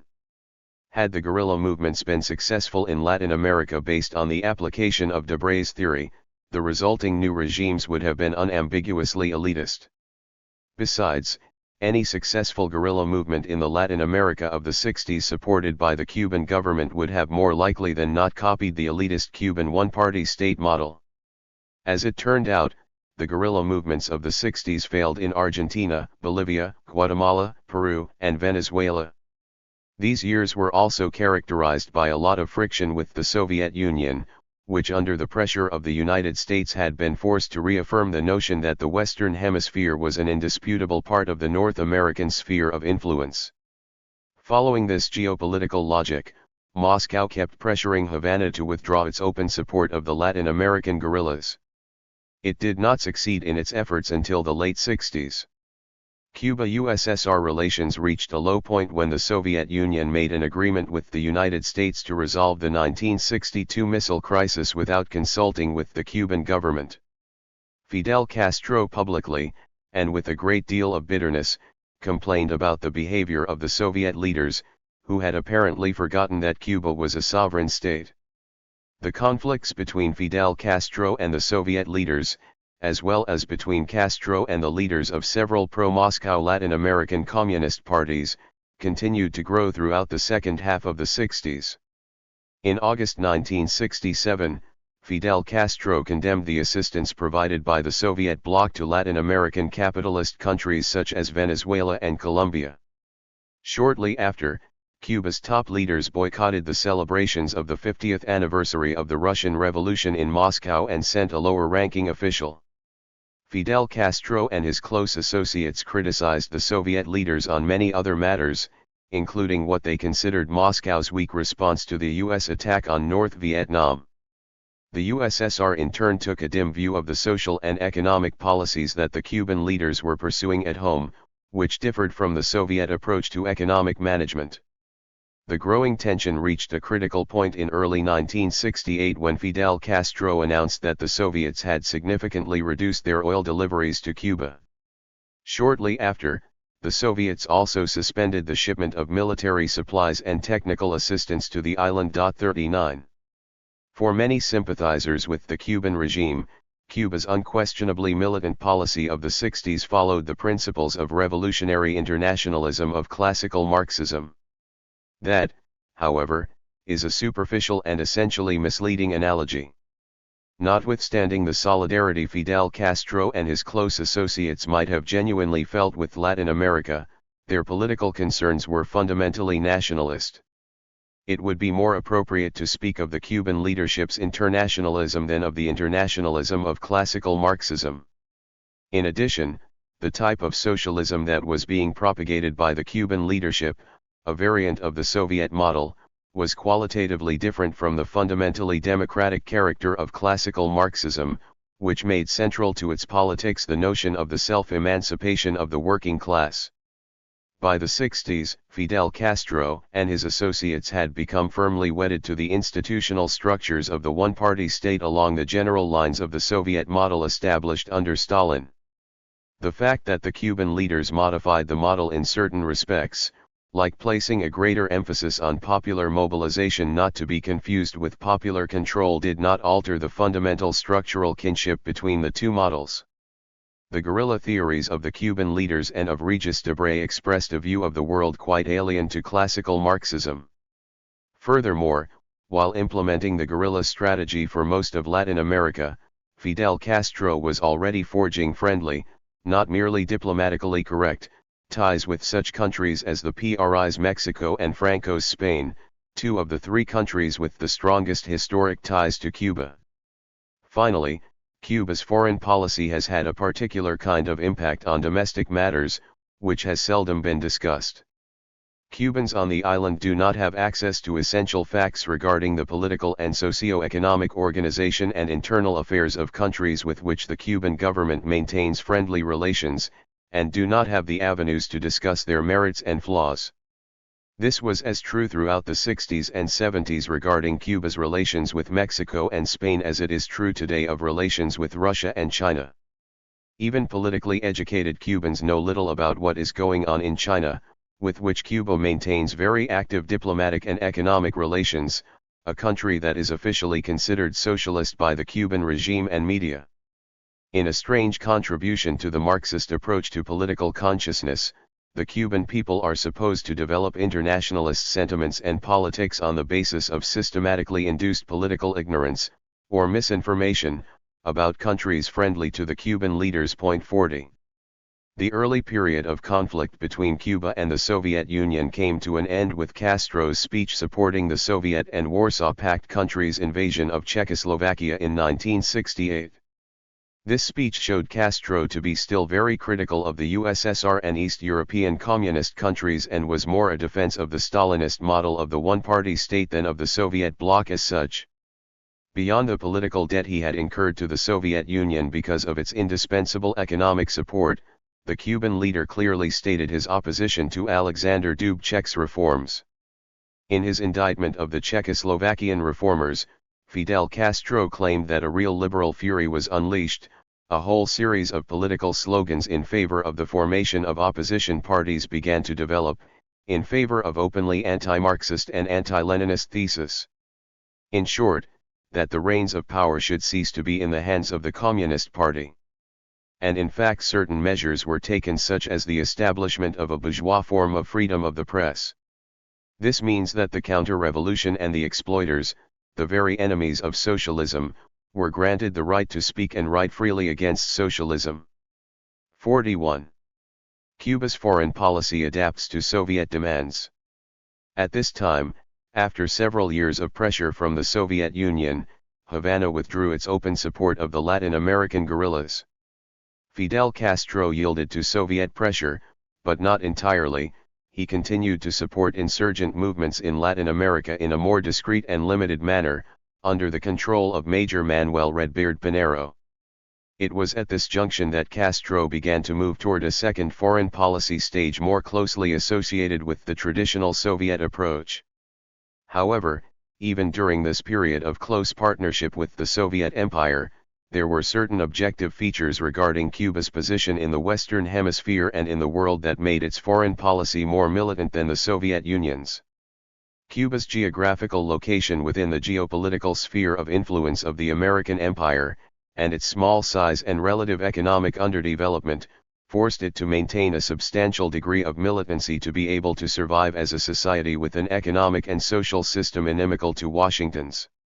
During this stage of closer ties to the Soviet Union, Castro supported the suppression of the Eritrean national movement in the 70s and, with much discomfort and in a low-key manner, the Soviet invasion and occupation of Afghanistan that began in late 1979 and continued through the 80s. 42 Until then, Cuba managed to play an important leadership role in the movement of Third World countries in a manner that was usually compatible and supportive of Soviet goals.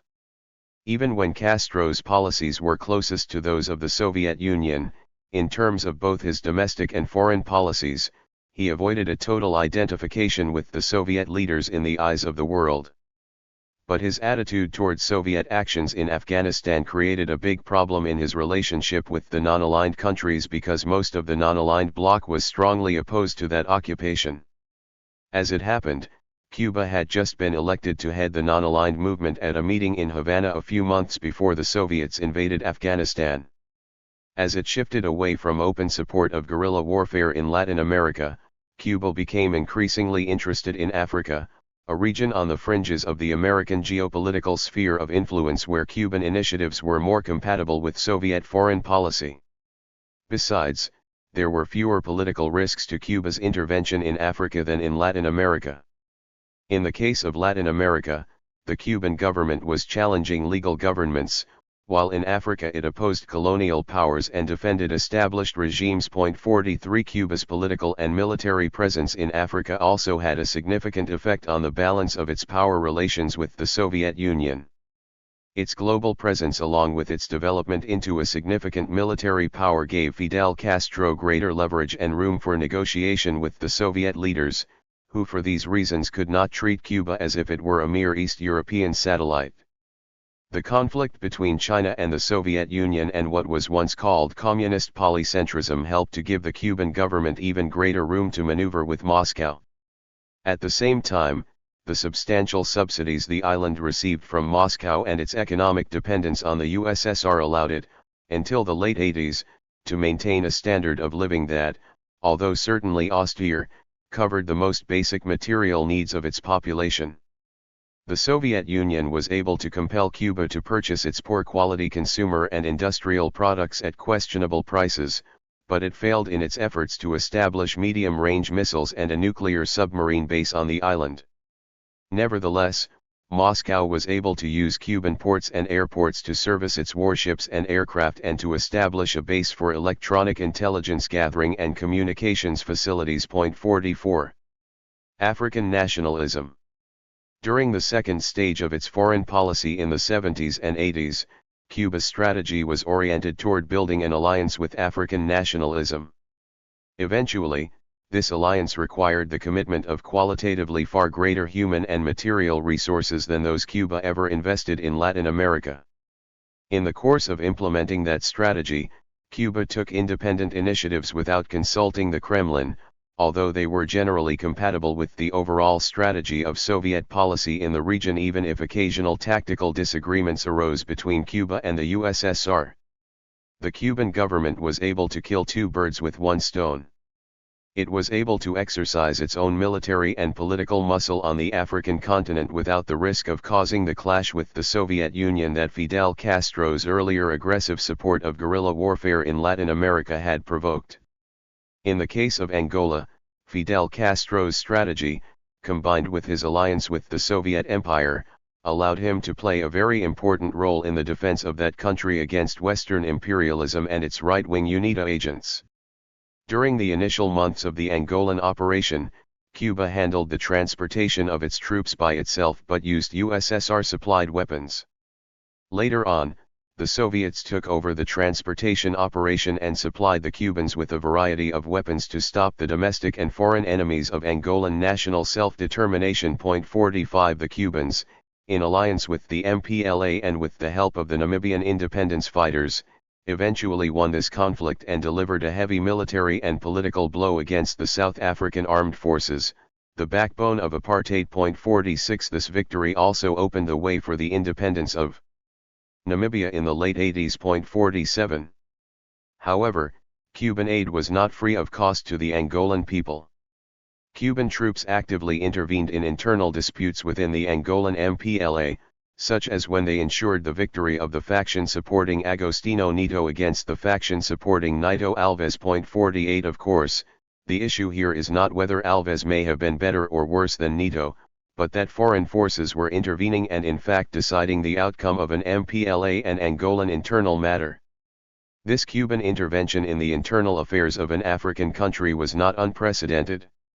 Earlier, in 1966, Cuban troops actively intervened in the Republic of the Congo to protect the government of President Alphonse Massamba and put down a mutiny by military tribesmen loyal to Captain Marine Ngouabi. 49 Fidel Castro's government's interventions in the internal affairs of African countries sometimes grew out of the Cuban government's taking responsibility for the personal security of political leaders. 50. Cuba's indiscriminate alliance with African nationalism also involved support for the bloody regimes of Idi Amin in Uganda and Nguma Masias in Equatorial Guinea. 51. In the conflict between Eritrea and Ethiopia, Fidel Castro followed a different course than in Angola. Cuba had initially supported the Eritrean struggle for independence from the Ethiopian regime headed by Emperor Haile Selassie. But when Selassie was overthrown by the Dergu, a group that eventually came under the leadership of Mengistu Haile Mariam and adopted a strong left-wing nationalist stance favorable to the Soviet Union, Castro radically changed his tune. He decided to ally himself with Ethiopian nationalists against the Eritrean nationalists. Castro now opposed the Eritrean struggle with the claim that it was secessionist and would destroy the territorial integrity of Ethiopia. 52 In fact, Eritrea had been a separate nation that had been colonized by Greater Ethiopia and afterwards annexed to it. Thus, the Cuban government moved from supporting Eritrean independence to an uncommitted neutral position to adopting the Ethiopian view that defined the Eritreans as secessionists. In a speech delivered on April 26, 1978, Fidel Castro tried to justify his government's new position on Eritrea by comparing the Eritrean liberationists to the secessionists in the American South who provoked the American Civil War. As Nelson P. Valdez pointed out, This was a baseless comparison for a number of reasons, including the fact that the American South had been an integral part of the United States since its inception and did not constitute a separate nation. Besides, the Eritrean struggle was a truly popular movement unblemished by the racism of the Southern whites who wanted to secede. 53 Fidel Castro's support for the Derg was not only rhetorical, he refrained from becoming directly involved in the Eritrean fighting, but the Cuban government trained and armed the Ethiopian forces and provided logistical support and supplies. It also directed the Cuban armed forces to relieve the Ethiopian troops on the Ogaden front, the site of the war between Ethiopia and Somalia, which made it possible for the Ethiopians to continue their war versus the Eritreans. 54.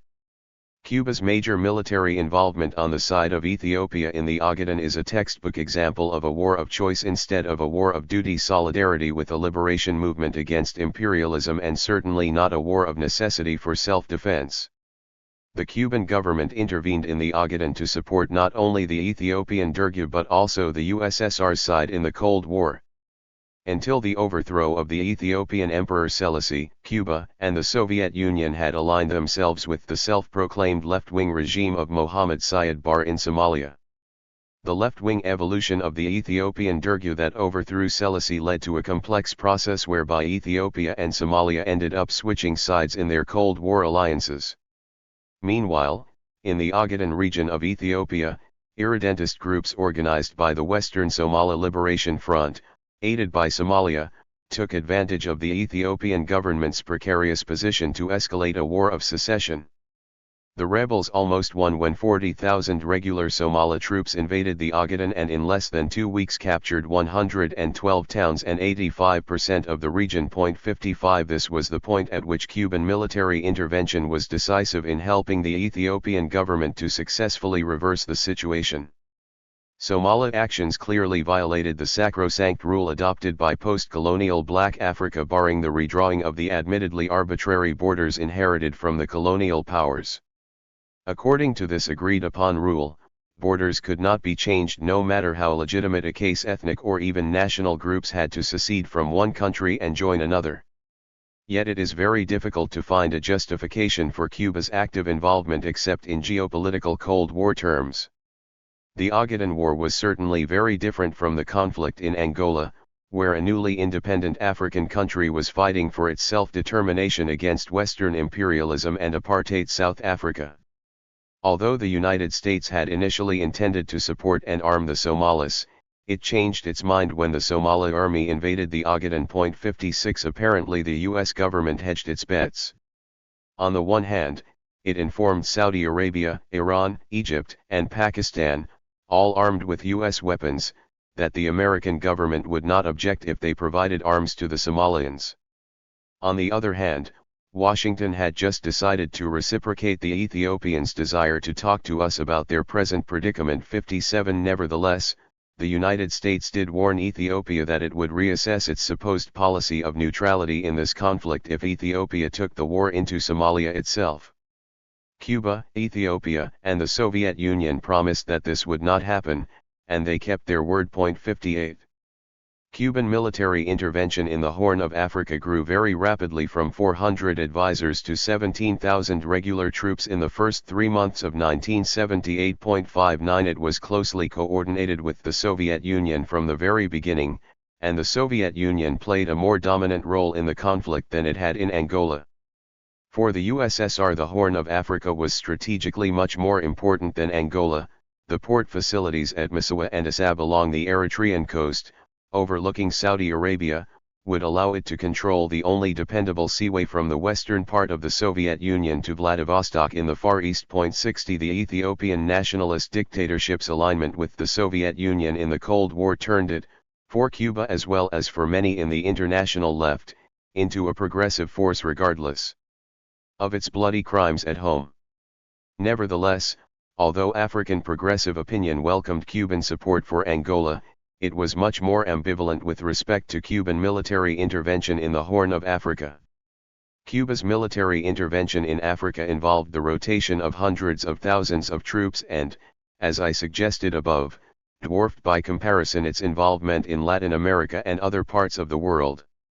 Besides its cost to the Cuban people in terms of the loss of lives 61, there were substantial economic losses as well. In addition to military personnel, a large number of Cuban technical personnel, construction workers, and even bus and truck drivers were sent to Africa. 62 It is estimated that between 1975 and 1991, more than 430,000 Cubans served in military and civilian capacities in Angola alone. By the mid-1980s, Angola had become the standard tour of duty for Cuban youth. 63 This exodus negatively affected Cuba's economic growth and the standard of living of the Cuban people, as expressed, for example, in the reduction in the housing units built on the island. 64 On the other hand, the Soviet Union might have limited the massive aid it sent to the island during that period had Cuba not so actively intervened in Africa. Reasons of state. In spite of having been forced by the Soviets to curtail its support for Latin American guerrilla forces, Cuba continued to back the anti-imperialist movements in the continent. It played an important role, for example, in the overthrow of Anastasio Somoza in Nicaragua in the late 70s. But to fully comprehend Cuban policy in Latin America, it is essential to understand that its support of any anti-imperialist movement has always been subordinated to the interests of the Cuban state as defined by its leaders. Based, in part, on Jorge I. Dominguez's analysis on how the Cuban state has always adjusted its foreign policy to advance its own goals. 65 It is clear that in its state-to-state relations, the Cuban government has subordinated its support to opposition movements in any given country to the benefits it could obtain from its relations with the government of that country. Cuba has, as a general rule, even in its first foreign policy stage in the early 60s, refrained from supporting revolutionary movements against governments that had good relations with Havana and rejected U.S. policy toward the island, independent of the ideological coloration of those governments. One possible exception may have been the normal diplomatic ties that Cuba maintained with the Shah of Iran while reaching out to the Iranian People's Party, which was plotting against him. But after the Shah was overthrown, the Cuban government returned to its usual policy when it broke with the IPP and cultivated friendly relations with Ayatollah Khomeini. 66. Relations with Mexico. The most paradigmatic cases of the reasons of state direction of Cuban foreign policy are the very amicable relations that Cuba maintained with Mexico under the Institutional Revolutionary Party and with Franco's Spain. The PRI-led regime was the only Latin American government that in the early 60s refused to comply with the US-controlled Organization of American States' instruction to its member states to break diplomatic relations with Castro's government. The PRI played a clever double game, expressing sympathy for Castro's government, in part to pursue its own national interest in Caribbean affairs and in part to co-opt its internal left discontent, while secretly collaborating with U.S. government agencies in a number of hostile activities against Cuba. The no longer reform-oriented, but still nationalist and statist, PRI leaders, some of whom were only beginning to adopt neoliberalism as their banner, felt a certain degree of sympathy for the Cuban leaders based on their own nationalism and to a lesser extent because of their roots in the much decayed but still relatively recent Mexican Revolution.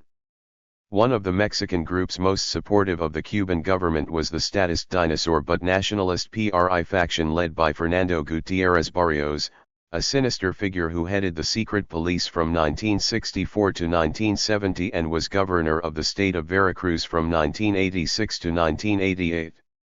The Cuban government responded to the sympathy of the then still dominant PRI statist dinosaurs by withholding public criticism of their crimes and corruption and by presenting to the Cuban people a benevolent image of the PRI's Mexico as a progressive political system. Consistent with this orientation toward Mexico, the Cuban press and government kept silent and failed to condemn the Plaza de Tlatelolco massacre of hundreds of students in October 1968, prior to that year's Olympic Games. 67 Moreover, the Cuban government did not support the guerrilla movements that erupted in Mexico in the late 60s and early 70s. Relations with Spain. One of the most peculiar but little-known aspects of revolutionary Cuba's foreign relations is the lasting friendly relationship it established with Franco's regime in Spain. Few people off the island are aware of the enormous importance that the Spanish Civil War and its Francoist sequel had for Cuba, and particularly for the Cuban communist and non-communist left.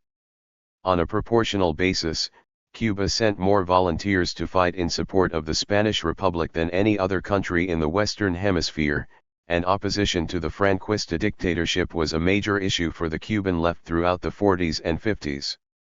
Relations between revolutionary Cuba and Spain were rocky during the first couple of years, and included an ugly incident on January 21, 1960, when the Spanish Francoist ambassador tried to burst in on a televised interview with Fidel Castro to protest the Cuban leader's attacks on the Spanish embassy in Havana. Franco privately expressed his criticisms of the Spanish ambassador's undiplomatic behavior 68, and by January 30 an agreement had been reached by the two countries to continue normal diplomatic relations with the acknowledgement by the Cuban leadership that no counter-revolutionary activity existed that could be attributed to the Spanish government. 69 A week later, the Spanish press officer in Havana informed Madrid that with one minor exception, the press, and particularly its pro-government sector, abstained from any attack on Spain following a government order that also forbade the publication of articles, editorials, or commentaries written by Spanish exiles, or anything about their activities. 70 Save for a couple of isolated incidents in the early 60s, relations between Cuba and Spain then settled into a quiet, friendly economic and diplomatic exchange that lasted for many years beyond Franco's death in the mid-70s. 71 Curiously, the Falangist press sometimes sounded like the North American liberal media when it argued,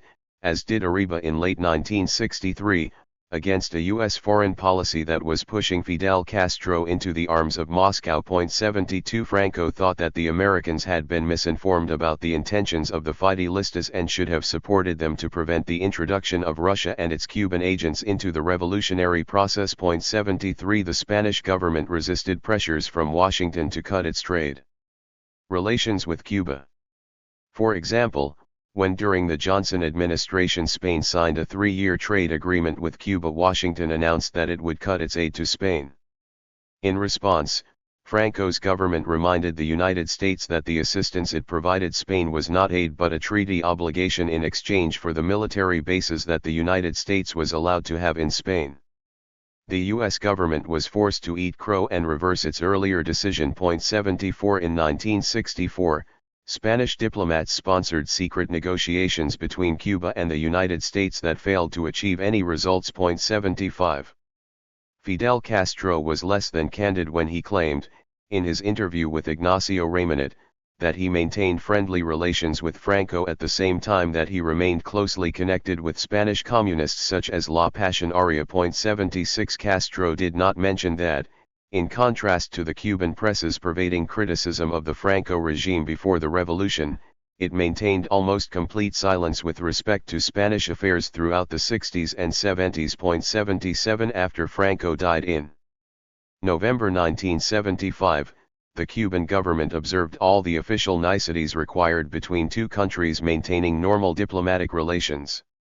However, the Cuban media went beyond those diplomatic requirements and did not publish or transmit a critical word about the character of Franco's regime of almost 4 decades. 78 Castro's explanation of why Franco maintained such good relations with revolutionary Cuba reveals how right-wing nationalism can converge with Castro's nationalism. He said that Franco grew up in the Galician port of El Ferrol, the headquarters of the Spanish Navy squadron that was annihilated by the U.S. Navy on the southeastern end of the island during the Spanish-Cuban-American War in 1898. According to Castro, the humiliation inflicted on the Spanish Navy by the United States shaped Franco's critical attitude toward the American empire and its relations with Cuba. But Castro also suggested that there was a link between his worldview and Franco's, his admiration for the pre-capitalist values of chivalry and honor as he saw them in his father and his Spanish Jesuit high school teachers. This helps to explain why Castro officially honored the heroism of the Spanish sailors who suffered that 1898 defeat by the U.S. Navy in the Bay of Santiago de Cuba. Castro plays down the significant economic ties that Spain and Cuba maintained during the late Francoist period and suggests that by confronting and resisting the United States, the Cuban people have reclaimed Spanish sentiment and honor. That historic almost sentimental factor must have influenced Franco's attitude. I don't believe in economic explanations, nor in explanations of any other type. 79 While it is true that the economic relations between Franco's Spain and Cuba were more important to the island republic than to the former mother country, maintaining relations with Cuba was important to Franco not only to protect the substantial Spanish community on the island but to maintain a degree of autonomy from the United States. Moreover, there were powerful historic links between Spain and Cuba, as it and Puerto Rico were the last two Spanish colonies in the Western Hemisphere. Franco was interested in keeping Cuba within the Hispanic family of nations, where Spain tried to play a leading role, and preventing a repetition of the Mexican case, meaning Cuba breaking diplomatic relations with Franco's government and officially recognizing the Spanish Republican government in exile. 80.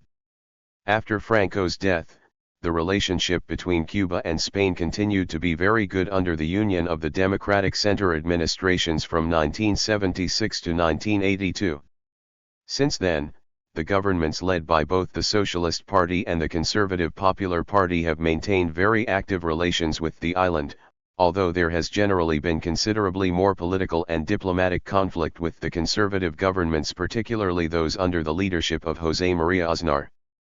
After the two brothers to the rescue planes piloted by Cuban Americans were downed by Cuban authorities in 1996, and the U.S. Congress approved the Helms-Burton legislation tightening the economic blockade that was signed by President Bill Clinton, both the PP and the PSOE opposed the new law, as did the European Union as a whole. 81 This reaction was partly in protest against the extraterritorial features of the law, punishing European corporations investing in enterprises originally owned by Americans that had been nationalized by the Cuban government in the early 60s.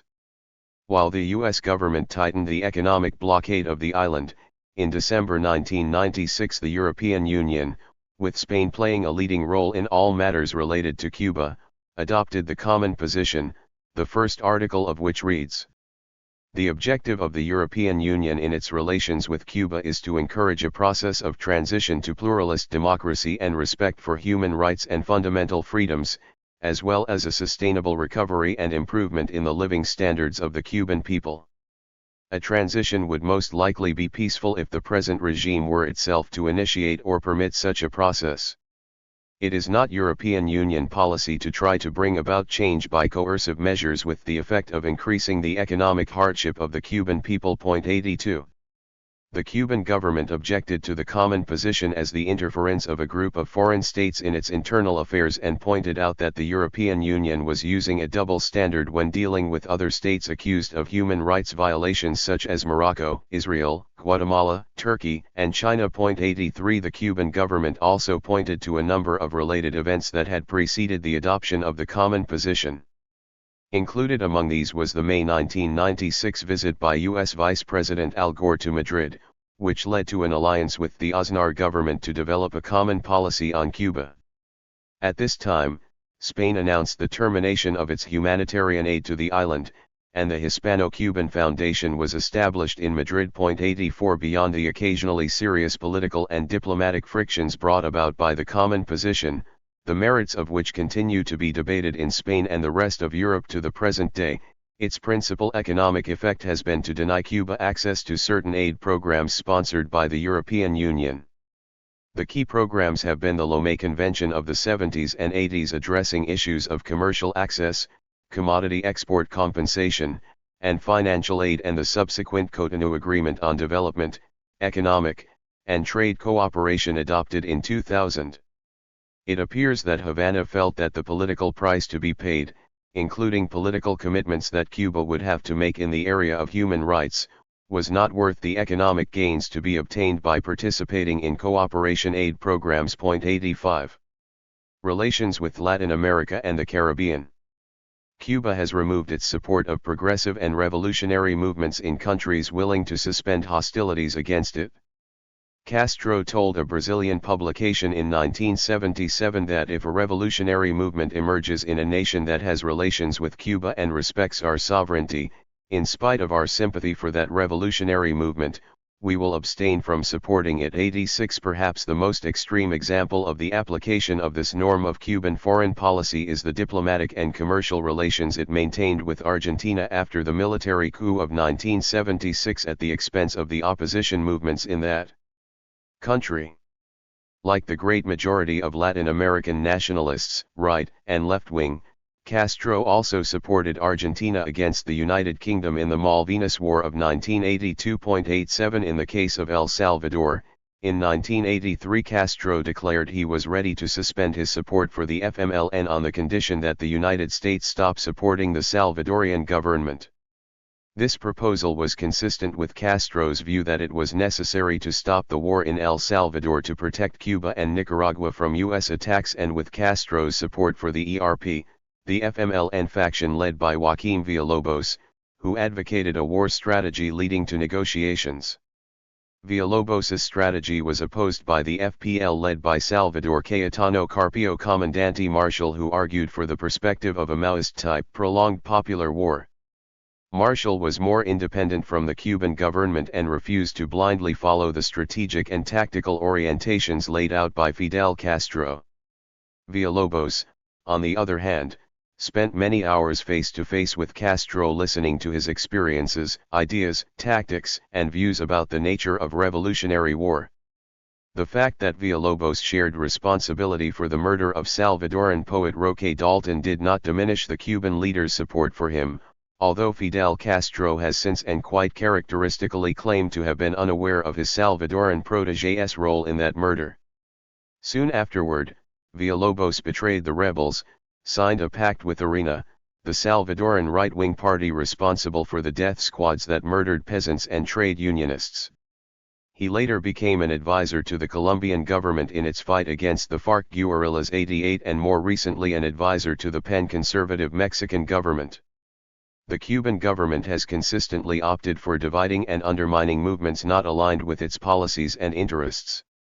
This is why in 1966 Fidel Castro opposed the movement led by Jan Sosa in Guatemala and supported the movement led by Luis Tercios Lima. 89. This was also the reason why in the 70s, when Cuba resumed relations with the traditional communist parties that recognized the leadership of the Cuban government, Castro re-established ties with the PCV and broke with the movement led by Douglas Bravo, which it had previously supported at the expense of the Venezuelan communists.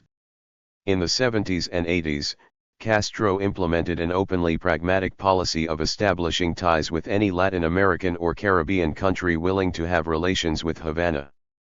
This included a wide diversity of governments.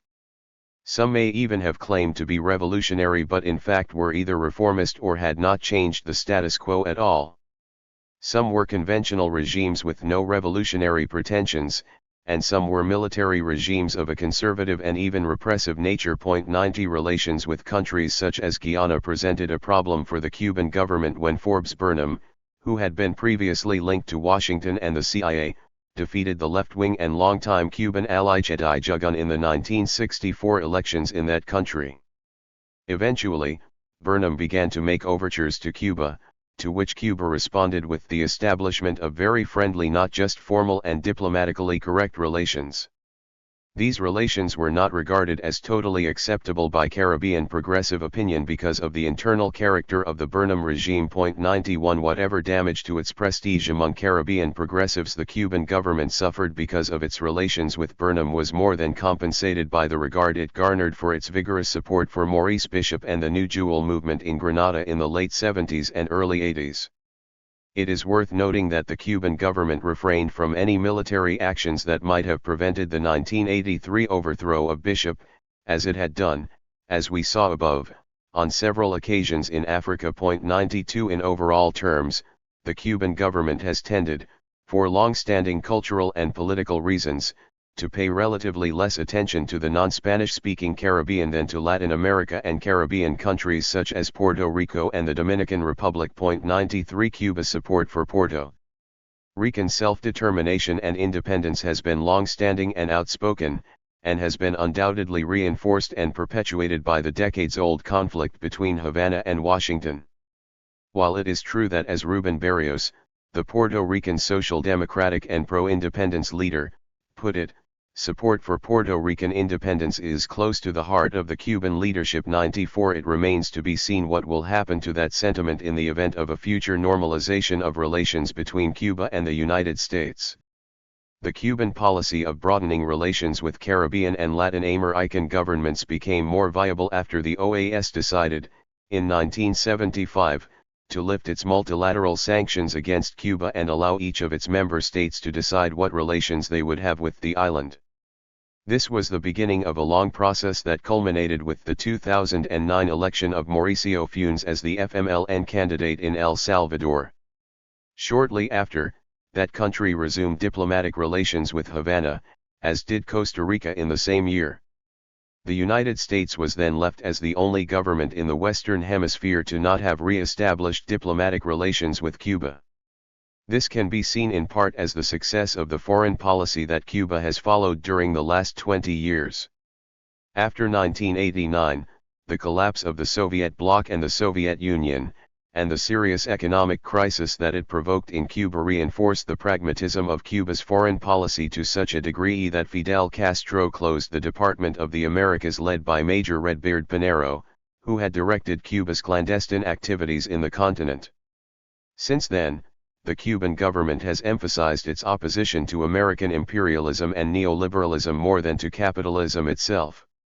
In the case of Luiz Inácio Lula da Silva's neoliberalism in Brazil, and in spite of Fidel Castro's criticism of that country's ethanol policies, he and Raúl continued to support the Brazilian leader while ignoring the left-wing splits from Lula's party, the PT.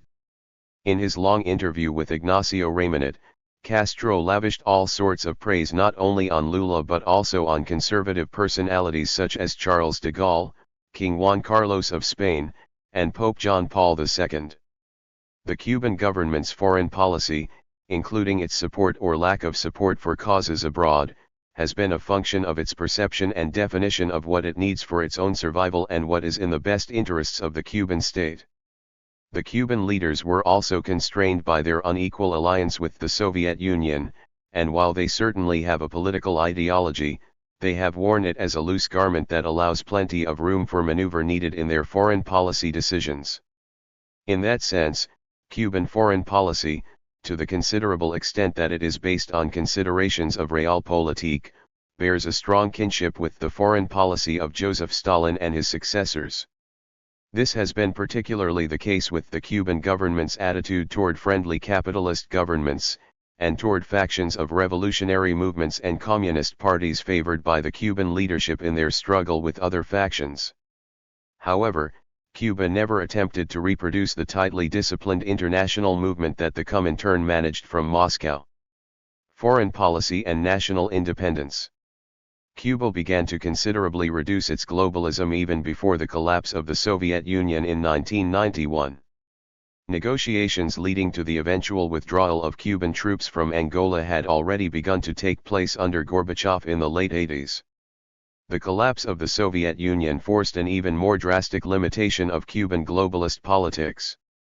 The severe economic crisis that the Soviet collapse brought about on the island made it impossible for Fidel Castro to continue playing the international role he had played in the past. Cuba's regular armed forces were reduced by more than 80%, from a total of some 297,000 as late as 1991 to some 55,000 in 2005.95. Notwithstanding the Cuban government's implementation of the alternative strategy of Guerra de todo el pueblo to defend the country against a potential foreign invasion, there is no doubt that Cuba's military capability has seriously deteriorated. This becomes even more evident when taking into account problems such as lack of preparedness and training due to shortages of fuel and spare parts for military equipment. The severe reduction of Cuba's military capability is an example of what economists and other social scientists call a natural experiment. It retrospectively demonstrates that this reduction has made virtually no difference in terms of U.S. imperial aggression. This does not mean that the Cuban government could have reduced its armed forces to zero without any consequences for its survival from U.S. hostility. However, it underlines the fact that Cuba's powerful armed forces had many purposes beyond the defense of the country against U.S. aggression. It is true, however, that the principal but not exclusive goal of Cuban foreign policy was to ensure the country's independence and the regime's survival in the face of the long-standing and unremitting hostility of the American empire.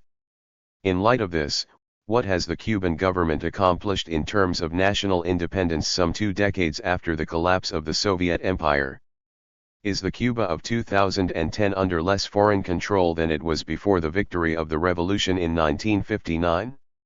Although the Platt Amendment that legally subordinated Cuba to the United States in a quasi-colonial manner was formally abolished in 1934, this did not eliminate Cuba's political, economic, and military subordination to the United States. The new relationship, which lasted until 1959, was similar to the type of dependency that many ostensibly independent countries in Africa and Asia retained with their former colonial masters, a dependency that was deplored by Third World nationalists as neocolonialism. However, for over 3 decades Cuba was as dependent on the Soviet Union in economic and political terms as it had previously been on the United States. Therefore, it could be argued that Fidel Castro had merely replaced one imperial master with another. But the nature of Cuba's relationship with the USSR differed from the relationship that the East European satellite states maintained with the Soviet Colossus. With the exception of Yugoslavia and arguably Czechoslovakia, East European communist parties had come to power under the sponsorship of the Soviet Red Army. They remained in power as long as the Soviet Union was able and willing to protect them from their own populations and from the Western powers. That was not the case with Cuban communism. It has survived for over 2 decades the collapse of the USSR and the Soviet bloc. Yet the Cuban leaders were not as independent from the USSR as they might have liked, and even less than they would have liked others to think. Because of its heavy subsidy, the Soviet Union was able to pressure Fidel Castro to change not only his foreign policy but also his internal economic policy. That was why from the early 70s until the mid-80s Castro abandoned Guevaraist economic centralization and moral incentives for the Soviet model of material incentives and a greater degree of autonomy for enterprise administrations. However, he returned to some of the Guevaraist policies during his rectification campaign in the mid-80s. The Soviet Union, fearful of the consequences of too open a challenge to American hegemony in the Western Hemisphere, was able to make Fidel Castro abandon his 1960s policy of open support for guerrilla warfare in Latin America. Cuba may not have been a USSR satellite in the manner of countries such as East Germany and Poland, but it was subordinate to the Soviet Union in some key respects. Nevertheless, Cuba's vigorous political and military activities abroad substantially helped to compensate for its dependence and subordination, particularly economic, to Moscow. Therefore, the claim that the Cuban leadership merely replaced Washington with Moscow as its imperial patron, beyond its mechanical character, is also inaccurate. 96.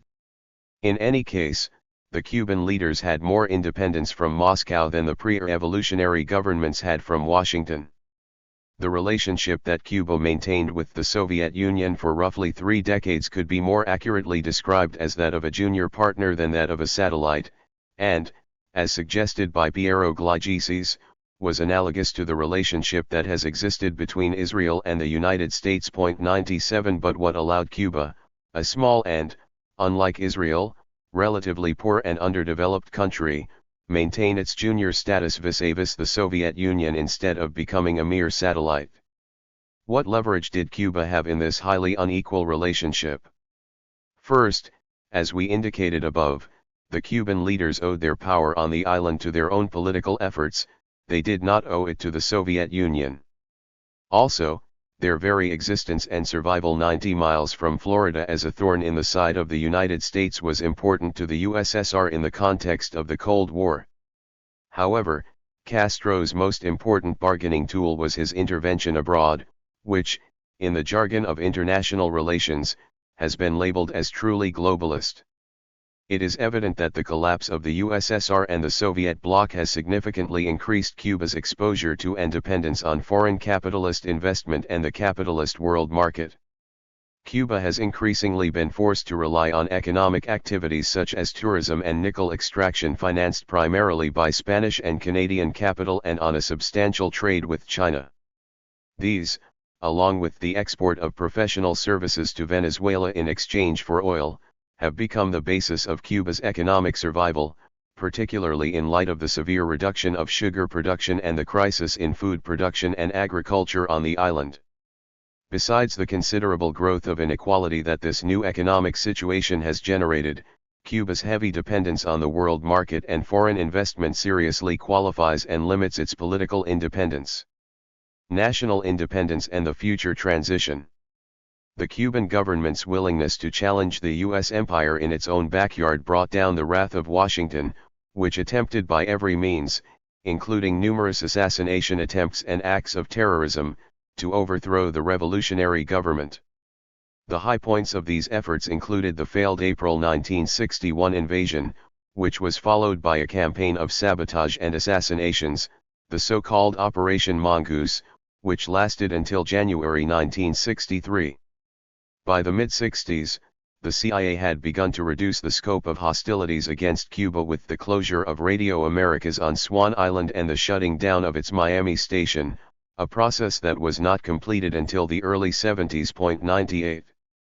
However, sabotage actions launched from the United States continued to take place sporadically in the 70s and 80s. For example, in February 1976 a Soviet freighter was attacked near Cuba, and 2 fishing boats were attacked in April. These incidents were followed by various other fatal attacks, most notably those aimed at the overseas facilities of Cuban Airlines, culminating with a major disaster in Barbados. A Cuban plane carrying athletes and other civilian travelers, both Cuban and foreign, had just departed from that island when it was destroyed by a bomb, killing all 73 people aboard. It appears that while this was not explicitly a CIA operation, the agency was aware of its likelihood and did nothing to prevent it. 99 The Cuban right-wing campaign of violence launched from the United States continued in the 80s. Shortly before Reagan's electoral victory in 1980, the Miami-based group Omega 7 assassinated a member of the Cuban mission to the United Nations in New York. President Carter communicated his condemnation to the Cuban government and promised to prosecute the murderers. 100 Carter's pronouncements did not stop Alpha 66, another right-wing terrorist group, from publicly daring the U.S. government to invoke the U.S. Neutrality Act against them. 101 These acts of terrorism and sabotage continued even until the late 90s. In 1997, several bombings in Havana hotels resulted in the death of an Italian tourist, but by then it was clear that for some time the main focus of attention of the U.S. government and the Cuban-American right wing had moved to the political arena. The Cuban-American National Foundation obtained far greater success in making life difficult for the Cuban government and people through the strengthening of the economic blockade than any act of sabotage and terrorism had ever achieved.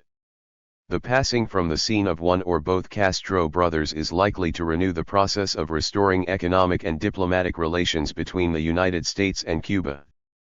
Powerful agribusiness and shipping interests in the West, Midwest, and South of the United States, which have engaged in hundreds of millions of dollars of trade every year with Cuba under the 2001 humanitarian exceptions to the blockade, have long been pushing in that direction. Congressional Republicans and Democrats were close to approving legislation that would have weakened, if not eliminated, the blockade had it not been for George W. Bush's threats to veto such laws. Even though President Barack Obama won Florida in 2008 over the opposition of the Cuban hard right, he has acted cautiously in terms of eliminating the existing political and economic measures against Cuba. Meanwhile, what used to be the Cuban-American right-wing monolith in South Florida has become somewhat divided. This fragmentation is likely to grow if a transitional regime after the Castro brothers were to welcome investments from Cuban-American capitalists while still barring them from political power. American liberals and some members of the U.S. political establishment have often advocated negotiations with Cuba. They have argued that negotiations would lead to a modification or end of the American economic blockade on the pragmatic grounds that the Cuban leadership would have to reciprocate with concessions and adopt a less antagonistic stance toward the United States. An American initiative of this kind may or may not have such an outcome, depending on the other considerations that may affect Cuban and U.S. foreign policy. For example, in November 1974, when the Cuban right wing in South Florida was still only a negligible political factor, Henry Kissinger, on behalf of the Ford administration, began secret negotiations with the Cuban government. As a result of these negotiations, Cuba extradited the hijacker of a U.S. plane and returned the ransom it had seized in another hijacking. In August 1975, Washington softened the economic blockade by withdrawing the threat of withholding aid to countries whose ships carried goods to and from Cuba and by allowing the docking in the United States of ships of third countries trading with Cuba. It has been argued that Cuba's involvement in the war in Angola ended the secret talks, the process of détente, and the possibility of normalizing relations between the two countries in November 1975. There is some truth to that claim, as Fidel Castro later acknowledged that normalization of relations with the United States was not then a priority of Cuban foreign policy. As Julia E. Swag has pointed out, Cuba's leaders had learned to live without the United States, were subsided by the Soviet Union, and had more to gain by involvement in Africa than by returning to a more docile relationship with the United States. 102 However, as we shall see below, there were important political forces and developments in U.S. domestic and foreign policy that blocked such an important change as normalizing relations with Cuba. Negotiations were resumed by the Carter administration in 1977. There were mutual concessions between the two countries that included the establishment of diplomatic interest sections in Washington and Havana and the lifting of the ban on tourist travel to the island. But Cuba's decision to send troops to Ethiopia and Washington's objections to the presence in Cuba of certain kinds of Soviet military equipment and personnel helped to bring this new détente to an end. Carter and Castro still managed to reach various agreements afterward. These covered smaller matters such as increased cooperation between the U.S. Coast Guard and its Cuban equivalent, the Border Guard troops, and the repatriation of U.S. citizens living in Cuba. In late 1978, Fidel Castro released most political prisoners, and about 1,000 of them left for the United States. In 1979, Cuban Americans were for the first time allowed to visit their relatives on the island, and large numbers of them did so. 103 Thus, the changes that took place in the mid and late 70s in US-Cuban relations, while registering some improvements, were not dramatic and did not lead to a full normalization of diplomatic and economic relations between the two countries. Meanwhile, political pressures in the United States began to grow against the normalization of relations with Cuba. Although several members of the Carter administration were in favor, Zbigniew Brzezinski, Carter's powerful national security advisor, opposed it. 104 The American right wing was becoming very agitated over the negotiations concerning the transfer of sovereignty over the Panama Canal. This had been an important issue in the 1976 elections, and the negotiations concluded in August 1977, leading to eventual Panamanian control of the canal. In September 1977, U.S. negotiations with Cuba were suspended until after the Panama Canal treaties were ratified by the Senate. This suspension turned out to be indefinite. 105 Faced with an attack from the right on the issue of the Panama Canal treaties, the Carter administration decided to shore up its right flank by adopting a tougher posture on Cuba. 106 By 1979, the international situation confronting Washington had changed in a way that strengthened the hand of the hardliners who opposed a normalization of relations with Havana. The Carter administration had been weakened by the Iranian hostage crisis and the Soviet invasion of Afghanistan, while Fidel Castro had assumed the leadership of the non-aligned movement. More Cuban troops were moving into Africa, and the Sandinistas had ousted the Somoza regime in Nicaragua. This made it easier for Brzezinski and Robert Pastor, his deputy for Latin America, to lobby against any more concessions to Cuba. The resignation of moderate Secretary of State Cyrus Vance, who was supportive of a rapprochement with Cuba, helped to seal the fate of such initiatives. 107 In the 80s and 90s, relations between Cuba and the United States worsened under both Republican and Democratic administrations. The collapse of the USSR and the Soviet bloc encouraged the notion in both Washington and Miami that the Cuban regime was in its last throes and that its death could be accelerated by a tightening of the economic blockade of the island. The combined impact of the Torricelli and Helms-Burton Acts greatly strengthened the economic blockade but failed to bring about the overthrow of the regime.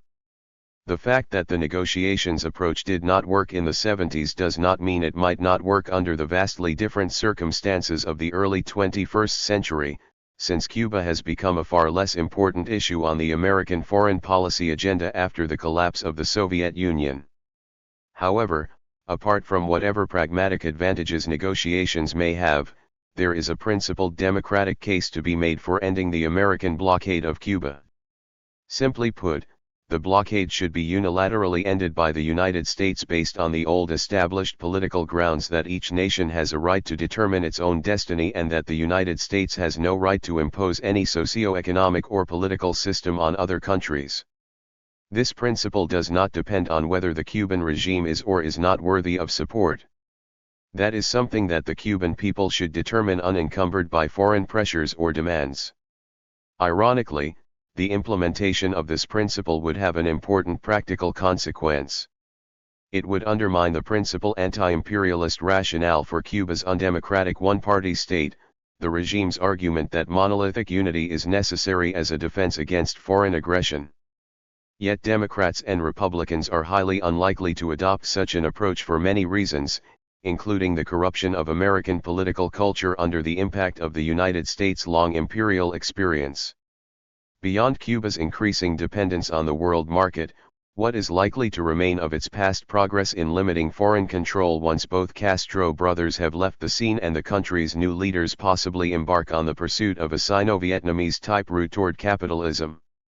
The Soviet subsidies that allowed the Cuban government to maintain an austere standard of living covering the most basic needs of the population had the curious effect of allowing Fidel Castro and his close associates to pay less attention to economic development.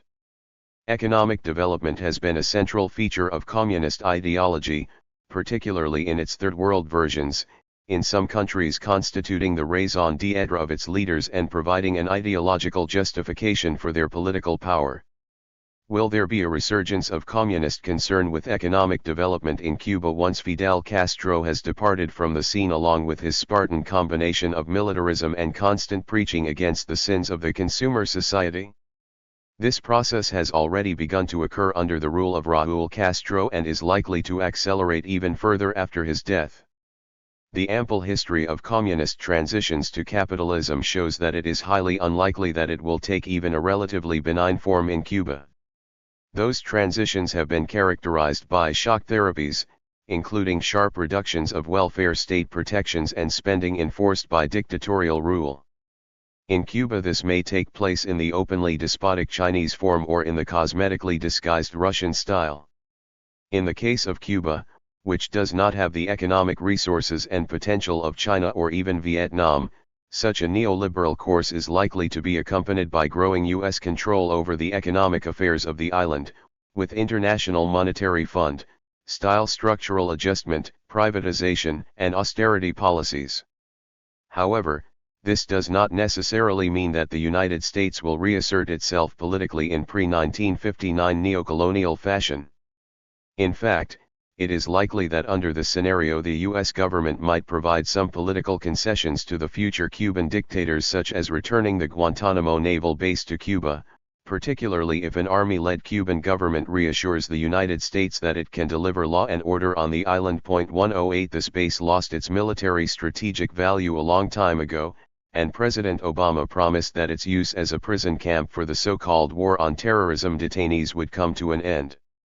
Although it is not clear if and when that will come to pass. Such types of political concessions might provide a convenient cover for making Cuba safe for capitalism through radical changes regarding property, social welfare, labor, and overall macroeconomic policies. At the same time, superfluous political provocations that could ignite a nationalist response would be minimized, if not avoided. Whether this is a likely scenario or not, the degree to which Cuba's reduction of foreign control is permanent will be known only after a post-Castro transition has taken place. Chapter 4.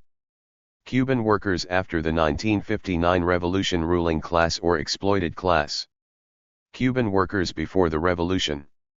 At the time of the victory of the revolution, the Cuban working class, whether urban or rural, was not socialist in any meaningful sense of the term, nor did it lend its own distinctive character to the Cuban Revolution led by Fidel Castro. Although it is true that at least beginning in 1956 most workers had become hostile to the Batista dictatorship and sympathized with the Castro-led revolution, their opposition was not expressed in active, organized class terms. As Castro himself pointed out in his unusually frank speech of July 26, 1970, in 1959 the majority of our people weren't even anti-imperialists. There was no class consciousness. Only class instinct, which isn't the same.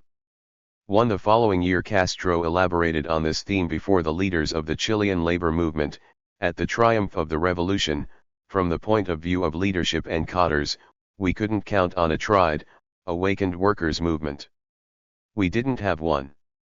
We counted on the support of the workers and farmers, a very broad base, but we didn't have what could be described as a tried, organized, and awakened workers' movement. That's the way things were. 2. The origin of the Cuban working class goes back to the 19th century and particularly to the first 2 decades of the 20th century. Sugar monoculture originated in the 1790s, but the entry of U.S. capital at the end of the 19th century and especially after the Cuban Republic was officially established in 1902 marked a qualitative new stage in the island's economy and polity. The Platt Amendment to the 1901 Cuban Constitution guaranteeing U.S. control over Cuban affairs greatly facilitated the huge economic expansion of the period 1900 to 25. Besides introducing an uneven development into the Cuban economy, with sharp differences between urban and rural Cuba, the economic boom of the early 20th century signified the integration of the Cuban economy into the U.S. economy. From a Cuban perspective, this was not just capitalism but also imperialism. By the early 1950s Cuba had been substantially urbanized. The census of 1953 counted 5.8 million people on the island, with 57% urban and 43% rural. The U.S. Department of Commerce, basing itself on the figures provided by the same census, classified 22.7% of the Cuban labor force under the category of craftsmen, foremen, operatives, and kindred workers, 7.2% as clerical and kindred workers, and 6.2% as sales workers. Service workers, except private household, constituted 4.2% and private household workers 4% of the labor force. These categories could be considered a rough approximation of the urban working class, for a total of 44.3% of the labor force. Farm laborers constituted 28.8% of the labor force, which could be seen as a rough approximation of the rural working class. This class grouping was more than twice the size of the 11.3% of the labor force that was classified as farmers and ranchers. Of course, a large proportion of the farmers and ranchers were quite poor, and there was a great deal of movement between the two rural class groupings, as well as significant migration from the rural to the urban areas. The class instinct that Fidel Castro referred to in his 1971 speech developed as a result of a history of non-socialist but militant struggles of a trade union character. The pattern of struggle of the pre-revolutionary Cuban working class could be described as trench class warfare, constant efforts to push back whatever advances the enemy would make, with some success in making inroads into enemy territory. However, it had no strategy, even on a theoretical level, for taking state power and reshaping society. Its ideology was one of neither social revolution nor business unionism. It rather followed the path of militant reformism, particularly in the 40s and early 50s, and was shaped by a long line of historical events and ideological influences. In the 19th century, Cuban workers, particularly in the tobacco industry, had created labor unions and other working-class organizations under the influence of the Spanish anarchist movement. By the late 20s, the Cuban Communist Party, a part of the Communist International that was increasingly coming under the control of Stalin, grew in influence and replaced anarchism as the principal radical ideology in the labor movement. Cuban communist influence in the labor movement ascended during the Depression years, notwithstanding its ultra-left and sectarian third period, which lasted from 1928 to 1934. The peak of communist influence in the Cuban labor movement began in 1938. At that time its opportunistic Popular Front policy made it possible for the party to make a deal with Batista, exchanging political support for the general for control of the labor movement. Once the Cold War began, however, the liberal populist but corrupt Cuban governments that succeeded Batista acceded to U.S. pressures and purged most communist leaders from the unions. Thus, after 1947, the mostly corrupt American-type business unionism, which also had long-standing roots in the Cuban working class, acquired renewed but not entirely unchallenged influence over Cuban unions. As a result, the Communist Party's strength in the Cuban labor movement declined sharply after 1947. A 1956 survey conducted by the Popular Socialist Party, the name adopted by the Communists at the time of the Soviet alliance with the United States during the Second World War, indicated that only 15% of the country's 2,000 local unions were led by communists or by union leaders who supported collaboration with the PSP. However, even at the height of its influence, the Communist Party was in close competition with various populist parties. Pro-communist workers would often support communist trade union leaders but ended up voting for one of the various populist parties.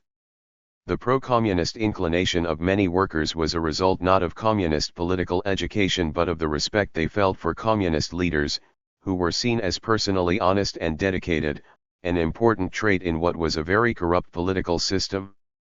However, this personal respect was often tinged with nationalist political suspicion of communist loyalty to a foreign power. There was a substantial difference between the kind of influence the communists had in the early revolutionary 1930s, when politics and trade unionism were closely tied together, and after 1938, when the party veered toward open reformism. Moreover, during the Soviet alliance with the United States during the Second World War, communist policy clearly became class collaborationist. Communists' control of the labor movement gave them power and influence in the working class. However, only a small number of workers who were active Communist Party members, and not simply members of communist-led unions or registered communist in the official electoral lists, were actually educated or indoctrinated in hard communist politics. The initial reaction of the working class to the military coup that brought Batista back to power in 1952 was no different from that of the rest of Cuban society. Mostly everyone reacted with surprise first and then apathy. Only the student movement and a few political activists reacted in a militant manner. As time went by, however, anger and indignation against the government increased among the majority of the Cuban people, although middle-class elements and organizations played a more vocal and leading role than workers in expressing it. Cuban workers were under a double dictatorship, that of Batista in the country as a whole, and that of Eusebio Mujal, the top union leader acting as Batista's agent in the trade unions. As a result, workers had no readily available organizations through which they could articulate their discontent.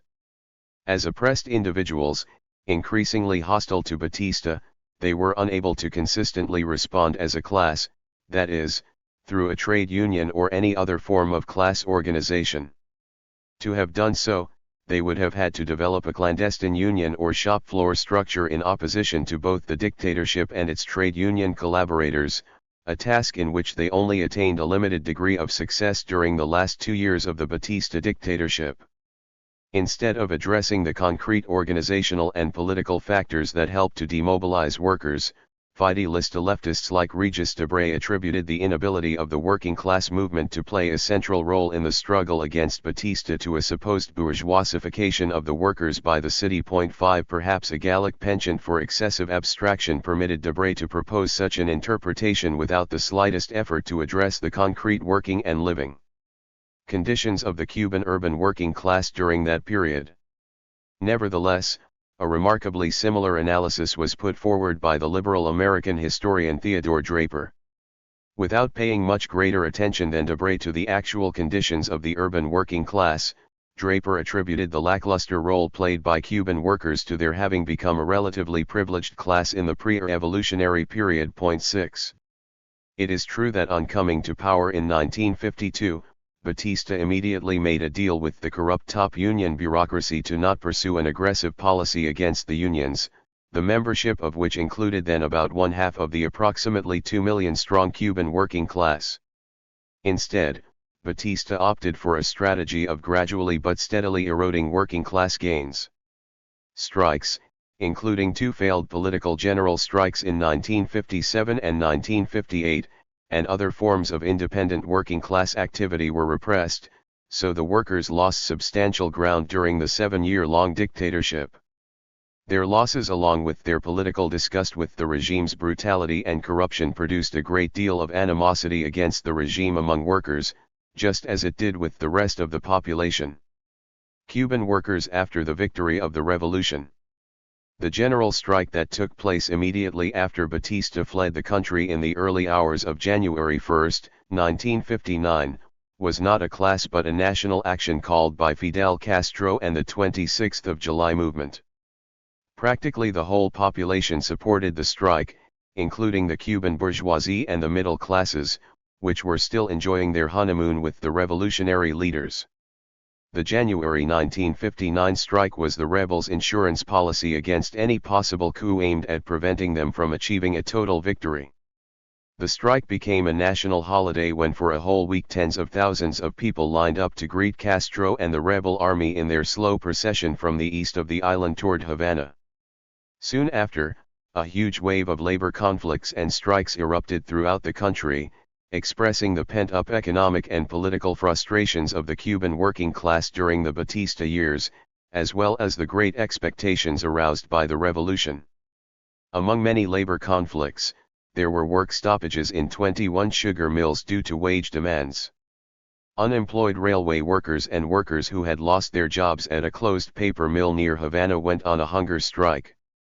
Employees of the Compañía Cubana de Electricidad, the US-owned national electrical utility, declared a slowdown to demand a 20% increase in wages, and 600 workers who had been dismissed by the company in the previous 2 years demonstrated at the presidential palace to demand their reinstatement. 7 Fidel Castro and the revolutionary government tried to solve the myriad labor problems that confronted them during this early period with a clear and strong tilt in favor of the workers. Measures such as substantial reduction in urban rents decreed in March 1959 contributed to the development of the distributive radicalism that characterized the early period of the revolution. Castro, like any other intelligent observer, must have been aware that such radicalism was the keystone for growing mass support for the revolutionary government. On various occasions, as I indicated in Chapter 1, he expressed his concern with the type of consciousness prevailing among the working class. Perhaps anticipating rougher times ahead, Castro tried to educate the masses to trust and rely on the regime rather than simply supporting a government that was delivering the goods. Castro's government, very much afraid of losing control of the working class, let alone afraid of economic instability, tried to discourage strikes. The government convinced the new revolutionary union movement led by David Salvador, a former communist who had become a 26th of July movement leader in the clandestine struggle against Batista, to go along with its efforts in this direction. For their part, the communists still had an arm's-length relationship with the government and tried to push it in a more radical direction. While the PSP voluntarily avoided calling for or encouraging strikes even in the earliest days of the revolution, the party took the position that strikes, when they are necessary and just, help rather than harm the revolution. 8 The friction between Fidel Castro and the PSP increased when several communists reportedly encouraged a few instances of spontaneous land seizures. In response, Castro made clear in a televised interview on February 19, 1959, that any persons involved in seizing land without waiting for the agrarian reform law would be engaging in criminal conduct and lose their right to any benefits from the law. 3 days later the communists retreated and agreed that it was necessary to put a stop to the anarchic seizures of land. 10. Shortly after Batista fled the country, union halls throughout the island were occupied by revolutionary trade unionists of various stripes, with those associated with the 26th of July movement most numerous and influential. These new leaders quickly proceeded to purge all the supporters of Eusebio Mujal, the Mujilista labor bureaucrats who had collaborated with the Batista dictatorship. A vigorous organizing campaign was quickly launched that greatly enlarged the already sizable, although bureaucratic and corrupt, union movement. In the spring, every single local union in the country held elections, and these were followed by elections at the regional and national level. This turned out to be the most important exercise in autonomous grassroots democracy during the revolutionary period. The candidates associated with the 26th of July movement emerged as the overwhelming winners, and the communists managed to obtain only some 10% of the union posts. In any case, the outcomes of the spring union elections were remarkably consistent with the results of the union survey the PSP had conducted in 1956.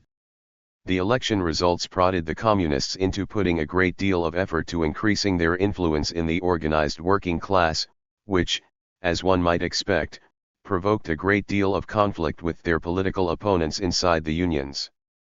Nevertheless, the elections of delegates in early November for the 10th Congress of the CTC that was to take place later that month produced results very similar to those of the spring elections. Once the Congress began, it was clear that the Communist delegation would take a drubbing and would be excluded from the leadership bodies of the Labor Confederation. At this point, Fidel Castro intervened and a different leadership slate was approved. While well-known communist unionists were kept off the slate, the so-called Unitarian elements of the 26th of July movement, who were friendly to the communists and were led by Jesus Soto, were given a predominant and controlling role. After the Congress concluded, the Labor Ministry, under Fidel Castro's control, assisted by the communist union leaders and the Unitarian elements friendly to them, began to purge a large number of trade union leaders who had resisted communist influence, accusing them of being Mujilistas. 11 The purge took place by means of purge commissions and carefully staged and controlled union meetings instead of new elections. About 50% of the labor leaders, most of whom belonged to the 26th of July movement and had been freely elected in the spring 1959 local and national union elections, were removed. Many were persecuted and jailed as well. Veteran PSP cadres and their Unitarian collaborators took over those leadership positions.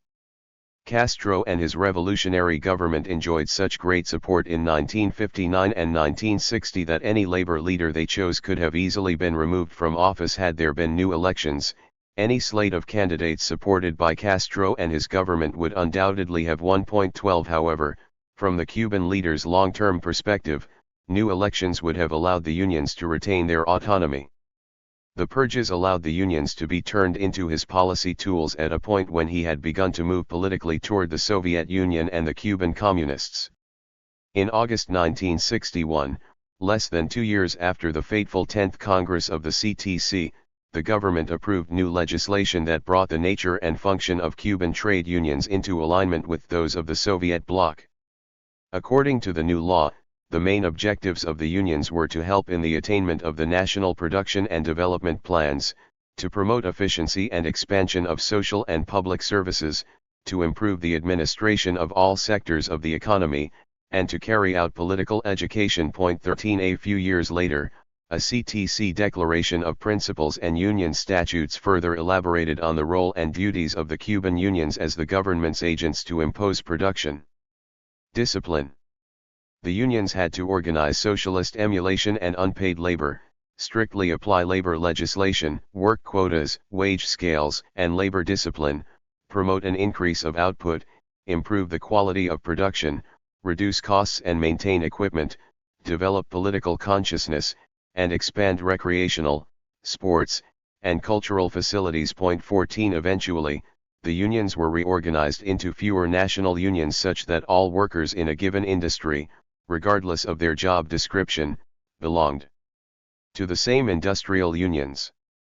Membership in the unions was supposedly voluntary, a convenient fiction accepted by some foreign observers who somehow failed to notice and acknowledge the enormous coercive pressures to join the mass organizations of a one-party state. 15. The 11th CTC Congress, which took place in November 1961, could not have been more different from the Congress 2 years earlier. Unanimity had now replaced controversy. With no contest allowed for the leading positions at stake, all leaders were elected by acclamation. Not surprisingly, old Stalinist leader Lazaro Pina regained the position of Secretary General that he had last held in the 40s under Batista. Of the 17 National Union leaders in 1959, only 5 remained in the 12-member leadership group elected at the conclusion of the Congress. In order to save production costs, the 11th Congress also agreed to give up gains that many unions had won before the revolution. It approved the 8-hour day, thereby adding work time to those union members who had already gained the 7-hour day. The 9 days of sick pay, previously paid automatically, would be paid only to those who could prove that they were actually sick. The extra month's pay as an end-of-the-year bonus was abolished. Although an abstract case could be made for the desirability of at least some of these changes in a new socialist order, here they were imposed from above with little or no discussion. There was no open confrontation with the opposing views actually held by a large number of Cuban workers, who could not openly express them, nor organize in support of what they thought. Undoubtedly, the benefits that the workers had otherwise obtained from the revolution along with the then prevailing revolutionary fervor in the country greatly facilitated the government's ability to establish its vision of the role of workers and unions under its version of socialism. Even the dramatic change of leadership carried out at the 1961 Congress did not put an end to the process of erasing all remaining traces of independent unionism. By the end of the 12th CTC Congress in 1966, only one of the members of the 1961 National Committee remained. Of the 25 other heads of labor federations in 1961, only one remained in office by 1966. After 1961, several top leaders of the CTC had been removed and others appointed by the party's political bureau, not by the CTC itself. 16 Without even the slightest regard for formality and appearances. In any case, the radical change in leadership personnel within such a short period of time was a faithful reflection of the no less drastic change that had taken place in the nature and function of the Cuban unions.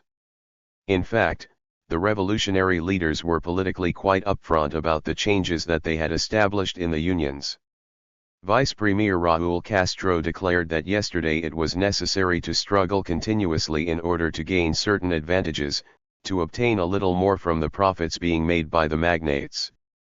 Today the great task confronting the CTC and the unions is to increase production, recruit voluntary workers, tighten labor discipline, push for higher productivity, and improve the quality of what is produced.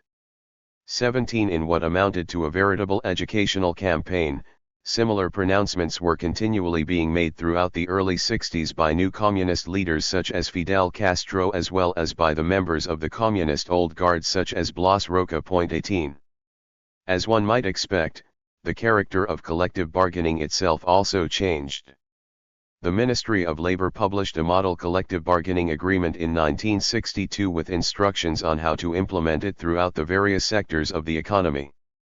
This model agreement followed closely the Soviet regulations on collective bargaining published in 1947.19 regarding the right to strike. During the first 5 years after the victory of the revolution in 1959, various laws were enacted to regulate labor conflicts. The Ley de Justicia Laboral, enacted in 1964 and put into effect at the beginning of 1965-20 did not mention strikes, following the Stalinist theory that since the workers were the owners of the means of production they could not strike against themselves. In fact, the right to strike had been explicitly mentioned only in the regulations that were in force until 1960. In June 1961, Ecobedo Che Guevara had put forward the notion that the Cuban workers have to get used to living in a collectivist regime and therefore cannot strike. 21 Therefore, it was hardly surprising that the 1964 law did not mention strikes and neither did the socialist 1976 constitution, even though the progressive pre-revolutionary Constitution of 1940 had explicitly declared the constitutional standing of the right to strike in its Article 71. Indeed, the main overall purpose of the 1964 law was to strengthen labor discipline and increase productivity. The law singled out for punishment not only those workers who committed economic crimes like fraud but also those who displayed signs of laziness, vagrancy, absenteeism, tardiness, foot dragging, or lack of respect for superiors, and who damaged equipment. The law paired violations with 3 grades of punishment: light, moderate, and serious penalties. Light penalties ranged from a simple warning to a small wage cut. Moderate punishment included a major wage cut or transfer to a different job in the same work location. Serious penalties ranged from transfer to a different location, which could be far from family members, to loss of employment. 22 In mid-1969, a little over 10 years after the victory of the revolution, the Minister of Labor announced that the government was preparing regulations for the labor file or identity card carried by every Cuban worker. The official unions did not discuss the original draft. They were eventually given some input into how the regulations were to be administered after they became law in September 1969. The labor file, or the worker's biography, as the Minister of Labor called it, would include the worker's merits, such as, for example, overfulfillment of work quotas or overtime work without pay, as well as demerits such as absenteeism, negligence in handling equipment, and non-fulfillment of work quotas. The labor file would also record any sanction or punishment applied to the worker by any of the relevant disciplinary bodies and courts. 23. Notwithstanding all the mechanisms of control that were introduced in the 60s to make Cuban workers more productive, the government did not feel they were effective enough. For one thing, absenteeism grew throughout the late 60s and reached some 20% of the labor force by late 1970. On October 15, 1970, Minister of Labor Jorge Risque, who had been politically formed in the ranks of the old Communist Party, proposed Resolution No. 425, which in effect was a vagrancy or anti-loafing law that called for the placement of non-productive workers in labor camps. From the government's point of view, this was preferable to imprisonment since the labor camps would achieve the double purpose of contributing to production and simultaneously segregating lazy people and preventing them from influencing other workers. Before becoming law, the proposal was presented for public discussion, supposedly to obtain the workers' opinions but in reality to engage in a one-sided government media campaign in support of the objectives and procedures of the proposed law. The campaign succeeded in incorporating some 100,000 men into production, which was after all one of the central objectives of the proposed legislation. Finally, on March 15, 1971, the government enacted the law against laziness. According to this law, all men between the ages of 17 and 60 had to put in a full workday. Anyone who missed or left work for 15 days or more without justification or who had been reprimanded by his work council at least twice would be classified as being in a pre-criminal state of loafing, while recurrent absentees would be charged with the crime of loafing. Sanctions ranged from house arrest to internment in a rehabilitation center doing forced labor for a period ranging from 1 to 2 years. The law also lengthened the incarceration period and even authorized the use of capital punishment for serious crimes such as economic sabotage.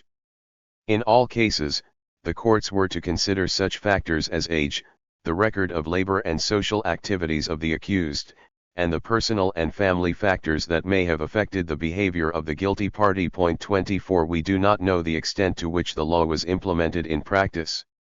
At the time, it was noted that the law against absenteeism and loafers had actually been in the works for a considerable amount of time before it was proposed in late 1970 and enacted into law in the spring of 1971.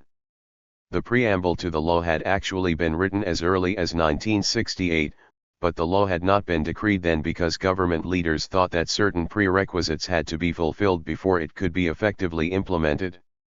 According to the Cuban Minister of Labor, these prerequisites included the total eradication of the private sector, excepting small farms, making it impossible to hide the person's employment status, creation of personnel records for every worker, which were inaugurated in 1969, and a census of the population in order to have exact information on manpower by region, zone, and street block. 25.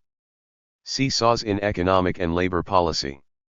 The Cuban regime, like those that have ruled over other Soviet-type systems in Eastern Europe and Asia, has been trapped within the contradictions peculiar to its own mode of production and class rule that I discussed in earlier chapters. Since no particular set of policies has been able to resolve those basic contradictions, a regime has shifted among alternative approaches in its economic policies. These included shifts from economic centralization to decentralization, and from a partial utilization of market mechanisms well short of a full market economy to a repudiation of such mechanisms. The government has similarly shifted in its labor policies. From 1963 to 1965, the revolutionary leaders put into effect a Soviet-influenced system of wage scales, work quotas, labor norms, and output standards. 26 Then, in the second half of the 60s, the government allowed the unions to decline and tried to improve production through the creation and encouragement of vanguard workers.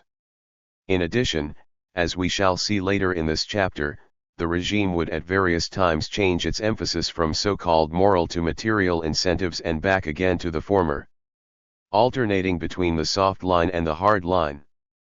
The regime's effort to tighten the screws on the working class through such measures as the creation of the labor file in 1969 and the law against vagrancy in 1971 was not the only posture that the government adopted toward the Cuban people in connection with their work duties. While preparing for the campaign against vagrancy and loafing, the regime became aware of the danger of completely alienating the working class, something that would have sapped its legitimacy and undermined the degree of consent necessary for the hegemony of any relatively stable modern ruling class.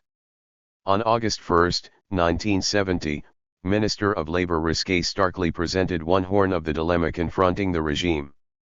Theoretically, the administrator represents the interest of the worker and peasant state, the interest of all the people. Theory is one thing and practice another. The worker may have a right established by the revolution and there is no one to defend him. He does not know where to turn. He turns to the party and it does not know, or it is busy mobilizing people for production. The party is so involved with the management that in many instances it has ceased to play its proper role, has become somewhat insensitive to the problems of the masses. If the party and the administration are one, there is nowhere the worker can take his problem. The trade union either does not exist or it has become the vanguard workers' bureau. 27.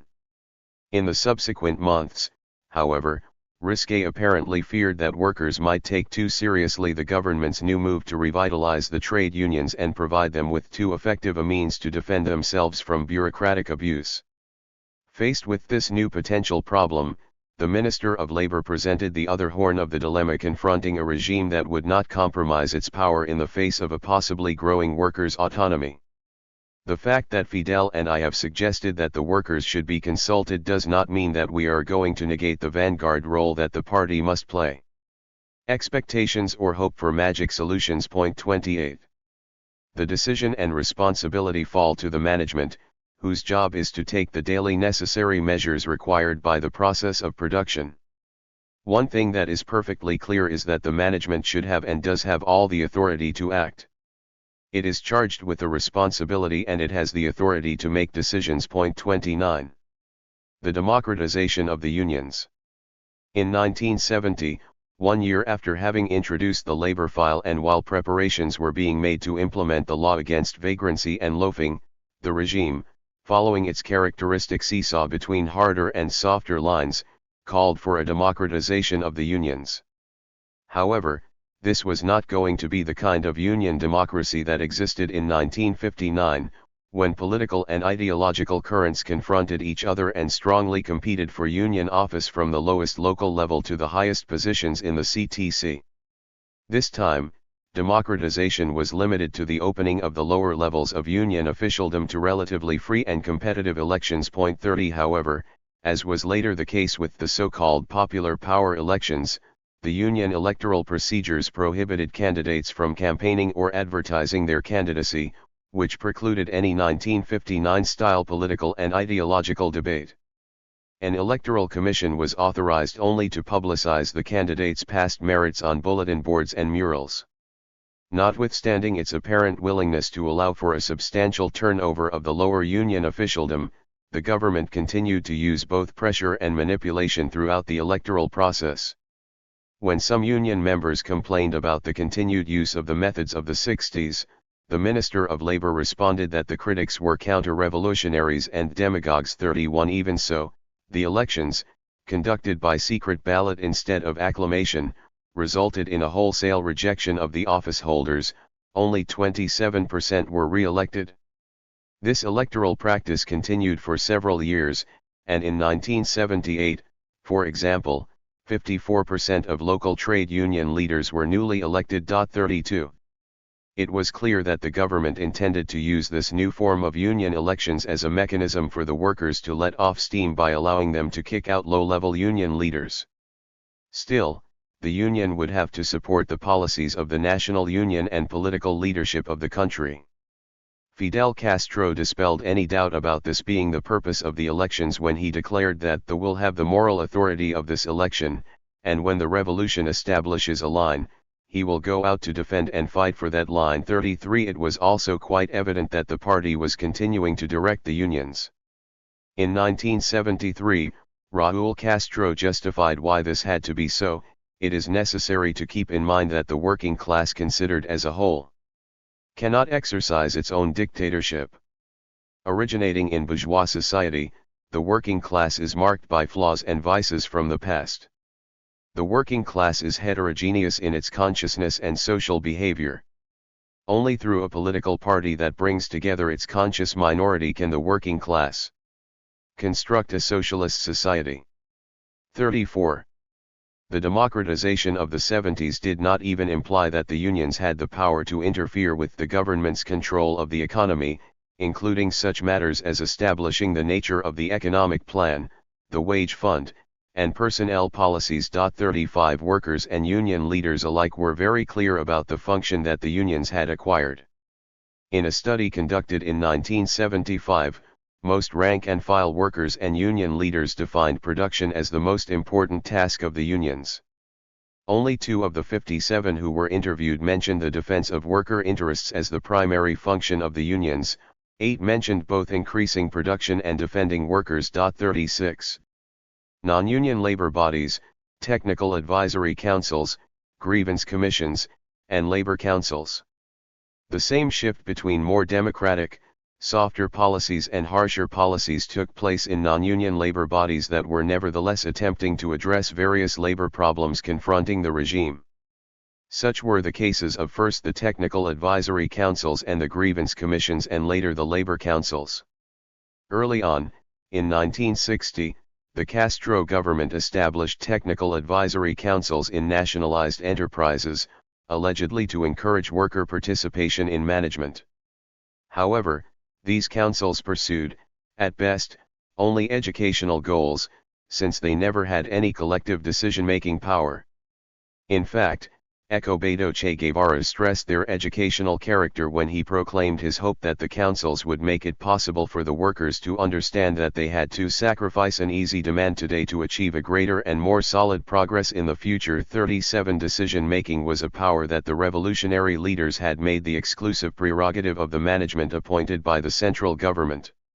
Thus, Guevara also described the structure of power and authority as collective discussions, one-man decision-making, and responsibility. 38 When the councils were abolished in 1962, Guevara further explained that the councils had constituted a first effort to establish meaningful links between workers and plant management. At that time, we manifested great prejudices about the ability of the working class to elect their membership adequately. Mass participation in the elections was poor. The elections were bureaucratic. 39. Shortly after the technical advisory councils were created, the tremendous power that the state had acquired over the whole economy confronted it with the far from simple need to design mechanisms to address the inevitable workers' complaints in every workplace. Initially, these complaints were handled at the lowest workplace level by grievance commissions, which existed from 1961 to 1964. These commissions were elected jointly by the workers, local management, and the Ministry of Labor, although the ministry exclusively maintained the right to issue a final decision on any labor dispute. 40 Nevertheless, it seems that some grievance commissions turned out to be too lenient from the government's point of view, as they often took the side of the workers against management. This led the Minister of Industries Guevara to complain that the grievance commissions are a barrier creating contradictions. Will be able to accomplish a very useful task only provided that they change their attitude. Production is the fundamental task. 41. The soft grievance commissions were abolished by the earlier mentioned Law of Labor Justice, which went into effect on January 1, 1965, and, as we already saw, tried to implement a harder line toward the workers. The new legislation replaced the grievance commissions with labor councils established in all work centers and consisting of 5 members elected by the workers, provided that those elected were disciplined people, had a socialist attitude toward work, and had no record of absenteeism. Above the local councils, the law established 2 higher bodies that heard cases on appeal. The members of these bodies were not directly elected by the workers but appointed by the Ministry of Labor, state managers, and the unions. The representatives of the first 2 bodies constituted the majority in the appeal boards. The law permitted managers in the workplaces to impose punishments directly. These included wage deductions, postponement of vacations, transfers, and temporary discharge. In exceptional cases, a workplace manager could terminally fire a worker without any rights of appeal. The law also empowered the Ministry of Labor to dismiss and change members, annul a council decision, or recall a case heard by a council and to make a final decision without any further right to appeal. 42. The councils declined during the late 60s and early 70s, but they underwent a rebirth toward the end of the 70s, with the number of cases adjudicated nearly doubling in comparison with the early 70s. The introduction of Soviet methods of enterprise self-financing, reinforcement of material incentives, and revitalization of the unions in the 70s brought about a substantial increase in worker grievances. Although the government placed the councils under CTC jurisdiction in the late 70s, lack of discipline and low productivity continued to plague the Cuban economy. 43 In the face of the systemic crises and insoluble contradictions that continued to affect the Cuban economy, the harder line established in 1965 came to be considered soft, and the government once again called for a new hard line. In 1979, one of the worst economic years before the collapse of the Soviet Union in the early 90s, Fidel Castro told the National Assembly, "Today our labor laws are actually protecting delinquency. The lazy, absentee worker. Not the good worker." 44. In 1980, not too long after Castro's speech, the government took away from the labor councils the power to adjudicate cases of labor discipline, arguing that they were not efficient in resolving disputes and that they had failed to improve discipline and productivity. The government introduced Decree No. 32 giving management full power to enforce labor discipline, including the authority to fire workers. Workers could appeal managerial decisions in the municipal courts. At the same time, the government issued Decree No. 36 to regulate management, although managers were subject to discipline by their ministries and not by the workers. In light of the power that management had acquired, which it used in excess, the unions were given ability to implement some corrective measures. The management excesses that resulted from the implementation of Decree No. 32 were thus curbed somewhat, and the unions were able to obtain compensation out of enterprise funds for workers who had been unjustly punished. The suggestion by several worker assemblies that compensation for workers in such situations be taken out of managers' salaries was, unsurprisingly, rejected. Cuban workers continued to be dissatisfied with the government's relatively lenient attitude toward managers, a sentiment that was even noted by the CTC Congress of 1984.45. The ups and downs of both the grievance commissions and the labor councils demonstrated the futility of the Cuban government's perennial attempts, like those of Soviet-type governments in Eastern Europe and Asia, to square the circle of its own contradictions. As one might expect, the periodically shifting institutional arrangements and policies could not but fail to address the fundamental contradictions of the system. The removal of the fear of unemployment, the dearth of consumer goods, the low hopes of economic improvement whether through individual or collective means, and the lack of economic or political control over their lives left Cuban workers with little motivation to work steadily, hard, or well. Workers' motivation: material and non-material incentives. In 1951, less than a decade before the victory of the Cuban Revolution, the International Bank for Reconstruction and Development published a massive report on the Cuban economy. Written from a modernizing but conservative laissez-faire point of view, the report found plenty to criticize in the Cuban economy. It took particular exception to what it saw as the economic distortions produced by strong state intervention in the economy, particularly in the area of collective bargaining and in the laws protecting job tenure, which made it difficult to fire workers. However critical of the legal and political environment affecting labor relations in Cuba, the report glowingly appreciated the Cuban workers themselves. According to the report, the quality of Cuban labor was good and compared favorably with that of countries with large Native American populations such as Mexico and the Central American republics. The average Cuban worker was willing to work and able to learn, qualities that the report said were necessary for high levels of production. Rural Cubans of all social levels and ethnicities, even in comparatively remote areas, were accustomed to the idea of producing for a market or working for wages.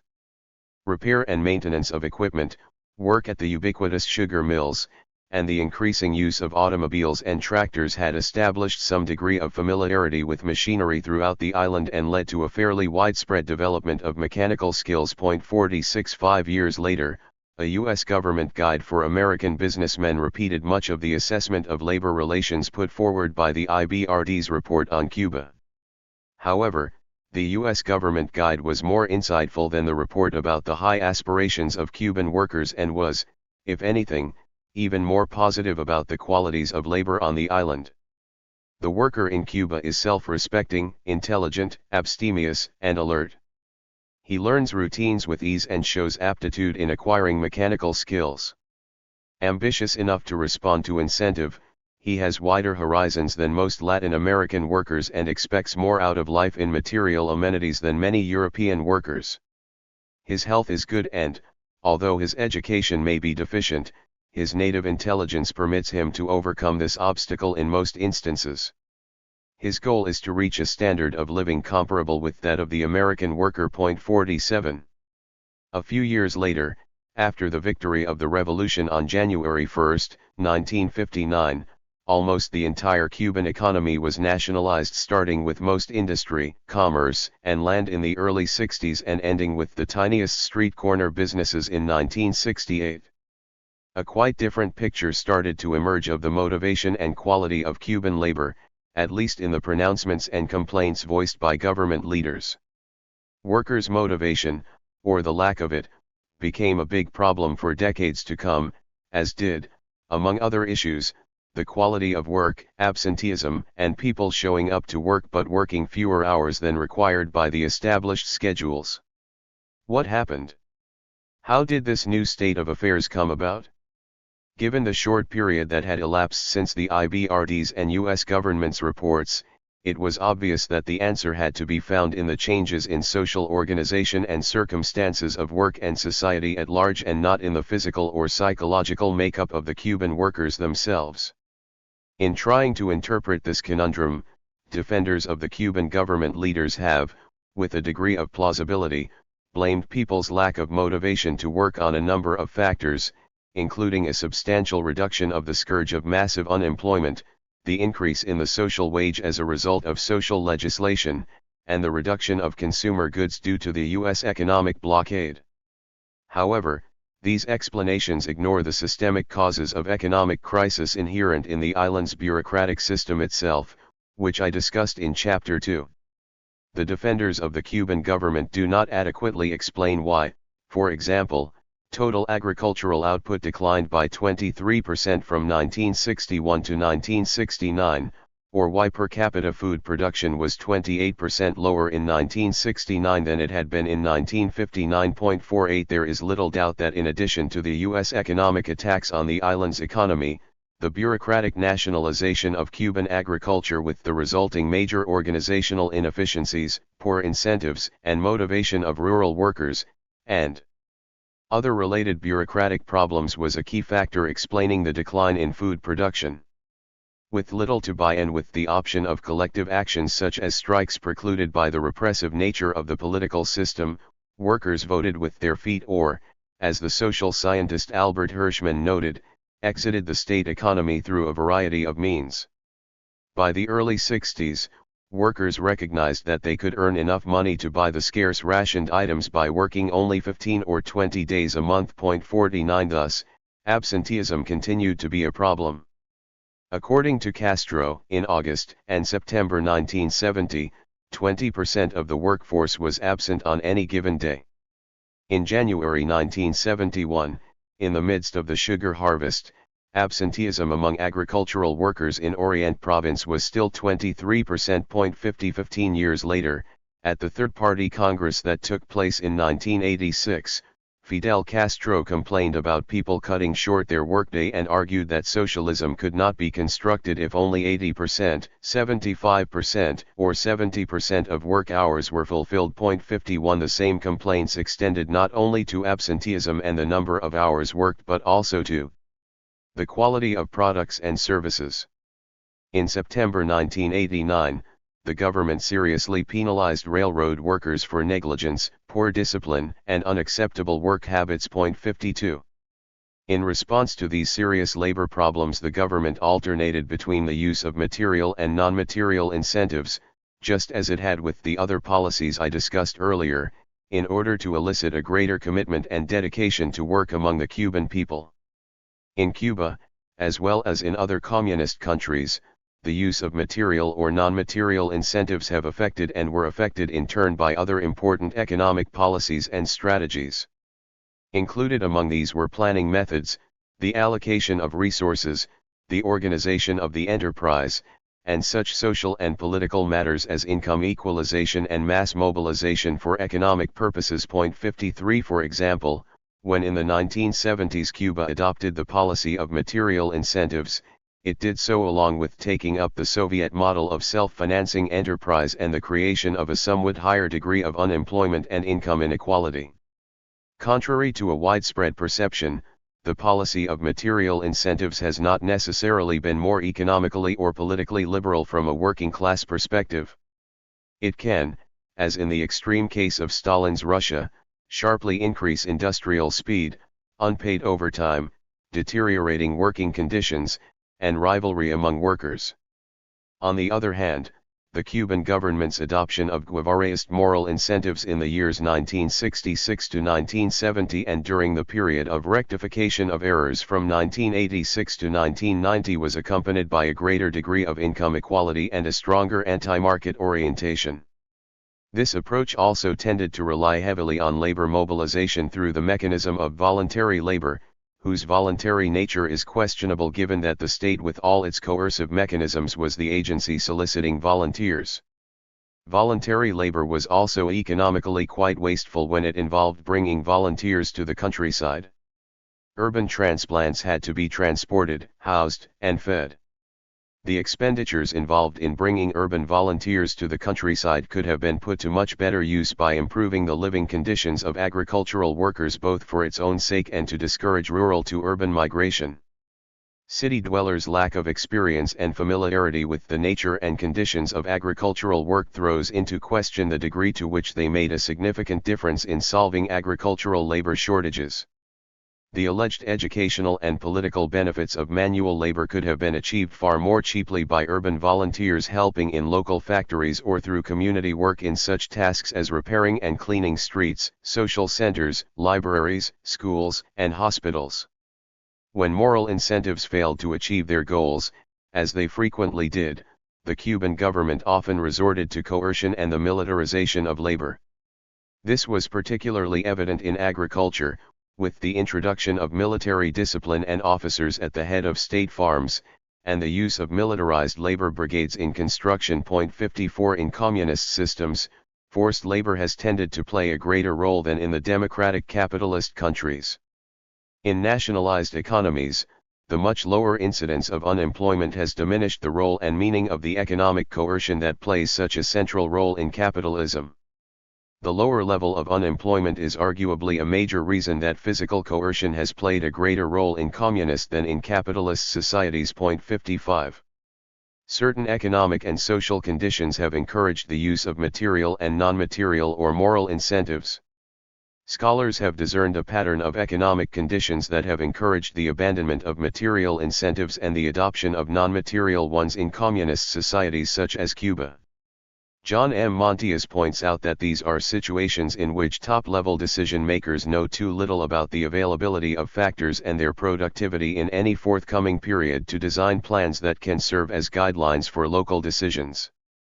It is difficult to administer material incentives when supply conditions at the factory level are too chaotic, and when it is not possible for managers to distinguish the adverse effects on outcomes of lack of effort or discipline by their subordinates from the negative effect on output of poor conditions and other causes. 56 In the case of China under Mao, the stress on moral incentives was historically associated with a process of sharply increasing investment that left fewer resources for consumption.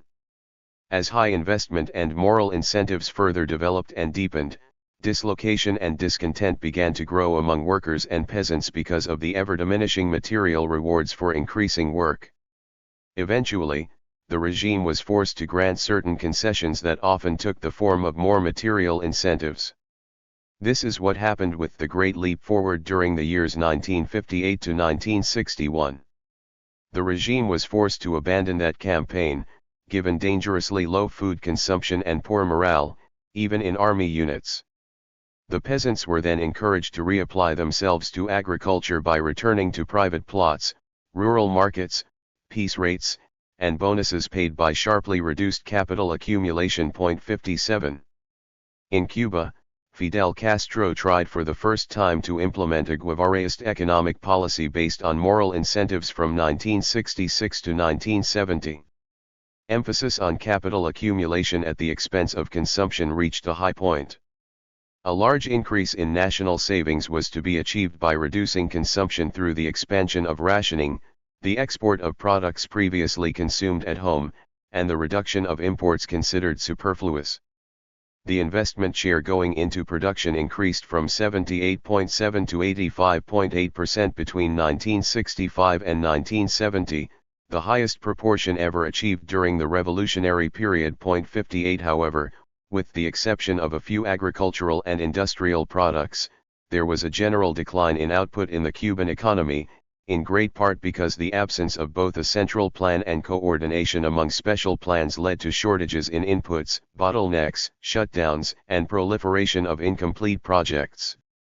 Improvements in certain sectors of the economy were offset by declines in other sectors. 59 Soon, strong pressures from the Soviet Union led to the abandonment of this strategy and the adoption of more orthodox Soviet methods in the 70s.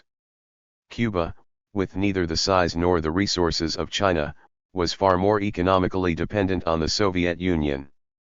Economic policies originally inspired by Guevara were again put into effect during the rectification of errors period from 1986 to 1990, which was designed to combat a number of ills such as a considerable slackening of work effort, a virtual disappearance of volunteer labor, and nepotism. 60 Output quotas were generally increased, and wages, bonuses, prizes, and overtime funds were usually reduced. Unpaid voluntary work and labor mobilization were revived, and new construction contingents were created. The use of moral incentives increased, although material incentives were maintained in some areas of the economy such as tourism. While lip service was given to increased worker participation in economic functions, managerial control of the workforce was actually reinforced. 61 At the beginning of the rectification period, the Central Committee of the Communist Party criticized the unions for their indolence and tolerance of lack of discipline and excessive salaries. The task of the unions was to make sure that their members put in a full day at work. 2 years later, in 1988, Fidel Castro noted that Japanese workers had only 6 paid vacation days a year while Cuban workers had 30, although shortly after this he explained that he was not advocating an elimination of vacation days, only saying that workers had to work hard to improve productivity. 62. This was a period of poor economic performance starting in 1986, the year Cuba stopped paying the debt it had contracted with the countries of the Club of Paris. Figures published by the Cuban National Bank in 1995 showed that the GDP during this period declined annually by 1.3% in absolute terms and by 2.3% in per capita terms. Undoubtedly, exogenous factors such as drought, a decline in the world price of sugar, and deterioration in the terms of trade with the Soviet Union played a role. But the policies of the rectification period itself, such as elimination of the private farmers' market, and the lack of a coherent economic model had very negative effects. 63 The collapse of the Soviet bloc and the USSR in the late 80s and early 90s brought this period to an end, as these major events delivered a huge blow to the Cuban polity and economy. In any case, as the Cuban government oscillated between material and moral incentives, there is one method the Cuban government never tried because of its ideological proclivities and organizational class interests. I would call this method political incentives, democratic control of the economy, polity, and society, including control of the workplace by the workers. According to this approach, only by participating and controlling their own productive lives do people become interested in and responsible for what they do for a living day in and day out, that is, only thus do they get to care and give a damn. In this sense, workers' democracy can be seen both as a good in itself, people taking control of their lives, and as a truly productive economic force. After the fall of the Soviet Union and the loss of its economic support, a special period began, and with it a decline of moral incentives, a rise in substantial inequality, and the creation of a dollar economy alongside the peso economy. Many enterprises were shut down for a variety of reasons, including lack of inputs and frequent blackouts. The number of excess workers rose very quickly while labor productivity fell precipitously, although most workers continued to receive their salaries. In this new situation, unpaid voluntary labor and military mobilization for productive purposes became irrelevant.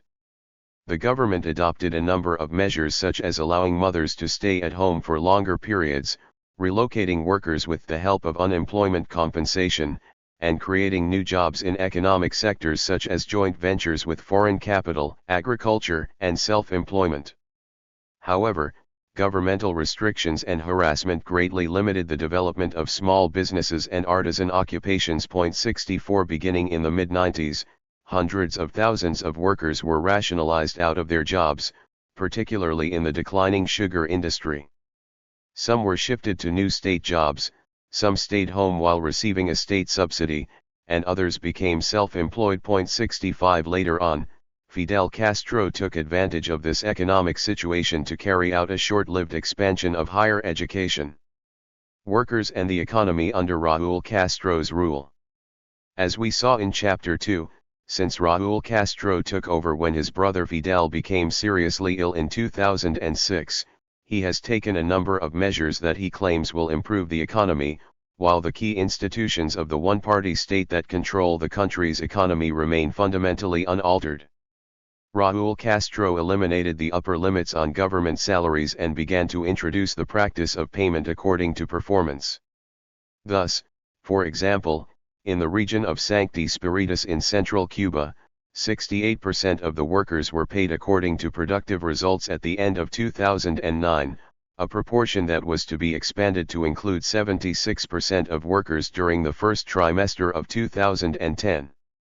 Salvador Valdez Mesa, Secretary General of the CTC, warned that the state could not continue to subsidize workers who have been laid off but must reorient them to more needed productive labor. 66 But 2 months later Raúl Castro declared that the state could not be responsible for the relocation of laid-off workers and that the citizens themselves should be the most interested in finding a socially useful job.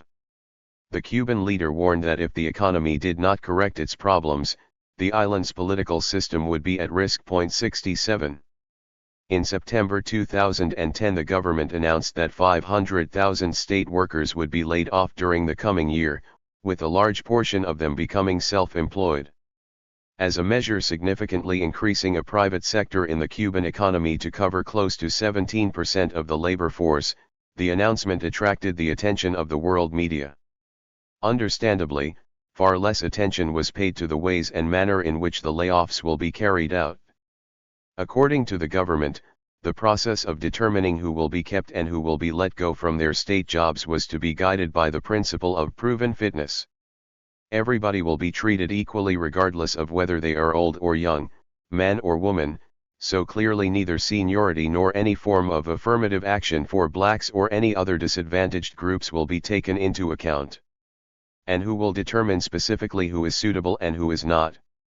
This will be the job of a committee of experts that will be elected in a General Assembly of Workers, who will be presented with a slate prepared by the management and the official union. Voting will take place by a show of hands. It is not difficult to predict that given the prevailing political conditions in Cuba, this voting exercise will be purely cosmetic. However, it is significant that the government has excluded from the jurisdiction of the committee of experts the determination of the employment fate of cadres and leaders. Decisions about which cadres and leaders will stay and which ones will go will be taken by the bodies and authorities authorized to appoint or elect them. The same will apply to managers. 68. Workers who were relocated to other jobs in the state sector will receive salaries corresponding to their new positions. The laid-off workers will receive one extra month's pay, at which point the worker's employment relationship with the state will be terminated. If after 1 month the laid-off worker has not been able to find other employment, she will be further compensated with 60% of her basic salary for a period based on her length of service. Compensation will be paid for 1 month for those who have worked from 10 to 19 years, 2 months for 20 to 25 years, 3 months for 26 to 30 years, and 5 months for those with more than 30 years of service. However, those workers who unjustifiably turn down their reassignment to a new job in the state sector will be entitled to 60% of their basic salary for only 1 month. 69.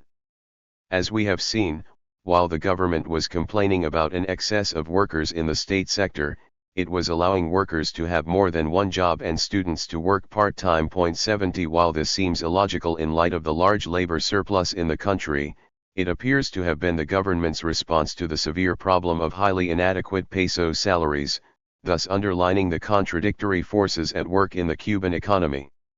In any case, many people had already been working illegally outside their state jobs in which they invested as little time and effort as they could get away with.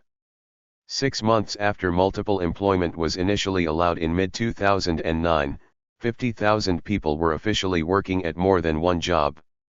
It is revealing that 97% of these people were linked to the educational sector, given that low salaries had previously provoked an exodus of teachers and other personnel with grave consequences for Cuban elementary and secondary schools. 71.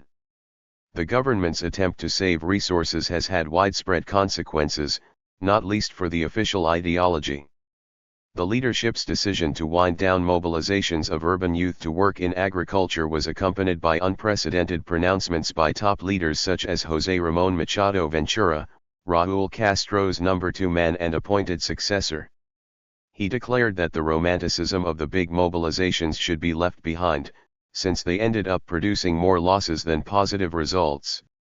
According to Machado Ventura, this re-evaluation was particularly necessary now that the country was compelled to quantify even the most minimal expenditures. 72 To save on the substantial expenditures of the 24,700 canteens serving lunch to some 3.5 million people at their workplaces, the government also began to experiment with closing canteens at several ministries in Havana.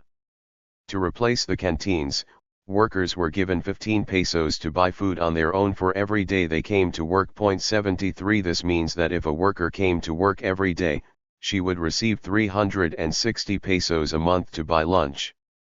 This was the equivalent of 87% of the average monthly salary of 415 pesos at the end of 2008, thus creating the paradox of many workers getting an additional lunch income that was higher than their salaries. 74 What an implicit governmental admission of the harmful consequences of very inadequate salaries and economic irrationality.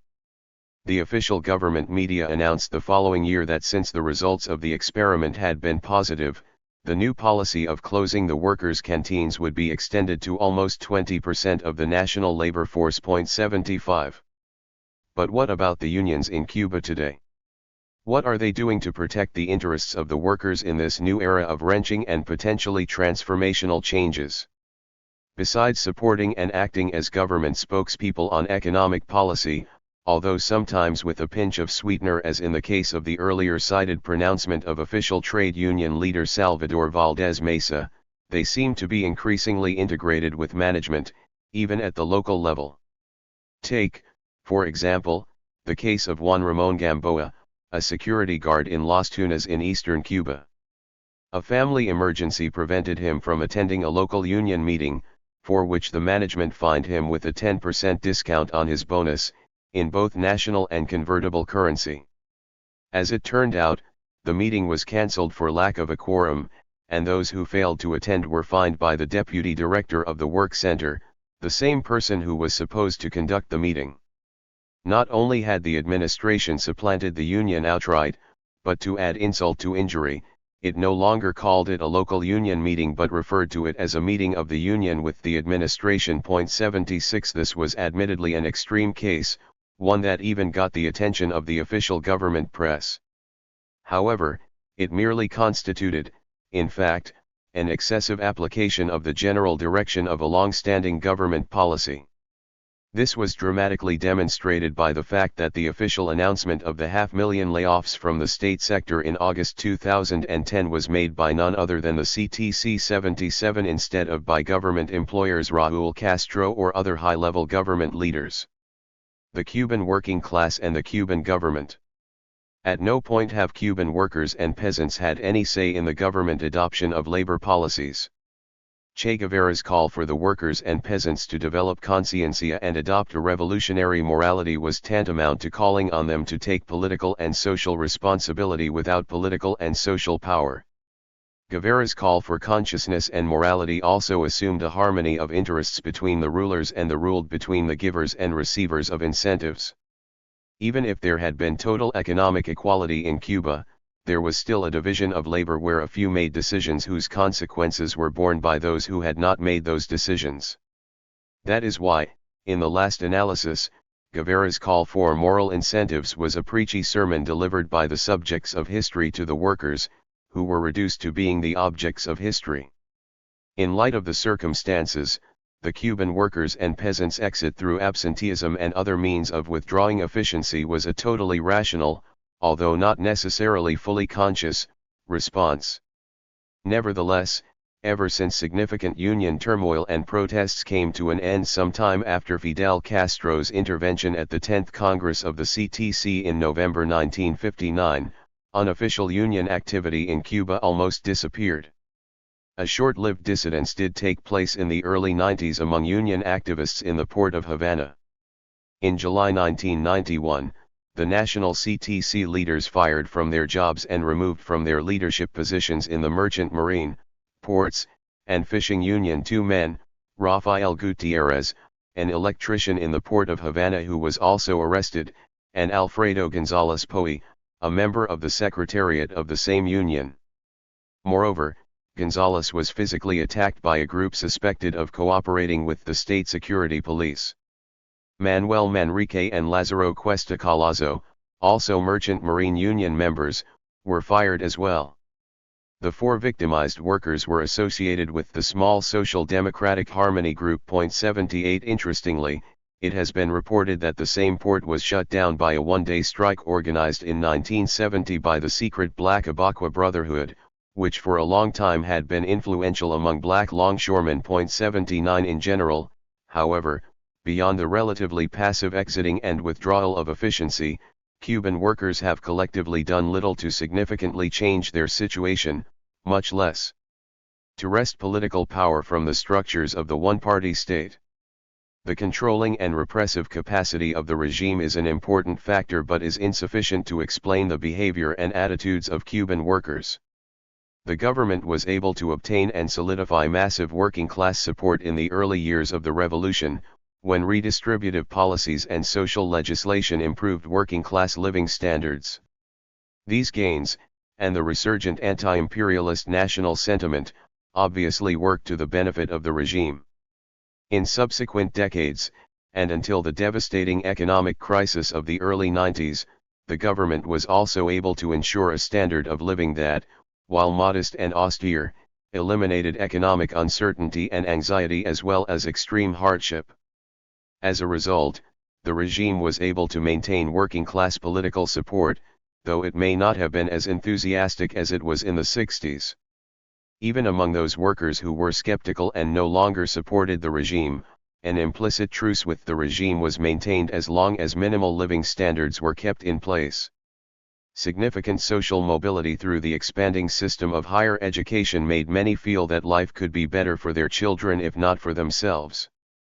And there was the possibility of emigration, which, while always difficult and costly, offered a possible route of escape from the dreariness and lack of consumer goods.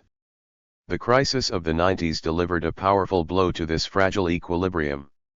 Support for the government substantially declined, and at the same time Cuban workers and peasants became consumed by the overwhelming daily tasks of resolving the day-to-day problems of getting food, clothing, medicine, and other essential goods. Increasing numbers of people have turned to the bombo run by the U.S. Interest Section in Havana. The winners obtain the highly prized visa to emigrate to the United States, although they also have to complete onerous and expensive procedures to obtain the Cuban government's permission to leave the country. Current proposals for workers' control. In recent years, a group of Marxist critics of the Cuban system led by retired diplomat Pedro Campos Santos have presented a reform program focused on the workplace. Coming from a Marxist perspective, Campos Santos's group places workers' control of production at the center of its advocacy for a socialism that is democratic and participatory. This is a rather distinctive standpoint, since other leftist critics have in the recent past concentrated on other types of economic changes such as the market socialist type reforms that were proposed by the thinkers around the Center for the Study of America in the 90s. Many dissidents have advocated union independence from the state, but their implicit or explicit pro-capitalist perspective has obviously ruled out any consideration of workers' control over production. Campos Santos's group has essentially been proposing a set of political incentives that have been excluded from consideration by the Cuban government's focus on material and moral incentives. As Campos Santos and his associates see it, the transition from what they have alternatively called state socialism and state capitalism to a democratic socialization requires a number of changes in the workplace. The most important involves putting small and medium-sized enterprises entirely under workers' management through freely elected workers' councils.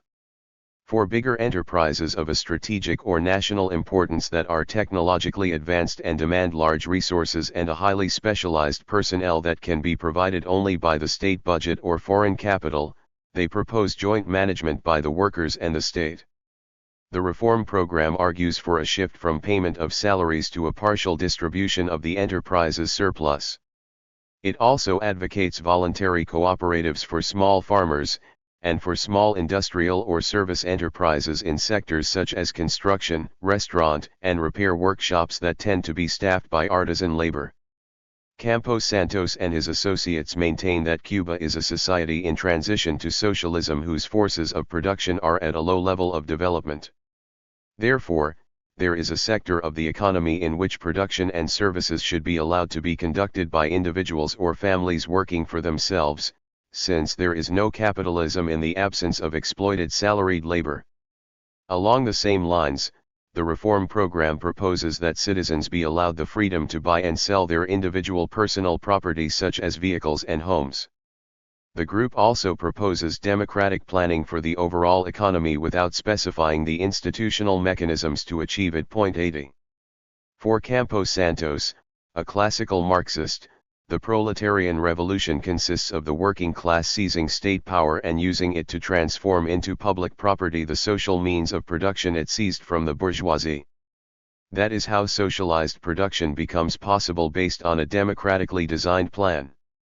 This perspective is worlds apart from the politics of nationalizing everything, including the tiniest one-person businesses, that animated the so-called revolutionary offensive in Cuba in 1968.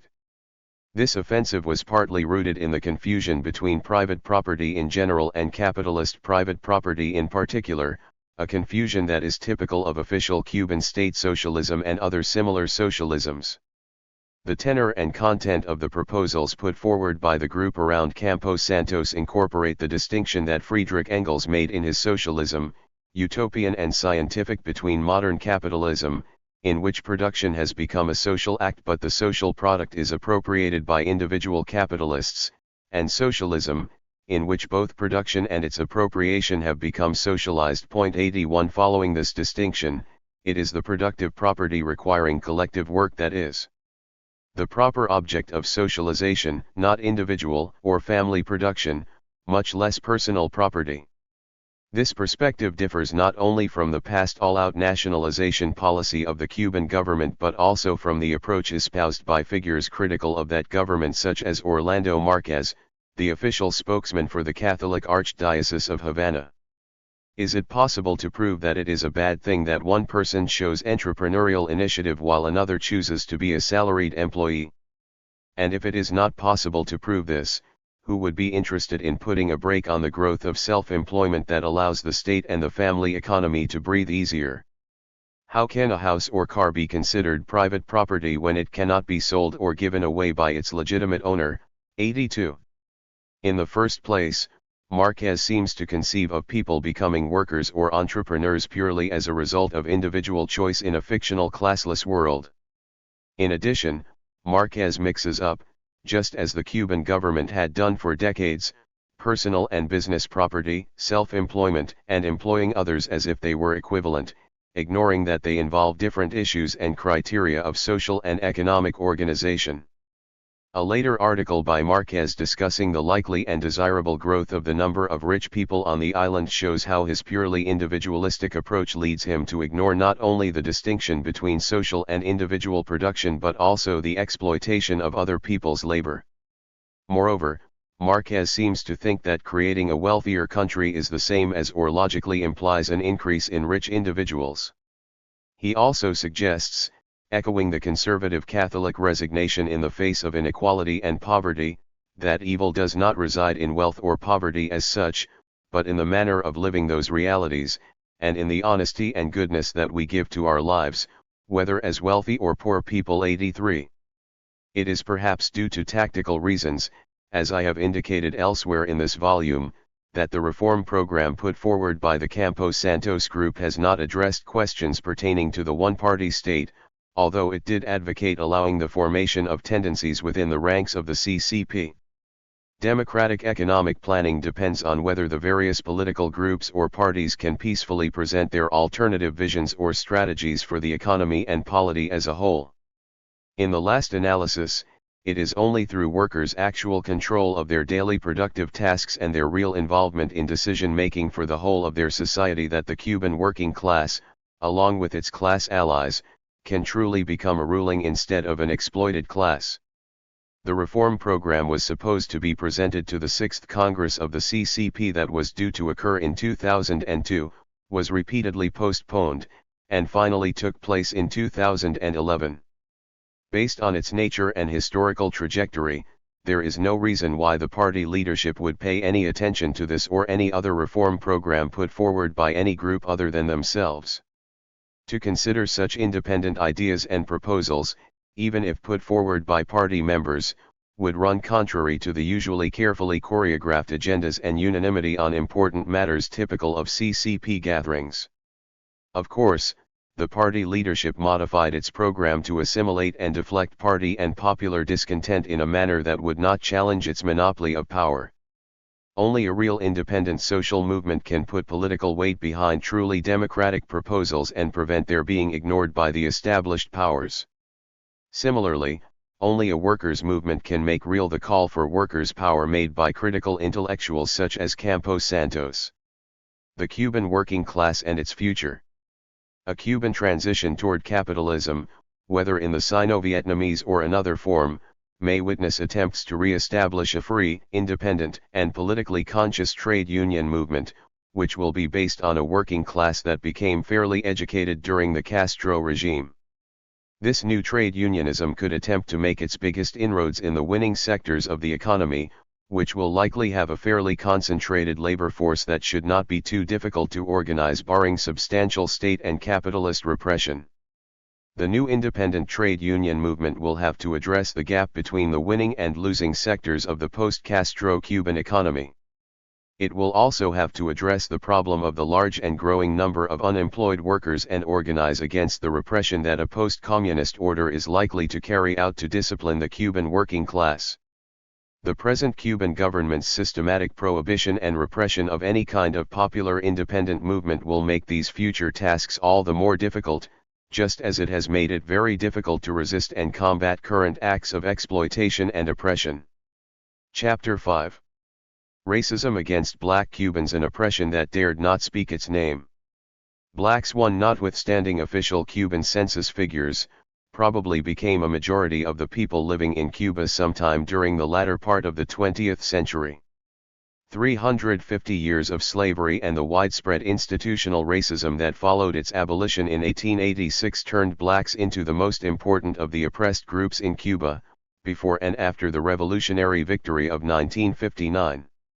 Nevertheless, due to the peculiarities of Cuban history, the oppression of Black Cubans, before and after the revolution, has been, until very recently, an oppression that dares not speak its name. Racial oppression in Cuba has been different from and less vicious than in the United States. However, contrary to the self-indulgent notion widespread among Cuban whites in South Florida and on the island that post-colonial Cuba has been free of racism, Cuban racism exists and has been cruel and oppressive. Yet there are important differences between the racial orders in the two countries, starting with their respective slave regimes. The late 17th century legislation regulating slavery in the Spanish Empire defined slaves as human beings instead of chattel and granted them some minimal legal rights.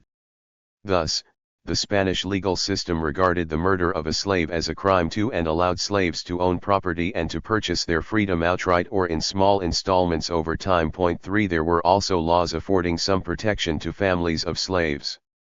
However, the extent to which these laws were enforced is not known. 4. In the past, some important historians, such as Frank Tannenbaum, paid little or no attention to this problem and took Spanish law at face value as if it mirrored reality. 5.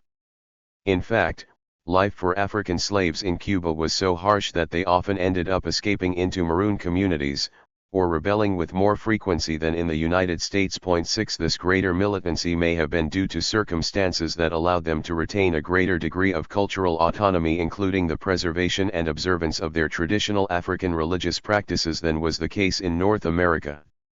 Perhaps even more important was their success in establishing African-based ethnic organizations and secret societies such as Abaqua, which were widespread in Cuba but generally absent in the United States. 7. These differences were in part results of the Cuban slave system's continuous renewal through fresh imports from Africa for a substantially longer period than was the case in the United States. 8. The manumission rate in Cuba was also significantly higher and led to a larger proportion of free blacks than in North America. 10. For example, in 1862, the 43.2% of the Cuban population that was black was composed of 26.5% slaves and 16.6% libertos. 11. In sharp contrast, the 1860 U.S. Census showed black slaves as constituting 13% of the population while free blacks and mulattoes accounted for only 1.5% of total inhabitants. 12. Since the Spanish colonial migration to Cuba was predominantly composed of single men instead of families, as was the case in North America, there was a much greater degree of miscegenation on the island. This did not necessarily involve official marriages between whites and blacks. 13. And certainly nothing approximating an equality of conditions between Spanish men and their black sexual partners. Miscegenation led to the emergence of mulattoes as an intermediate racial category that became part of a system of classification shared by whites and blacks alike. However, although acknowledged as an intermediate group, mulattoes have been regarded as much closer to blacks than to whites. Membership in the subordinate racial groups was never defined in Cuba as based on so-called hypodescent 14, better known as the one drop of black blood rule that defined blackness in the United States. In Cuba, physical appearance continues to be the key factor determining racial affiliation. Unclear or ambiguous cases of racial identification have usually been resolved based on markers of social standing, with higher class membership identified with a higher level of whiteness. Thus, a well-off light-skinned mulatto can easily pass for white. Racist ideas concerning the improvement of the race through increased whitening of offspring and through the acquisition of better hair and other physical features are widely shared among the great majority of whites, and substantial numbers of blacks and mulattoes as well. Their relative prosperity and the fear of a repetition of the Haitian Revolution, which took place at the end of the 18th century, made white native Criollos delay the armed struggle against Spain well into the second half of the 19th century. 15 Fear of being numerically overcome by blacks also made the colonial authorities resort to every means at their disposal to keep the island as white as possible. In 1815, they established a Junta de Población Blanca charged with increasing white immigration. 16 As a result, the Royal Decree of 1817, specifically directed toward attracting whites to the island, was approved, giving foreigners the same rights to purchase urban and rural property as Spaniards. White foreigners were also granted tax exemptions. 17 This decree was an early instance of a pattern of discriminatory immigration legislation that would continue unchanged through the first decades of the 20th century Cuban Republic. And so it was that Cuba managed to re-establish a white majority after the first half of the 19th century. 18 After the colonial census of 1861, registered whites constituted 56.8% of the population, and the 1877 census counted whites as 64.9% of people living on the island. No subsequent colonial or Republican census registered a lower proportion of whites. Now that white Cuban fears of another Haiti had receded, large numbers of white and black Cubans joined in the armed struggle against Spain in 1868. The principal white Cuban leader of the first war effort, Carlos Manuel de Cespedes, freed his slaves and exhorted them to join in the independence struggle. 19 The late arrival of Cuba to the Latin American struggle for independence from the Iberian powers meant that it would be conducted under the influence of more advanced social and political ideologies. The principal political leader of the Third and Final War of Independence, which began in 1895, was José Martí, a progressive thinker and writer. However, Martí, whose vast influence on Cuban politics including race is felt to this day, held to a firm colorblind perspective on the racial question. He strongly opposed racial discrimination and articulated an integrationist political program in which there were no black or white Cubans, just Cubans. This colorblindness led him to put on the same plane what he regarded as white and black racism. As he put it in the article My Race published in the exile newspaper Patria on April 16, 1893, white racist supremacists have no more right to complain about blacks who extol the character of their race than black racists have a right to complain about white racists. In the last analysis, Martí was an early advocate of the racial silence that would so strongly characterize subsequent Cuban history. A year earlier, in 1892, he had urged Cubans to stop talking about race. This constant allusion to a man's color should cease. 20. The third and last Cuban War for Independence ended in 1898 with the U.S. military intervention against Spain. As the price for withdrawing from the island and allowing the establishment of a nominally independent Cuban republic, the United States imposed the Platt Amendment, which gave Washington ample rights to intervene in the internal affairs of the newly established republic. On various occasions during the subsequent 3 decades the United States militarily occupied parts or the whole of the island, until the Platt Amendment was formally abolished in 1934.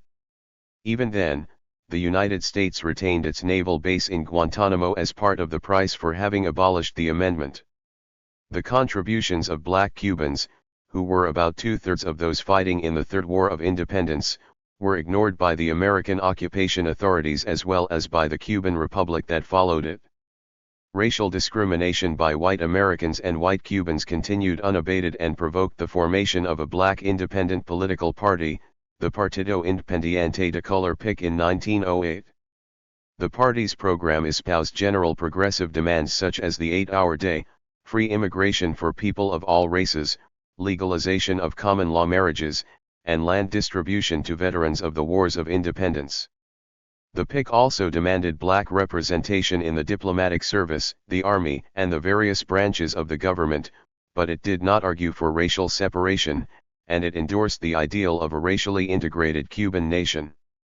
However, PIC's emphasis on the independent character of the party meant that its membership was open to blacks and mulattoes, not whites. 21. In response to the creation of the PIC, the Cuban Congress approved in 1910 the Moro law banning political parties organized along racial criteria. 22. The law was named after Martín Moro Delgado, a black senator who argued that a black political organization would encourage the formation of exclusively white organizations and thus create a conflict with devastating consequences for the nation. 23. As an integrationist, Moro was also concerned that separate black organization would further marginalize his people and deprive them of access to social, economic, and political opportunities. The PIC took up arms as a protest against the Moro law, and the race war of 1912 followed. This was not really a race war but a massacre of black Cubans. Some 3,000 mostly unarmed black Cubans were killed over a period of 2 months, compared with 16 government soldiers, some of whom died from friendly fire. 24. The race war had a truly traumatic effect on the social and political life of the country, and the norm of silence about race became truly entrenched. That does not mean that racial tensions and outbreaks were totally absent from Cuban politics. For example, part of the political opposition to the Machado dictatorship that was overthrown in 1933 had clear racist inclinations, which even led to racially motivated killings. 25. But race as a topic of discussion became increasingly delegitimized, as evidenced in the generally progressive Constitution of 1940, in which the Moro law became enshrined as constitutional principle. After the 1930s, the populist nationalist wing of the left, strongly influenced by the political ideas of José Martí, partook in the silence about race. However, things were different with the CCP, which faithfully followed the line laid out in Moscow by Stalin and his successors, founded in 1925. In contrast to the populist nationalists, the communists explicitly addressed blacks and the issues that specifically concerned them, and made a special attempt to recruit them. However, the communist policy toward Cuban blacks changed in accordance with the Moscow Party line.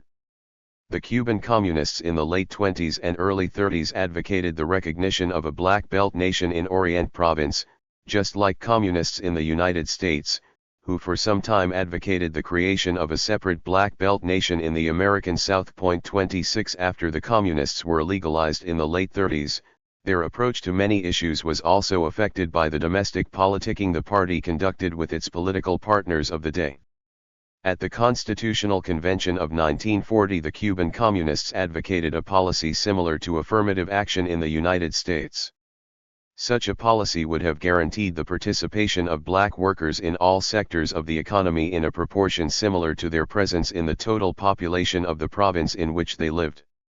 Later on, during the convention proceedings, the Communists modified their position to advocate for fair representation in all newly created jobs, a step back from their call for black representation in all jobs for fear that it might lead to the firing of white workers.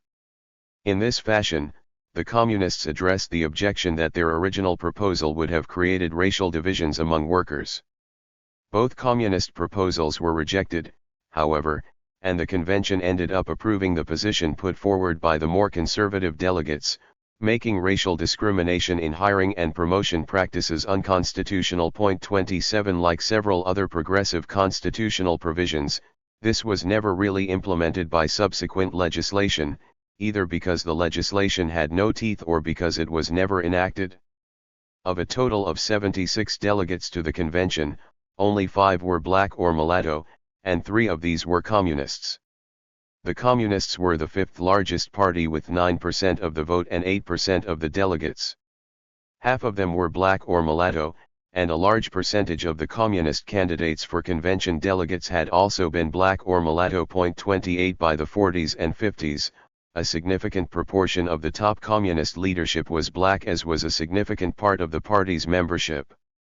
However, even though blacks became an important group within the party, Communists never became as important within the Cuban black population as a whole.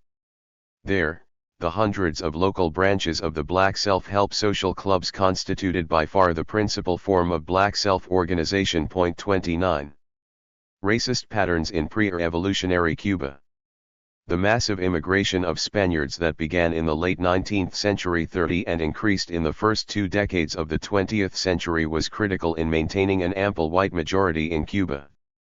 This Spanish immigration was approximately twice as large as the number of black Caribbean workers, mostly from Jamaica and Haiti, who came to work in the sugar mills in the first 2 decades of the 20th century.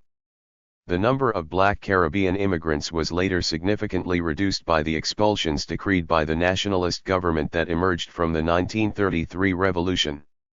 As a result of these politically influenced demographic processes, the last pre-revolutionary census of 1953 registered 72.8% of the population as white, with 12.4% Negroes, 14.5% mulattoes, and 0.3% Asians. According to the same census, an increasing urbanization of black and mulatto Cubans had left only 19% of them working in Cuban agriculture. 31. In the 1950s, right before the victory of the revolution, racial segregation existed in Cuba, but, unlike the system of Jim Crow in the southern United States or South African apartheid, was not sanctioned by law. Public parks in several provincial cities had separate areas for whites and non-whites. White landlords often refused to rent houses and apartments to blacks, and many hotels did not allow blacks to register as guests. 32 Blacks were also unwelcome at the most popular nightclubs. A big public scandal erupted when the American/French star Josephine Baker was barred from the famous Hotel Nacional in the early 50s and suffered a similar fate at the equally famous Tropicana nightclub. Racially exclusive private social clubs monopolized access to most desirable beaches in the capital. The racist practices of private social clubs had other important consequences.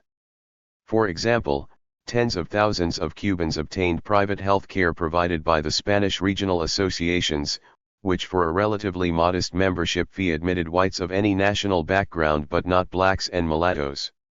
In the case of baseball, the most popular sport in Cuba, although professional teams were racially integrated, important amateur teams organized by the social clubs did not admit blacks and mulattoes. Thus, while many white professional players were recruited from the amateur teams fielded by the discriminatory social clubs, black professional players, including such famous stars as Orestes Minnie Minoso, were recruited from racially integrated teams sponsored by sugar mills and other industrial and commercial enterprises. 33 Public schools, from the elementary to the university level, were racially integrated, but the very important private schools, whether secular or religious, were overwhelmingly if not exclusively white. Some poor neighborhoods, such as the well-known barrio of Pagalotti located in the city of Marianao near Havana, were overwhelmingly black, but both white and black residents lived in many other poor neighborhoods. Cuban whites monopolized private sector white-collar employment and other forms of non-manual labor, including sales positions in the most expensive Havana department stores such as El Encanto. Exclusion from this sector led to a protest campaign during the presidency of Carlos Prio Socarrás, who issued a presidential decree outlawing racial discrimination in the filling of vacancies or newly created positions in industry and commerce. Prio and his Minister of Labor also asked the managers of some of the most noted department stores in Havana to include black women on their staffs. The response to the president's decree and requests to the big store managers was poor. A few highly educated light-skinned mulatto women were hired in Havana's luxury stores for the 1951 Christmas season, but they were dismissed shortly after. 34. Black Cubans were highly concentrated in various kinds of manual labor such as personal services and construction, although unlike the case of the United States in the 20th century, this included ample representation in the skilled construction trades. Many of the children of the better-paid black and mulatto carpenters, masons, electricians, and plumbers were economically able to postpone entry into the labor force, enter the non-segregated public university, and become professionals. A small but significant number of black Cubans were thus able to take advantage of those educational opportunities. This was reflected in the 1943 census, according to which blacks accounted for 5.8% of the engineers, 9.5% of the medical doctors, and 11.9% of lawyers and judges. Yet these were modest gains within a context in which blacks still constituted 36.3% of unskilled workers and 55.7% of domestic servants. 35. Besides baseball, blacks were well represented in other professional sports such as boxing. In 1943 there was also a substantial black presence in the Army and Police Force 36, including a few high-ranking officers, and the unions. 37 According to the 1943 census, black and white unemployment rates were about equal in agriculture, livestock and fishing, manufacturing and mechanized industries, and some professions such as law and engineering.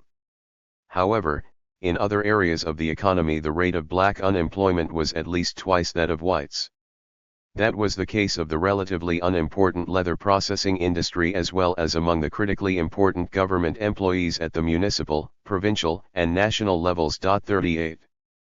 The pre-revolutionary Cuba of the 1950s had many of the characteristics of an ethnic and racial mosaic, with whites, blacks, mulattoes, and a large number of immigrants, particularly Spanish, Chinese, Jamaicans, and Haitians, with much smaller numbers of Arabs and Polish and Turkish Jews. Nevertheless, Cuba was not multicultural in the sense in which the term has been used in the United States during the last several decades. The predominant white Hispanic culture was sometimes implicitly identified with Cubanness. While there was an alternative model of Cubanness based on the mixed cultural nature of the society, the fact is that the powerful African component of Cuban nationality was not really appreciated except for its contribution to Cuban music. Whites looked down on traditional African religion, considering it with amused derision at best or as uncivilized savagery at worst. Nevertheless, 20th century Cuba was not a white settler society, as some observers have proposed. 39 The children of Spanish, Chinese, Arab, and Jewish immigrants considered themselves as politically and culturally Cuban as the mulatto and black population. Whites did not consider blacks and mulattoes any less Cuban than they were, even though they looked down upon and discriminated against them. Similarly, black and mulatto Cubans looked at the whites born on the island as being no less politically and culturally Cuban than they were, even though they may have resented and hated the racial discrimination to which they were being subjected. This commonly shared national identity differed from the settler mentality that prevailed in such places as pre-independence Algeria and apartheid South Africa. In addition, Cuban whites were, unlike the French Algerians and white South Africans, the clear majority of the population in pre-revolutionary Cuba. In Cuba, the concept of race was not confused with the quite different concept of nation or national minority. The 26th of July movement and the racial question. Fidel Castro owes his political formation to the populist/nationalist wing of the Cuban left. 40 He was a congressional candidate of the Partido Ortodoxo in the June 1952 elections, which never took place because of Batista's military coup of March 1952. A large number of the participants in the attack on the Moncada barracks that Castro led on July 26, 1953, also came out of the youth wing of the Partido Ortodoxo. The Ortodoxos, like the Partido Auténtico from which they had split in the second half of the 1940s, were fully within the tradition of Martí and Moru regarding the race question. This does not mean that the Auténticos and Ortodoxos were indifferent to racial discrimination or to black Cubans. In fact, like other parties, the Ortodoxos ran black candidates for office and expressed their sympathy for black Cubans through symbolic actions such as publicly associating with black boxing champions Kid Chocolate and Kid Gavilan. 41 However, in contrast with the communists, neither Auténticos nor Ortodoxos would even consider advocating affirmative action policies or trying to recruit Cuban blacks as blacks. Yet it would be a mistake to conceive of the Auténticos and Ortodoxos racial politics as purely a question of white populist political ideology. What most mattered in this context was the social milieu that constituted their main base of support, particularly during the late 40s and early 50s. For the most part, white urban middle and lower income people who held jobs in the professions, artisan occupations, and the working class constituted this milieu. Although the term petit bourgeois has been used to describe this group, it is inaccurate. It does not apply, for example, to the very large group of somewhat educated and poorly paid white-collar employees in the unstable public sector who constituted an important part of this social base. This predominantly white milieu would have, at least initially, been indifferent if not hostile to affirmative action and other demands specifically addressed to black Cubans. It is therefore not surprising that most of the important pronouncements of Fidel Castro and the 26th of July movement omitted any reference to race or racial discrimination in Cuba. That was the case with "History Will Absolve Me," the radical speech delivered by Castro when he and his associates were tried for the 1953 Moncada assault, even though it touched on a large number of other problems that plagued Cuban society.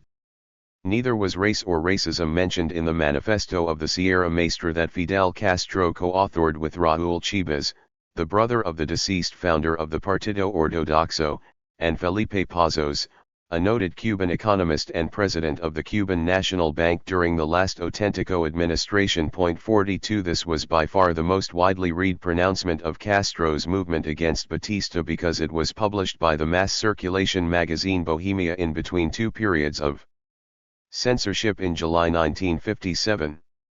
The program manifesto of the movement published in Mexico the same year made no reference to racism and maintained that the movement's ideal was the organic unity of the nation and that no group, class, race, or religion should sacrifice the common good to benefit its particular interest.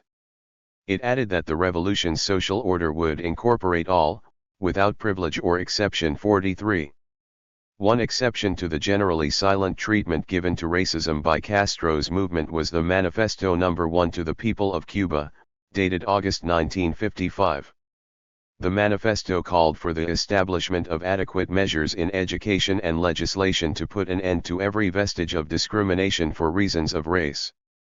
However, this document had a limited circulation. 44 The silence over race was again more a byproduct of the social and political milieu to which these documents were addressed than of Castro's personal political inclination. After all, he had been a member of the executive board of the University Committee to End Racial Discrimination when he was a law student at the University of Havana from 1945 to 1950. 45. The participation of blacks and mulattoes in Castro's 26th of July movement is more difficult to assess. It seems that between 1/5 and 1/4 of the people who attacked the Moncada barracks were blacks and mulattoes. 46 A smaller proportion of blacks and mulattoes were part of the 82-person group that brought Fidel Castro and his fellow fighters to Cuba in late 1956. It constituted 16% of the total expeditionary force, although 21% of the 19-person Estado Mayor, or General Staff, were blacks and mulattoes. 47 According to the 1953 Cuban census, 26.9% of the Cuban population were black and mulatto. This means that the proportion of black and mulattoes among the 1953 Moncada attackers was only slightly lower than their percentage in the country as a whole. However, the proportion of blacks and mulattoes among the 1956 Granma expeditionaries was substantially lower. Nevertheless, the fact is that there were more blacks and mulattoes among these two groups than among those who attended the numerous anti-Batista demonstrations by university and high school students. This was not the result of any special black recruitment effort, that was not Fidel Castro's politics. More than anything else, it was an indirect effect of the more diverse class and occupational composition of Castro's fellow fighters. The list of the occupations of the participants in the 1953 attack on the Moncada barracks compiled by the historian Hugh Thomas includes accountants, agricultural workers, bus workers, businessmen, shop assistants, plumbers, and students. In other words, they were mostly workers and thus more likely to include blacks and mulattoes in their ranks. 19 of these men were with Castro on the Granma, and the social composition of this later group was also diverse. Although more of them had higher education than those at Moncada. 48 It was probably more difficult for less educated, poorer, and darker Cubans to go into exile abroad. Although the majority of these two groups of fighters seem to have been workers by origin or current occupation, very few of them had been active in trade union or working class politics. It can therefore safely be concluded that these individuals were not representative of any one class or group in Cuban society, because they lacked organic institutional ties with any social class or stratum. That is why classlessness may be a closer approximation to an accurate description of these people than the much abused left-wing category petty bourgeois. Batista and Black Cubans. During the Batista dictatorship in the 50s there was an undercurrent of opinion, seldom articulated in public because it would have violated the rule of silence concerning racial matters, suggesting that Cuban blacks sympathized with the dictator. Batista came from a poor family in Orient province and had managed to become a sergeant stenographer in the Cuban army before coming to power for the first time in the military coup of September 1933. He was also the product of what was for Cuba an unusual racial mixture of white, black, and Cuban Amerindians. In the 50s, his supporters referred to him as the Indian and wore small badges featuring reproductions of multicolored feathers. No matter how hard he tried, Batista was never fully accepted in Cuban high society. He was reputedly turned down for membership by some of the most exclusive white social clubs. Back in the 30s, shortly after he rose to power, members of the white upper classes publicly showed their racial contempt for him on at least one occasion. They walked out en masse from the well-known San Souci nightclub, located on the outskirts of Havana, when Batista, his first wife Elisa Godinez, and associates showed up for a New Year's celebration. 49. There is no hard evidence to support the notion of black support for Batista. However, the alternative proposition that blacks were underrepresented in the ranks and particularly in the leadership of the opposition to Batista has a more solid foundation. 50 Although that changed after the rebel army recruited in 1957 and 1958 a couple of thousand peasants from Eastern Orient province, the geographical area with the highest proportion of blacks and mulattoes in the country. Batista may have enjoyed some sympathy among blacks for a short period after the 1952 coup, particularly among members of the older generation, based on racial identification and Batista's support for the welfare state in the late 30s and early 40s. But it is doubtful that much of that sympathy survived after 1956, when virtually the whole country turned against the dictatorship's brutality and corruption. As members of the working class, where they were overrepresented, blacks also suffered from the erosion of the gains that the unions had managed to obtain before 1952. Black Cubans, however, had no organizational vehicles through which they could express their growing discontent. The unions, with their large black membership, had been captured by the government, and their bureaucratic leadership faithfully supported the regime. The other possible avenue for black political expression was the Black and Mulatto Mutual Help Societies, but they, unlike most of their white civil society counterparts, had been also captured by Batista's government. That is why not a single black or mulatto society was listed among the 42 civic and professional associations that demanded Batista's resignation in March 1958.51. Notwithstanding the general rule of racial silence, well-known spokespersons for the Batista regime tried to exploit the supposed special feelings that blacks had for Batista. Among these were Senator Rolando Masferrer, the head of a private army of thugs called the Tigers, and the well-known mulatto journalist Ramon Vasconcelos, Batista's Minister of Communications. They claimed that Cuban blacks could not expect anything from the anti-black revolutionaries, who were being supported by the white professional middle classes. 52 Some anti-Batista groups implicitly accepted those claims and identified the regime with black Cubans. For example, an infamous cartoon of the organization Auténtica, the armed group that supported former President Pryor after he was overthrown by Batista, depicted Batista and his army as a gang of savages with clearly black African facial features. 53. Black Cubans after the revolutionary victory. Like everyone else, blacks celebrated the revolutionary victory and lined up to meet the procession of rebel soldiers led by Fidel Castro that for a whole week traversed the island from east to west. The silence over racial matters began to be gradually breached during the first 2 months after the revolutionary victory of January 1. Early in January, the communists, pressuring the government from the left, proclaimed the need for an official policy against discrimination and for concrete measures to make sure that blacks had access to all jobs, including those in the armed forces and all government institutions, including the diplomatic service. 54 Castro himself made brief critical references to racial discrimination on several occasions. 55 Nevertheless, there were reasons to fear that the rule of silence over racial matters might reassert itself. Writing in Bohemia, Cuba's most important magazine, in February, the black Cuban lawyer Juan René Betancourt, an opponent of Batista who took over, on behalf of the revolutionary government, as provisional supervisor of the National Federation of Black Societies, warned against this danger. Betancourt argued that it is impossible that anyone should believe, seriously and in good faith, that by ceasing to refer to blacks and whites the people will forget their existence, and racial discrimination will thus be liquidated by this miraculous method.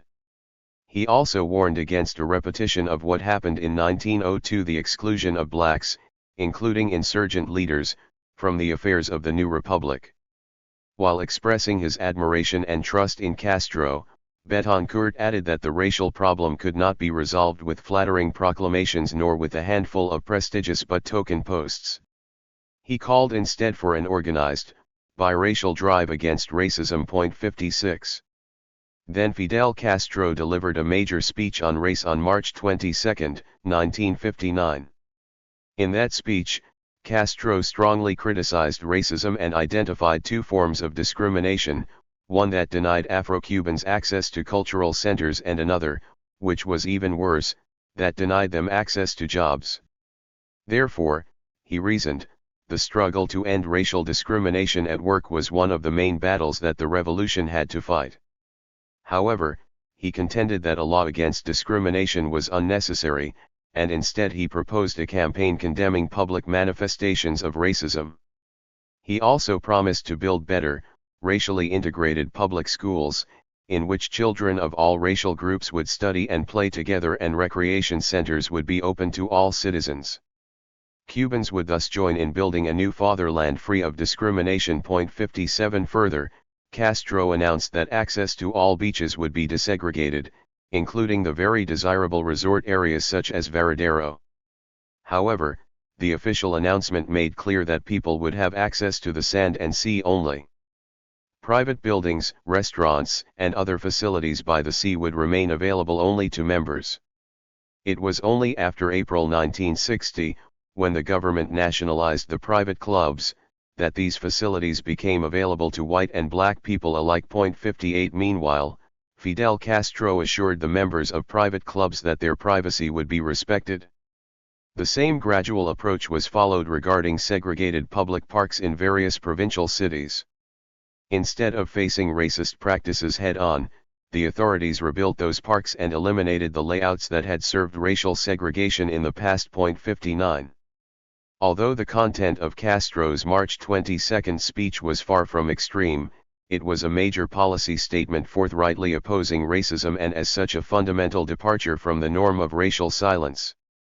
As a result, there was an immediate white backlash that was described by René Depestre, a black Haitian writer residing in Cuba and a frequent contributor to the island's publications.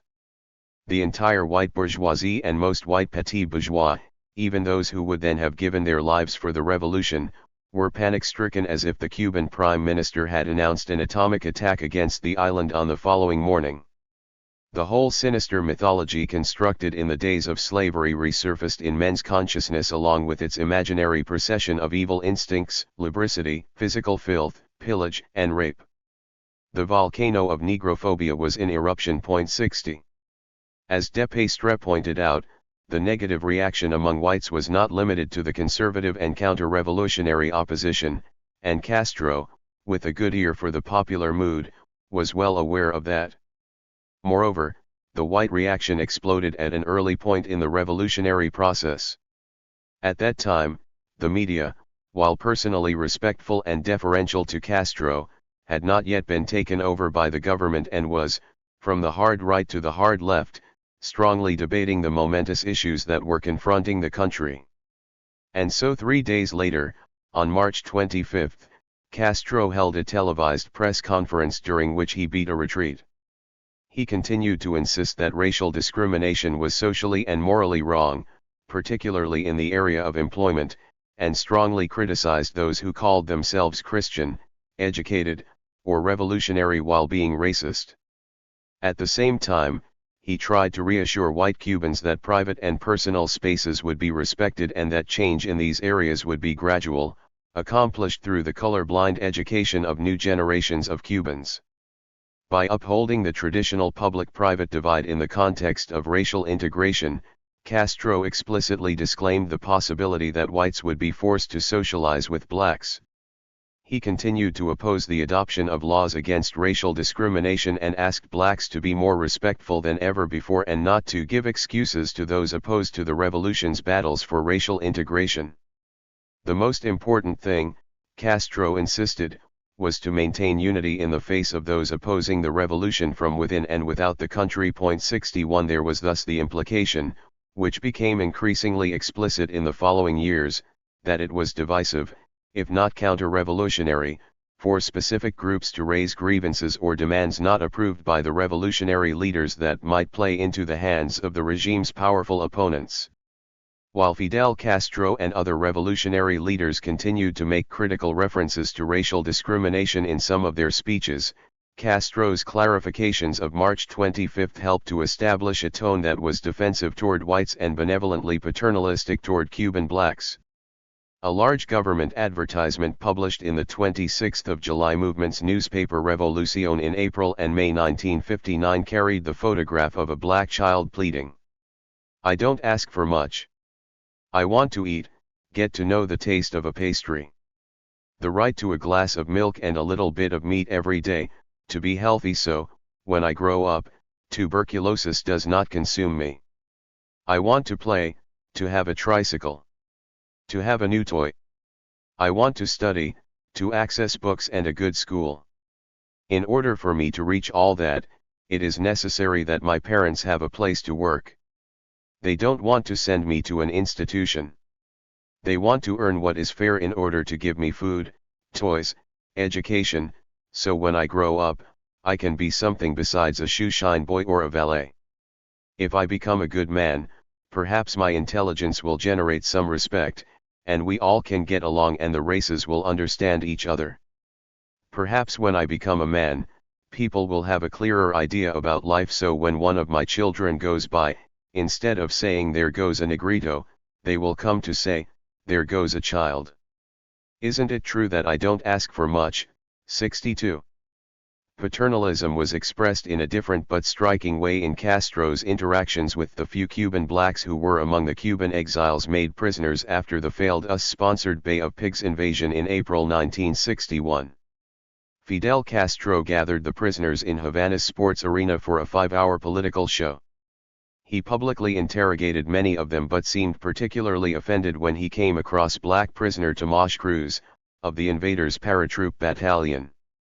Castro first said to Cruz, "What are you doing here?"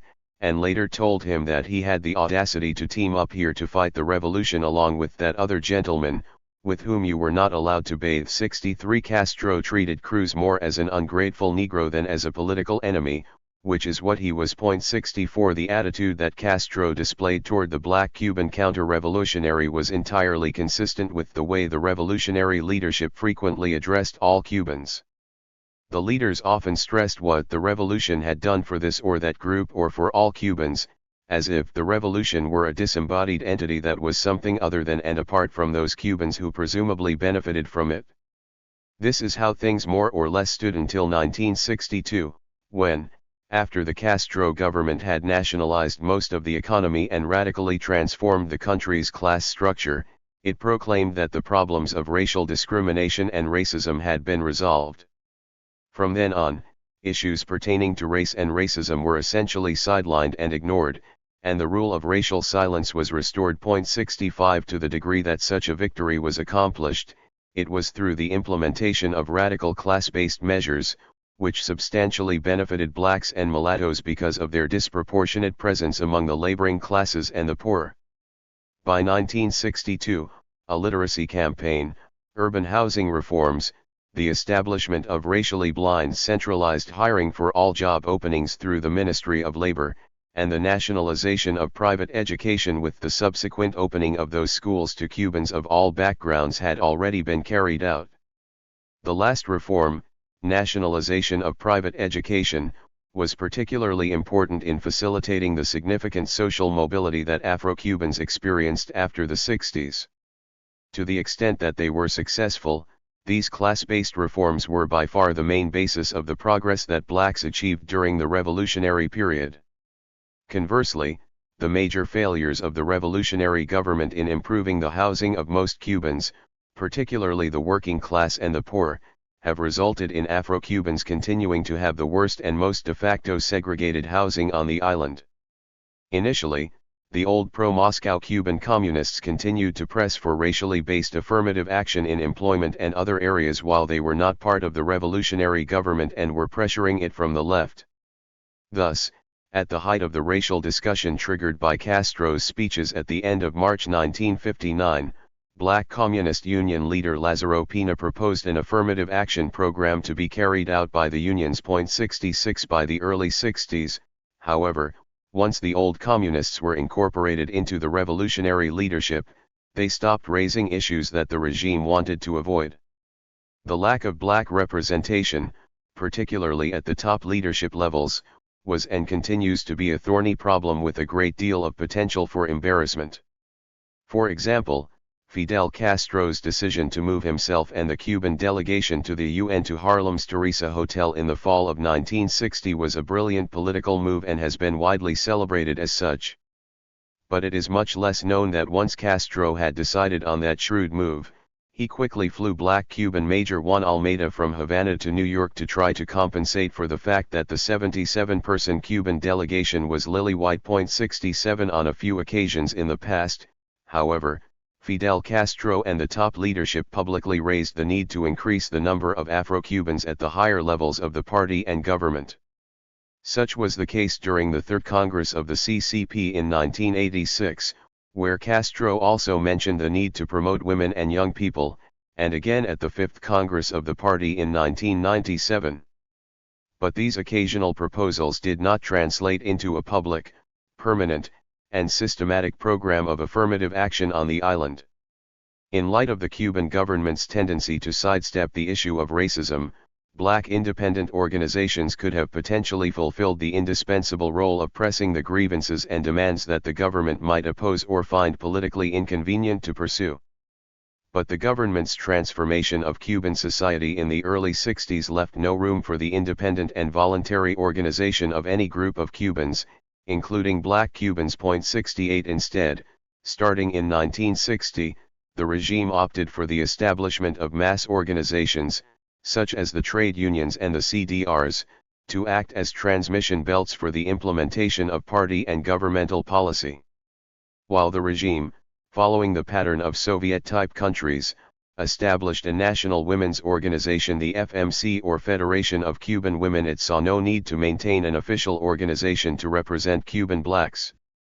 In any case, as we saw above, the racial problem had been declared solved by the early 60s.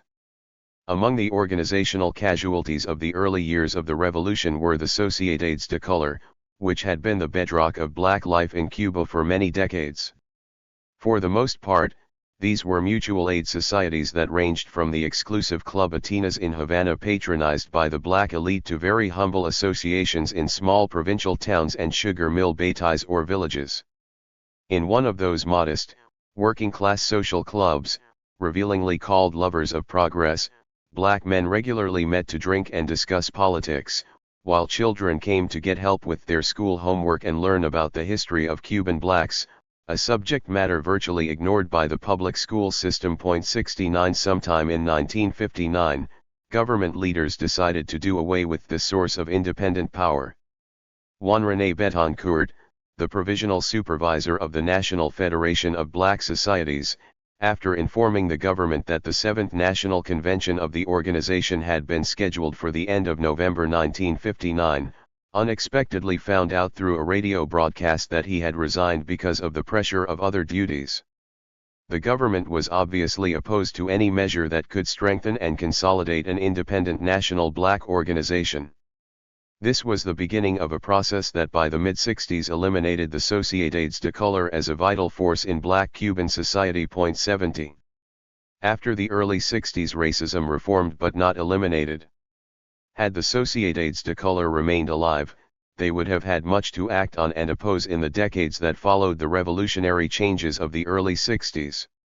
Black Cuban culture became a subject relegated to museums and to professional folkloric dance groups that often traveled abroad.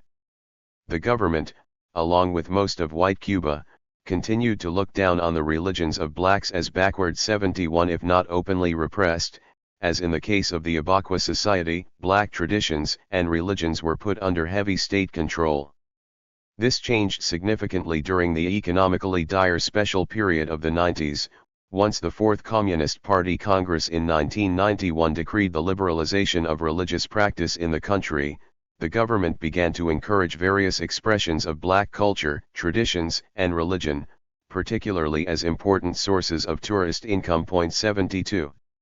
As in much of the rest of non-revolutionary Latin America, the Cuban media tended to present the country as if it were only populated by whites. Even visitors to Cuba who were sympathetic to the revolutionary leadership took notice of this, as did for example Elizabeth Sutherland, a Mexican-American writer and editor who had been active in the Black liberation movement in the United States.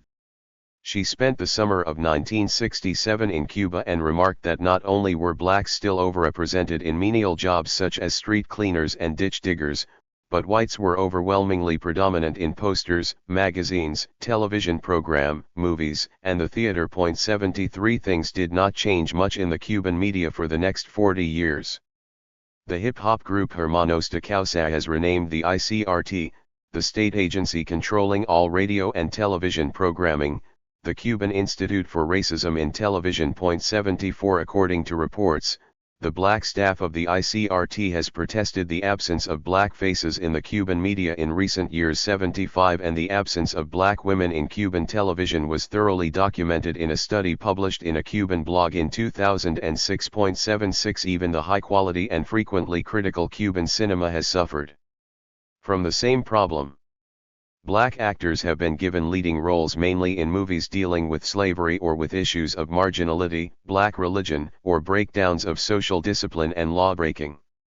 Matters pertaining to discrimination and prejudice have been addressed only on infrequent occasions. 77.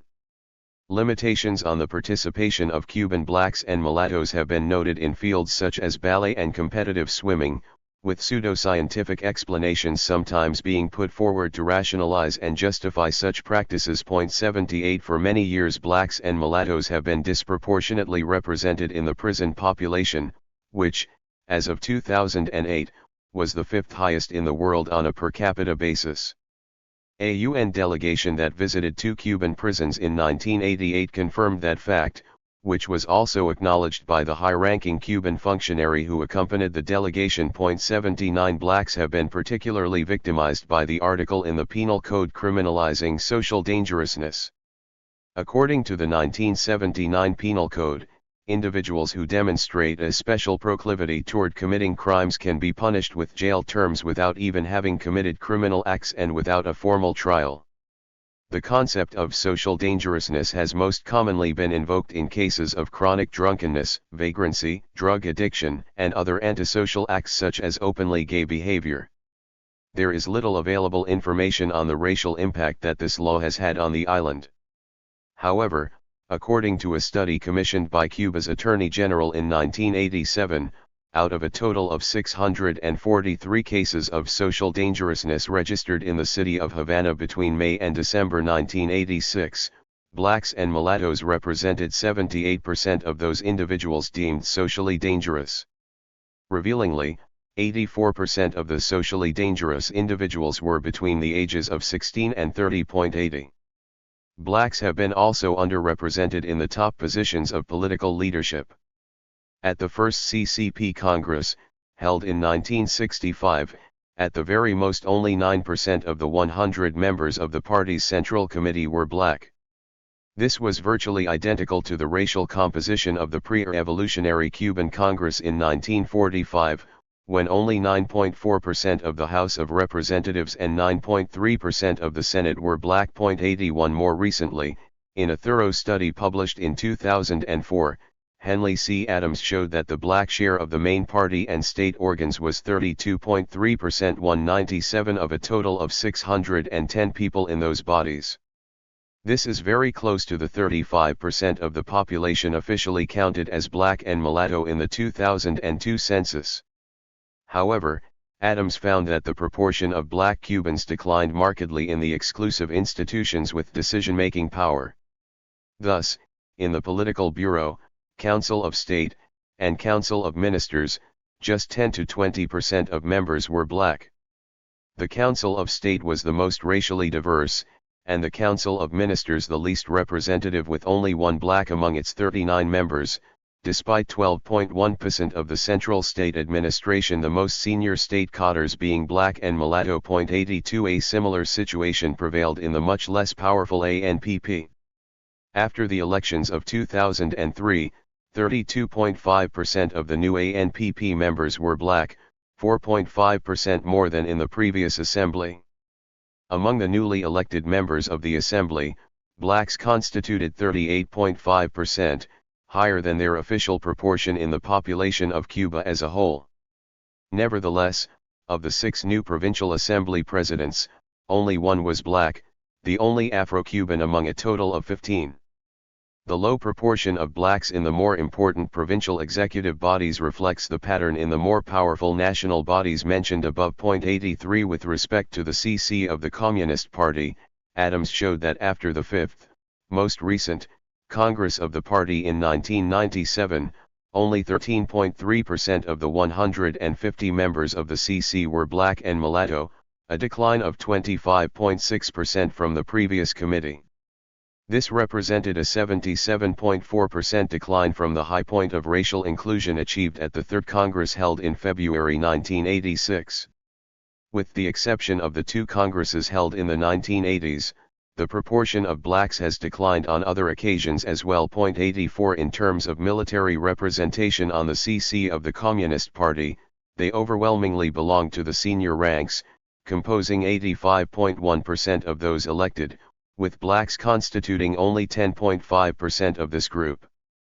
But among the 15 lower-ranking officers elected to the CC, 40% were black. 85 This is consistent with the observations of Hal Kolpak, a Canadian expert on the Cuban military, although Kolpak notes that in comparison with their counterparts in other Latin American armies, blacks and mulattoes have a significant presence in the upper ranks in the Cuban military. 86 However, we cannot generally speak of an uninterrupted linear progression of ever-rising racial inclusion at the top political leadership levels in Cuba. In fact, Adams's study points out that one of the major factors contributing to the underrepresentation of blacks in the high circles of power is their low holdover and high replacement rates during the periodic reshuffling of the political elites. 87. Nevertheless, even the percentages cited by Adams greatly overestimate the proportion of Afro-Cubans in leadership bodies in comparison to the Cuban population as a whole. Adams compared the black presence among Cuban leaders to official census figures, on the supposition that these accurately represent the relative proportions of whites and non-whites in Cuban society as a whole. However, these census figures undercount blacks and mulattoes by a substantial number. Thus, if we take the pre-evolutionary census of 1953 as a baseline, it is clear that at the time 12.4% of the population was counted as black, 14.5% as mestizos, and 72.8% as white. The first post-revolutionary census of 1970 asked questions about race, but the results of such inquiries were never published. The two subsequent censuses of 1981 and 2002 showed that the black population of Cuba had decreased from 12.4% in 1953 to 12% in 1981 and to 10.1% in 2002, while the mestizo population had increased from 14.5% in 1953 to 22% in 1981 and 24.9% in 2002.88, while the proportion of mestizos or mulattoes has probably increased in Cuba in the last 60 years. Very few people, including scholars writing about Cuba, believe that only 35% of contemporary Cuba is composed of blacks and mulattoes. How can the discrepancy between those perceptions and the figures provided by the last two official censuses be explained? In a society dominated by racist values where most signs of black self-assertion have been suppressed, there will be a systematic tendency for people being counted to upgrade their racial status. Esteban Morales Dominguez, a black professor at the University of Havana, has pointed out that many people who are not white resist adopting a black or mulatto identity, an attitude that generates deception and hypocrisy and distorts census figures 89. Thus, the number of blacks and mulattoes in Cuba must be much higher than the one registered by the official censuses. 90. If that is the case, then the proportion of blacks and mulattoes holding high public positions is much smaller in comparison to the population as a whole than is suggested by the official figures. 91. The problems of the special period. The severe economic crisis brought about by the collapse of the Soviet Union and the Soviet bloc in the early 90s considerably worsened the position of blacks and mulattoes in absolute and relative terms.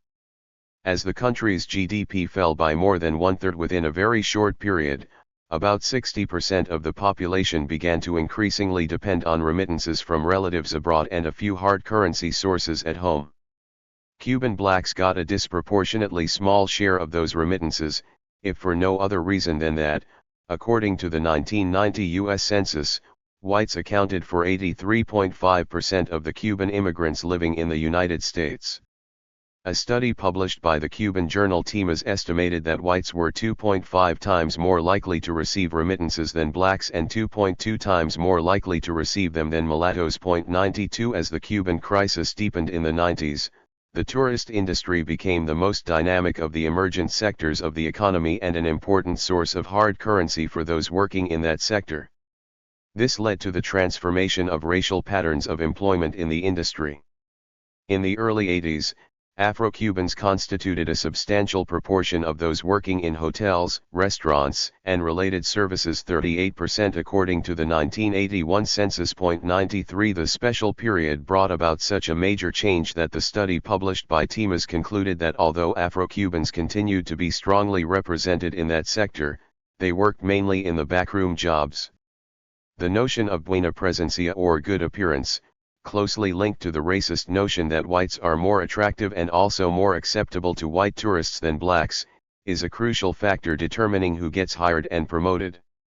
According to the study, no more than 5% of the managers, professionals, and technicians in the tourist industry are black and mulatto. 94. The jobs that blacks have do not typically bring these workers into contact with the tourists, while whites predominate in jobs that do. It is therefore not surprising that whites received 1.6 times more tips than blacks and 1.4 times more than mestizos. 95. Their substantially disadvantaged economic situation forces blacks and mulattoes to work at other jobs in addition to their regular employment. Whites moonlight 2.7 times less than blacks and 1.4 times less than mulattoes. In the emerging economic sectors such as tourism, moonlighting is 4.2 times less common than in the traditional economic sectors. 96. Besides moonlighting, people with little or no access to remittances resell products subsidized by the rationing system.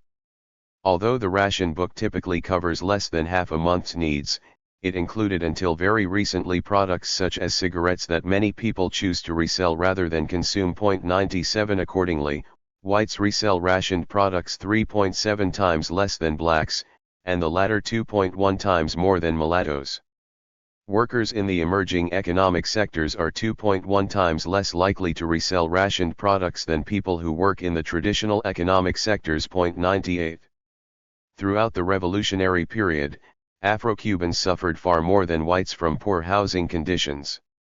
This situation became more acute during the special period. The inaccessibility of construction materials, sometimes even to those people with hard currency to buy them, considerably worsened during this time. The high degree of humidity, let alone the devastating effect of hurricanes, made the situation even more intolerable. The study published in THIRD pointed out that Afro-Cubans predominate in the most populous and depressed areas or neighborhoods, while whites are predominant in nicer residential neighborhoods, even though there are no rigid forms of racial segregation in the style of U.S. ghettos. While this situation improved somewhat in the 80s, that was no longer the case in the 90s due to the worsening economic situation. 99.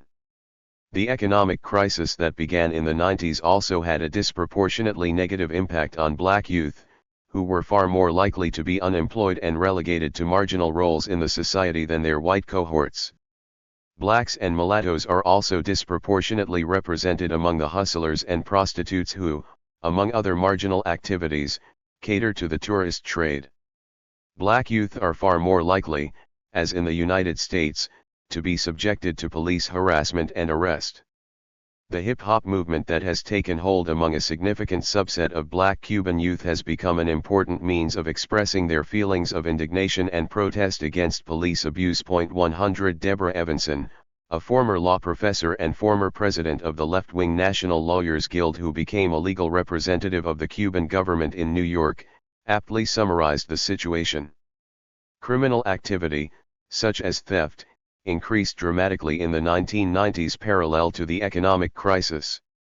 Although many Cubans have resorted to illegal activity to resolve their individual economic needs, blacks have been and continue to be overrepresented in the prison population.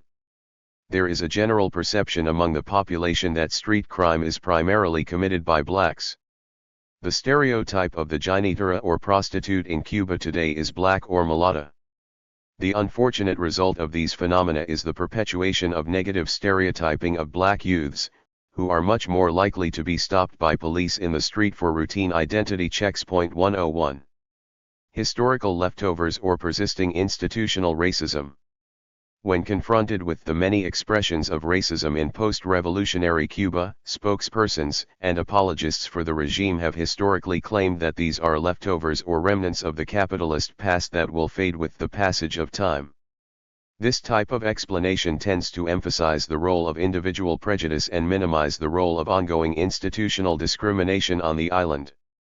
A frequent implication of this remnant or leftover argument is that expressions of racism will eventually disappear even in the absence of social and political action. When regime leaders have occasionally recognized that some action was needed, the urgency of the problem became diffused because racist ideologies and practices were seen as having limited social consequences due to the notion that they affected only private and family relations, over which the government had little control. 102. Is there an alternative approach to that based on the Cuban government's explanations and apologies that would better explain pre-revolutionary and post-revolutionary racism in Cuba? Such an explanation should start by dealing with racism as a system of power and social structural relations. One racially defined group, Cuban blacks, has been historically deprived of power and access to resources as the result of being the object of discriminatory conduct by primarily the white upper and upper middle classes. Discrimination suffered at the hands of the white lower middle and working classes, while less weighty and consequential from a society-wide perspective, has nevertheless been real as well. 103 From this perspective, the historical role of prejudice expressed primarily as an individual attitude has been to ideologically justify and help to maintain the power disparities essential to the continuation of racial discrimination, which constitutes the heart of racism. In Cuba, just as in the United States, discrimination has been primarily carried out through institutional arrangements. These include justice and correctional systems, housing and occupational patterns, and ruling party hierarchies, which, by virtue of being institutionally and systematically entrenched, do not depend on the prejudiced attitudes of individual power holders for their continuation and survival. 104. From this perspective, it is clear that pre-revolutionary Cuba was a racist society, even though the overwhelming majority of whites, and a significant proportion of blacks, may not have seen it as such. Although Cuban racist patterns were different from those of the United States, both racist systems originated in slavery and continued to be reproduced by post-slavery social and economic institutional arrangements. The Cuban Revolution succeeded in abolishing the system of private capitalism, establishing in its stead a new state bureaucratic system with a new type of ruling class. When it came to race, it carried out some important reforms in race relations, such as the desegregation of beaches and provincial parks, and class-based reforms, such as in the areas of education and health, that disproportionately benefited black Cubans. But only a long-lasting vigorous campaign of affirmative action and authentic multiculturalism could have brought about a clear break with the past revolution, and not just a reform, of race relations. This the revolutionary government did not do. The revolutionary leadership itself was a product of the racial silence and color-blind ideology prevailing in pre-revolutionary Cuba. Blacks, just like workers, did not as a group have significant input into the revolutionary process, whether before or after the overthrow of Batista on January 1, 1959.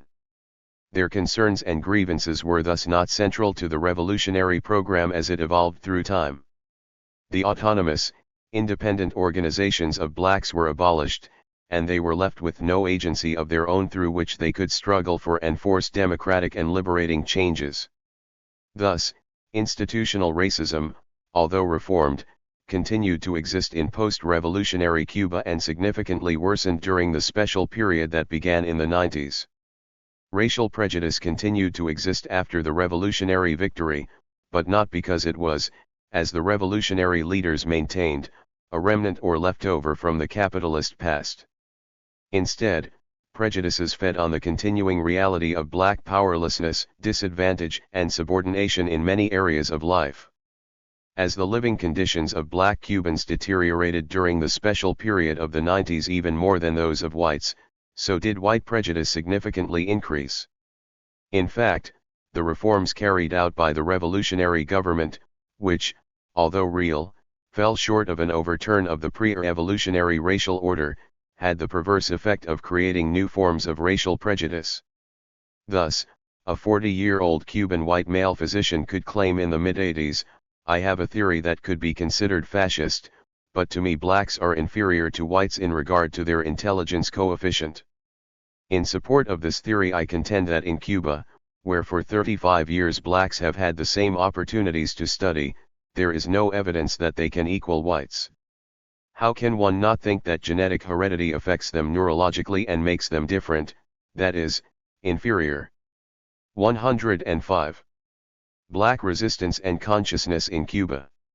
In the 60s and 70s there were a number of small but significant racially oriented instances of opposition on the island, all of which were suppressed by the regime. The African-American political scientist Mark Q. Sawyer has summarized the most important of these incidents.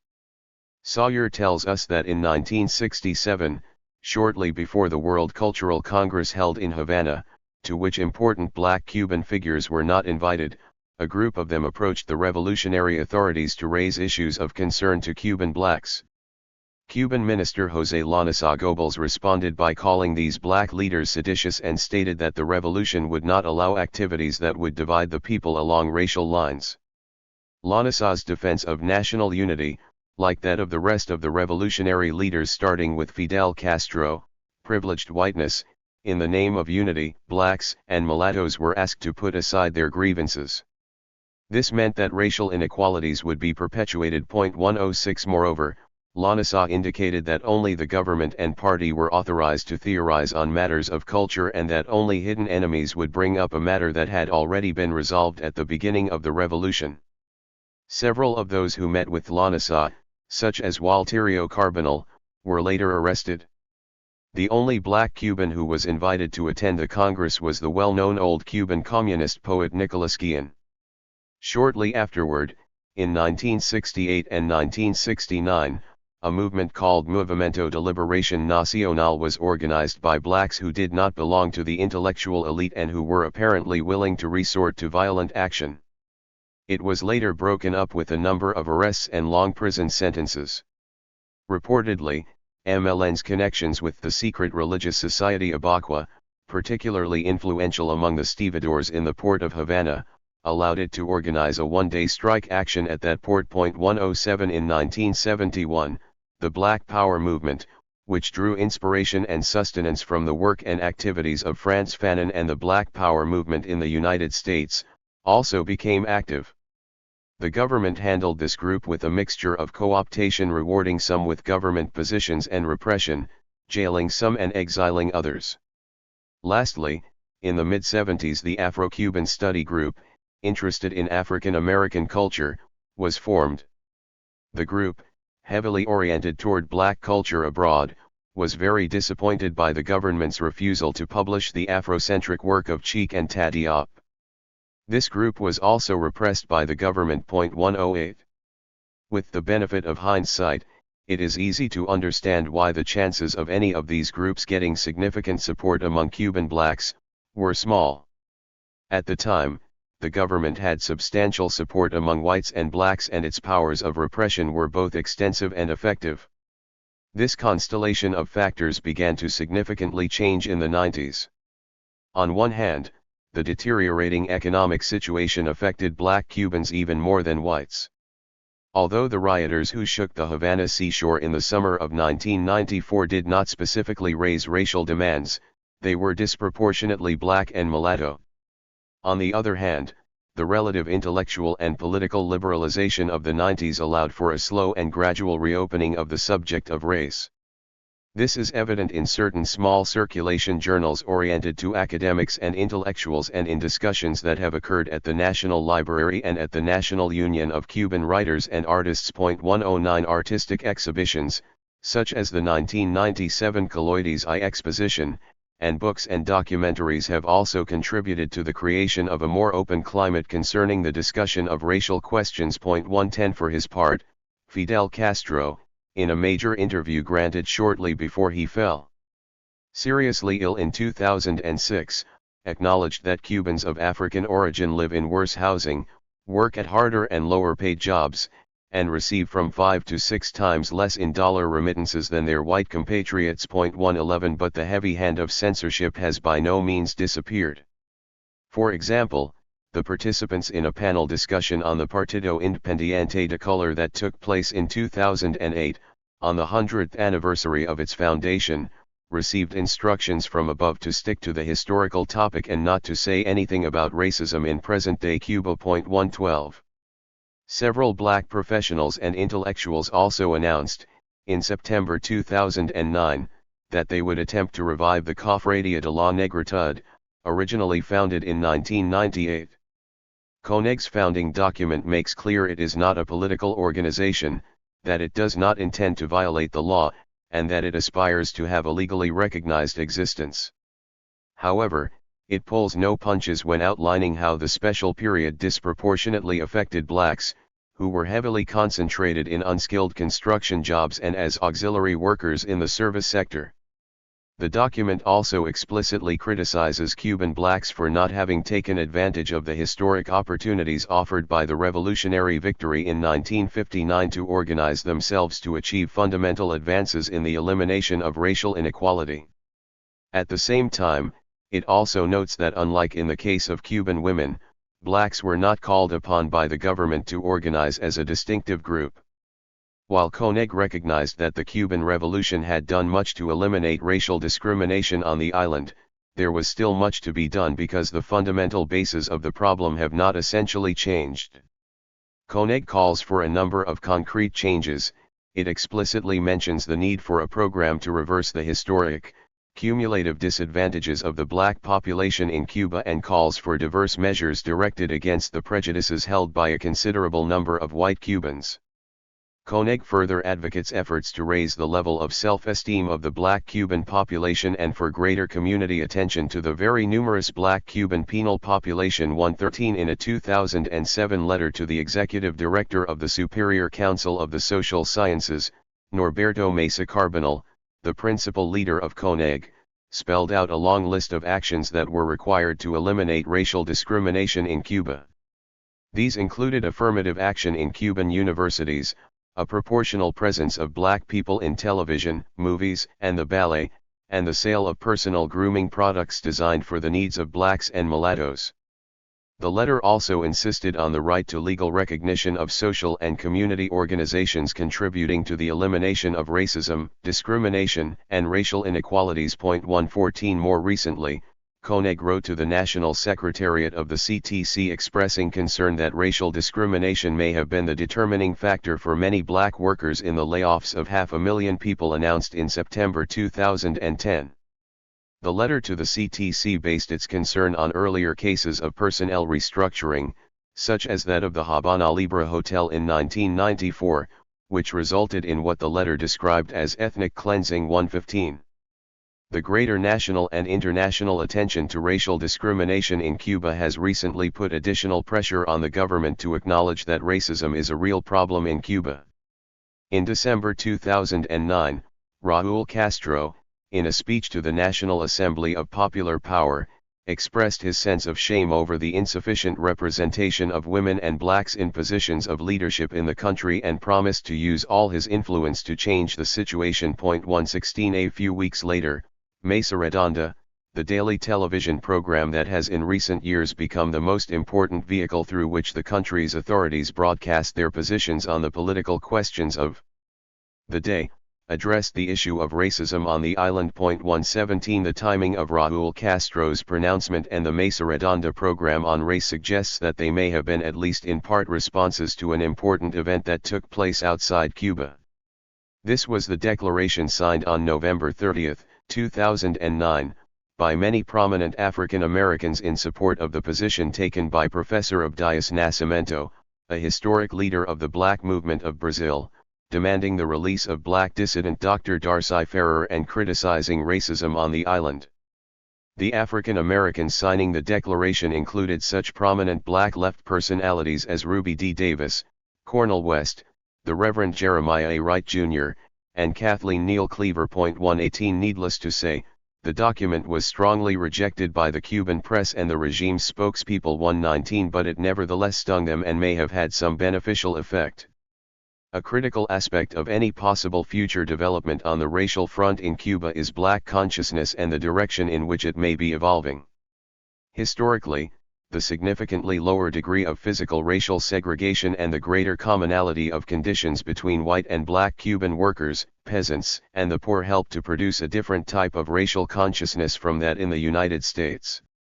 According to Carlos Moore, the Cuban intervention in Angola had a tremendous psychological impact on black Cubans, even those who were opposed to the regime.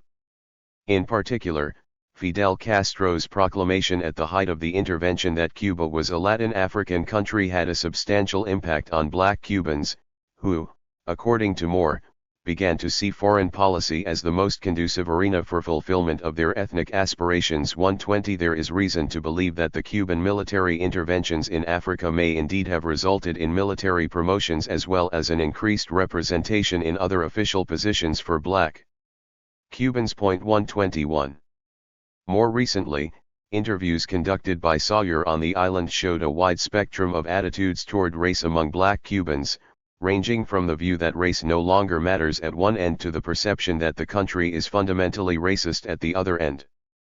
Few of the blacks and mulattoes interviewed agreed with the old official line that race no longer matters and that those who bring up the issue of race are themselves racist.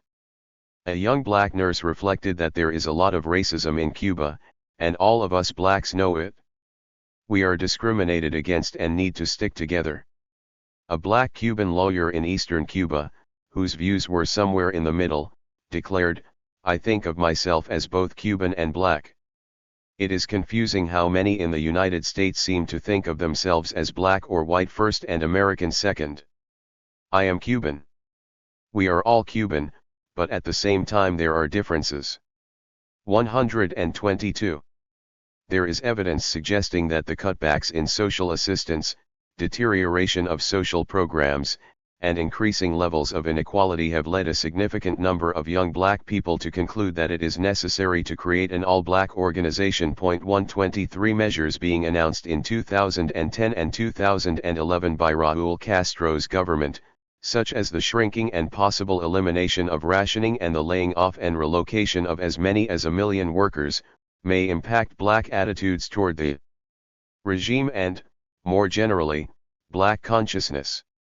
A Sino-Vietnamese market-type transition after the Castro brothers are gone from the scene is likely to exacerbate racial inequalities by neglecting if not abandoning the non-emergent sectors of the economy where blacks are disproportionately concentrated.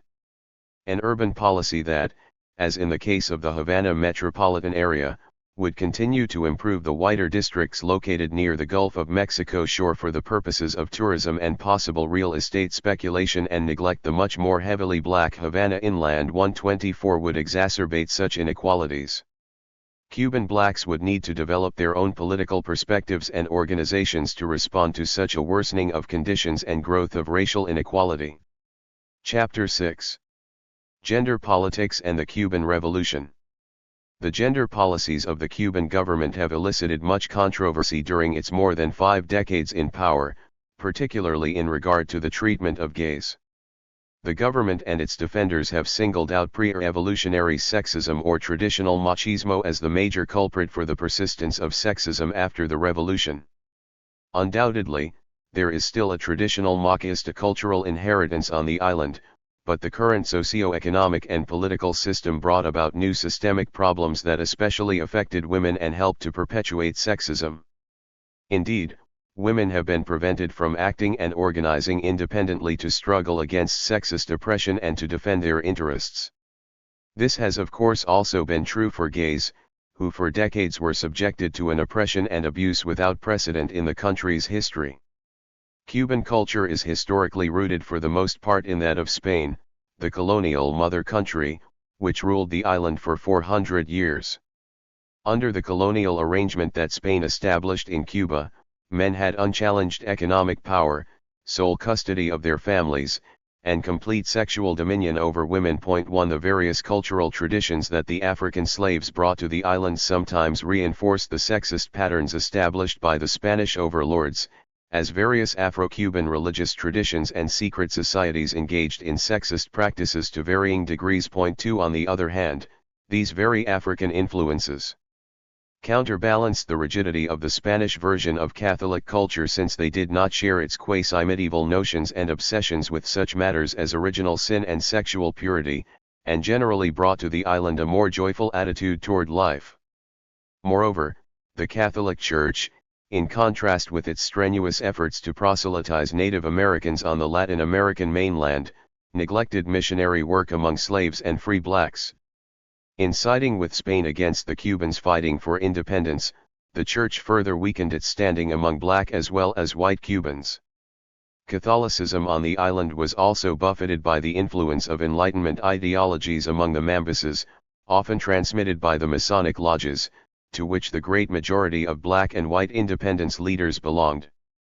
The legacy of the struggle for independence, Cuban feminism, and the 1933 revolution. After Spanish rule was abolished and the much less than sovereign Cuban Republic was established in 1902, a number of social forces came into play that to some degree modernized the country and modified the legacy of traditional Hispanic sexism. Most important were the reforms carried out in the early years of the Cuban Republic and in the aftermath of the 1933 revolution, in which the women's movement that took shape in the 20s and 30s helped shape the reform agenda of that major, although largely frustrated, revolution. Divorce. The roots of legal divorce on the island go back to the 19th century. A divorce law had been suggested by independence leaders as early as 1868 and was part of a larger struggle for the separation of church and state and to establish secular law and create social equality. A law establishing divorce was part of the revolutionary codes approved by Cuban rebels in 1896, while Spain was still in control of the island. Eventually, the Cuban Republic approved a no-fault divorce law in 1918.3. The same law allowed women the right to have custody over children and to receive alimony and child support payments, and prescribed the terms of property settlements. 4. An earlier law approved in 1917 had given married women the right to administer and dispose of their property and to negotiate and enter into private and public property contracts. 5. By the 1950s, Cuba had one of the highest rates of divorce in Latin America. 6. The right to vote and social legislation. In the 1920s, a number of women's associations and parties developed in Cuba, giving rise to the equivalent of what has been called first-wave feminism in the United States. This first-wave feminism was politically heterogeneous, ranging from conservatives to leftists, although the leadership was socially fairly homogeneous and was composed of white, educated middle and upper-class women. The Cuban feminists of the period did not on the whole confront male power as a major cause of women's oppression. Particularly during the early years of the movement, they were interested in legal reforms that did not necessitate deep changes in the social structures responsible for a great deal of social inequality in the country. Although these early feminists were concerned with women's education and conditions of employment, their main focus was with women's right to vote, which they finally won in 1934, as an outcome of the 1933 revolution. 7. In Latin America, only Uruguay, Brazil, and Ecuador had achieved women's suffrage before Cuba. 8. Nevertheless, very few women were elected to national office in the years between 1934 and the 1959 revolution. Only 26 women, 23 representatives and 3 senators were elected to Congress during this period. 9. But the greater incorporation of women into the political process as voters further encouraged women's participation in student and union movements. An increasing number of women also became active in political parties, although typically in the subordinate female sections of those organizations.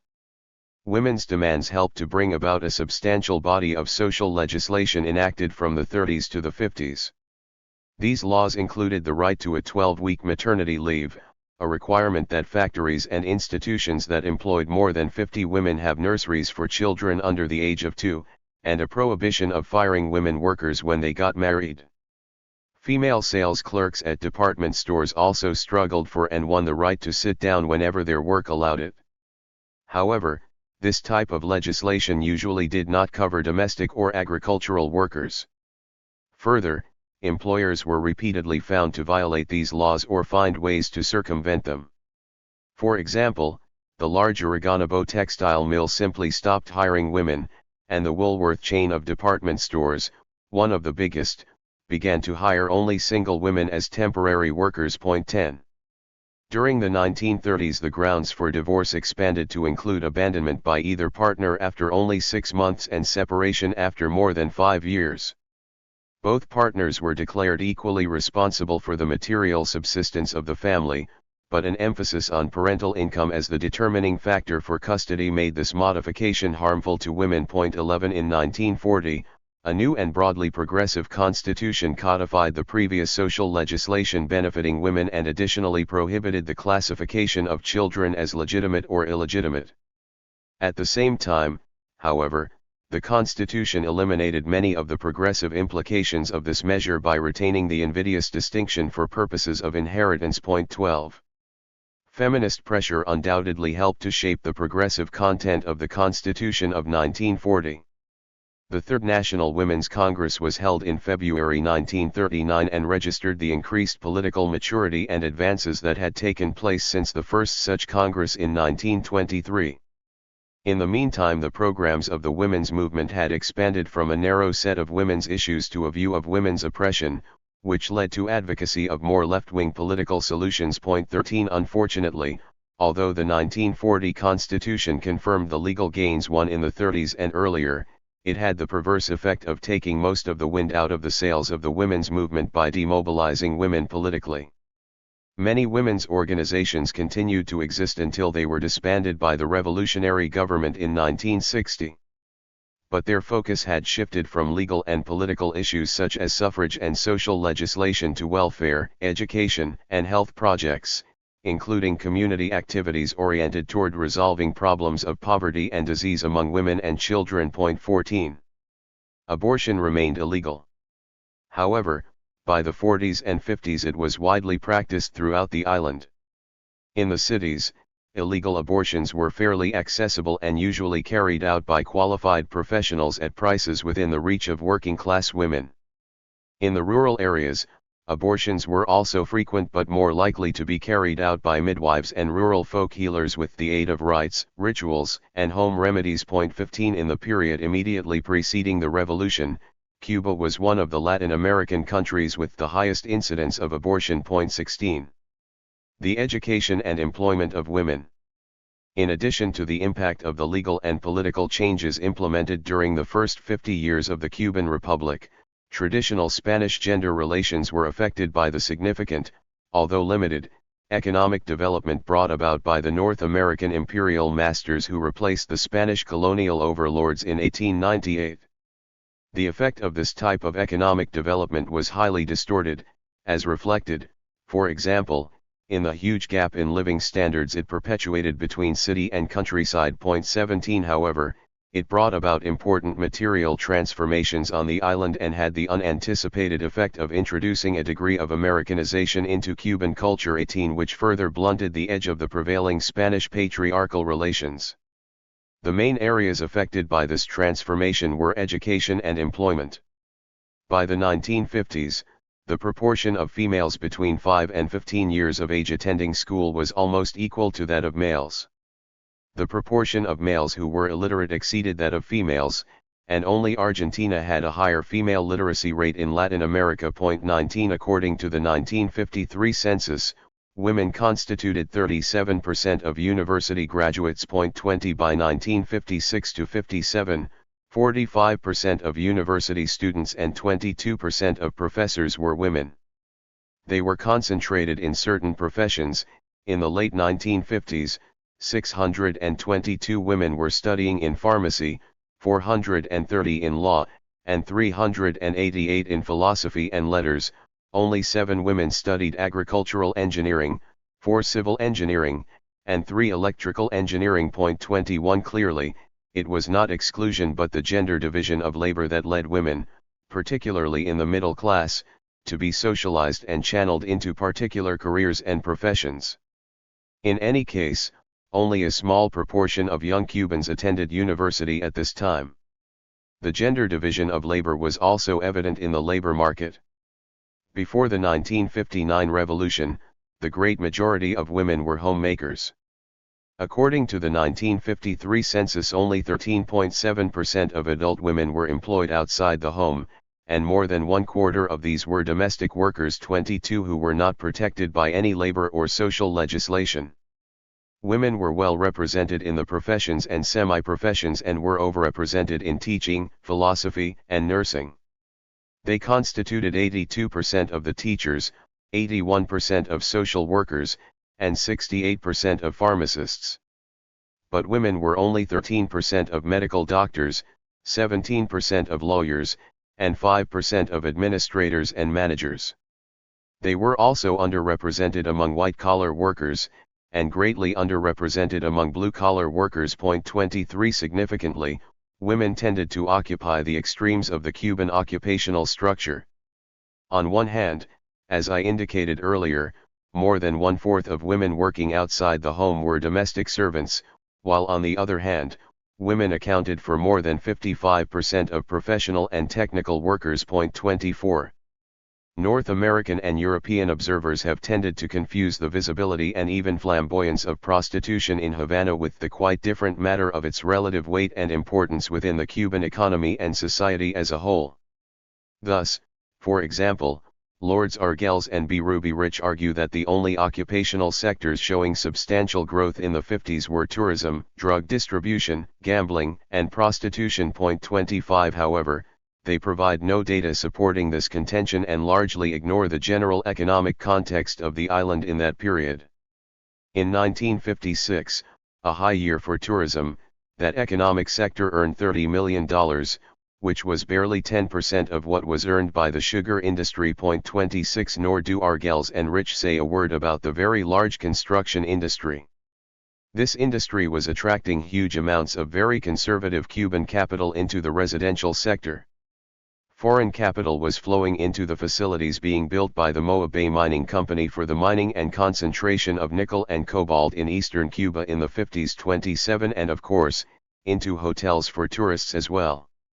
To get some perspective on the issues of tourism and prostitution in the 50s, we should consider that somewhere between 200,000 and 250,000 tourists visited Cuba every year in the 50s, compared with well over 2 million for most of the first decade of the 21st century. 28 Meanwhile, the population of Havana only doubled during those 50 years. 29 It is estimated that by the end of the decade of the 50s there were 270 brothels and 11,500 women earning their living as prostitutes in Havana.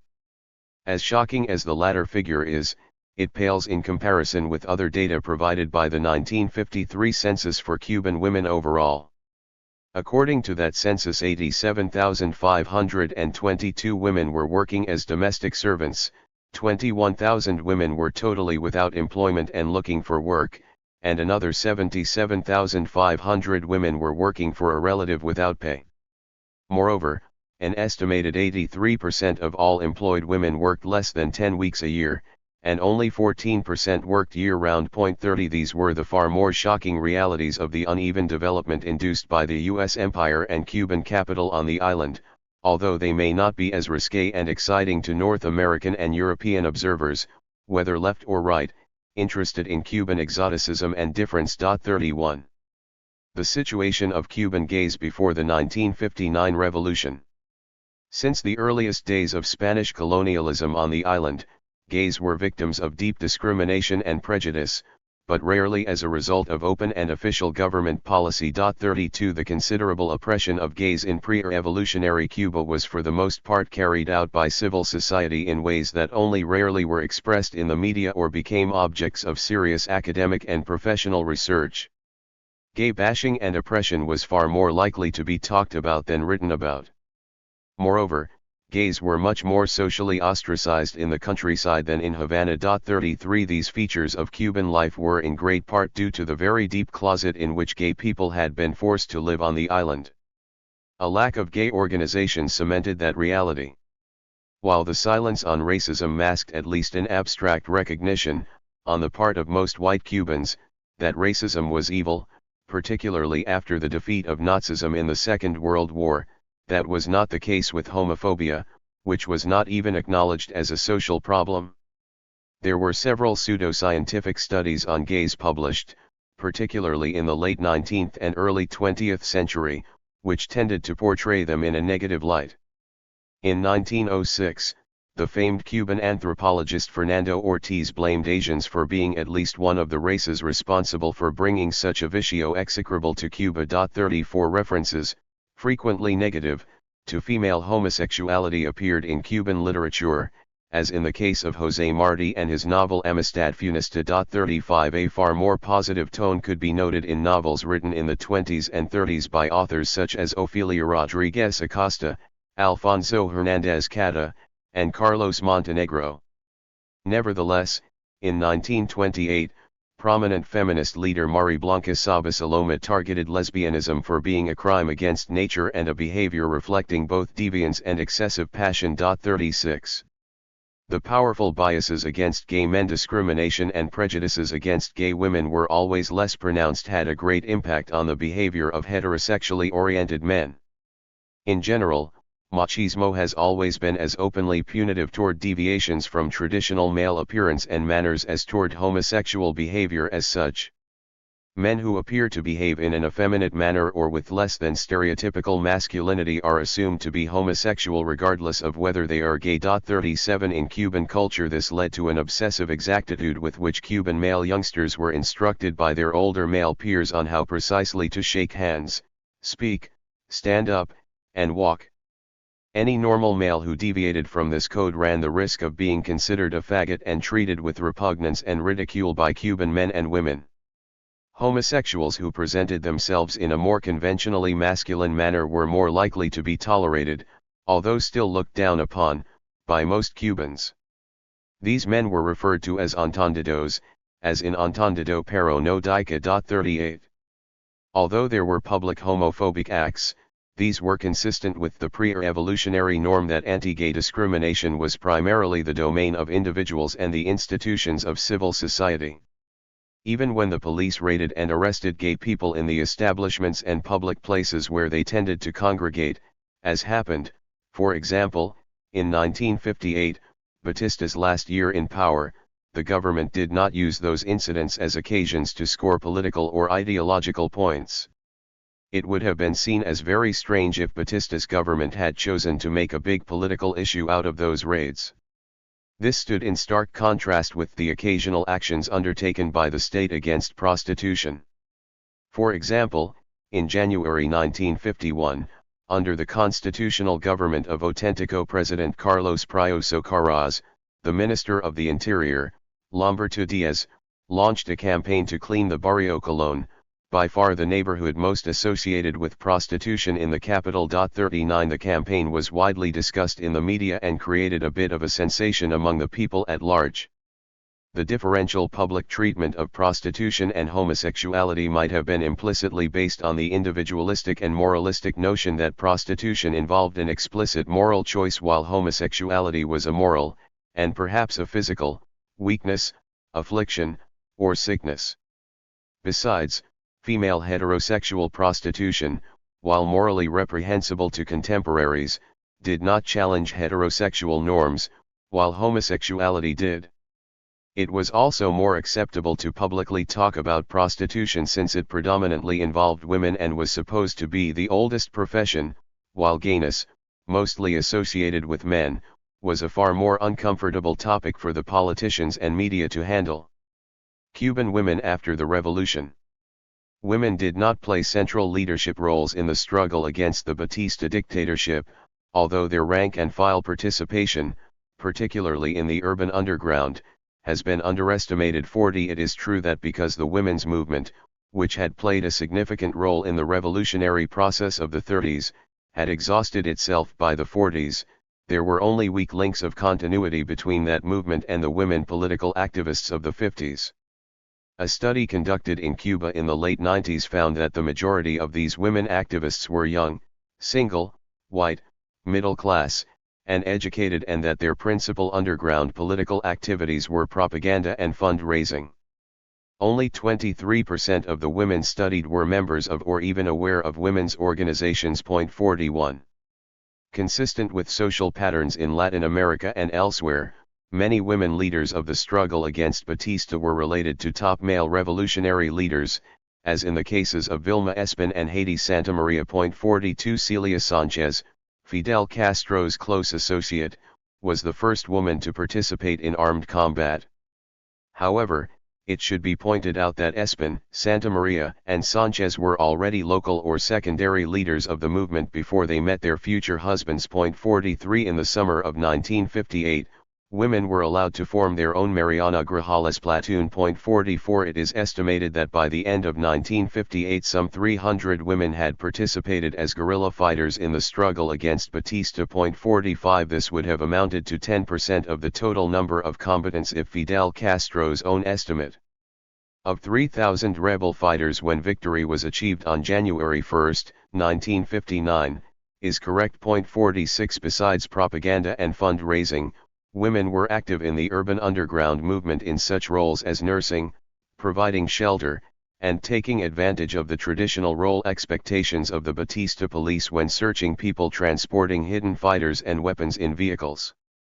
Women lawyers represented imprisoned revolutionaries, and in proportionately much smaller numbers than men, they participated in street demonstrations and even planted bombs and hurled Molotov cocktails. Women also allowed their homes to be used for illegal political meetings and were involved in manufacturing weapons and uniforms. 47. Once the revolutionary government consolidated itself and began to create a Soviet-type society on the island, women were mobilized on behalf of the type of modernization process typical of those social systems.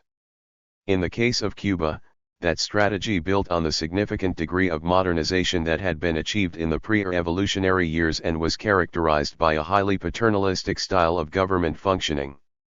Central to this approach was the incorporation of women into the labor force as part of a strategy of economic development. The major incorporation of women in the paid labor force of the island did not lead to much political or theoretical discussion about its implications and consequences. Cuba did not directly experience the women's movement and sexual revolution of the 60s. Whatever progress was made in terms of women's rights in Cuba was not connected to the international women's liberation movement, but instead to the mobilization of women into the paid workforce outside the home. As the Cuban writer Reynaldo Gonzalez put it, we didn't live through the sexual revolution with all its problems, its positive aspects and also its excesses, its exaggerations too. Here we didn't go through it. In Cuba, feminism is a sort of education of the female masses for work, but we have not had the theorizing that comes with this kind of work. The woman's revolution in Cuba didn't have any theorizing, it lacked that. 48.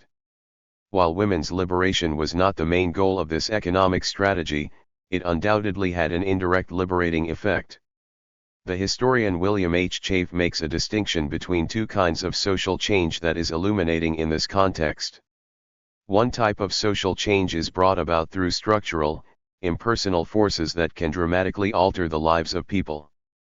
The other type of social change is brought about by protest movements that are consciously and deliberately struggling for specific liberating goals. 49 In the case of Cuba and other Soviet-type societies, Chafe's useful distinction gets somewhat more complicated, because the modernization brought about through economic development has been an explicit political goal of the state leadership and not the impersonal process typical of capitalist market societies.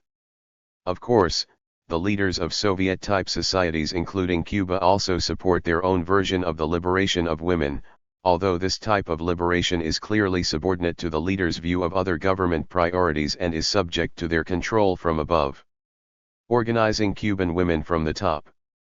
True to the Soviet-type socio-economic and political patterns that the government established in the early 60s, the state swallowed up civil society almost in its entirety. 50 An intense process of politicization conducted totally from above was fundamental to the creation of the Cuban Leviathan.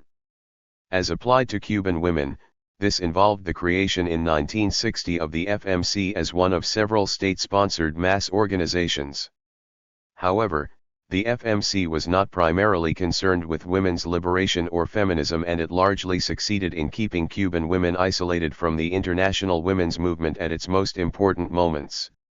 More than 920 pre-existing women's organizations were disbanded and subsumed into the FMC.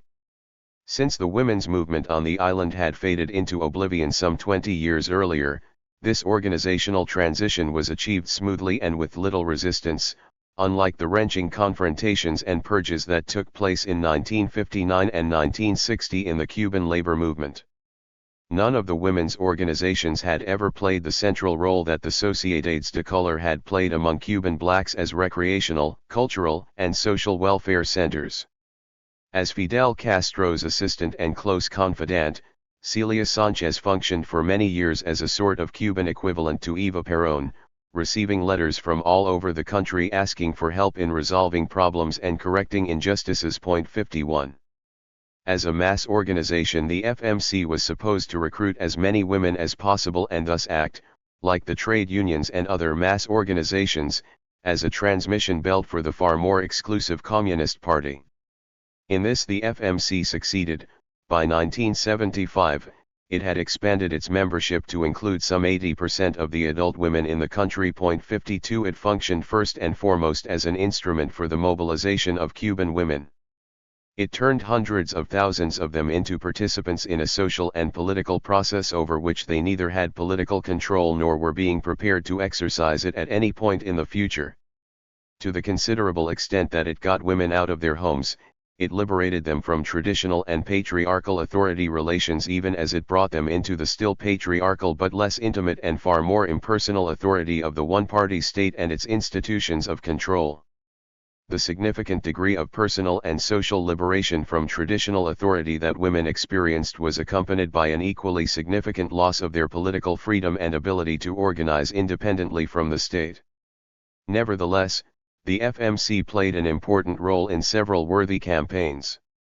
One was the Literacy Campaign of 1961, which eventually enrolled more than 50,000 women, including many adolescent girls, who were often sent far from home and the oversight of their parents. 53 In addition, thousands of rural women were trained to use sewing machines, and they, in turn, were enrolled as instructors to even larger numbers of peasant women. Another FMC program engaged in the education and retraining of thousands of domestic servants, an occupation that was almost eliminated with the revolution after having included, according to the 1953 census, about 25% of employed women. 54 The FMC also developed programs to curb prostitution and retrain prostitutes, and to establish daycare centers. 55 The FMC played a major role in recruiting female volunteer labor, an important feature of the Cuban economy. In 1970, for example, women contributed 20.1 million hours of volunteer labor to the sugar harvest. Women's volunteer labor accounted for 95.6 million hours in 1973 and only 49.3 million hours in 1975. 56.